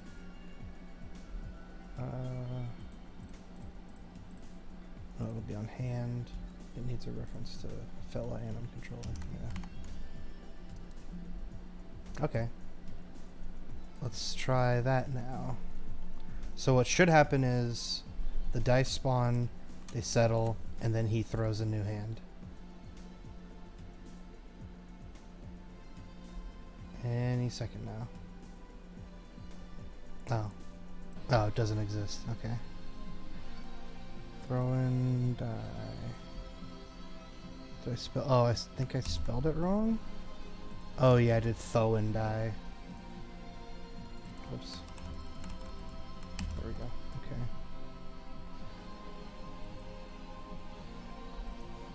Okay, now let's see. It's not going to perfectly line up, but we'll see. I don't know. Hey, that actually looks pretty nice. Hey, fuck it. That's perfect. That's as good as we need right there.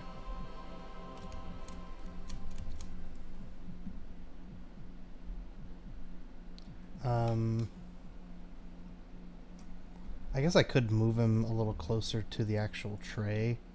It might look a little better, but if I put it like there.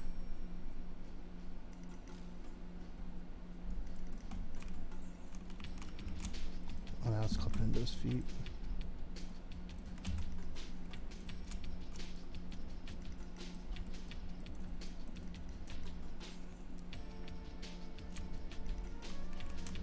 Okay. We could go to the right a little more.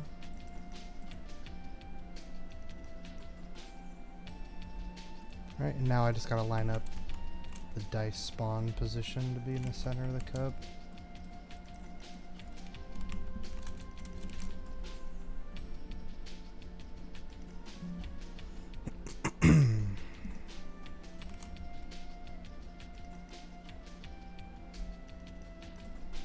Beautiful.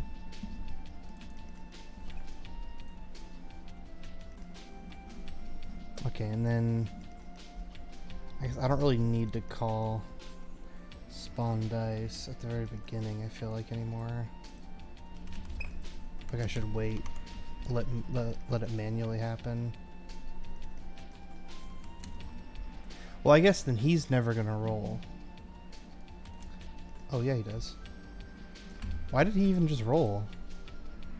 I'm not complaining. I don't know why that happened. I didn't expect that. Right. So you can see if I click onto his hand, it keeps track of all of his stats too. So you can see like how many evens he rolled, how many odds he rolled, stuff like that. And then same thing on my hand. They're tracked separately. Keeps track of the dice. And I could say, you know, oh, okay, I have 4 evens, 1 odd. So the idea is some sort of battle where it's going to be like, I guess maybe who has a better suit or something, but we were also thinking of doing something where it's like there's a challenge where it'll be like roll 4 evens and 2 twos. And you have to just fit that, and whoever gets it first kind of like wins is the idea. And then when you win, you go back to the overworld and he's gone, I think is the idea. This is kind of satisfying to watch, though. I like this.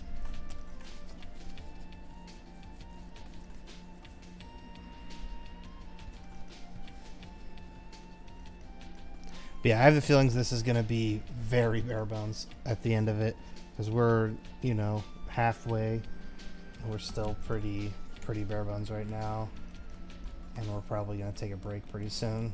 Well, I don't know. I'll probably keep going. I feel okay. But still. Oh well. Still made some really cool systems, and had a lot of fun so far.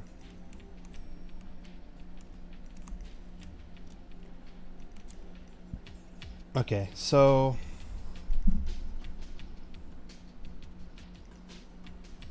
I guess I'm gonna set it up where it's he presents a challenge. So I have that script here where it decides which one it's checking for and then how much it's counting. So I could say, like, if I check even count, and then 4, and then I say, you know, 6, and then I do 2. So that means I need to have 4 evens, and 2 of those evens need to be 6s. I've actually never done this with the monster going, so I don't know if it's going to work for him. But ideally, the die will just disappear when you get it. That's the only thing that's like set up right now. Oh! How did that happen?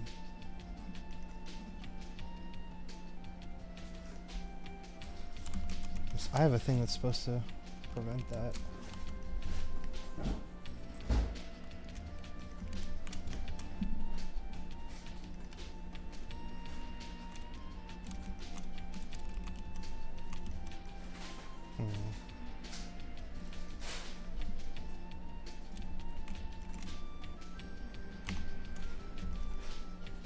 Oh, whoops.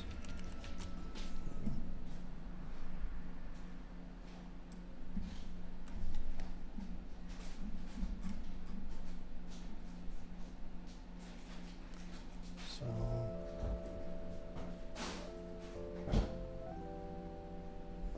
if you're sleeping and the current face is 0. So yeah, that's the case I'm looking for.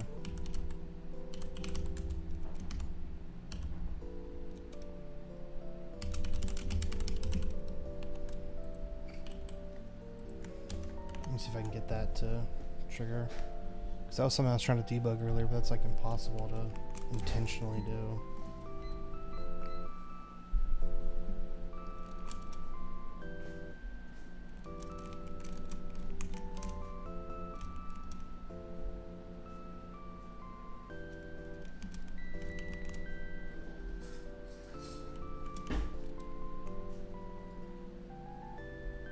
At least he's having fun.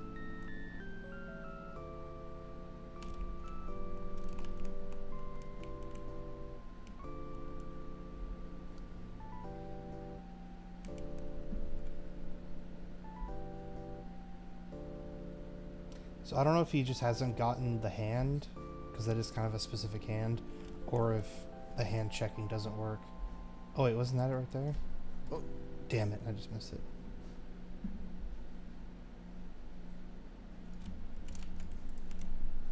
So I'll keep rolling too to see if I get it.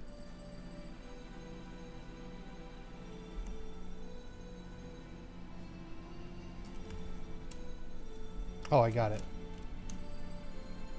So ideally he should have like taken damage right there, but you know, nothing's actually wired up to that yet.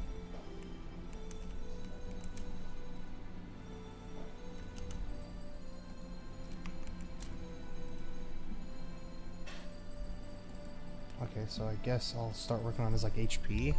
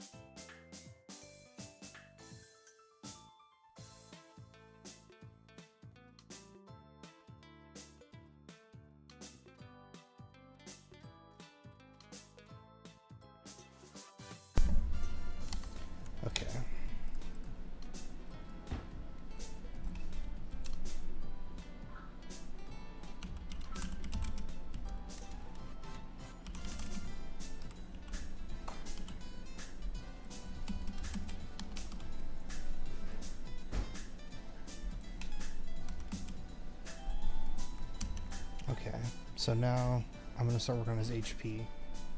So his HP will go down when you are successful. Well, actually, maybe I should make sure his success works, because right now it's actually not working for some reason. He doesn't actually, when he rolls the proper hand, he doesn't actually win. So let me get that working.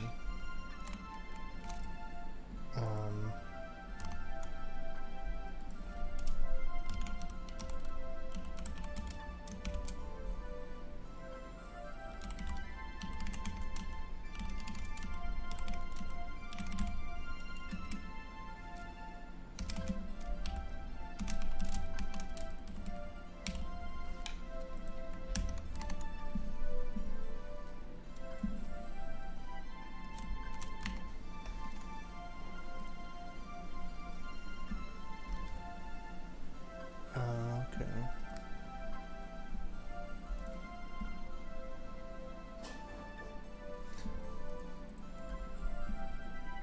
So let's make it a little bit easier.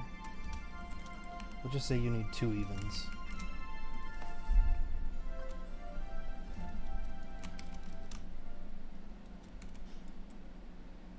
Okay, he got it. Okay, so not even the debug log is running. Let me make sure it works for me.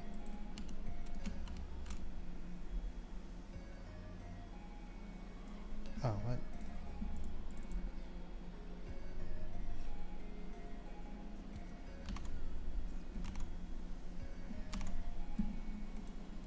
Oh. Oh. Wait. Oh yeah, I guess there is no player, huh?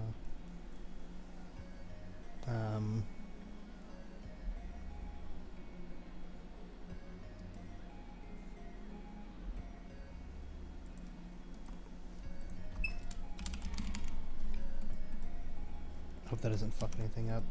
Kind of a harebrained way to do this, but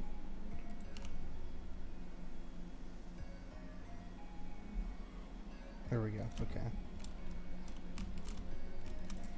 So now I gotta set it up so that he can win. What calls success?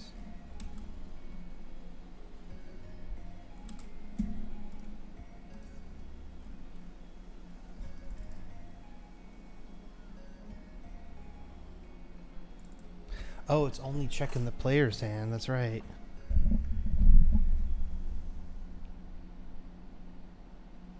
Shit. How the fuck? Okay.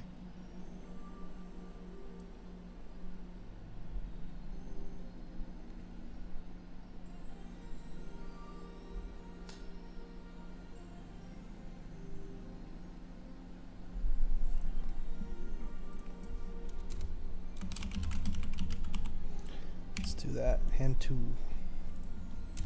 Else.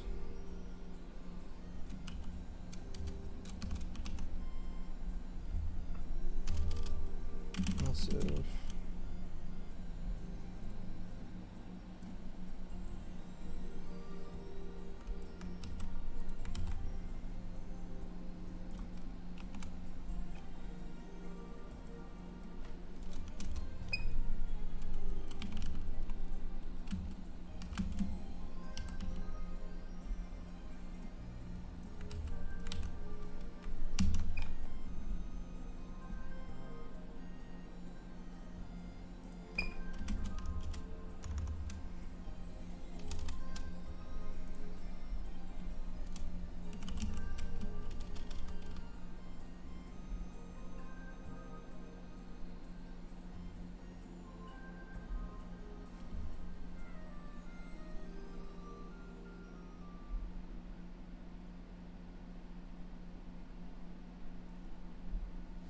Okay, this is dumb and this probably won't ever matter, but I feel like technically I'm giving the player like a frame advantage if I put that first.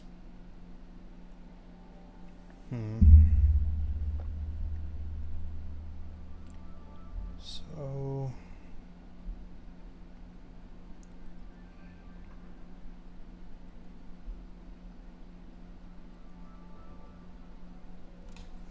just do it. Else if. That's gonna be the same thing, just with hand 2 now. God, as if this wasn't bloated enough.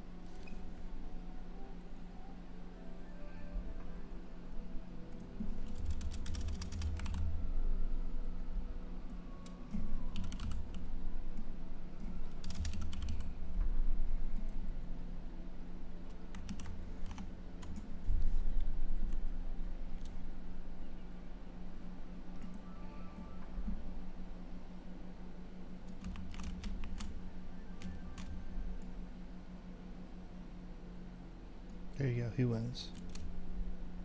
Okay, so it does work.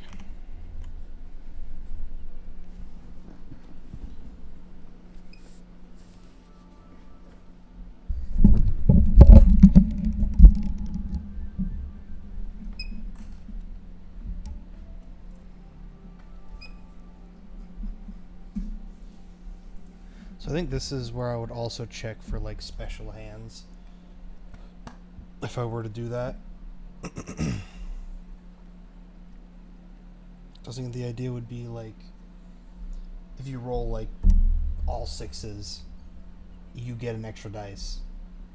If you roll like all ones, the enemy loses a dice. Shit like that. So I guess yeah, I would check here. So let's try that. Actually, no, let's focus. Let's focus. I was doing HP. I gotta focus on HP.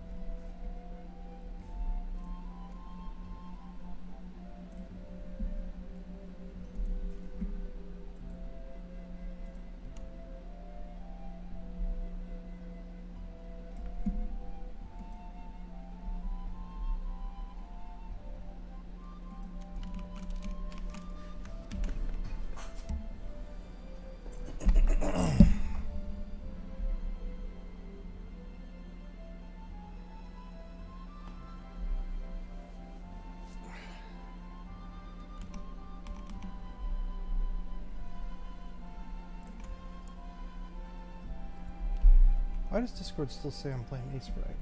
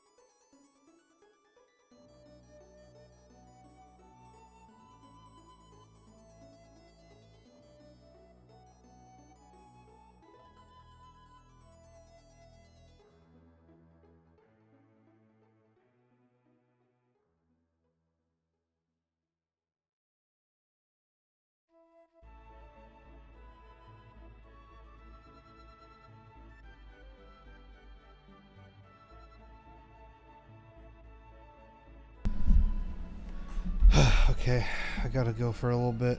I'm gonna throw it on a BRB and take a break.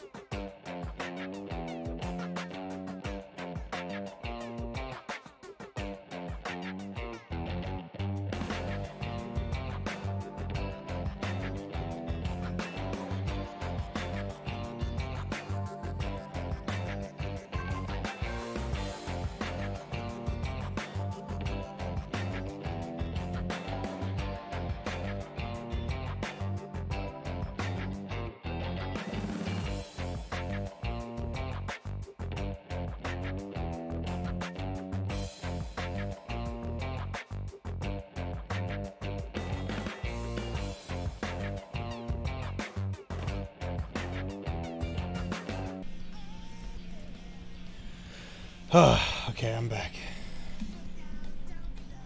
It's been a while. Okay, where did I leave off?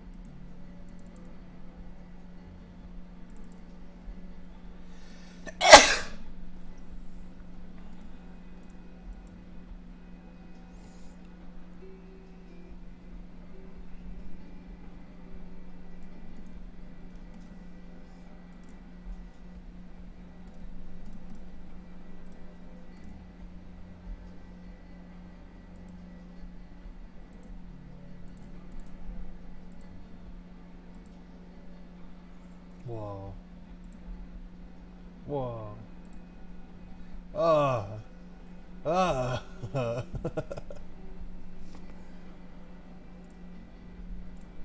These are fucked up.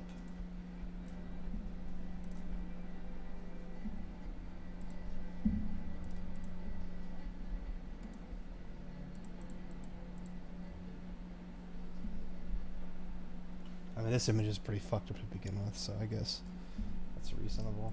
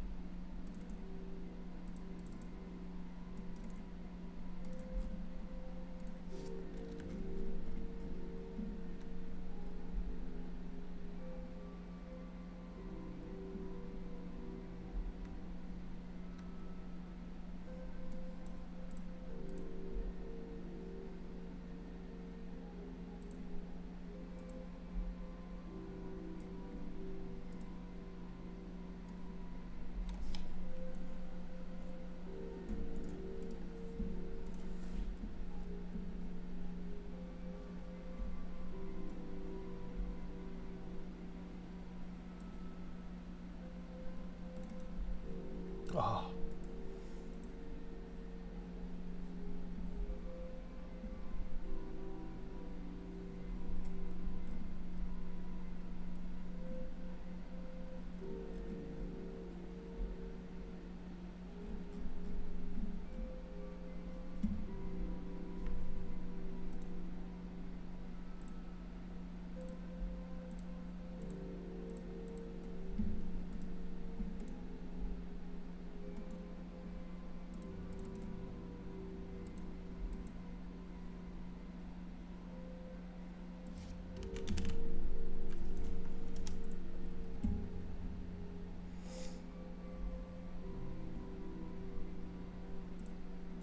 I feel like this one looks better than the actual image.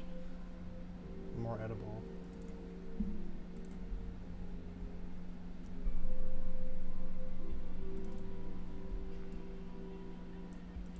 Outlaws, baby.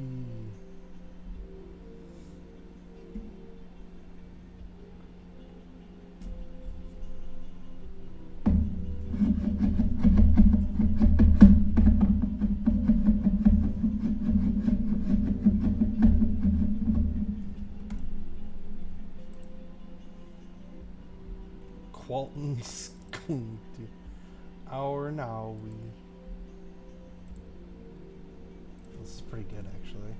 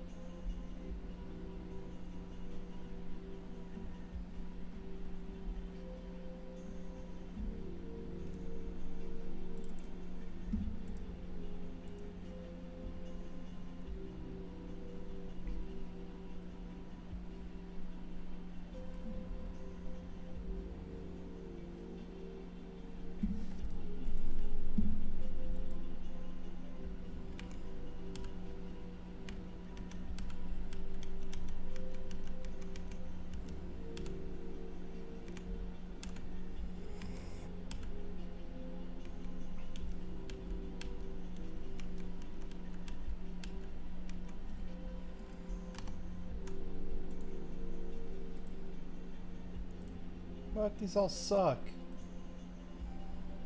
That one's okay, actually. But still, I guess I don't know what I expected. I uploaded a picture of a fucking blue grid.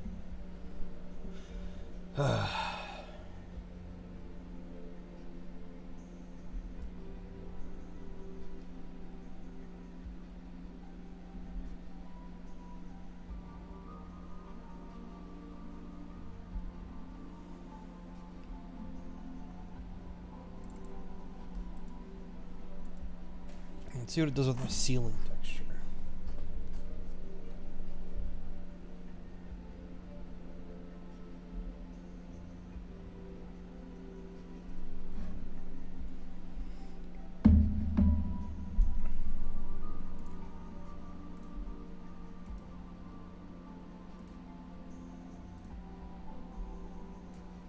That one's kind of okay, actually.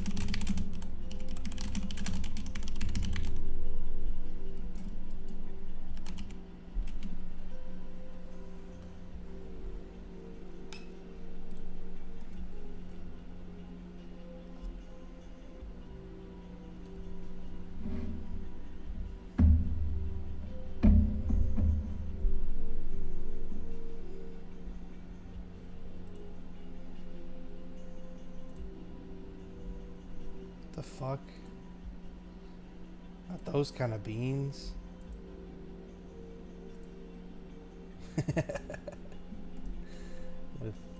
Refried. Yeah. Photo reel.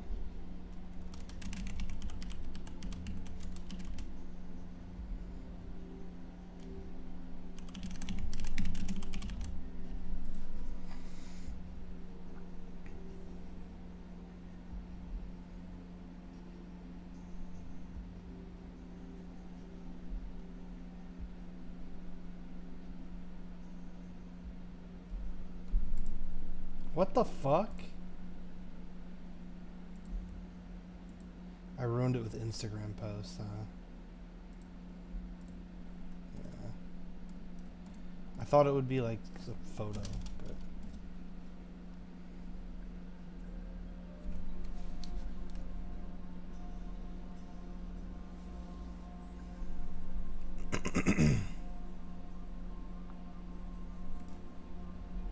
That is not photo real. You made the students beans. Oh my god. Bro, why can't it do like chili, you know? Like, holy shit, that picture's crazy actually. Oh my god. That's a huge pot of chili. That's a really good picture. I like that one. What the fuck? This one's fucked up. Oh my god. These are beans. They're both beans. They hung these other bean students. No.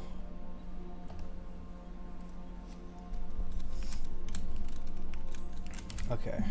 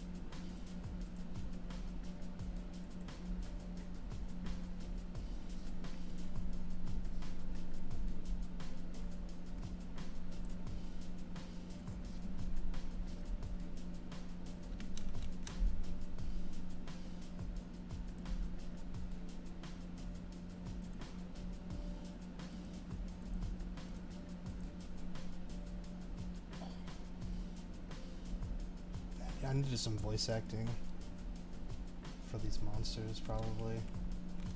But that's gonna be like fun stuff we save towards the end.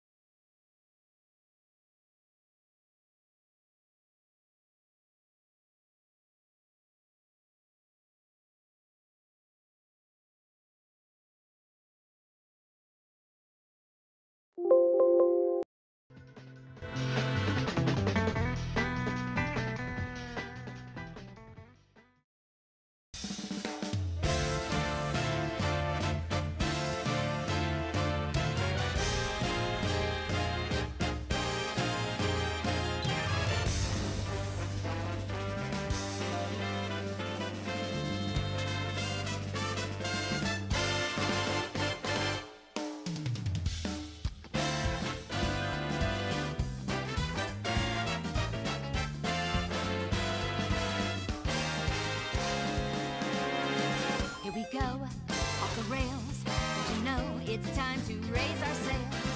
It's freedom like you never knew. Bags or a pass, say the word, I'll be there in a flash. You could say my hat is off to you. Oh, we can zoom all the way to the moon from this great wide wacky world. Jump with me, grab coins with me, oh yeah. It's time to jump up in the air. Jump up, don't be scared. Jump up and your cares will soar away.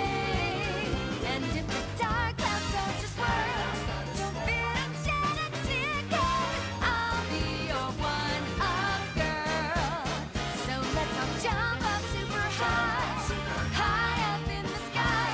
There's no power up like dancing. You know that you're my superstar. No one else can take me this far. I'm flipping the switch. Get ready for this. So let's do the Odyssey. Odyssey, yes, see. Odyssey, yes, see. Odyssey, yes, see. Odyssey, yes, see. Odyssey, yes, see. Odyssey, yes, see. Odyssey, yes, see. Odyssey, Odyssey.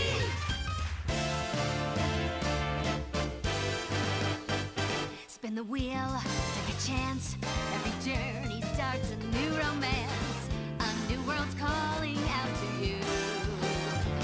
You can turn off the path, find a new addition to the cast. You know that any captain needs a crew. Take it in stride as you move side to side. They're just different points of view. Jump with me, grab coins with me, oh yeah. Come on and jump up in the air. Jump without a care. Jump up 'cause you know that I'll be there. And if you find you're short on joy, don't break it down, forget that. You're still a one-up boy. So go on, straighten up your cap. Let your toes begin to tap. This rhythm is a power shroom. Don't forget you're the superstar. No one else could make it this far. But to come through that stage, now you've got panache. So let's do the Odyssey. Odyssey, yes, see. Odyssey, yes, see. Odyssey, yes, see. Odyssey, yes, see. Odyssey, yes, see. Odyssey, yes, see. Odyssey, yes, see. Odyssey, Odyssey.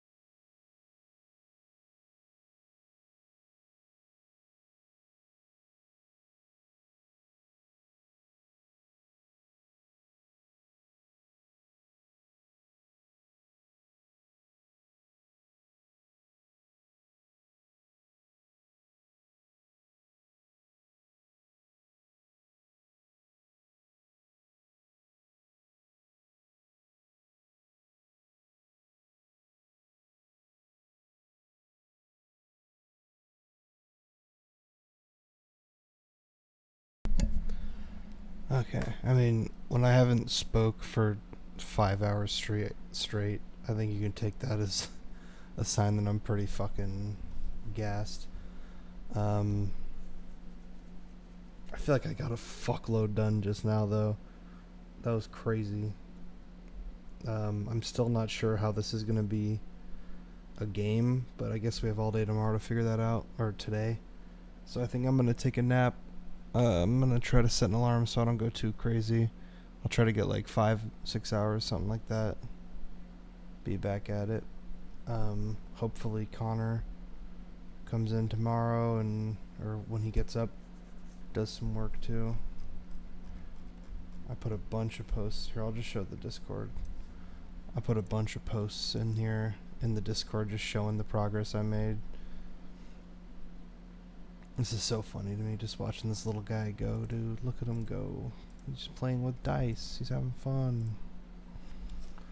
Either way, even if we call it and we're like, whatever, we're not going to submit anything, I'm like so happy with this. This is such a funny little mechanic we've made.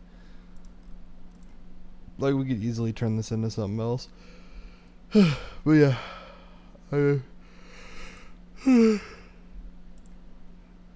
Talking to no one here at the end of a 20-hour stream. Fuck. Oh, here we go. Turtle to do. Bam, bam, bam, bam, bam, bam. I did my to-do list. I should save this. So yeah, I think there's like a 40% chance that I do at least one more character, but honestly now modeling is the problem. Now it's pretty easy to hook up new characters. That actually didn't take that long. But whatever, we'll see. I'm sleeping now. I can't take it. I'm too tired. Okay, so we still have a day and 5 hours. So fuck, this feels like so little time. Oh hey, I think Connor's up.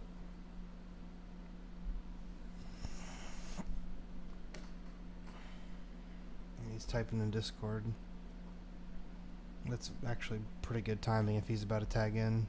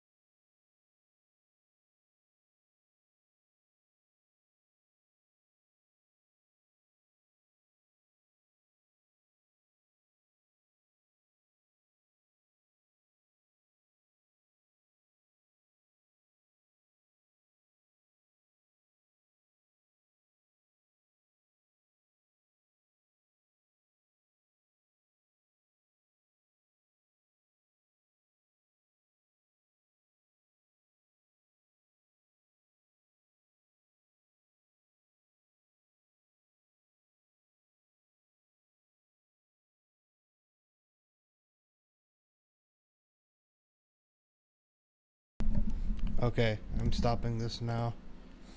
Goodbye and good night.